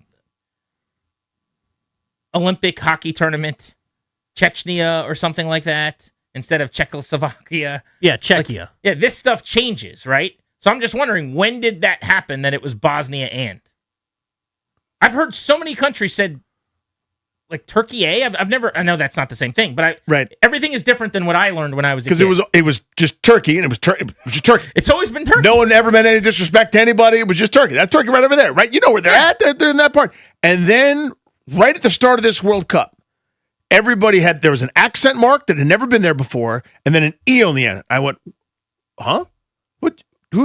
Who's did? Now, if Turkey said, hey, FYI, we've always been Turkey. You guys just screwed this up. You got my name's actually Dave, and you've been calling me Danny for 14 years. I just want to correct the record now. Little awkward, but okay. If they sent out a memo and I didn't see it, I apologize. I'll do my best. But it's 46 years. It's just been, that's what Turkey is. It's the same. I can't remember what country it is. Just think of the luncheon meat and you'll be fine. Think of Thanksgiving. You'll be fine. And no one ever meant to disrespect. Turkey. On to Belgium, baby. We'll talk about whether or not the Americans will be able to win that game without Flo Balogun later in the show. By the way, the NHL active leaders for goals after Ovechkin returned, Sidney Crosby thought he was about to be number one on that list. Sorry about your luck, Sidney. You're still going to be second fiddle. So it's Ovi at 929, then Sidney Crosby at 654. 30 goals behind him, Steven Stamkos at 624. Evgeny Malkin, 533, and then the only other player well over 500, John Tavares, has been playing since 09-10, 525 goals, your top five active goal scorers. I mean, you can combine two of those guys and barely surpass Alex Ovechkin at 929, who we found out today is coming back.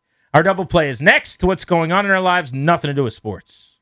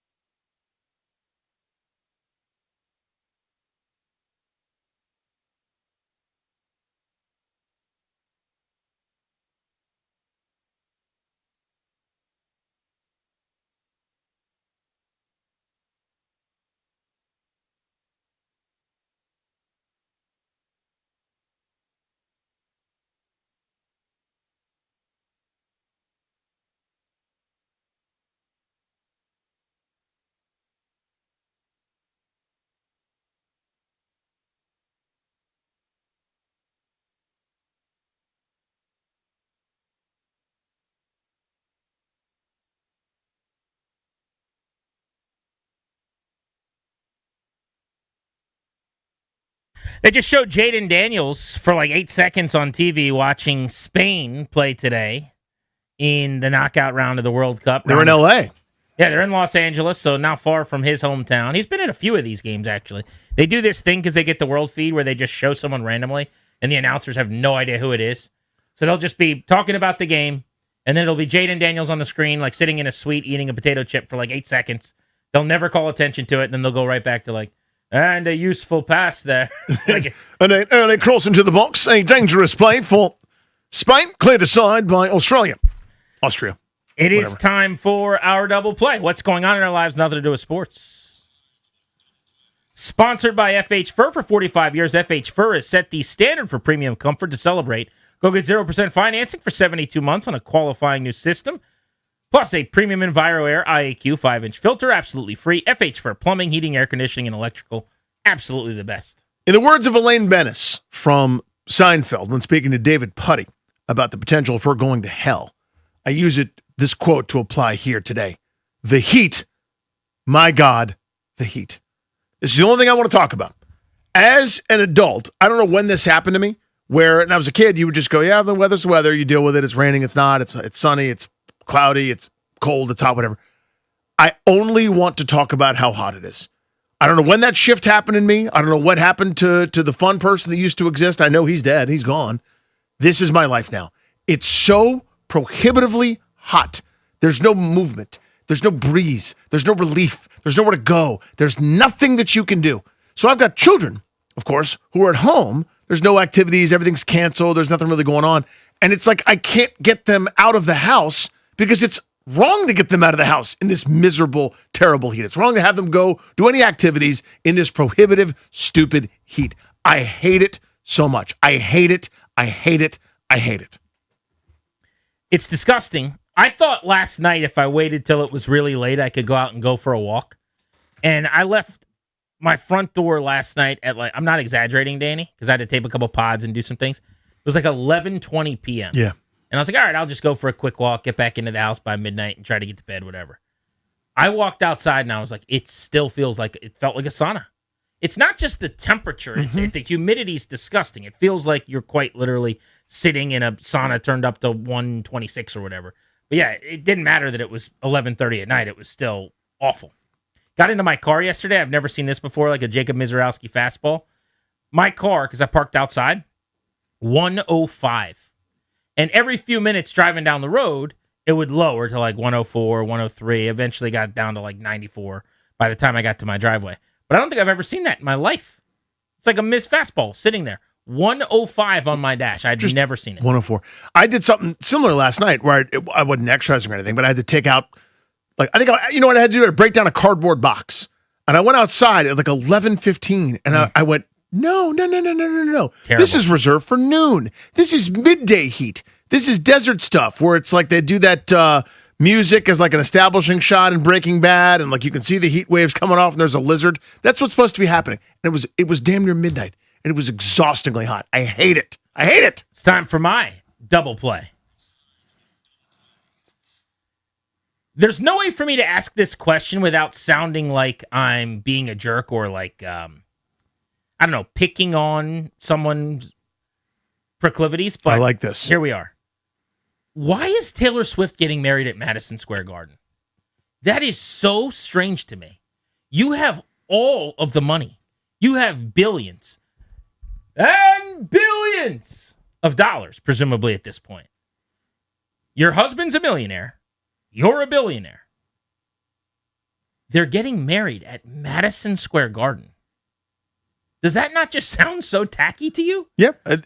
Everything about it seems so stupid. In Manhattan, is that considered Times Square or no?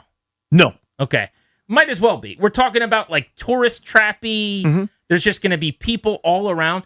Do you not want any privacy? Now, if the idea is, it's possible, I guess, that they just want all of their like people to be able to celebrate with them. And I'm sure they have lots of buddies and friends. And maybe Kelsey goes, here's 227 NFL players and college players and like different dudes I know that I want to be there. And Taylor Swift's like, all right, here's 165 singers and here's my 84 friends from high school. And next thing you know, they're at like 800 people. And no one's going to be able to fly to Italy, to Lake Como, to do whatever you want to do. That's all the money. I guess it could be just this altruistic, really nice thing where they're like, people want to take part in this day. We love all these people. We want them there. How can we throw the biggest party? And to that, I would say, Danny, if you're just having some kind of like reception where you wanted a ton of people to be, I guess Madison Square Garden's a good place because it's huge. But it's a dirty, smelly, hot city. Like, walk outside of Madison Square Garden right now. It smells like trash, and there's a rat biting your foot. Do you know what I'm saying? Yes, I do. Like, that's where you're doing this? What am I missing? You're not missing anything. So you said the key thing. If they wanted some privacy. Nope, that's not them. That's not what they want. But there's no illusion of it. Surely she does. No, they don't at all. They'll pretend later at some point when it's not convenient to them, when someone's taking a picture of them, like, how dare you? You got married in Madison Square Garden. You stopped traffic. You've got police barricades for miles. Pound sand. His mom, Donna Kelsey, I just saw like TMZ chasing her through the airport, and she's very sweet and very nice. So she's talking to this, I almost said reporter, but like professional botherer who's like walking through the airport with her, asking her, how's the wedding going to go? What's the deal? Are they going to read this, nuptials or whatever the question? Are they going John's out of the Corinthians, Miss Kelsey? Just dumb questions, right? And she couldn't be nicer. But like, do you know how you could easily avoid that? No one would have to answer any questions. There is no waiting at the airport. You probably have an island somewhere. And if you don't, you could just have one for the weekend. And maybe it is like if we talk to Taylor Swift, she's like, I don't want to spend that much money. Okay, I guess that there's something altruistic about that. Bet you it costs a decent amount to rent Madison Square Garden. Probably. Like, I would not do a destination wedding because I think it's kind of selfish to then impose and ask a bunch of people to spend a ton of money to leave the country. Having said that, I have had some of the most fun I've ever had. My sister had one. I didn't think it was like selfish necessarily that they did it because they had a very small group, and if you could, you could. If you couldn't, you couldn't, and it was fine. But guess what? That was one of my favorite weeks we've ever had. So I think the idea is awesome. But maybe Taylor Swift's one of those people that says, I'm not going to ask people to fly out of the country to come to my wedding. All right, cool. There's nowhere. There's not some castle, some amazing place. There's not some, I don't know, the Cape or where do rich people hang out in America? What's the place in New York? It's like all the rich people go. Long Island? No. New York. There's a racetrack there. Jay Gruden. Montauk? Goes there. No. I'll ask him. He watches horses or something there. The Hamptons. Oh, the Hamptons. The Hamptons. That's what I'm thinking of. I also the Hamptons. What are we doing? Yeah. Madison Precisely. Square Garden. Yeah. It's like they're just going to roll out the curtain, like the same tablecloths they put down before the Knicks game in Game 6 and just put it down, and now like some random Chiefs practice squad guy is going to like drink. Yeah, but you got it. I mean, it is tacky. It's absurd. Nobody has any connection other than like it's New York. Pew, pew. Isn't she from Nashville? He's like a dude from outside of Cincinnati, I think. This isn't like anything intimate. This isn't anything like that's actually about them. It's a giant, big old spectacle for the spectacle people. Do what you want, man. Grant and Danny on the Fan. Joe B at 6 o'clock today. Speaking of Jay Gruden, we're talking to him at 5 o'clock. Would he still want Brandon Ayuk? And a new Ayuk video just dropped. That might come up in our Beltway Blitz next.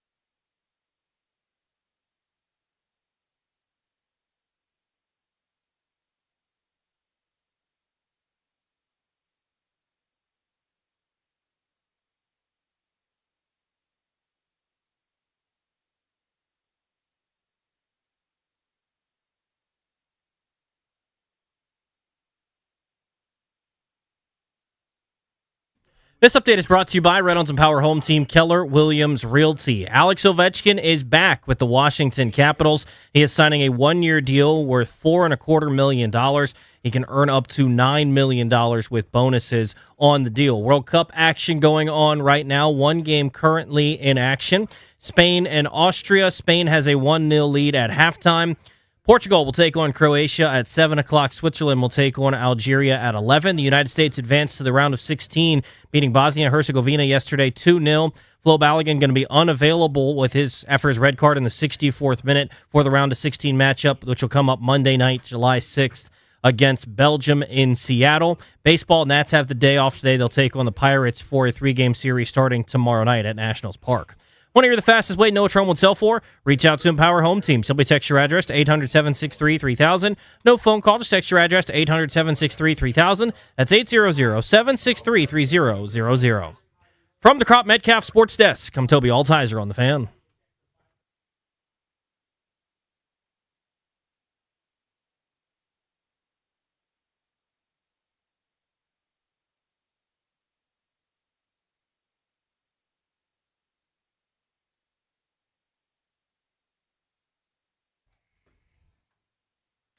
July 2nd, 2026, we are closing in on the 250th anniversary in these here United States of America.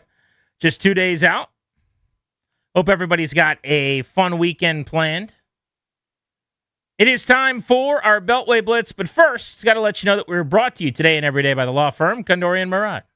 They can help you with so much, like estate planning, elder law, real estate transactions, probate administration, and so much more. Their attorneys are always there to protect you and your family's assets. Schedule a free consultation with their team today by visiting kmlawyers.com, and be sure to let them know that we sent you. That's kmlawyers.com. Let's get to our Blitz. We'll cover the World Cup, the Nationals, and the NBA all jammed into one segment.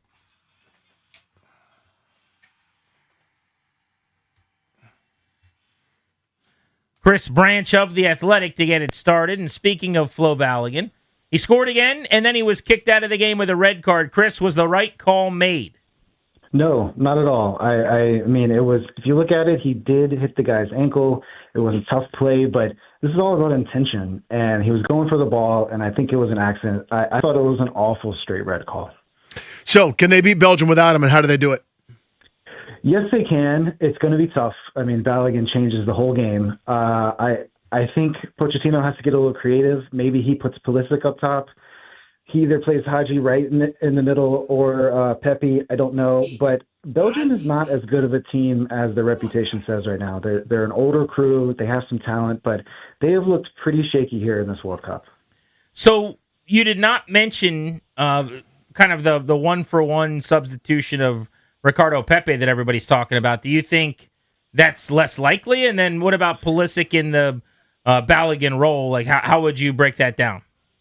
I mean, maybe this is just my personal interpretation. I have not been impressed with Pepe as much this Cup. It has been a limited run for him, but he just has not looked as fit to me out there, and I think there's a reason he's not playing. I have to assume that he's going to go with Pepe. Pepe has been a sub for him. I just not have been wowed by him, and maybe that's just limited action, and maybe he's great on Monday. But I just not have been wowed by him, which is why I'm wondering if they do something else. I do think if they put Pulisic in the middle, I think we're weaker on the side over there. I don't know.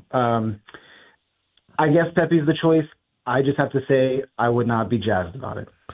So, a couple other questions then on that front. Did Weah maybe play himself out of consideration in that Turkey match? Like, because I thought Senegal gave Belgium fits with their speed. I'm kind of going, I'd like the fastest lineup, of course, within reason, that I could muster to maybe try to give them fits in the same way. Do you think he maybe played himself out of consideration there? I think you're right. It was such a bad game for him. I mean, even to the layman observer, he just did not look good in any of those interactions he had. So I think you're right. And you're also right about Senegal. That's why, if I'm an American fan, I'm not as worried about Monday's game. It's going to be hard, don't get me wrong. But Senegal looked like the better team for so much of that game that if the Americans can play to that and just finish, I think they can win without Balogun. Yeah, it's basically like 9 Belgium versus 17 the United States in terms of world rankings, but the sportsbook actually has the U.S. favorite at this point. So break down the matchup. I mean, how do they beat Belgium? Speed, as you said, pressing, this team has been very good in the first half all game, and Belgium has not been good in the first half this entire cup. Like I said, Belgium has these big names, Kevin De Bruyne, Romelu Lukaku. But these guys are old. They're late subs. De Bruyne came off, I think, 60 minutes in last game. If they can press the pace and really play them off the field and enter halftime up 1 or 2-0 and then keep the gas on, I think there's an easy way to see this as a win, but it's going to be a fight. Who's the key to stop? You mentioned a couple of the old heads, the names that you know, but there are some younger legs and there's some friskiness there. That group put 2 goals on the board in about 7 seconds right at the death against Senegal. Right. Who do they have to worry about stopping? And can the U.S.'s defense hold up? Doku's great. Garcia's good. They're pressing. It's just I just can't get over the fact. I know it's impressive that they put up 2 goals in the last 5 minutes of the game. I'm just wondering if the U.S. doesn't let it get there. That's what would be my focus, obviously, and if I was Pochettino. We've reached the held serve part of the tournament. You had to get into the 16, it felt like, for this to have kind of been a success. What would a win over Belgium and a trip to the Final 8 mean? It would ensure to me that this is the best men's national team in the modern history or of all time. They made the quarters back in, 94? But this has been some of the most impressive soccer, which makes Balogun's red card so gutting, is that up to that point, they had played the best soccer they had ever played, and they have more talent than they ever had. It is a crowning achievement moment for the women's national team that could be snatched away a bit. The moment that happened, I wondered if we would all look back on this in 10, 20 years and say, what if that play ends differently and Balogun plays on Monday? Well, to that point, what percentage chance drops without him? Like, what would you give them to beat Belgium with and without him? With, I would say 70%. Without him, give me 55. I do still think they should be focused, but he is so talented. He is so creative. The body control in that goal he scored, he does it every single game. It's really tough to do this without him. Chris, awesome with us, man. Really appreciate the time. Thank you for having me. Thank you so much. Hit that Capitals sounder, please, Darius. Well, Grant and I can do that. The big news of the day, if you're just joining us, first of all, where you been? Second of all, Alex Ovechkin is coming back, GP. Yeah, we'll be quick because we got Alex Tuck of the Capitals coming on in about 20-plus minutes to discuss this very item. But the 41-year-old come September, Alex Ovechkin is returning. The Caps putting out a video first with just the laces on his skates, those yellow laces being tied, and everybody knew what that meant. Soon enough, a video released of Ovechkin signing his contract saying, "I'm back, babes." Can't do it much better and much more Ovi than that. 2018 Stanley Cup winner, first in goals, power play goals, game-winning goals, overtime goals, goals on the road, game-opening goals, game-tying goals, go-ahead goals, and empty net goals. Second in even strength goals in multi-goal games.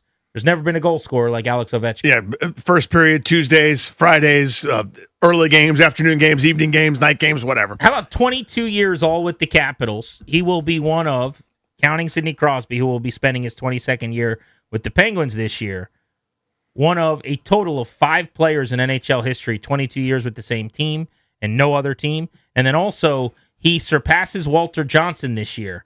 21 years with the Senators. It's really cool. Most ever by a player for one of the local 4 DC sports teams. Yeah, one of the all-time great players. And it is exceedingly rare, and I heard Zabe talking about this earlier on B-Mitch and Finley, the one-team Hall of Famer. Exceptionally rare. You think of it's the Ripken, it's the Tony Gwynn, it's the, the Derek Jeter, kind of that, or, that sort of Iron Man type deal where you're good enough to be a Hall of Famer. Ovechkin, I believe, has cleared that threshold, but you do it all with one team in the modern era of sports with free agency and the allure. And it says so much, about him, but also really about the Caps organization too. You have to be doing some stuff right to never be at risk of losing the guy, never having him wonder what it might be like in a different situation, et cetera. Because I'm sure there were recruiting pitches around Oot and Boot in the NFL. Hey, come join our team as a left winger. We'll put you in the slot and get you some goals. But it's always been here in Washington, and thank goodness for it. Yeah, there were some questions about his role and what it was going to look like. I think the money he's being paid gives a little window into what the team and the player are thinking. Only $4.5 million against this year's cap. So that tells you that it's unlikely that he'll be the sun in the solar system at this point. They've got 2 other 30-goal guys, including Tuck, who they brought in, who's going to be on the show in 20 minutes. And so it doesn't mean it's got to be just the Ovi show on the power play or, as the top line guy that everything gets funneled through. He's going to get in where he fits in a little bit here in what could be his final season, although I want to talk about this later. He never said, I'm coming back for one last year. This was not like Aaron Rodgers when he announced, I will play and this is it. He just said, I'm coming back. There has been no acknowledgement. He has never said in any words today, this is my last year. So we might be doing this whole dance again in due time, but we can talk more about that later. Let's keep the blitz moving. Andrew Golden of the Baltimore Banner joins us now to talk about the Nats. Andrew, fireworks. Just absolutely incredible series and comeback. 18 unanswered runs after the benches cleared in Boston. And it was a wild scene with one of the game's spark plugs and most, I would say, disliked players around the sport. Wilson Contreras in the middle of another benches clearing situation. Obviously, Cade Cavalli has apologized for his role in it. What did you make of that entire skirmish? Yeah, it was definitely interesting. I think ultimately for me, I think there was, I think Cade Cavalli was out there being competitive, and I think that I think that the result of things being competitive, things were said and obviously things were obviously misconstrued. And I do believe that what he said was sincere in terms of not having those intentions, but also you have to understand that sometimes your words carry different weight depending on who you're talking to. And so I think it was definitely a tough situation, but I think that the way that he handled it yesterday and the apology that he had was a pretty responsible and thoughtful apology. And I think obviously it was a good. I think the Nationals are better for it for the way they handled it. Every time we think, okay, this is the knockout blow, or this is the thing they won't recover from, it's just business as usual. They get right back to winning road series and right back to kind of doing the thing they do, which is putting up a bunch of runs despite having Andres Chaparro hit in the middle of the order. What else can you say about this team, Andrew, after the Phillies setback where they blew amazing leads? Like they love giving away leads to the Phillies, and here they are, another 4-2 road trip. Just business as usual for them. Nothing seems to knock these guys down. Yeah, I wrote a column after they lost to the Phillies that essentially was saying, I know they lost 3 straight heartbreaking games, but, why should we stop believing in them now, if that kind of makes sense, And, they've shown a consistent ability to bounce back, and especially bounce back and beat up, teams that, are under 500 that they know they can beat. Their offense is just good enough to sustain it. I don't know if their bullpen can hold up the rest of the season and carry them the way they need to, but, it's a 162-game season. 3 games don't really define this team. I think they've shown that, and so I'm really impressed by their resiliency and their ability to bounce back. Yeah, all year long, every time they have a bad series, and none worse than what happened with the Phillies. Man, they come roaring back. They win a series, 4 out of 6 on the road. So now they come back for what should be an entertaining homestand here. They've got the Pirates over the 4th of July. The Yankees are coming in. They still got the Astros at home as well coming up. What's your thought process on what they would have to do for Paul Taboni to want to help this team have a shot to make a wild card? Yeah, I think they have to keep winning and get a little bit above the just over 500 mark. Maybe being 5 games over 500, 6. I don't know what the exact threshold is, but I think obviously if they keep playing around 500, I think there's still you can make an argument for buying, selling, staying pat. But I think the more wins that they do get, and the the further they get from 500 in the right direction, I think that would kind of force Paul Taboni's hand. So I think you say 5 or 6 games above 500, maybe that changes the calculation, but I'm not exactly sure. So, Andrew, our eye line is always look at these superstars. What James Wood is doing, he seems to be back in good form after homering again yesterday. C.J. Abrams putting together an all-star caliber first half, et cetera. Luis Garcia is in the midst of this renaissance year. But who's someone we should be talking more about as kind of evidence of look at what the staff has been able to do with blank?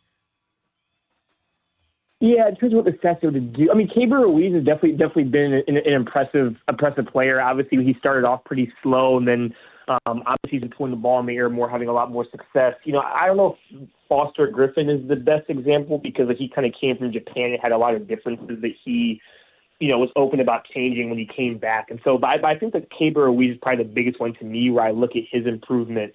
And I'm like, oh, like that's a significant player. I mean, this is a player you were talking about. Like, obviously, like Harry Ford was in AAA. It was like, okay, when Harry Ford's ready, like maybe K-Bear will be gone, and now he's legitimately played himself into like, consistent, not everyday player, but he, deserving of consistent playing time. And so I think K-Bear is the biggest one for me. Andrew, thank you. Good catching up. We'll see you at the ballpark. All right, see you guys. Take care. You got it. See you, buddy. Nats at home tomorrow night to kick off the homestand. And then the 4th of July, 11 a.m. game that's become a staple, one of my favorite games of the year over at Nats Park every single season. Let's talk hoops. Keith Smith of Spot Track covers the NBA. Keith, you were riled up last night watching some soccer like the rest of us. I saw you on social media. You were getting after it a little bit. Yeah, there was a little bit of spicy language. The U.S. men's national team is my last bastion of irrational fandom that I've left. I'm very fortunate as a kid who grew up just south of Boston. I've seen all the other teams I like have success. So I get, in every 4 years, I act like an absolute idiot and maniac. But, hey, that's part of the fun of it all. No, it's the best. And I was glad that you were. I've got hockey with the Capitals and a few of those myself. I don't know if you are a Boston sports fan otherwise, but our Nats whooped up on the Red Sox. We're kicking them around at Fenway. Jaylen Brown got traded. So overall, it was a rough day in Boston. Yeah, not a great day in Boston at all. It's been a really the Red Sox season has been nothing to care about there. I mean, they did sweep the Yankees, so I know people were fired up about that, but they've been bad. There's all the Mike Vrabel-ness of it all with the Patriots. Oh, what happened with Vrabel? I missed that. I missed the news on that. What happened? Oh yeah, no, I don't know. Good, not too bad. I don't think. Whatever. But with Jaylen Brown. Yeah, I mean, trade, not that the trade came out of nowhere. Everybody had been kind of preparing themselves for that. But the trade to the Sixers, who are their historic rivals within the conference, and the fact that it was for Paul George, who fans see as broken down and overpaid and never healthy, and then some draft picks, it's really hit Celtics fans hard because Jaylen Brown was one of the most popular players in Boston, and people were really emotionally attached to him after 10 years. When you draft a guy and then you keep him for 10 years, you start thinking, we might go wire here. And when you don't, it tends to sting pretty hard. So, not even joking around here, Keith. Did he sleep with somebody's wife or something? Why was Boston so desperate to get rid of the guy? I mean, he was rumored in the Giannis trade, and the one thing I read was that they were calling everybody and anybody to try to move on from this dude, and it seems like they had no interest. I understand maybe there are a couple flaws, but 29 a game, 7 and 5 assists, that doesn't seem to grow on trees, and they were basically treating him like he's radioactive. What am I missing? Yeah, so a couple things with this. We'll put the Giannis stuff in its kind of own box, because if you were going to get Giannis, you had to match salary somehow, and so that is what it is. But then what happened subsequent to that, I think even before the Giannis stuff came up, there was a sense of, all right, we don't know that we can continue to go down the road with Jason Tatum and Jaylen Brown both making nearly $60 million. Brown is up for a potential 2 more years getting added to his contract later this summer. So then it becomes, all right, what are we doing? Can we really do this? Like, this is just a lot going on here. So I think when you see for the Celtics, it was, we have to rebalance a little. We're super expensive, but if we could turn Jaylen Brown's contract into 1, 2, 3 players, that's good, or one other big salary, and then also go get a bunch of draft capital, then maybe we've got some other freedom to do other things. And I think this was a move where they are willing to take a hit in the short term, but long term, this frees up a ton of financial flexibility for them that they wouldn't have otherwise. And in the short term, I can tell you, Jaylen Brown, I don't want to get into the whole analytics versus eye test stuff, but there are a lot of analytics that are not super friendly to a guy who's counting stats. The traditional box score stats look really good, and I think there's a little bit of buy-in of, hey, the team was really good last year without Jason Tatum, but with Jaylen Brown, we put Tatum in the Brown spot, and we've added some other guys. We can still be really good, and we have this flexibility in these extra draft picks moving forward. Keith Smith. So two-parter here. The first is, do you buy my philosophy on this, which was, it felt to me like Jaylen Brown got a taste of being the guy that ran everything. And now with Tatum back, he runs the house again. And Brown's got to kind of play Robin to his Batman, and it's like, well, now I want to run my own restaurant. You were away for 6 months, and I ran a good restaurant. So it was like he now got the taste, and he wanted to do that by any means necessary. thoughts on that theory. The second question I have is, were there Celtics fans who preferred, like, that would have thought, let's keep Jaylen Brown. Brown's the guy that we're going to build this thing around, and we'll move on from Tatum? Yeah, so I'll answer the second part first. Yeah, there absolutely are Celtics fans like that. I think what's happened in this day and age, very different than the sports where I grew up with, where we all rooted for laundry, right? You rooted for the jersey and the team and the players who came in and out. Yeah, you maybe liked a bunch of them, but you rooted for them when they were with your team, and then if they weren't, you moved on to the next guys who were in the jerseys. There's a large subset of fans now, and I'm not being critical of them, because be a fan however you want, who really root for players. And it's, I root for this guy while he's on that team. There will be Jaylen Brown fans that are going to be all in on the Sixers now because they're Jaylen Brown fans. And that's there. So you had some of that. And there were some, the ones who are more Celtics-specific fans. They're like, Tatum's, coming off that major injury. Maybe we would be better off. We did see what it looked like with Brown leading the way. So you had that part of it. But yeah, I think, then to the other part, it's what you get with all of this is these jobs are really hard, and it's hard to make these decisions and build a team and all those things. It's never been harder in the NBA because now in the apron era, there's all these restrictions that can come crashing down on you. And if you don't deal with it appropriately, you can get kind of stuck. And I think that's a lot of what went on with this trade. Real quick, Anthony Davis, he's involved in the Golden State trade. He's not involved in the Golden State trade. He and his agent have met with Washington. Everybody loves each other. He might be traded. He might not be. What's going to happen? Yeah, I don't think, my sense of people I've talked to is nothing's going to happen this summer. I think the Wizards are let's see AD, Trae Young, AJ DeBonta, all the rest of our young guys. Let's see what this looks like. Maybe there's something happens by the trade deadline, something along those lines, but I don't have any sense that anything's going to go down this summer because I think we acquired this guy for a reason. We want to see what it looks like. And if it's not going so great for anybody, we can always trade him later down the line. Keith, thank you. We appreciate you. I appreciate it. Thanks so much for having me. You got it. That's your Beltway Blitz on Grant and Danny. Alex Tuck, one of the newest members of the Capitals, on the return of Alex Ovechkin, what he thinks about playing with the greatest goal scorer of all time. That's next on The Fan.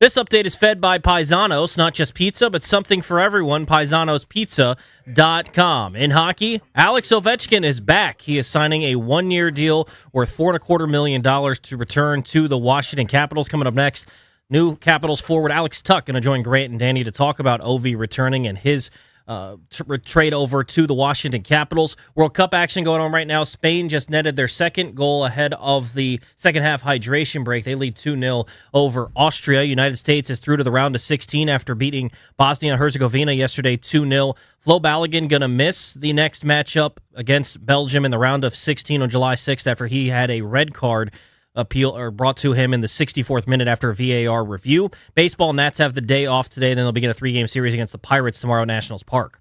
From football to football, Paisanos is the MVP of any watch party. Now use promo code JP35 to score 35% off orders of $40 or more.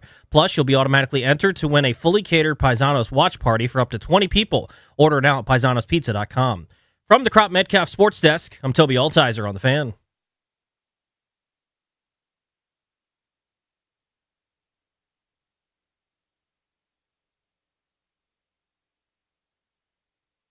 Might be a good first take topic. And Nat King Cole has, stood the test of time. Hey, Alex Tuch going for the hat trick. He's got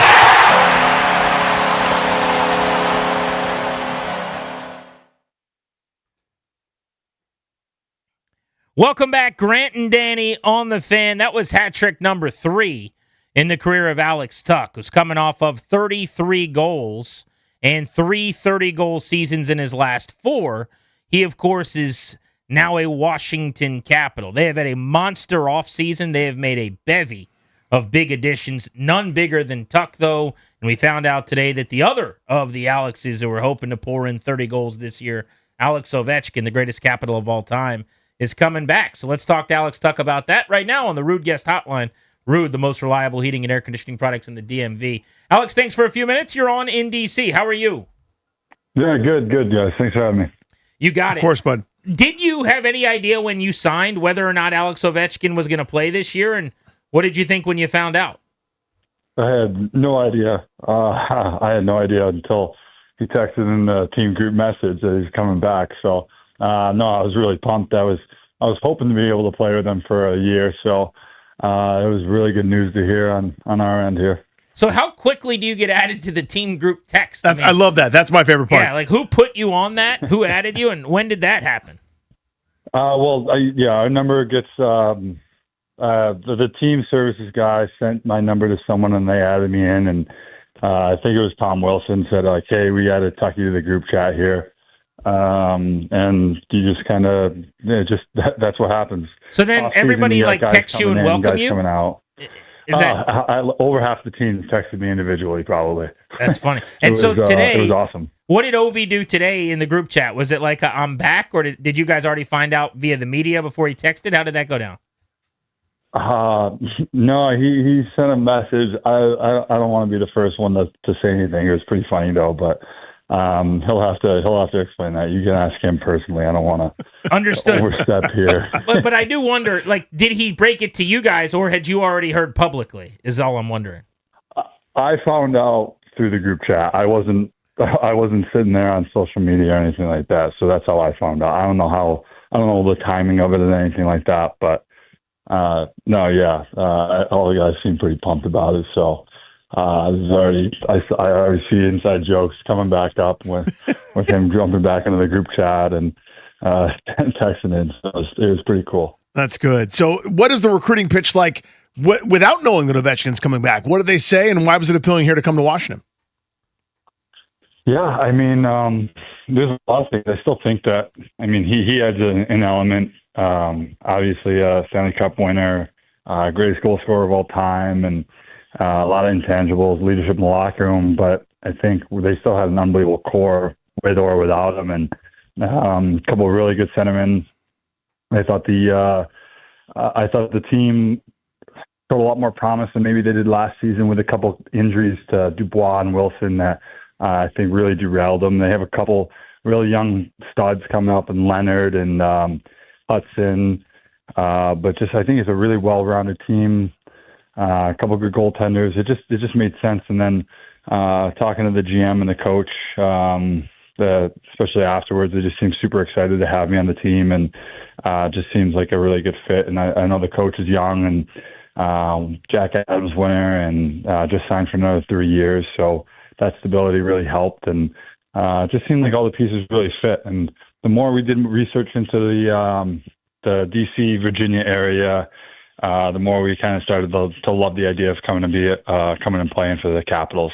Alex Tuch, a New York native who was the 18th pick in the 2014 NHL draft, went to BC and has been really just a stud the last several seasons, a breakout monster goal scorer in the NHL, 36 goals twice, 30-plus 3 of his last 4 seasons in Buffalo after a lengthy run in Vegas before that. So for you, as you're watching the other moves they made, I don't know how familiar you are, like personally, with Jordan Kyrou or Boone Jenner or some of the other players, but I mean, it's been a legitimate, bidding war one after another. It was kind of like a sweepstakes that they weren't missing out on. This was awesome to watch the last week. What have you made of just how aggressive they've been and how much talent's been added here? I love it. It's been awesome. I think the Kyrou deal happened just before it was kind of my side of things was confirmed, and we were working on stuff. And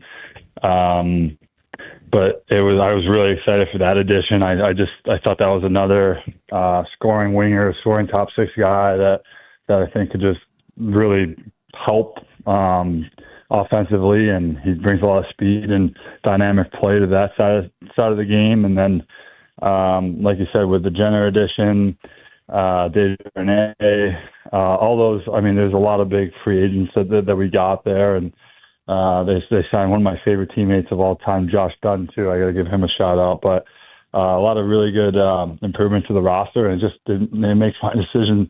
I feel that much more confident in my decision to come to a team that wants to contend and wants to win. Alex Tuch with us here on Grant and Danny. Is it almost like college recruiting where you guys have come up playing together and everybody knows each other, and like are there texts like, dude, I'm taking a visit to BC, or I'm taking a visit to Minnesota? I mean, like, do you guys ever communicate those sorts of things? Because you're going, oh my God, if they signed Kyrou and me, that's pretty cool, right? Is there any kind of communication like that among guys? This is actually, I feel like I've played with almost nobody on the Capitals. I played with Logan Thompson for like a half a year, and I was injured.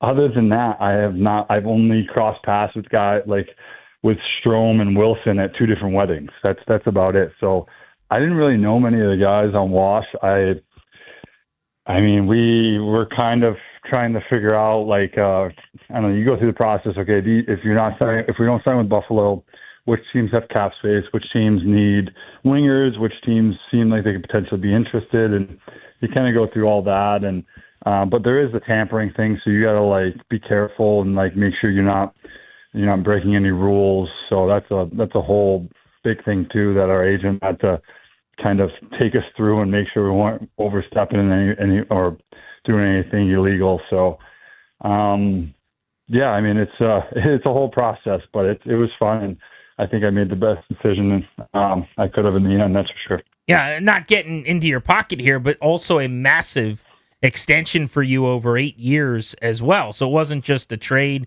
but a sign and trade. And I mean, your hard work, presumably, I don't want to put words in your mouth, but kind of all the work you've put in being worth it as you set yourself and your family and the next generation up. What was that part of it like to finally get that extension, knowing free agency was eventually looming? Because that was obviously a huge piece of this too. Yeah, it's been, I don't think it's really sunk in yet. But honestly, it's not gonna change anything I do. I feel like I'm the luckiest guy in the world to be able to do what I do each and every day and come home to my beautiful family. And I just try to work my hardest and be the best person I can be. And honestly, and like I said, I'm blessed for that extension, and I'm proud of myself for all the work I've put in, and to be able to get rewarded feels really good. But that's one thing, and that's not the most important thing now. And the most important thing to me is winning. And I think that joining the Capitals, and even before, I think the Washington Capitals had a really good shot. And so that's one of the reasons why I joined the team. Yeah, we're excited to have you in town. Caps fans are pumped. This team is now loaded. And speaking of that, this is probably the deepest group of forwards in the league right now. If you look at just the 12 guys that should get sweaters and even some of the players that might not, and maybe they still have to trade one of the incumbent pieces, who knows. But when you look at like the number of guys added to an already pretty solid core, how do you think this works? You don't have to worry about this because you'll be in the lineup every night in the top 6. But I'm curious about like the right wing versus left wing and guys playing on their offside and how hard that might be. Like, how do you think that they're going to be able to put the chess pieces together here? Because there's a lot more really good players than there are spots. Yeah, but I see a lot of guys that are very versatile, and you have to take into account, like, if I don't, like, this team and all the players won't play 82 games. Like, there are going to be guys that are inserted in and out of the lineup, and so you need that depth. You need to have success in the league. All the most successful teams have that depth, and they're able to count on that depth. And that's what Washington and the GM and his team went and set out to do, is try to add as much depth as possible. And it's going to also create, I guess you can say, like internal, not fighting, but internal competition that I think will make everyone become a better player, more competitive, and we'll push each other to our next level. So, Alex, I'm by no means a hockey expert, all right? But I remember when you were in Vegas, and we didn't get to see you guys a ton out west. We're here in Washington. And then we met in the Stanley Cup Finals. After about 5 seconds, I think it was one shift of yours, I decided that you were terrifying. I basically said, this 6'5" monster that moves faster than everybody else, who's bigger, quicker, stronger, A, I wish he was on my team, but B, how are they going to deal with that? So, A, that's your first compliment. Second, in your view now, as a veteran who's been around this league a couple times, how much better are you than that kid that was out there as a 21-year-old, and where do you think you've improved the most? Well, I think my game is a lot more well-rounded. I still think I was super raw. Like you said, kind of what you were talking about, I just focused on my physical kind of gifts and presence to really have success in the league. Well, now I think I rely a lot on my hockey. I think my defensive side of the game has taken huge steps. They wouldn't even think about putting me on the penalty kill back 10 years ago, and now I think I've established myself as a pretty good guy, penalty killer, and can contribute in all different ways for the team. And I've also been put in a lot tougher situations and bigger, minute crunching situations as well. So that's something that I really focused on. And I think because I have to play a lot more minutes, I think my cardio is a lot better as well. And just a couple things. 9 shorthanded goals the last 2 years. I would say that was a very modest thing of him saying, yeah, I think I've proven myself. I've improved some in that way. Alex, talk for a couple more moments on Grant and Danny. Alex, we always, when we have players on for the first time, new to the city, we get to know them a little bit with some non-sports questions. So rapid fire here. What is your favorite cheat meal or your go-to comfort food? Dairy Queen or Cold Stone. And is that just straight up like same order of ice cream, or do you walk in and feel it out when you get there? No, my wife and I like to order Dairy Queen, and then whenever I'm on the road with the boys, a lot of us like to go to Cold Stone. What's the chore you refuse to do on the home front? The chore? Yeah. Well, I can't cook. My wife does all the cooking, so I do the dishes, though. I'm the dishes guy. Dishes and trash duty. Correct me if I'm wrong, but you have 2 little boys, yeah? Yeah, and a daughter on the way, coming in September. Oh, congrats, man. Congratulations. Thank you. That's amazing. Thank you. As I have 2 boys and 2 girls, so the daughter is a game changer. That'll be the best thing that ever happened. But what's your kid movie or kid show that like you watch with the kids that you really enjoy? Well, that's tough. I got my oldest one's into Spider-Man and Iron Man, the cartoons. So we crushed that, and I don't mind watching that. So I'm a little bit of a Marvel geek, so I like that type of stuff. As a dad, are you let the kids feel good and win, or get that mess out of here? They need to learn. Wait, say that one more time. So as a dad, it's like, oh, you did it, buddy. You beat your dad. Or it's, they need to learn. Get that mess out of here. It's a little bit of both. There you go. A little bit of both. Sometimes the carrot, sometimes the stick. Right? Yeah, exactly. Alex, I this is going to be awkward, but I am going to bring this up. I didn't know if I should, but I feel like you're a good guy. Oh, don't do it. I feel like we're all having fun. Don't do it. Maybe we're even best friends. He's not going to be the first to bring it up. Okay, good. You don't know where I'm just, you don't have no idea what I'm going to talk about. I could be Okay. asking you about anything. It's not going to be the save from Braden Hope. Oh, yeah. okay. No, it is actually. It is. Yes. How often do you think about that play? Honestly, not that often. Sometimes someone might tweet it at me or something. That's mean. Why would they do that? Or put it in on Instagram. I don't know. I'm probably playing the Capitals that week, but yeah. Now I think it's in the past, so I get to move on now. Being a Washington Capital, I don't think too many people are going to want to bring it up to me, except for you, I guess. Yes, except for me. Grant's one of those people that's tweeted that at you. I think. No, I've never done I'm that. kidding. I'm kidding. Alex Tuck's my guy. I'm kidding. The thing is, you didn't do anything wrong. It was just It was a great play. It was just the luckiest, wackiest, fortuitous moment ever. I was in Vegas that night, sitting in the 400s. Everyone around me jumped up and was screaming. I sank into my seat, and then we reversed. But it was like, it's just an iconic thing. Like every hour on the hour in D.C., there's like a bell that chimes in the Navy Yard, and then we all go around and we look at the picture of it again. You know what I'm saying? Like it's a big moment here. 100%. Yeah, I wish I raised the puck just about another inch. No, we're glad that you No, did. it was perfect what you did. It's still the singularly most unique sports moment of my lifetime because we're all there in the arena. I've never seen anything like that where 90% of the people thought it was one thing, 10% of the people knew, and then the knowledge slowly filled like a wave around the arena amidst bewilderment and confusion. I've never seen anything like that. It's crazy. It's a crazy moment. Yeah, it was. Well, Alex, we appreciate you. Thank you. We are pumped that you're here, man. You're going to be a massive asset, and let's go win a cup. You're welcome, buddy. And yeah, this will be the run, and you'll get your cup with the Capitals here. Sounds good, guys. All right, be Thanks, good, Alex. man. There's Alex Tuck.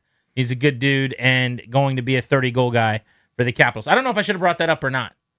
Do you think? It happened. Yeah. It's something we could say. Yes. That it occurred. I mean, he's synonymous with the moment. It is that I moment. don't know. Someone might tell me that was like, what were you thinking? I don't know.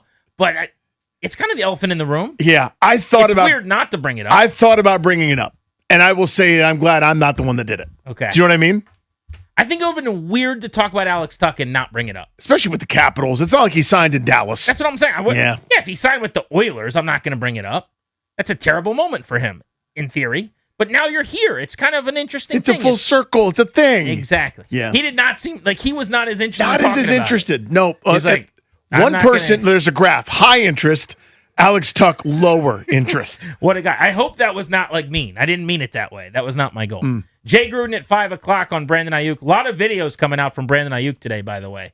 This is the Fan.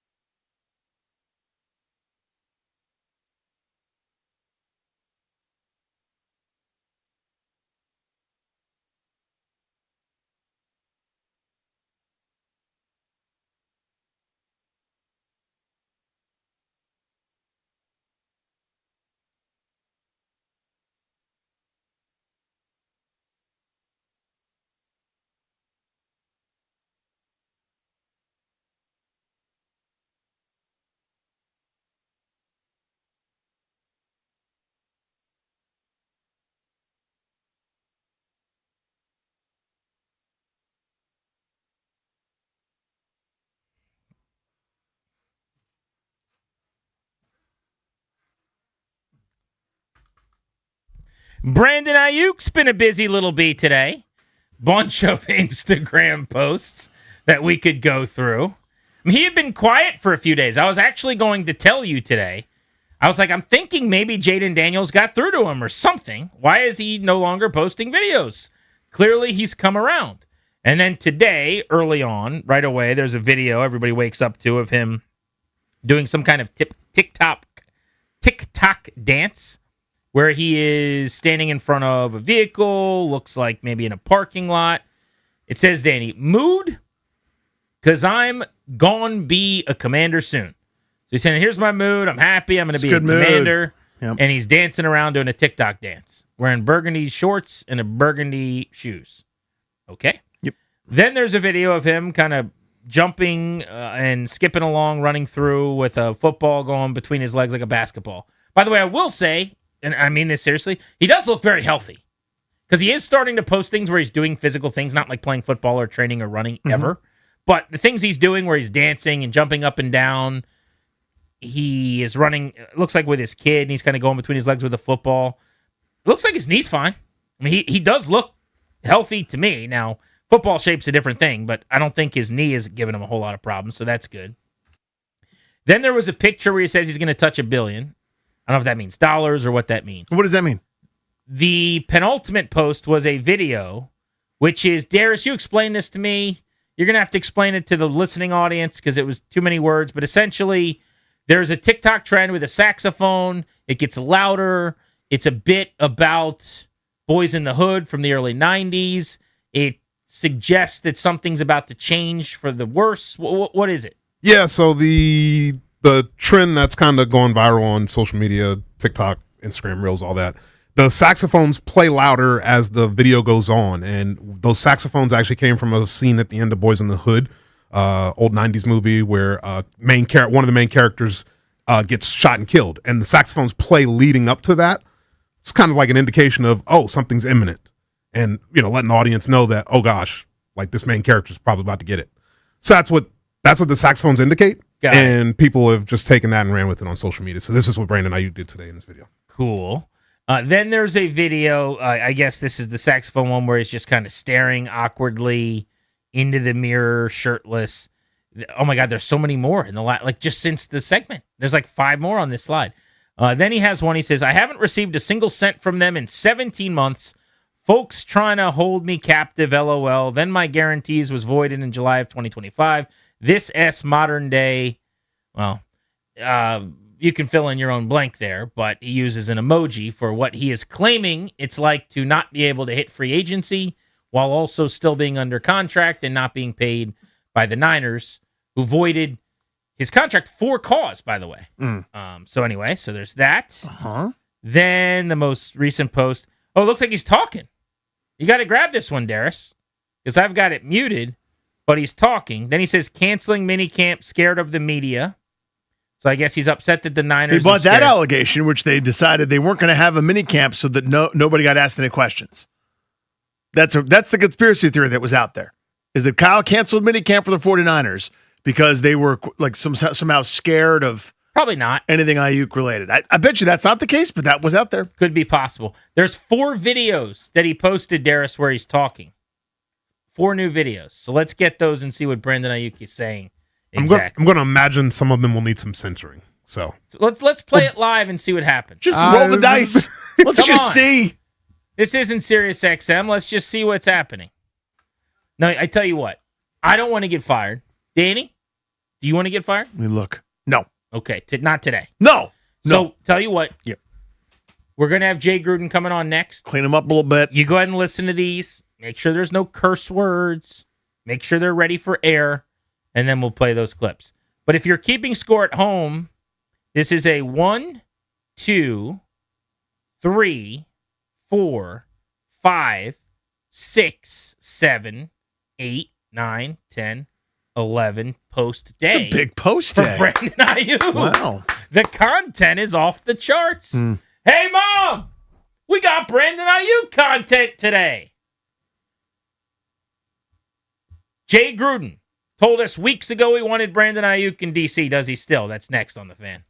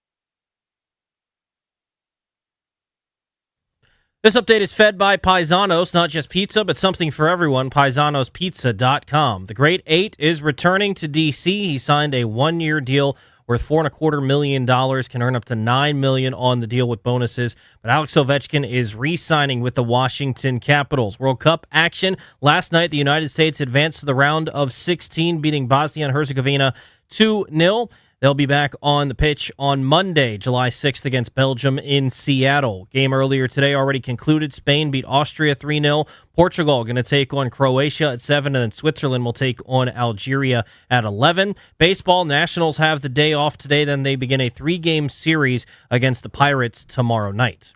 Whether you call it football or football, Paisanos has your watch party covered. Now, fan listeners can score JP Finley's exclusive deal, 35% off orders of $40 or more with promo code JP35. Paisanos, not just pizza, something for everyone. Order now at paisanospizza.com. From the Crop Metcalf Sports Desk, I'm Toby Altizer on The Fan.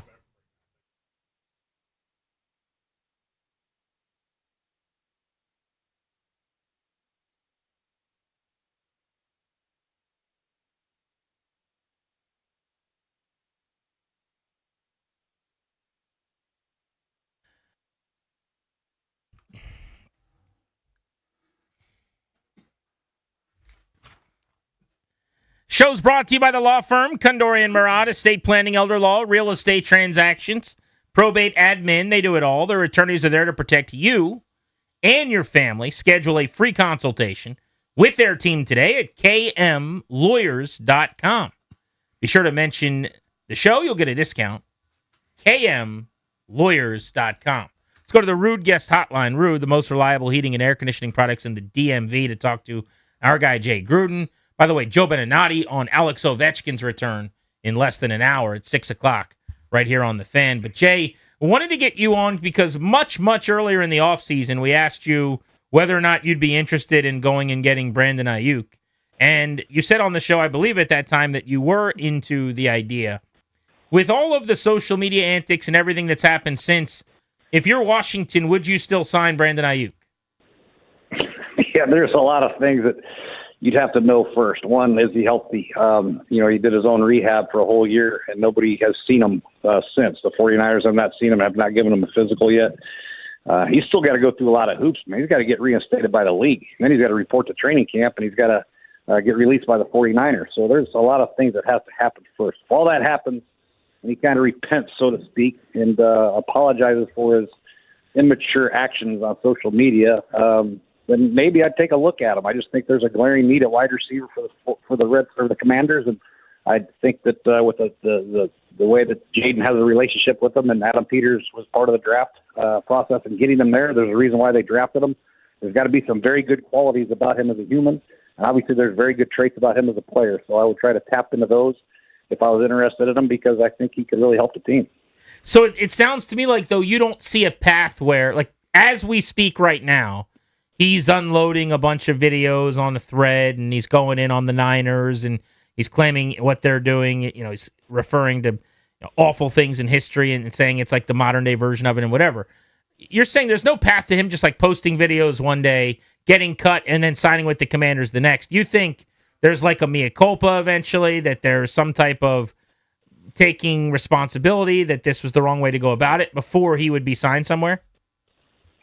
I would hope so. I would think that somebody's got to get a hold of him and just shake him a little bit and say, hey, man, you're not doing this right. This is not the proper way to get reinstated or get yourself another contract. I mean, the 49ers can go after him for a lot of money still. Part of the signing bonus, part of his contract. They don't have to pay him another dollar. I mean, there's a lot of money at stake here for Brandon. So he has to do a lot of good things here in the near future to get reinstated, to get some money back, and to get signed by another team and released by the 49ers. The only reason I would even take a look at him is because of his relationship with the quarterback and his relationship with Adam Peters. If they had no relationship whatsoever, I would say I'd stay away from the guy, let it play out, and then if he's available in a year or two, then maybe go kick the dirt off the tires and see what he's like. But since there is a personal relationship with Jaden, I'm sure if he's vouches for him, then I think the team will take a serious hard look at him, because I know Adam must have liked him for a reason, because they drafted him in the first round. Jay, did you have any situations like that where you didn't know a guy personally, but one of your players really did and was kind of like advocating for bringing him in? And what's that process like? Well, it's important to have people that have relationships with guys that you don't Jay, know. real because a lot quick, of there's times- something weird with your phone. I'm going to throw you on hold. There's like a weird crackling thing. I think it's too hot. I think it's the heat. It's the heat. Actually. It's the heat. My guess is that it's 119 degrees. I think that's what's happening. Remember whenever we had a phone issue back in the early days of the show, people would just say sunspots? Like that was a thing? You just used you knew what it was talking about. Yeah. Like, what does that even mean? Sunspots, you Like, know? oh, it must be sunspots. I'm like, there's sun everywhere. Well, I don't know what that could But possibly... it's a spot where the sun is. That's the answer.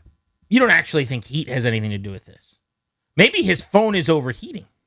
That could actually be happening. Oh, sure. If he's sitting outside. Yeah, or if he's sitting anywhere, inside, outside, the shade, anything with direct cold air blowing on the phone, it might be too hot. If you're one of those people out there whose AC isn't working great right now, I want you to know that I'm thinking about you. You're in my prayers. So whenever a phone does that, I think of a longtime Washington Post columnist, Adam Kilgore, one of my favorite writers who I think is so good. I loved having him on the air. But his phone did that every time I had Adam Kilgore on a show. No file. For years. All right, let's go back to Jay. Jay, how do you sound now? I feel like I sound pretty good. Great. Yeah, You sound great. You do. sound like Jay Gruden again. You're all the way back. So anyway, I don't remember where you were, There but we you go. could just go back to that. Yeah, I think you just asked about if we had a player with relationships with another guy. I was just saying that, it used to be a free agency, you'd fly around and fly people in, but you have to rely on people that have played with them or coached them before with personal knowledge of the guy sometimes, and that's very important. That's why I think Jaden's relationship with Brandon will come a long way with, fighting through all the things going on with Brandon. So who knows, man, but it's just a unique situation, one that's probably unheard of. I don't remember anything like this going on. We remember the Terrell Owens thing a little while ago, but there's a lot of more money involved in this thing than Jay Gruden on Grant and Danny here on The Fan. How good was Brandon Ayuk before the injury? He's second-team All-Pro. He's pretty good. You know what I mean? And he really complemented that offense well. He's a guy that can run after the catch. He's a physical target and a big target. I like that about him the most because, it's hard for a quarterback to throw to little 5'10" guys all the time. You got to have a 6'2", 6'3" guy that can run through contact, run a slant route, and take it for 45 yards. You know what I'm saying? We got to have size of physicality on this roster. And I think he fits that bill. So I think that's a piece that I think is needed.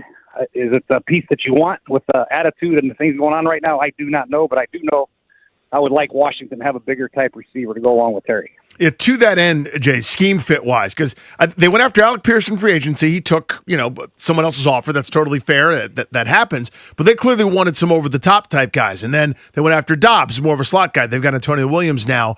Schematically, how good a fit is that, or it doesn't even matter? He's good enough to fit in any scheme. I think he's good enough to fit in any scheme. He's proven that. I think the way Kyle used him, he's more of an outside guy, but he can do some things on the inside. But he doesn't have to because they have a bunch of good inside receivers with, the guy they drafted, Luke McCaffrey, and who else they got? They got the Jalen Lane. So, yeah, they got some guys that can do some things on the inside. But I just like the physicality. Like I said, in the run game, he's very good as well. He can block safeties. He's part of that trio of receivers at San Fran. Was probably one of the best blocking and receiving groups in football. So he's very versatile in his game. He's big, he's strong, he can run, but got to get the physical first. Got to get him back reinstated by the NFL and then released by the 49ers. Then you can talk. If you don't want to give a name, you don't have to. Did you ever have a player that you did not get along with that didn't like you and vice versa? Well, I think it's pretty well documented. DJ Swearinger wasn't a big fan of mine. Oh, And, that's actually a really good one. I hadn't even thought of that. Not I even kidding. forgot about that one. That's a great one. Yeah. We were kind of like, we didn't really like each other. I didn't like the fact that every time we had an issue, we lost a game, they'd go straight to the locker room and he'd say we had a bad Friday practice or our defense coordinator called man, we should have called zone. I didn't like that. No. So does that relationship go sideways? Like how? I mean, did you call him into your office and tell him, I don't like how you're handling this? Or do you guys just not talk and the lack of communication is the problem? Like, how does it happen that a coach and a player get to a point where there's a friction or a disdain? And I'm obviously asking through the lens of Ayuk and Kyle. Yeah, no, many times I called him in and said, hey, man, if you're going to talk to the media, you want to bash me, I'm fine with that. You can talk about me all you want to, but let's not talk about our staff. Let's not talk about how we do things around here in a Friday practice or whatever it might be, or talk about other players. Let's keep it between just talk about yourself and what the team can do better, and you can talk bad about me all you want to. I got thick skin, buddy. But he just continued to do it, and it drove me crazy. So, I'm thinking of another kind of example of the way this sort of went in San Francisco, the rehab issue, right? Where a guy just refuses for whatever reason to do it at the facility. Anything like that ever come up in your coaching career where a guy just preferred to do it elsewhere? And how was that handled? I'm actually curious to the mechanics of it. You know, as long as the communication is good between your trainer and whoever they're rehabbing with, I don't think it's a big deal. A lot of guys live in different states in the off season, and even during the season, they might want to go home or have a specific doctor or trainer they really like. And a lot of these guys come up now; they're going through programs that they're working out with them. They have trainers, they have their own type of coaches, they have their own support system that they deal with. And some of them would rather do that. But as long as they're having close communication with the trainer and an occasional checkup, I don't have a problem with it. So what if that's not happening? I guess that's what seems to have happened here. Then there's a problem. Yeah, there's a big problem because there's a lot of money invested. We want to make sure you're rehabbing the right way. You're not doing things that's going to hurt your injury more than help it. So there's a lot of quacks out there in the world. I mean, there really are. And you got to really be in close, constant communication with whoever's rehabbing the guy. And if not, then that's a major problem. Then you have to come in early to train, like 4 days before training camp starts or your report date, and make sure you go through the MRIs and the physical exams and all that stuff, which he didn't do again. So there's another problem. So, yeah, you got to see how he's doing, right? I mean, he had a major knee injury, so I think they have a right to figure out if you're good enough to play because he's a major part of the team. They paid him a lot of money. Jay Gruden on the Fan. What about him being so upset at John Lynch showing up to his house? Did you see that? Yeah, called him a stalker. Yeah, how abnormal have you ever been, or have you known of a GM going to a player's house? Now, obviously, we don't know when this was. If it was this week, it's a little weirder. They're at odds. But if it was like at a point where he's not showing up at the facility or returning text messages, I mean, it could be as simple as like a welfare check. But he acted, he's like, my wife was almost there, and I had to call her and tell her there's a white man on our porch. Well, she knows who he is. You could probably just say John Lynch is on our porch. He's the Hall of Famer from the Denver Broncos and the Tampa Bay Bucks. But I digress. But regardless, like, I don't know, speak NFL. Like, as a GM or a coach, going to a player's house completely off the table. Is that off the menu? I don't think it is. I think it's a chance for John to meet face-to-face with Brandon and talk through some of these issues that they have. Obviously, there's a lot. And John probably helps create this contract. They gave him a lot of money, and they want him to perform. I mean, hell, let's find out what the deal is face-to-face. I don't want to text, tweet, Instagram you. I want to come see you face-to-face and hash this thing out and talk this thing through because what's going on right now is not good for the team, and it's not good for you, Brandon. So let's talk about it, how we can fix things and make sure you get your money and make sure you help us win or whatever, or help you get released. But face-to-face sometimes is the best way to do it because there's no other way. People don't take calls. They don't return texts. I think it's the right thing to do by John, actually. So I'm going to play devil's advocate for a second, not on the John Lynch thing. I happen to think what he's doing is like foolish and ridiculous and a gigantic waste of time. And I think he should just go to the facility and stop posting videos and try to get off the exempt 100%. list and just be a pro. Like that call me Belichick, be a pro, do your job. Let's get out of San Francisco the right way. There's a way to do this. A lot of receivers have been unhappy in the past. None of them have acted like this necessarily. But that said, that's the only option he has. That's the only option he has. He has no other option. Otherwise, he'll never play again. The NFL won't reinstate him. So I want to double click on that. But just to finish what I want to go to here is there any way that, like, yes, he looks like a crazy person posting these videos and he made a lot of mistakes with the agent and not hiring another one, and I could list 15 other things, but that the Niners are actually the bad guy and he is like a victim in this? Is that a possibility? I don't think so. No, I don't. All you ask him to do is rehab at your facility or keep in close contact with your trainer while you're hurt. That didn't happen. The report to training camp, that didn't happen. I don't know what the hell pissed them off so bad. They gave him a hell of a contract. You know what I mean? I mean, it's not an unfair contract. They gave you a lot of money, a big signing bonus, and I don't know where the disdain came from. But, yeah, I don't think the 49ers are in the wrong at all. I think they're doing everything every other NFL team would do in this situation. So, again, we're all trying to speak Ayuk here in his various rambling videos, but one of the things that came up was it sounds like he and Kyle exchanged words. That I would say it's football. I bet words are exchanged. I bet your coach has yelled at a player before, and it'll happen again. But I would take me back to a time in your coaching career, whether it was an assistant, head coach, or otherwise, where either you were the yeller or had to put out a fire, or something to that effect. It's pretty commonplace, right? And it seems like that may have been the impetus for John Lynch to then try to go speak to him or whatever. But that's pretty commonplace, right? A coach yelling at a player and him being upset. You have to yell at players, and you have to make sure they understand that there's a way of doing things, and if they're not doing them in the right way, they have to be told, sometimes in a harsh way, if it happens over and over again. If people make a little mistake or fumble a ball, I'm not going to go scream at them, hold on to the ball, you know what I mean? But if they jump off sides 3 times in a row, like, we did against Carolina, we had jumped off sides 4 times in the first quarter, you start to yell at people, coaches and players. So undisciplined behavior deserves to not be tolerated and handled with a yelling type fashion, if that's the way it needs to be done. Jay, going back to something you just said a couple minutes ago, because this is my understanding as well, but it sounds like you're under the impression that if he does not show up and get off of this exempt list, San Francisco essentially can keep him on a he ran away list. You guys, actually it was Shanahan. It wasn't you and I was out there. Can't remember who the defensive lineman was, but just stopped coming and they went AWOL and they basically put him on like a left team list. So I guess you're saying he could, unless he actually reports, he could never play again because they could never have to cut him, and it won't hurt them financially. Yeah, that's what I think. That's what they should do, right? I mean, otherwise they're going to lose him anyway, so they're going to, they don't have to pay him anything. If he reports, they think he gets a report bonus and all that stuff. So Brandon would be absolutely maybe one of the idiotic things in football history to not show up and not take his physical and show up. I mean, he's got to get off the list first, and then he's got to show up to camp. It's the only option that he has. Otherwise, he's not going to play. Well, what about just cutting him outright? Like ending the charade, saying, what? This is a distraction. Why would I let him go play another team in my conference and help them win games? And that's what I wanted to ask you. I don't have to. That's what I wanted to ask you, Jay. I understand if there's a financial repercussion to it, right? Like, hey, this hurts our cap or whatever. It doesn't, according to the way I understand this. I would not be in the business of doing anything, A, to help this guy, but that could be petty, but B, help a team that I'm going to play and probably competing directly with a playoff spot for in the NFC. People who are calling it petty and small, maybe, but it's also, why am I going to do anything that I don't have to do, which will ultimately help an opponent? That's how I view it.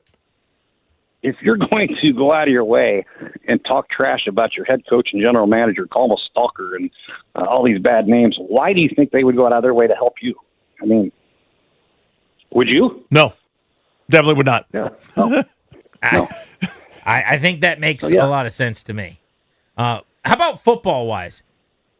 What do you make of the roster that Commanders have built? If they were either going to spend money and fix their defense or really build up their skill positions, what do you think they should have addressed? Because they chose defense. Yeah, I think that was the right call to choose defense. I think they did a good job there. But I think offensively, I just worry about the lack of firepower. I don't mind the running back room. They're all solid backs. They're good players. The tight end room I'm very concerned about.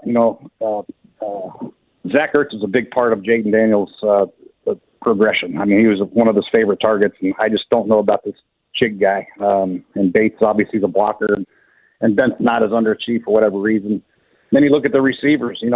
I'm hoping Burks comes on and plays well. I like him coming out of college, but he has really never had a healthy full year. Obviously, Terry missed a lot of time last year. He's missing time. Then you got Deami Bratt back, who had a pretty good year a couple years ago. Really didn't do much at Jacksonville.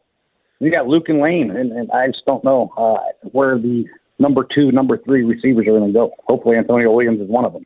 So it's been a little while since this happened, but what did you make of just letting Tyler Biadasz go for nothing and sort of saying, we'll figure it out internally, it looks like, and like, you still have a ton of cap space. I still do not get that one. Even if you don't think he's the guy for the job, why not let him compete unless you're going to use that cap savings for something, and they've got the 3rd most cap space in the sport. I still don't get that one.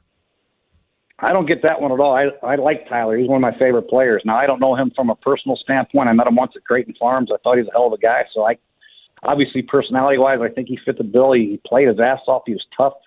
And now you're going to move your guard into play center. And maybe he's a good center, but I like the stability I have in my center here with the quarterback. I really do.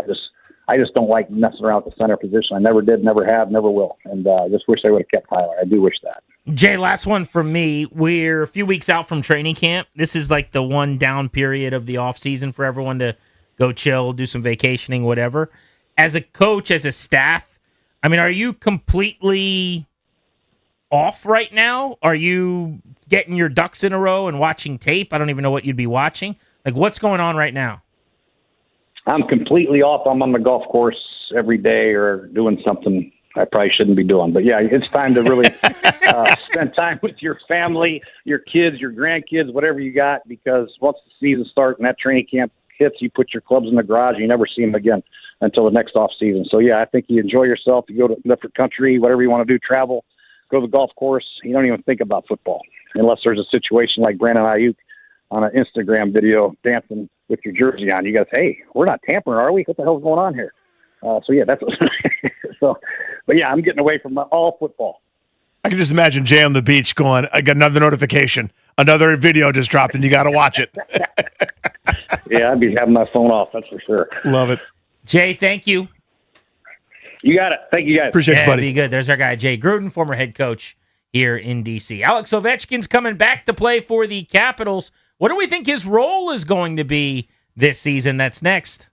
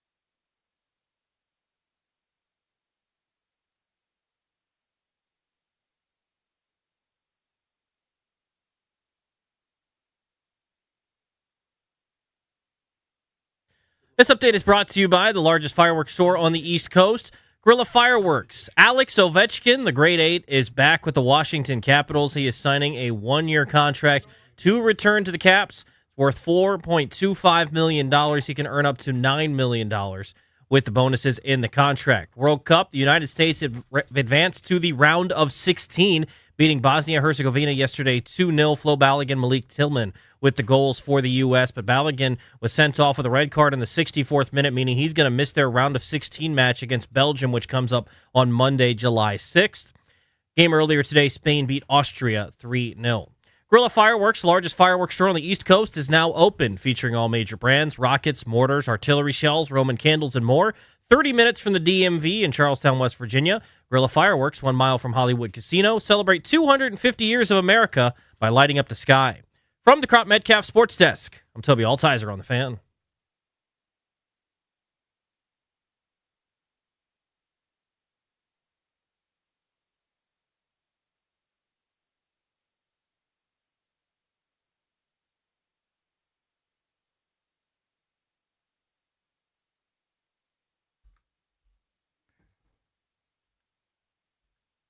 The TV ratings are in for yesterday's United States of America World Cup game with Bosnia, and the audience on Fox was massive. Average of 24.4 million people tuned in, and at peak, 31.9 million Americans watched the World Cup. That's the most watched soccer telecast in English language U.S. history, according to Fox Sports. At peak, 32 million. Yeah, these are some really good football game numbers. Not quite your Thanksgiving football numbers, but it's up there. That is a massive, massive number. Commercial success, man. That was kind of the whole point of putting it in North America. That's a big deal. I'm just Googling like a conference championship game. Between 45 million and 57 million is what the response is here on AI. Yeah, those are that's I have 50 million in my mind for the big standalone, the whole point of the season of these games. So 60% of that is pretty massive. Yes, it draw. is. Yes, it is. And here's what I always wonder, and I know you don't have the answer to this, but maybe you got something. An event like yesterday is such a bar event. Every bar in D.C., literally what I was about to say. There are thousands of bars around America that have tens of thousands of people combined, hundreds of thousands, watching the game. Every person on my social media feed was out and about in different places in this city or in another city, and the bar is packed to the gills, and everybody's high-fiving and slamming drinks after goal. How can you possibly tell me how many people were watching? Is that the number of TVs? Because, here in the Navy Yard, Walters is packed wall-to-wall. In Kansas City, our sister station there, my buddy Alex's entire staff was out and about. They're soccer crazy in that town. They've had World Cup fever because they have games. Like, that place was slammed. Yeah, I mean, you can look at the watch parties all over the country where there's hundreds, if not thousands of people gathered. I have no idea how you count those. And because I saw one of those videos this morning, somebody put a highlight together where, like, here's the moment of Tillman's goal, and it's Buffalo, New York, as you said, Kansas City, place in Arizona, D.C., Seattle, San Francisco, every place in between, everybody reacting, and there's everything from four courts in Arlington where there's maybe, 200-300 people, to thousands at these big squares with the giant big screen drive-in movie theater style. So I don't know how you quantify it because it is different than a football game. I mean, you see these big events like when Toronto was in the NBA Finals and they'd have that watch party at like the Jurassic Park Garden, whatever the hell the dumb thing was called, or people doing watch parties outside for that city. When the country is doing it and everybody's kind of coming together, it is different than the normal TV stuff. So again, it's above my pay grade. I don't know how they count it, but I don't know how you quantify that. Good sign for sure. I think the fact that the United States is playing in a game and everybody's watching is exciting. This thing could be really getting more electric and more fun if they win, though. If they win another game and they go from 16 to 8, I think it's on like Donkey Kong at that point. I mean, can you imagine? Yes. It's what the thing I've wanted my whole life is that, right? That feeling where it's all reasonable. Like you've got a real chance, and it's not just barely, involved and just kind of hanging out, and you're cannon fodder. Really, you are a real, honest to God world contender, and everybody has to put some respect on it. I got a press release here from Major League Baseball that was just sent. Discipline being issued for the Red Sox and Nationals. Benches clearing. Go ahead and play breaking news on this because this is pretty stunning development.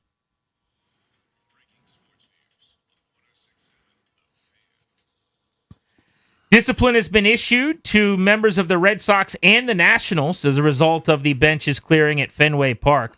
Wilson Contreras is getting a 7-game suspension. Cade Cavalli is receiving a 7-game suspension from Major League Baseball.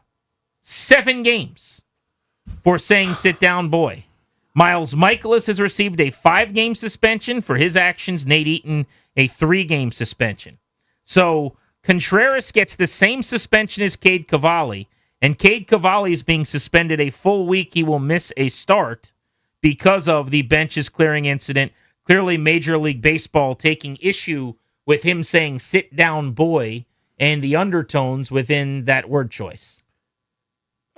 No way around that. So I guess there's your verdict. Man, that is not something I agree with, is what I would say. I think, yeah, okay. I suppose we're doing it. That's unbelievable to me. That's unbelievable to me that happened. Again, if he threw at him and then told him those sorts of things, suspend his ass. I'll be the first one to tell you. If you throw 99 right at his chin, right, I would say you can't do that, and then you can't yell at somebody like that. Man, oh man, that is tough to take for me. A 7-game suspension. Yep. That's 2 starts, right? Well, it's a start and being pushed back, essentially. I mean, there's a lot of suspensions that are not that long for hitting a guy purposefully. Normally, that's 5 games because the idea is it essentially is 1 start. So you'll find plenty of those where you bean a guy, you break a guy's hand or whatever, you come up and hit a hamate bone at 97, you take the death ball in your hand that could actually kill someone, and you throw it at them, and you might not get 7 games. 7 games for saying sit down, boy. God. Now, we talked for 90 minutes yesterday about the historical connotations, the racial undertones of boy, as Cavalli said that to Contreras, even though he apologized, he was contrite, suggested he didn't mean it in any way like that. But it is amazing to me. Like, I think it is reasonable enough that someone can say, hey, that's offensive language, I don't like that. The way I perceive that, which is different than the way that maybe you used it, makes me feel some type of way. We had someone call in who works with kids, and she said, it's not really important what you thought you were saying. If someone feels bad about it, and they tell you that, you got to make amends. And so Cade Cavalli's point is, okay, I'm sorry, I'll take it out of my lexicon, I won't say it anymore, which I thought was perfectly fine.